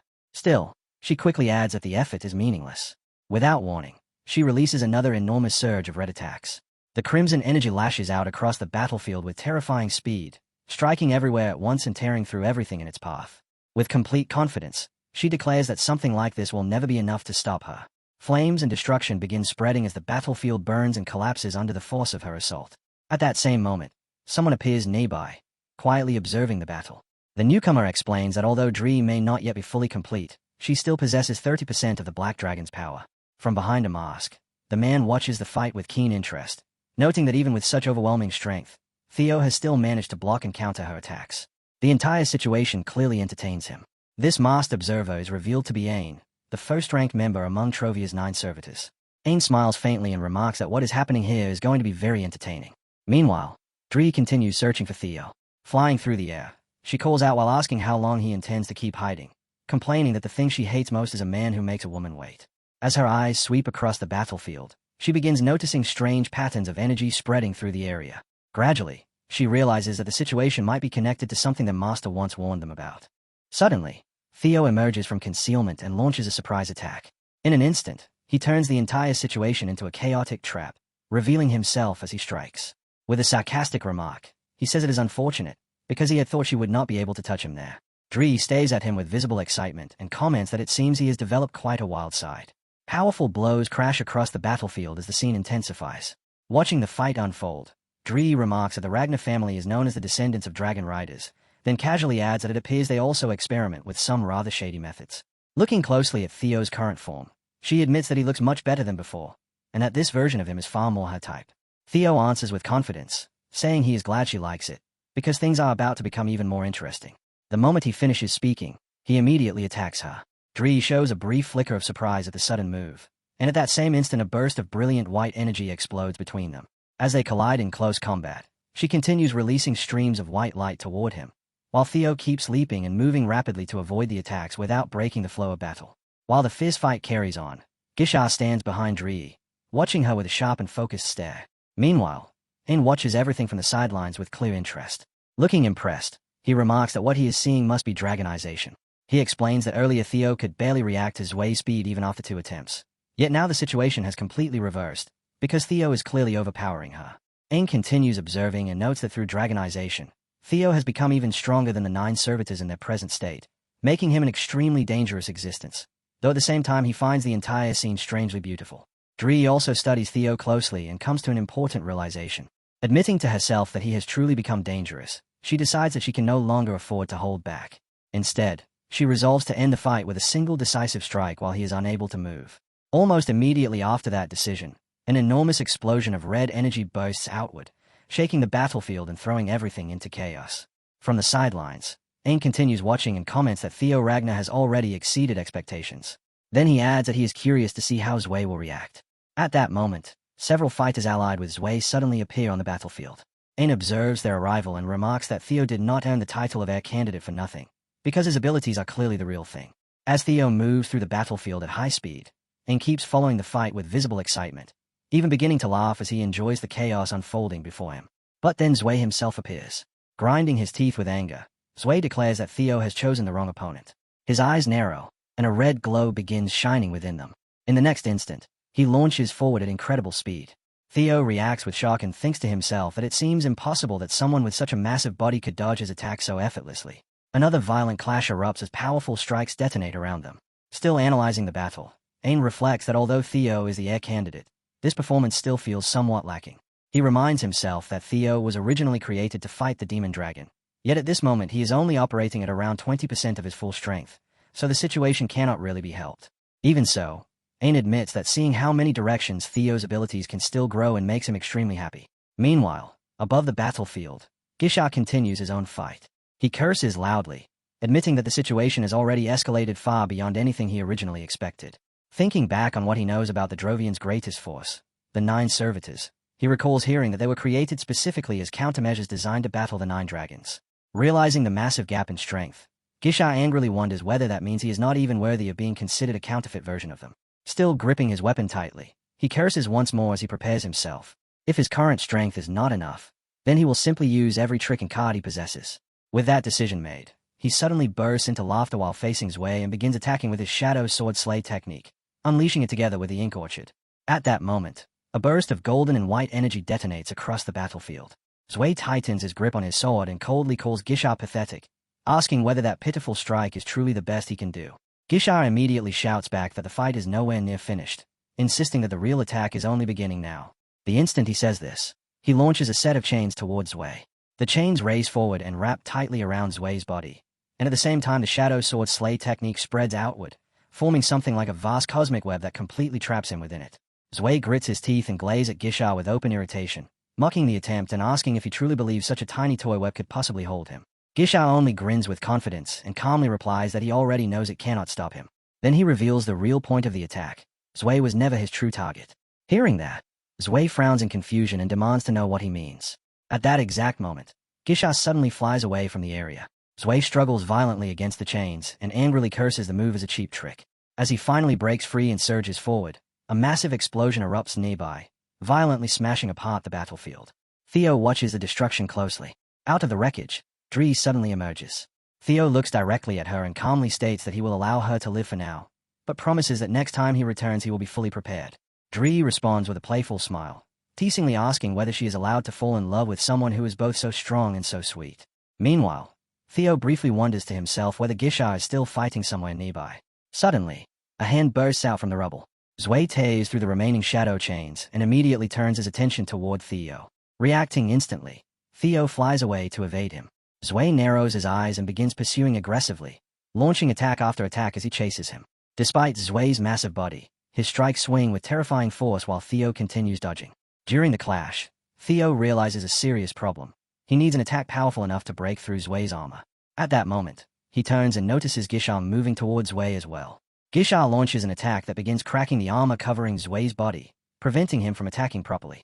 As they strike from different directions, Theo glances at Gisha and tells him that he came to help. Gisha immediately snaps back in irritation, asking whether he ever asked for help in the first place. Yet in his mind, Gisha recalls something about Theo and the organization, reluctantly admitting to himself that Theo might truly be the chosen one after all. Still annoyed, he warns Theo that once this fight ends, Theo will be next. Theo calmly replies that he is looking forward to it. Then he suggests that before anything else, they should focus on eliminating those traitors. Gisha angrily tells him not to give him orders, warning that Theo's overconfidence could easily get him killed. According to Gisha, Zwei exists on an entirely different level compared to the opponents they have faced before. While the two of them are still talking and planning their next moves, Zwei suddenly appears directly between them. The scene opens with an army lined up on horseback, looking intense and ready, while their leader rides at the front, guiding them forward. The man leading them announces that under the sole man military law of Ragnar, he is moving to arrest Theo Ragnar on suspicion of treason. At the same time, he thinks to himself that he does not believe Theo betrayed Ragnar at all. But the loss suffered by the clan represents his father's will. He realizes that Theo's current actions go against both the clan and his father. Then, without hesitation, he declares that if Theo does not peacefully submit to arrest under Ragnar's military code, immediate execution will be allowed. As he says this, he thinks to himself that he will never let that happen. Right after that, he commands the black-armored iron cavalry to follow him. All the soldiers on horseback instantly start moving behind him. Suddenly, a dragon crashes onto the ground with insane force, making it look like the earth itself is erupting. Someone from the clan speaks up, saying that Theo has committed treason, while another rider questions how they can doubt him so easily after swearing loyalty as his soldier. Another one asks their platoon leader if this is really true, and Ancio also speaks up, asking the leader to say something. A girl asks as well, but the leader admits that he does not know the details either. One of the soldiers then says they should move out if everyone is ready. The platoon leader calls out to the commander. She reacts, saying this is to be nonsense and that he knows it too, questioning why he did not speak up. He responds to Evie Evelyn, saying since when did their white-armored dragon cavalry care about such things? All they need to do is trust their comrades. As usual, after saying that, one of the armored cavalry members takes off into the sky. Evelyn thinks to herself that she trusts young Master Theo. After that thought, she orders everyone to follow the commander, and all the soldiers respond positively and agree. The scene shifts across mountains under a quiet, dark night sky. Ancio stands there with his comrades, completely silent. Someone asks him what is wrong, calling him master, and also says they do not like this situation at all. The master replies that Theo once broke the Elder Dragon's arm just to protect his subordinate, yet now he is accepting a treason charge and even leading a pursuit squad in uniform. He calls the situation completely absurd. Hearing this, Ancio starts to respond, but the master cuts him off, saying that they are clearly plotting something. Filled with anger, he forcefully reaches forward as if grabbing something, saying so be it. And in that instant, something around him gets destroyed. He declares that he will have to step in himself. The scene shifts to the protagonist, who stands firmly on the ground and says they should take out the traitors first. Beside him, Gisha stands and tells him not to order him around. Gisha warns that his complacency will get him killed and says the enemy is on a completely different level. The protagonist calmly replies that it is fine and tells him to just follow the plan. Gisha snaps back, reminding him again not to give orders. The protagonist looks at him, and Gisha adds that he is next after the current opponent and should wait quietly. Someone watching thinks that the heir candidates really are on a different level and that they worried for nothing. The protagonist then agrees and says he will wait quietly. After that, Gisha grips his blades tightly, crossing them as energy starts bursting out from his body. Suddenly, massive explosions erupt around them. Gisha unleashes a powerful shadow sword strike, spreading attacks in all directions like thousands of ink daggers forming a circle, while Zwei struggles to block them with all his strength. Explosions keep going off in front of him as the attacks spin around. He blocks using his plates, but the force is overwhelming. Then golden energy and white energy begin mixing together in a circular form, creating an intense clash so bright and chaotic that it becomes impossible to clearly see who is attacking. After countless bombardments, thick smoke covers the sky, and the land below turns completely barren and torn apart. Gisha stands there, staring at his opponent. The opponent glares back and says that now it is his turn. He suddenly rushes forward at insane speed, spreading energy as he attacks Gisha. Gisha is shocked, thinking that for someone so bulky, moving that fast is completely unfair. He realizes it is too dangerous to face the attacks head-on. The power behind each strike shocks him. As golden light spreads toward him, he thinks that he cannot win just by deflecting forever. He decides to wait for the right moment, planning to keep deflecting until the opponent loses balance, then strike back. Meanwhile, the opponent keeps attacking relentlessly with overwhelming force, grinding his teeth and saying that Gisha cannot rely on cheap tricks anymore. Gisha is surprised hearing that and tightens his grip on his weapon, telling him not to act arrogant just because he broke a weapon. The protagonist watches everything and thinks this fight is taking longer than expected, so he decides to at least interrogate the servitor he captured. Suddenly, someone steps into the battlefield, commenting that the fight is even more fascinating up close. The protagonist looks toward the voice and sees Ain standing there. Ain starts analyzing the situation, explaining how the trauma from elemental breathing flows continuously through the daggers, restricting the target, and how the daggers resonate with each other to amplify that effect, calling it ingenious. The protagonist is shocked, wondering when he even arrived. He realizes this person must be one of the 9 servitors, but his strength is not the main concern. Ain casually greets Theo Ragnar, and his mana feels overwhelming, ominous, and completely alien. Ain comments that dragonization is truly amazing, mentioning that even a black dragon at 30% did not stand a chance. The protagonist asks what he means by that. Ain explains that he is developing modified humans, calling them the 9 noble servitors to counter Ragnar's 9 dragons, and he is referring to experimental levels. He explains that Dree, the 3rd experimental subject, had 30% of the black dragon's power, meaning the protagonist has already surpassed that level. The protagonist is shocked, asking if he is really trying to fight Ragnar with just that. Ain does not respond and instead pulls out an injection filled with red liquid. Without hesitation, he injects it into Dree, who is chained and desperately crying and begging him to stop. She pleads to be let out and promises to fight again, but Ain ignores her completely. Suddenly, her body transforms into a massive black dragon. Dree screams and cries, asking why. But soon after, a violent explosion occurs, and she is completely destroyed. The protagonist is stunned by what just happened. He realizes that the explosion was caused by a mana reflux, and wonders if Ain created that technique by refining the reverse blood surge method. Ain then reveals that the sample contained 40% of the black dragon's power. The protagonist is left speechless. Ain explains that he has already recreated the original power of the 9 dragons, but the real challenge is creating a body strong enough to handle it. He then offers Theo a deal, saying that with Theo's body and his own skills, surpassing Karl Ragnar, the clan head, would no longer be a dream. Ain stands there calmly as white smoke surrounds him. He then calls out to someone crying on the ground. After some time, Gisha appears again, saying that these servitors are not that impressive after all. Ain responds that he cannot say that Gisha is wrong. Then Ain raises his hand and says that the experiment is over. He stands in a ruined land covered in red liquid and commands Zwei to get up and finish things. Zwei rises, revealing massive teeth and red fluid flowing from his body. Gisha is shocked and questions if he has revived. With a single strike, Zwei releases red mana that directly hits Gisha. Gisha screams in pain as blood bursts from his mouth and body. Ain then says that his mission was to kill Theo Ragnar and retrieve the primordial Ragnar power, but he will settle for this result for now and retreat. The protagonist thinks that this cannot be real, since even a tired Gisha was taken down so easily. Ain then mentions that there are unwanted guests approaching. He reminds Theo about his earlier proposal. After saying that, Ain gets on his horse and quickly rides away. He then takes to the skies, moving incredibly fast. Before disappearing, he tells Theo to think carefully about his offer. The protagonist watches in shock as Ain vanishes, while someone shouts for him to wait and return Gisha. As the chase begins, someone says they missed him. Another voice calls out, saying Commander Thorkel has arrived just in time and that they need a pursuit squad. Then, in a serious tone, Theo Ragnar is officially placed under arrest for treason. The protagonist stands there, shocked after hearing those words. The scene opens on the battlefield where all the soldiers are mounted on horseback, while our protagonist stands firmly in front of the commander. But suddenly, someone descends from the sky riding a giant dragon and lands heavily on the ground. A soldier looks over in shock and calls out, recognizing Commander Julius. He then asks if everything will be all right, while our protagonist remains standing silently in front of the company. Evelyn is also present there, standing among the others. On the other side, Ancio starts thinking that she cannot see Gisha anywhere and wonders where he is.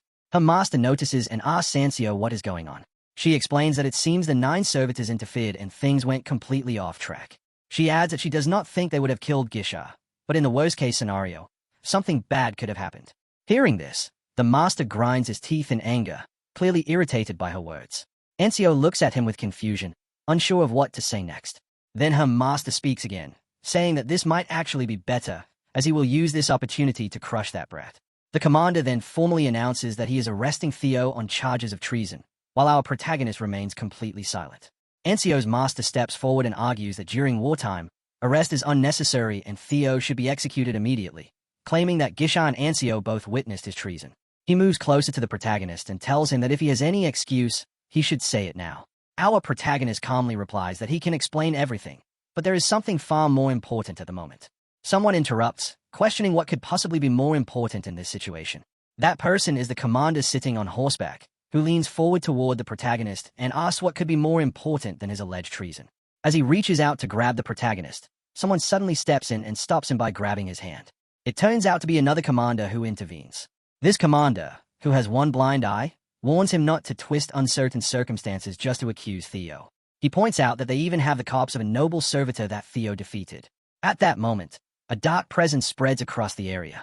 Ancio's master responds, questioning if that alone is enough evidence, and tells him not to be unreasonable. The one-eyed commander fires back, saying that if he keeps twisting the situation, he will end up just like the Elder Dragon. Hearing that, the master becomes furious and challenges him, saying that if he thinks he can defeat him, he should try. The tension rises until our protagonist suddenly interrupts them, telling them to stop immediately because they do not have time for this. He explains that two noble servitors from the Trovian province injured Gisha and took him away, and that they need to pursue them right now. Ancio reacts in shock, realizing how urgent that is, and questions how this is not more important than the accusation of Theo killing a servitor, which should not even count as treason. Someone argues that removing one's uniform is considered treason, calling it ridiculous, while another girl snaps back and says that it is obviously just an excuse. Our protagonist steps forward and declares that he will answer for the charges in court, but right now an heir candidate of the clan has been kidnapped, and rescuing Gisha comes first. Evelyn thinks to herself that he is right and that the treason accusation is clearly part of some political scheme. She believes that the Overlord Dragon would care more about his disciple than politics, and that even someone like him would prioritize saving Gisha. The master, however, explodes in anger and calls all of this nonsense. Ancio stands there quietly, her face half covered by a mask. Our protagonist also stands there, looking directly at the master, who is clearly furious. The master mocks him, saying that he sure talks a lot. He then yells at him to stop spouting nonsense and prove his innocence, warning that if he fails, he will be executed immediately. Our protagonist says nothing and remains calm and silent. The master, growing even more irritated, demands to know why he is staying quiet and asks if he has already accepted death. Finally, the protagonist responds, telling him to think whatever he wants. At that moment, a sudden blue energy begins spreading across the battlefield. Our protagonist declares that for him, saving a pillar of Ragnar is far more important than proving his innocence. The surrounding soldiers look on in shock at what is happening. Someone else questions why they are even fighting each other at a time like this. They point out that the time to rescue Gisha is running out, and ask if they truly intend to protect the Ragnar clan. They accuse the master of being so obsessed with the throne that he has abandoned his own disciple, calling him out angrily. Suddenly, a heavy blue energy spreads across the ground, intensifying the atmosphere. The one-eyed commander becomes alarmed, and calls out Theo's name as the energy surges. Before he can even finish speaking, a massive paw suddenly slams onto the ground. The commander reacts in shock, realizing that Theo was not bluffing when he said he would return with something unexpected. Evelyn watches in disbelief, unable to believe what she is seeing. A massive pair of wings spreads across the sky, covering it entirely. A girl stays at the enormous creature in complete shock, unable to even speak. Then a gigantic dragon emerges, releasing thick fog from its nostrils as it breathes. Someone shouts that this is the descendant of the legendary dragon destined to lead Ragnar. Another commander yells in disbelief, questioning how someone like Theo could possibly do this. Our protagonist stands calmly while the giant dragon looms behind him, its paw pressed into the ground as energy radiates outward. Someone suggests commanding guardians like these. Meanwhile, a thought arises that Theo used them cleverly, even imitating an isolation zone using Nirvana, which is seriously impressive. It is realized that with his current power, he can only manifest their illusions, and without their physical bodies, they cannot actually fight. There is also a realization that he never intended to fight the Overlord Dragon directly. Instead, his goal is simply to silence him and sway public opinion to his side. Using these guardians as the perfect tool, someone declares that Theo is the true descendant of the legendary dragon who can summon guardians. They call him the legendary protector of Ragnar and the rightful leader of the clan. They insist that the true heir of the dragon would never betray Ragnar and that they should have understood this when he prioritized rescuing Gisha. They observe how much he genuinely cares about the clan as a whole. The protagonist then thinks to himself that the situation is finally shifting in his favor and that convincing them to rescue Gisha will now be much easier. The master, however, refuses to accept it and angrily calls it all nonsense. Suddenly, a blinding white energy begins spreading everywhere, making it impossible to see anything clearly. The intensity of the light is so overwhelming that it starts destroying everything around it. He narrows eyes in shock and thinking what is happening. Others cry out, questioning how anyone would dare attack the Guardians. But the master arrogantly mocks Theo, saying that summoning a few illusionary lizards will not erase his treason. He continues yelling, calling everyone the same worthless vermin. The one-eyed commander responds, criticizing them for blindly believing in legends like children and being fooled by illusions. The master shouts again, mocking the idea of a dragonair who commands guardians and questioning why anyone still believes such nonsense. He narrows his eyes, glaring with intense anger. Meanwhile, the entire battlefield and army remain frozen, watching everything unfold. Someone narrows their eyes in shock, trying to process what is happening. Then the one-eyed commander reacts angrily, questioning how anyone could dare call the Guardians lizards. He declares that this has crossed the line and directly calls out the Overlord Dragon. Our protagonist simply stands there with a slight smile and thanks the Overlord Dragon. He then says that this just made everything much easier for him. The scene opens on the battlefield where everyone is present, including all the soldiers, participants, clan leaders, and commanders, all gathered and facing each other in tense silence. Our hero stands there and thinks that the Overlord Dragon has basically dug his own grave by acting like this. By dismissing the legend of the dragon right in front of Ragnar's people, he has made a huge mistake. He also realizes that this is probably what the Overlord Dragon truly believes deep down. On the other side, the master thinks to himself that all of this is because of those Ragnar people and their obsession with that so-called legend. But if he backs down now, things will only spiral further out of control. The one-eyed commander grinds his teeth and narrows his eyes, clearly holding back his anger. Another leader glazes forward with glowing red eyes, thinking that he needs to push through with even more strength and determination. After that, the master steps forward in front of our protagonist and challenges him, saying they should test whether this so-called legend is really that great. He charges toward our protagonist, saying confidently that this attack should not hurt him either. As he rushes forward in rage, our protagonist's eyes widen, and he clenches his teeth in anger as well. Suddenly, the entire battlefield is filled with red and white energy spreading everywhere at once. One person who has been watching nervously starts to cry and asks what this energy even is. Before he can finish speaking, the intensity of both energies spikes so high that a blinding white light bursts out, covering everything and making it impossible to see clearly, while both our protagonist and the master stand at the center of it. Another voice yells that they were told to cut down the enemy, and both sides glare at each other with narrowed eyes, filled with tension and hostility. At the same time, the masters also clench their teeth, while our protagonist stands his ground, and both sides are clearly ready to go for each other's throats. Suddenly, a sword strikes the ground, and red energy explodes outward in every direction. Right after that, a massive explosion erupts from the ground. The soldiers are still down on the battlefield, struggling in the aftermath. Our protagonist suddenly panics and shouts, overwhelmed by the chaos of the situation, wondering how things escalated into such a mess. Then a voice appears, greeting the clan head, and everyone immediately turns toward the source where people are gathering and standing. The one-eyed man bows and says they are ashamed of their behavior, while others add that this is not just internal conflict and that they only intended to punish a traitor. They point toward Theo, saying he is wearing the enemy's uniform and has been killing Ragnar members. They request permission for his immediate execution. At that moment, someone else enters, and the atmosphere shifts as the master becomes furious, his eyes burning with anger, thinking about how someone dared to decide things without his authority. The master grinds his teeth and yells as energy begins to surge around him. Our protagonist's father steps forward and demands an explanation, asking why there is such a commotion. He introduces himself as Thorkel Ragnar, the Black Iron Cavalry commander, apologizing for his bluntness but explaining that the fourth heir candidate, Gisha Ragnar, was abducted during a battle with the Trovian forces. He urges everyone to stop arguing over pointless matters and instead allow them to quickly form a pursuit squad. As our protagonist supports this, the master becomes even more irritated and mocks Thorkel, saying he is being swayed by emotions again. Some citizens question whether, under the law of judgment, the death of the weak is not inevitable. Our hero's brother, Yalibai, speaks up emotionally, saying that Gisha is his older brother before anything else, and questions how they can talk about clan honor while abandoning their own family. Someone responds, saying he has misunderstood the situation. At that moment, their father speaks firmly, saying that the clan is not a place for family sentiment, causing everyone to react in shock, even bringing tears to their eyes. The scene shifts back to our protagonist, who shouts that they must save Gisha, not just because he is family. He explains that if they fail to save him, they will not just lose one heir candidate, but also the honor and fear associated with the Ragnar name. He declares that anyone who dares to touch Ragnar's territory without permission must be made to feel fear worse than death. He emphasizes that they must send a message so strong that no one will ever dare to challenge them again.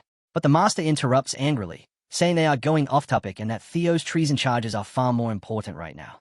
Suddenly, someone silences everyone by telling them to be quiet and takes a deep breath before speaking. When he steps forward holding a hammer and mentions Ragnar's honor, our hero stands directly in front of him. He questions him, asking if he speaks as if he is already the clan head, which shocks everyone and causes their eyes to widen. Then someone reaches toward their sword, increasing the tension. Our hero responds calmly, saying that such an answer is amusing. He himself is surprised at what is happening. Then a fame order is given that everyone present will act as a rescue unit and must recover Gisha Ragnar immediately. Everyone responds in agreement. Suddenly, a loud explosion echoes across the wildlands. Our protagonist hears his father calling out his name and turns his head toward him. His father tells him that they need to talk. Our hero stands there, surprised by everything happening around him. Then someone suddenly joins the scene and flies toward a target, while another stands there silently, unable to even speak. After that, a strange liquid begins spreading across the buildings, wrapping tightly around the pillars. Ain appears and apologizes to the junior clan head. Our protagonist recalls telling him clearly to bring both the relic and Theo for the revival of the Mad Dragon Emperor. He questions how they returned empty-handed. From behind, Zwei steps forward and apologizes, explaining that his mistake allowed Ragnar's main forces to storm in, making it impossible to complete their mission. He also thinks that Theo is too valuable as a specimen to kill right now. Ain admits he has no excuse but claims he has brought a substitute. Someone listening to this grinds their teeth in anger. That person remembers how their comrade was beaten and points out that the revival ritual requires the primordial dragon's relic, and a Ragnar clan member's body alone is not enough. Another suggests using a different relic, asking if they mean the Dragon Savior's sword. It is explained that this sword is the highest quality relic among modern weapon-shaped relics and is needed for the Dragon Emperor to fight Karl Ragnar, so it cannot be used for the ritual. An older man criticizes them, saying they should have secured a proper sacrifice. Our protagonist reacts in shock to this. Suddenly, someone rushes in and reports that Ragnar's main forces are attacking. Everyone is shocked. It is revealed that Ragnar's forces are rapidly breaking through the front line to rescue their captured heir. Someone thinks in confusion why Kyle would go this far for a single prisoner, especially when he usually speaks about survival of the fittest. Someone lying on the ground curses angrily, shouting at the Sky Dragon and demanding respect. Another thinks they knew the Masters would come, mentioning Masters A and CIO. They suspect that the captured person might be the successor. An old man warns that the location will soon be discovered. He explains that their barrier can only hide them temporarily, and if they delay the ritual any longer, it will take too much time to prepare again. He also mentions that the revival of the Mad Dragon Emperor can only happen in the north. Someone else snaps back, saying they already know that and to stop repeating it. They realize that they are already at the northern edge, and if they retreat now, they may never get another chance. They decide they cannot delay the revival any longer. With narrowed eyes and determination, an order is given. They command to bring Gisha along, declaring that he will be sacrificed together with the Dragon Savior's sword. The others accept the order. Gisha, still conscious, reacts in shock, trying to understand what they mean by sacrifice. They urge everyone to hurry, saying they must complete the ritual before Ragnar's forces arrive. The decision is praised as excellent. They move through hallways and buildings quickly. Gisha is tightly bound by dried branches that completely restrain him, as everyone prepares for the ritual. Someone declares that the ritual will happen right there and now. Another narrows their eyes as a blue light glows. They proclaim that the Mad Dragon Emperor will be revived here using Ragnar's blood and relics. The scene opens with intense red energy spreading everywhere while white energy surrounds and wraps around it. That energy keeps flickering like lightning, extremely powerful and unstable.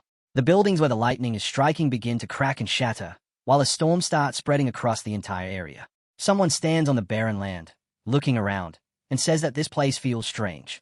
A giant man wearing a fluffy coat stands there and explains that it is a rift in space-time, the perfect place for a quiet conversation. Another person hears this and questions it in their mind, trying to understand what a rift in space-time even means. Suddenly, a girl with a horn, dressed in black, speaks up and explains that it is literally a gap between time and space and calls the whole thing ridiculous. She adds that not only did he split space-time itself, but he even created a room inside that gap, questioning if this can even still be called swordsmanship. She admits that she knew he was strong, But this goes way beyond that. No matter how she looks at it, she feels like this is not something human anymore. The guy standing beside her thinks the same, realizing that this level of power is definitely beyond human. A man shrugs his shoulders and casually asks if they are done talking. Then another man angrily says that he brought his son here to speak privately, and that this is no place for someone from the old era to interfere. He then loudly calls out to the guardian dragon with intense eyes. Right after that, a system-like screen appears showing that the Thunder Gates are being forcibly closed. Another message shows that communication with Lord Brock has been temporarily cut off. The girl in the black dress becomes anxious and looks unwell. She feels pain in her head and complains that he is now even interfering with her Thunder Gate, calling him a complete monster. Meanwhile, the guy standing there thinks to himself that his father actually blocked the Thunder Gate and wonders just how far ahead he can see. His father stands there silently, not saying anything at all. After some time, his father finally asks him if he resents him. His son's eyes widen, but he stays silent, just staring at his father. His father continues, asking if he resents him for neglecting him and his mother.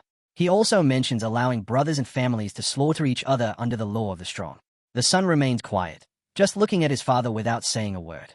He stands there calmly, but there's a quiet anger building inside him. Both of them stand facing each other without speaking. His father then says that he actually respects that honesty, that his son is not denying anything out of panic. He waves his hand slightly, drawing a line, and suddenly a white thunder-like light spreads out. He explains that one must not look back at anything except the absolute strength needed to sustain the world. He talks about sacrificing the small for the greater good. He says that this belief is what he used to protect the world because the Ragnar clan has the duty to safeguard it. He explains that people say he only hunted returners halfway, but in reality, he simply eliminated those who threw the family into chaos. It just so happened that most of those troublemakers were returners. He admits that even killing his own father, the Mad Dragon Emperor, and purging the returners who were destroying the clan, was all done to protect their home, even if it meant staining his hands with blood. He declares that this is how he protected the world. As he speaks, golden lightning begins forming in a circular shape around him. The intensity of the golden light is so strong that his son is shocked.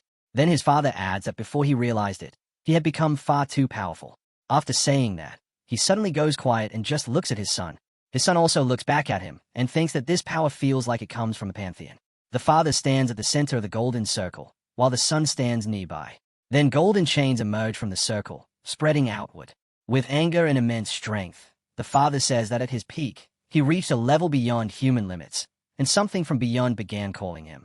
It was a call to leave this world and join a greater battlefield. But he could not abandon the clan, so he sealed his own power. He grabs the chains firmly and explains that the more he reveals his strength, the tighter the chains of fate bind him. That is why fear was necessary. His son watches in shock. His father continues, saying that to keep the family from collapsing even without him, he had to become a monster himself. He says that this place carries the weight of the family and wonders if Theo can break those shackles. His son remains silent and does not respond. After that, the son steps forward and honestly admits that he is not sure if the path he is taking is the right one. His father remains quiet again. Then a system screen appears, showing that Nirvana is being used to temporarily expand the mental realm.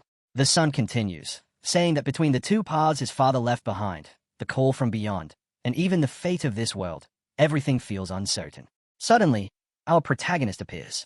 Back on the battlefield, our protagonist spreads his arms and stands firmly, declaring that he will take responsibility for everything. His brother's eyes widen as he hears this. The protagonist continues, saying that he will surpass his father and become the one who leads the family. His father suddenly bursts into loud laughter. He says that taking responsibility for everything without even knowing the answer is extremely arrogant. He acknowledges that the protagonist is indeed his son, but calls him unbelievably bold. He says that his answer has always been consistent. Then he decides that he will not leave just yet and will delay the call a little longer. He tells his son to prove whether his words are empty or true. He says he will watch him with his own eyes. The protagonist looks at his father. Then his father loudly tells him to prove himself. He steps closer and tells him to prove that he is worthy of becoming the master of Ragnar. After that, the scene shifts back to the battlefield where the army and soldiers are riding their horses quickly. Someone wonders where the enemies could have gone. Another soldier says they have already traveled far enough and should have seen the Trovian main camp by now.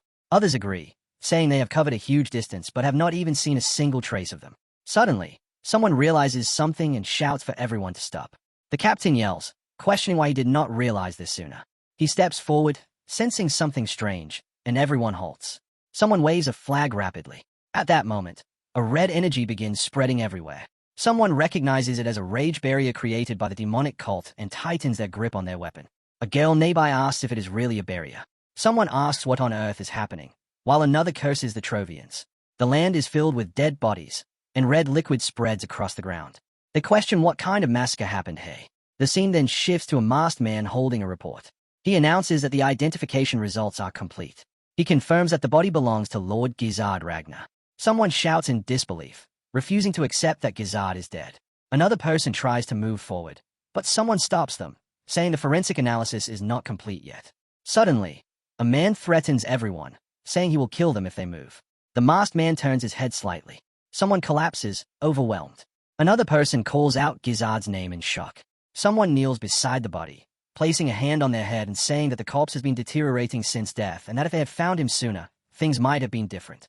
The commander of the Black Iron Cavalry says they did their best and should not be blamed too much.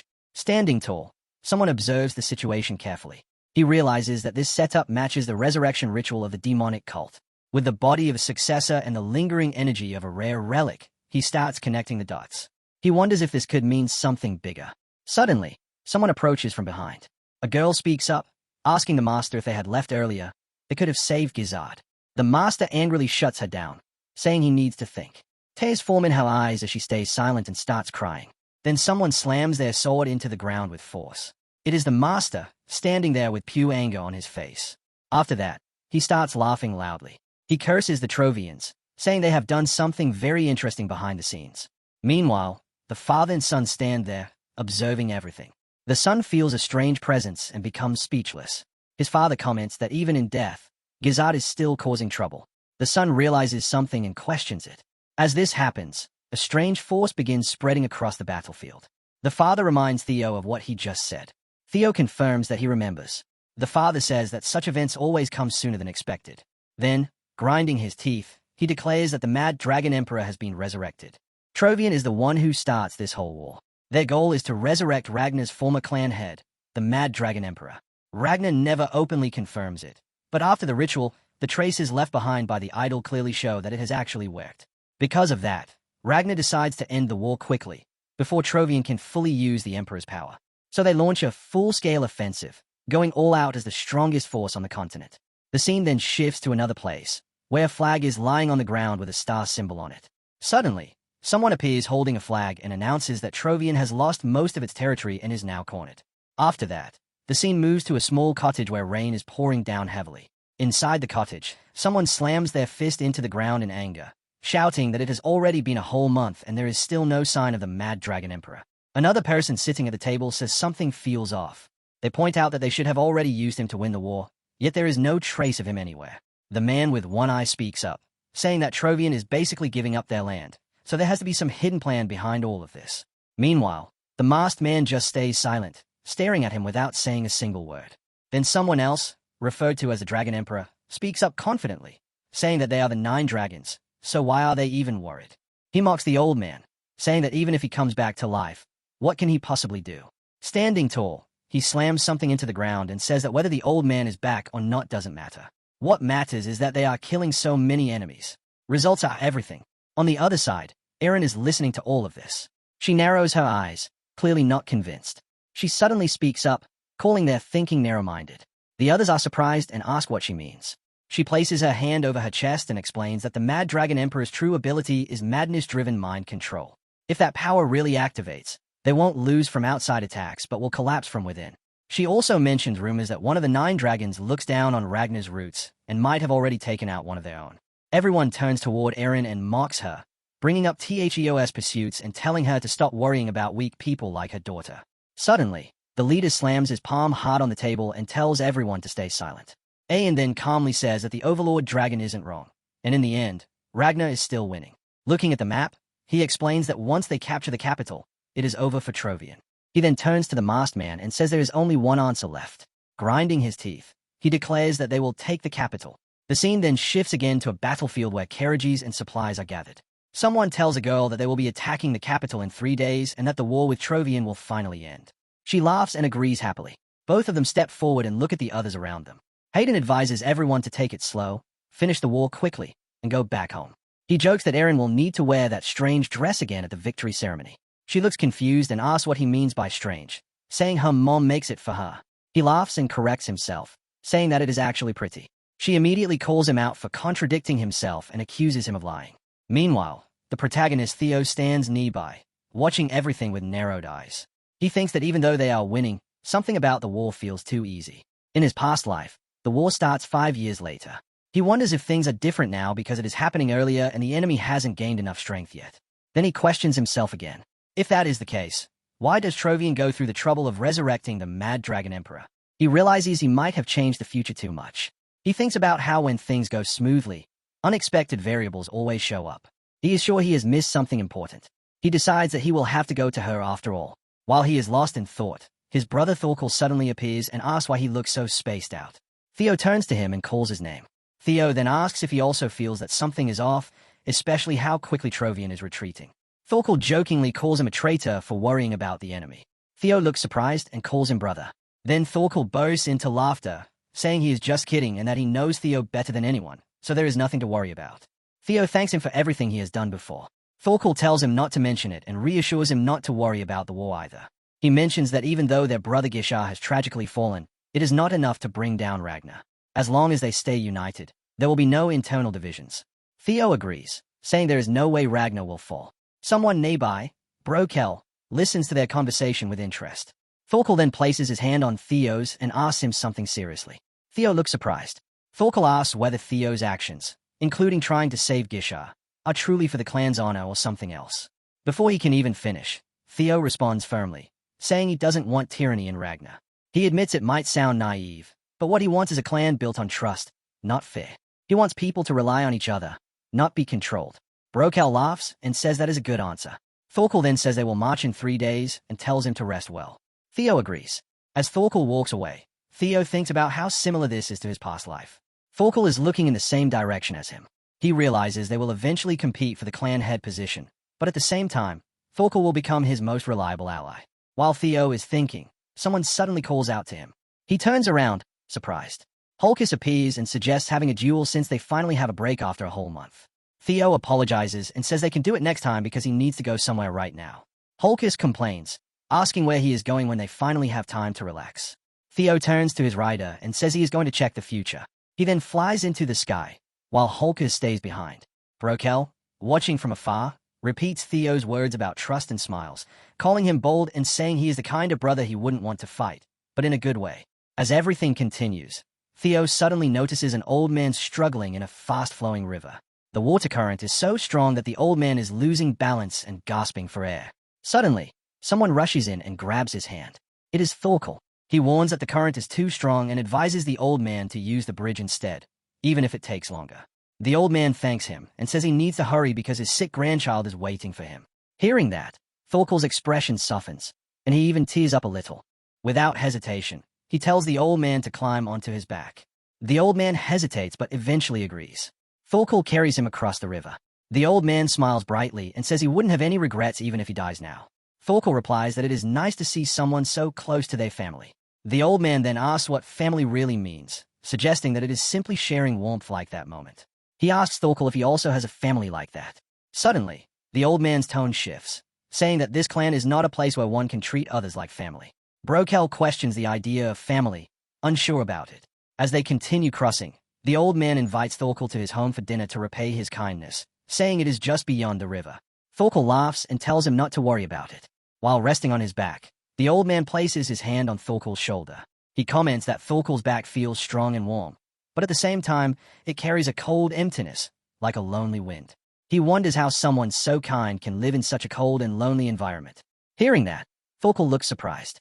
The old man continues, saying that even if people call it childish, what truly makes humans human is their warm heart. Then, as they stand in the deep, red-tinted Manhwa water, still holding onto each other, the old man quietly tells Thorkel to come with him. The scene opens through thick bushes during the winter season. It shows a land completely covered in ice, a pure winter landscape. Our boy is flying through this freezing weather while mentioning the northern region of Ragnar, the Demon's Sea, and the border forest. Then the scene shifts toward the spectral castle, a place hidden behind a magical barrier. It can only be seen at midnight, when the barrier becomes weak. This castle is the hidden base of the Hilda clan from 2 generations ago, and our boy is flying around it, observing everything. Our boy suddenly stops mid-air and says that they arrived just in time.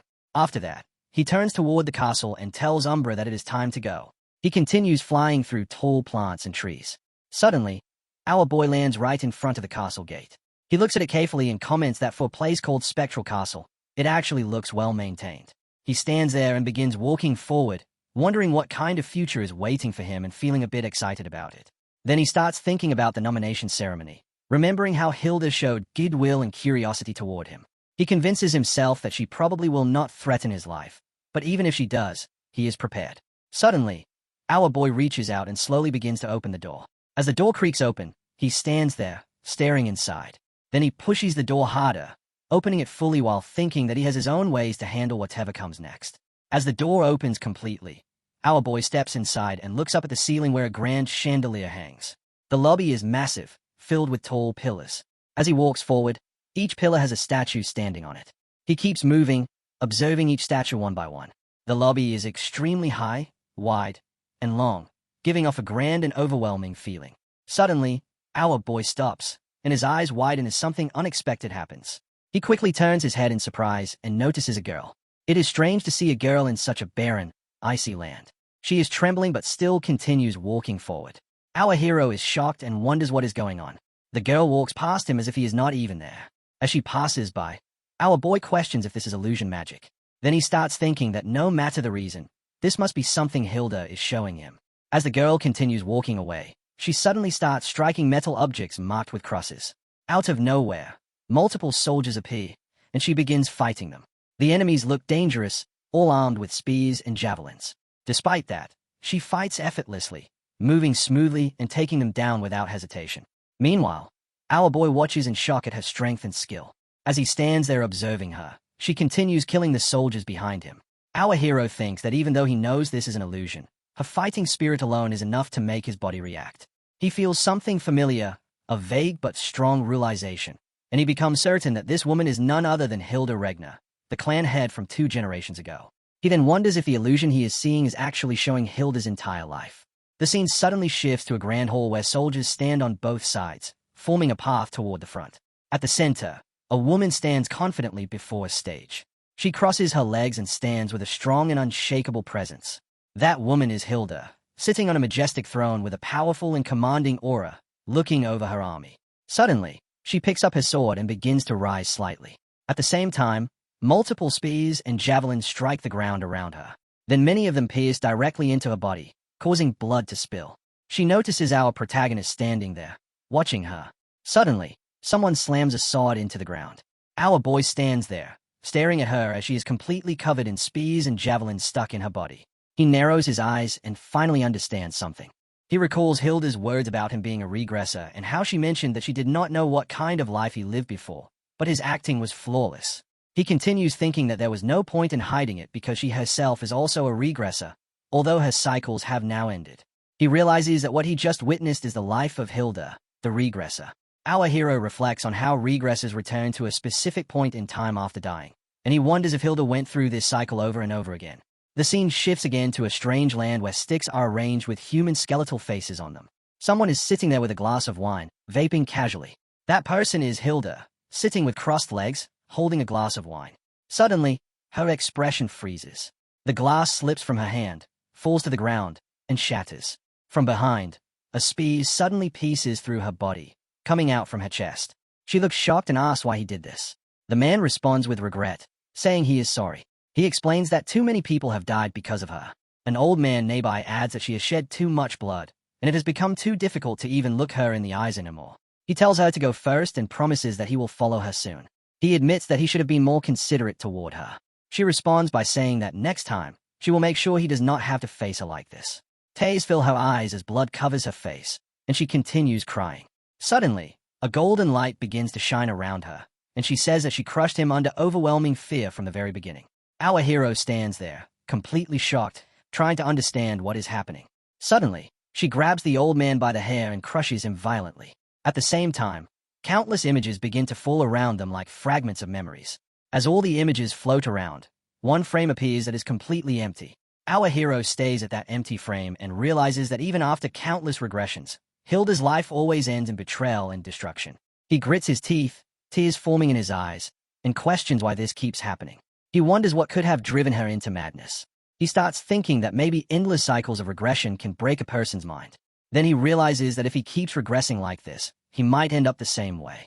As he stands there lost in thought, he cannot even finish what he is thinking. Suddenly, someone sitting on a throne speaks, saying it has been a long time. Our boy is shocked. He slowly turns his head. The voice continues, saying that a lot of effort was put into creating that greeting illusion. Our boy fully turns around and looks toward the throne. There, he sees Hilda sitting on it. She looks at him and asks if he enjoyed it.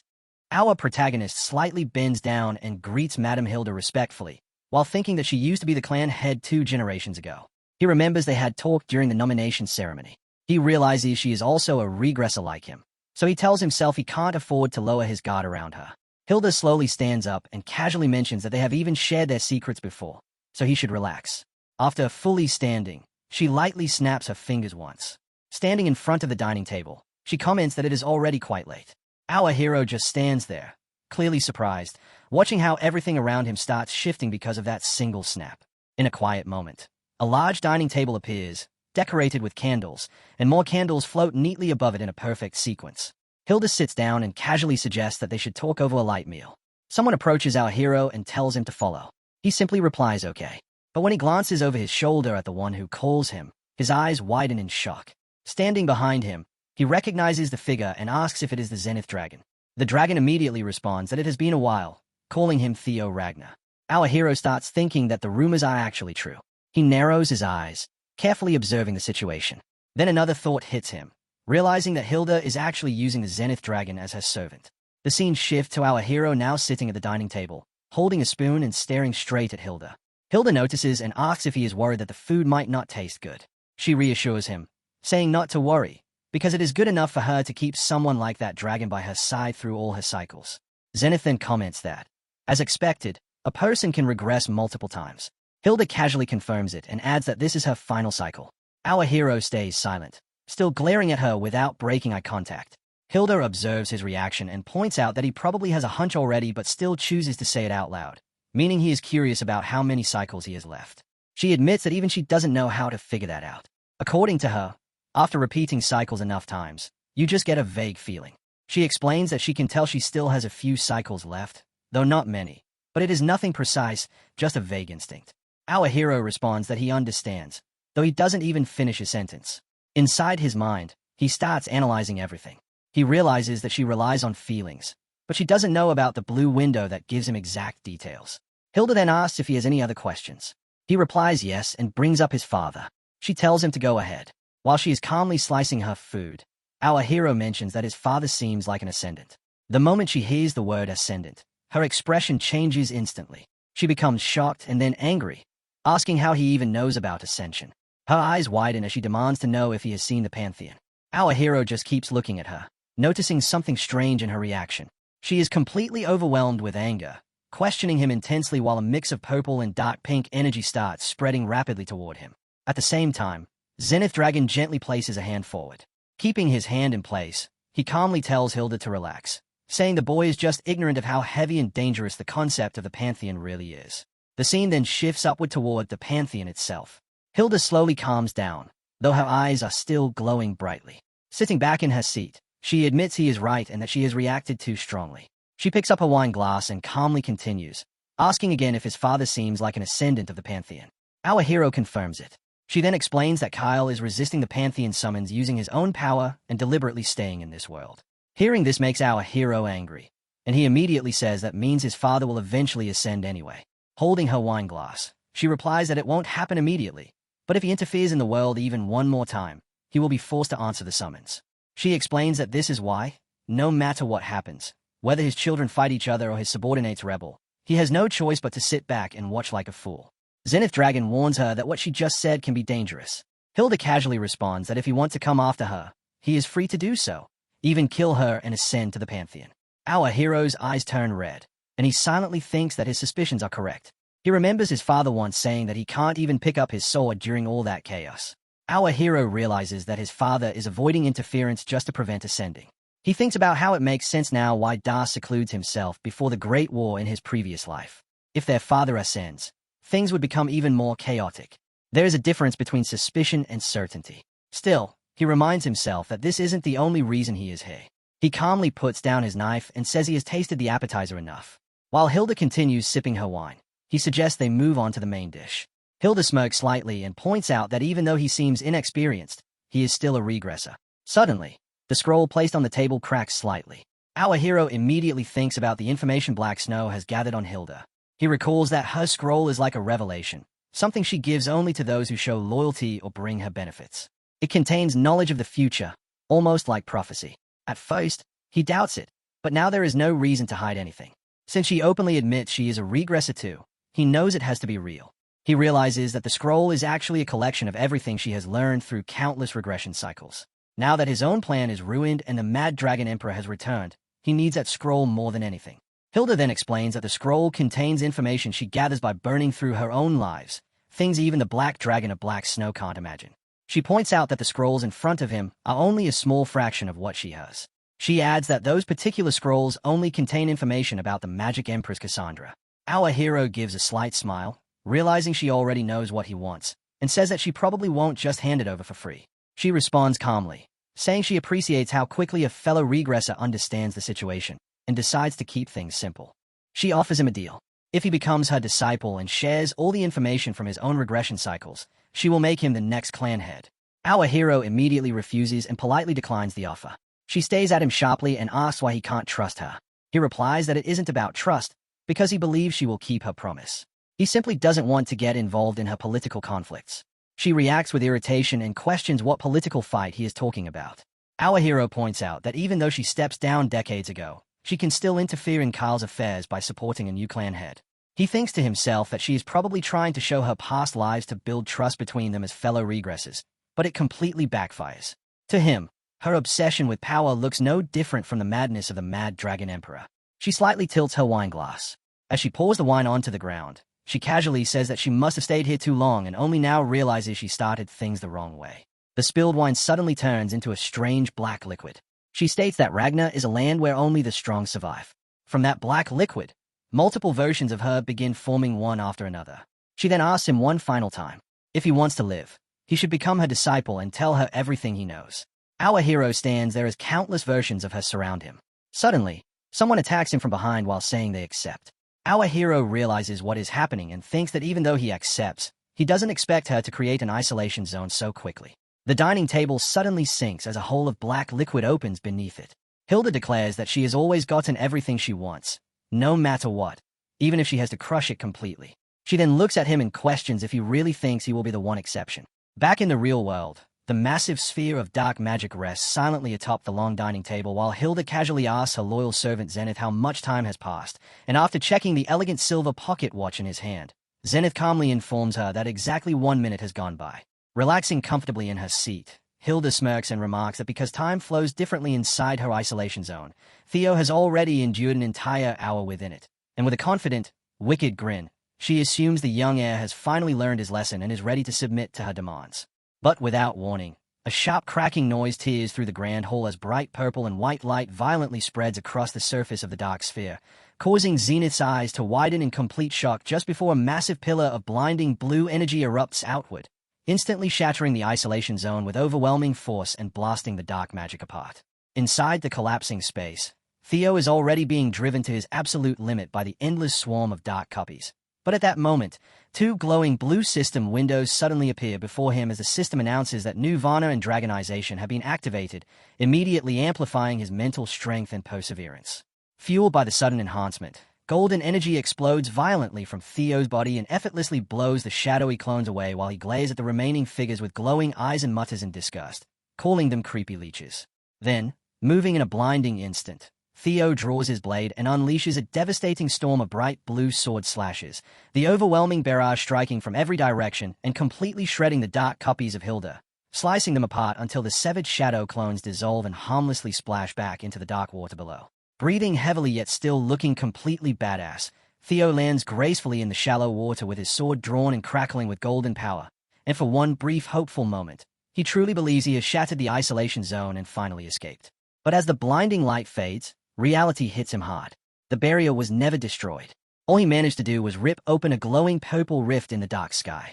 exhausted from unleashing such a massive attack. Theo drops to his knees in the shallow water as the creepy shadow clones immediately rush back over him and pin him down, making him realize that forcing open that single crack was the absolute limit of what he could achieve, and even now, the magical rift is already beginning to close.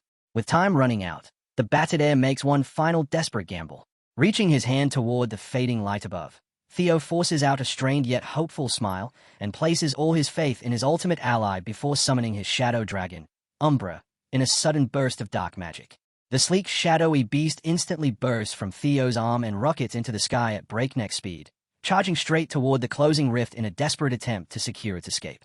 As it tears upward, the massive shadow dragon releases a deafening roar, and in the next instant, Umbra crashes violently into the glowing rift in an explosion of purple and white light, successfully breaching the barrier a split second before it seals shut. Back in the grand dining hall of the real world, the silent black sphere resting on the table suddenly ripples before a streak of dark shadow violently shoots out from within it. The sleek figure races across the room at incredible speed and blasts straight through the tall glass window, disappearing into the night. Watching the desperate escape from her seat, Hilda shows no anger whatsoever. Instead, a wickedly amused smile slowly spreads across her face as she pushes herself up slightly and asks her old servant if he also caught sight of the fleeing shadow. Zenith respectfully confirms what she saw, identifying the escaping streak as the evil shadow dragon they had discussed earlier. For a brief moment, the old servant considers pursuing the fleeing beast himself, but Hilda immediately dismisses the idea, reasoning that there is nothing unusual or impressive about a summoned creature cowardly abandoning its master to save itself. Instead, Hilda focuses on what truly surprises her. Slamming her massive sword into the ground with a heavy crash, she openly admits her shock that Theo actually managed to tear open a rift inside her ultimate isolation zone. Staring closely at the swirling dark sphere on the table, she compares him to Robert, who needed more than 3 minutes to escape during his first attempt, and concludes that Theo truly must have witnessed the Pantheon. Seeing how far the young heir managed to push himself after only 1 hour inside her trap, a wicked and menacing grin spreads across her face as excitement over his monstrous potential fills her mind, making her decide it is finally time to increase the pressure and bully him a little more. Zenith bows respectfully and politely agrees, telling her that bullying the boy further sounds like a good plan. But inwardly, the old servant can only groan as he realizes a terrible habit of playing with her prey has surfaced once again. She already knows Theo has reached his physical limit, yet she still intends to push him further. As Zenith stays at the swirling dark sphere, a deep sense of pity rises within him. Even if Theo is a talented heir candidate, he is still only a young swordsman, while Hilda has already lived through 150 years in this cycle alone, and when all her previous regressions are considered, she possesses centuries of combat experience. Zenith understands there is absolutely no chance that the boy can stand against his terrifying lord. With a heavy heart, the old man reflects that watching a promising young talent slowly wither away never becomes any easier. But before his thoughts can continue, Hilda suddenly calls out his name sharply. Snapping back to attention immediately, Zenith bows deeply and confirms that her humble servant is listening and ready for orders, but Hilda suddenly clicks her tongue in irritation and complains that she will now have to finish a meal later because several guests have just arrived. Ordering Zenith to step back, she insists on greeting them personally. At that exact moment, a violent explosion tears through the ceiling as a figure crashes directly into the grand hall, unleashing a massive shockwave that sends dust and debris flying in every direction. Staring through the thick smoke, Hilda frustratedly spits out the intruder's name, and as the dust finally settles, a fierce white-haired warrior can be seen standing proudly amidst the rubble. It is Robert, the Black Dragon and one of the legendary 9 dragons. Completely unfazed by Hilda's deadly presence, Robert calmly lifts his gaze toward her and casually remarks that it has been quite some time since he last saw the former clan head. Without wasting another second, his attention immediately shifts to the dark swirling sphere positioned in the center of the room, and recognizing Hilda's twisted magic at once, he notes that she is using that same trap again. Declaring that her sick games are officially over, the Black Dragon releases a massive burst of energy that completely destroys the isolation sphere, shattering it into glowing purple fragments. As the dark magic violently disperses, Theo crashes heavily onto the floor before dropping to his hands and knees, violently gagging as he spits out a thick puddle of black gooey shadow liquid onto the ground. Bruised, battered, and desperately gasping for air, the young heir admits to himself that he truly believed he was not going to survive this time. Yet despite the overwhelming exhaustion tearing through his body, a relieved and triumphant smirk still spreads across his face. Looking down as the shadow safely merges back into his hand, Theo warmly praises his loyal beast and thanks the little dragon for pulling off the ultimate rescue. While catching his breath, Theo reflects on the sudden intervention and quietly admits to himself that he already knew the Black Dragon had been following him ever since his meeting with his father. Robert had deliberately left obvious hints along the way, making it impossible to overlook, and since Theo was still under suspicion for betrayal, it made perfect sense that his father would assign someone to monitor his every move. Even so, to Theo, Robert's constant presence felt far more like a protective bodyguard than a strict watcher. Standing beside the fierce warrior, Theo casually remarks that he is surprised to see a legendary figure personally step in, but Robert immediately scoffs at the act and calls him out for pretending to be clueless before teasingly asking whether Theo also wants his hand held all the way to the exit. Brushing dirt from himself while flashing a confident smile despite his battered condition, Theo refuses the extra help and sincerely thanks Robert for the incredible rescue, though he insists that the rest of his escape is something he must handle on his own. Before either of them can say another word, Hilda suddenly lunges forward and brings her massive sword crashing down with terrifying speed. Robert reacts instantly, raising his weapon just in time to block the devastating strike, and the violent collision between their blades unleashes a blinding, thunderous shockwave of blue energy that tears through the ruined hall. Pressing her weight against the black dragon's weapon, Hilda mockingly complains about the rude interruption and playfully whines that she only wanted to enjoy a quiet meal with her great-grandson, then flashes a wicked, bloodthirsty smile while asking if Robert has come to join the feast. Completely unaffected by her crushing aura, Robert flatly refuses the twisted invitation and casually points out how absurd her excuse sounds, questioning what kind of normal family dinner involved imprisoning someone inside a dark magical trap for an entire hour. While maintaining the tense clash against the terrifying matriarch, Robert secretly sends a quick message to Theo behind him, strictly ordering the young heir to run the instant he gives the signal. Lowering his stance while bracing his battered body, Theo silently acknowledges the plan and prepares himself to sprint for his life. But just before everything erupts into chaos, he glances down at his shadow dragon and quietly gives Umbra one final instruction. Then Hilda suddenly makes her move. Swinging her massive sword downward with terrifying force, she unleashes a blinding beam of destructive blue energy that completely obliterates the floor beneath them. And as the ground violently collapses, Robert roars for Theo to run. Without hesitating for even a moment, Theo bursts into a full sprint, using the destruction and flying debris around him as cover while he escapes. Furious over both the interference and the fact that her prey is slipping away, Hilda launches herself forward and slams her blade downward with lethal force, screaming at Robert in rage for daring to stand against her. Sparks and flames erupt violently as Robert intercepts the furious attack head-on, and their weapons collide in a spectacular explosion of power while the Black Dragon firmly orders the former clan head to stop this madness. As the two monsters remain locked in a storm of sparks, the true extent of Hilda's insanity becomes unmistakable. Her eyes burn with a terrifying manic glow, and even though she has already lost the ability to regress, the endless hunger inside her still remains. To a twisted regresser like Hilda, the entire world is nothing more than a fragile toy meant to be claimed, even if seizing it means tearing everything apart. But while the terrifying matriarch remains fully occupied with a black dragon, her toy finally makes his escape. Theo races across the ruined hall with every ounce of strength he has left, and without the slightest hesitation, he throws himself forward and crashes violently through the massive glass window. Glittering shards explode spectacularly into the night as the battered young heir finally breaks free. Bursting through the shattered glass, Theo plunges into the freezing night air and begins free-falling down the sheer towering side of the dark castle. Completely exposed to the brutal snowy expanse of the winter mountains and the dense forest far below, Theo continues hurtling toward the ground while desperately shouting for his shadow beast. Right on cue, Umbra's massive winged form emerges from the darkness and swoops downward at incredible speed, smoothly catching Theo in midfall. Landing safely on the dragon's back, the young swordsman grips tightly as they rocket away from the chaotic battlefield, and with one powerful thrust of Umbra's wings, the pair blasts into the night sky, leaving behind only swirling snow and the howling winter wind as they disappear beyond the frozen treetops. Standing by the violently shattered window while staring into the raging winter storm outside, Hilda clicks her tongue in pure annoyance.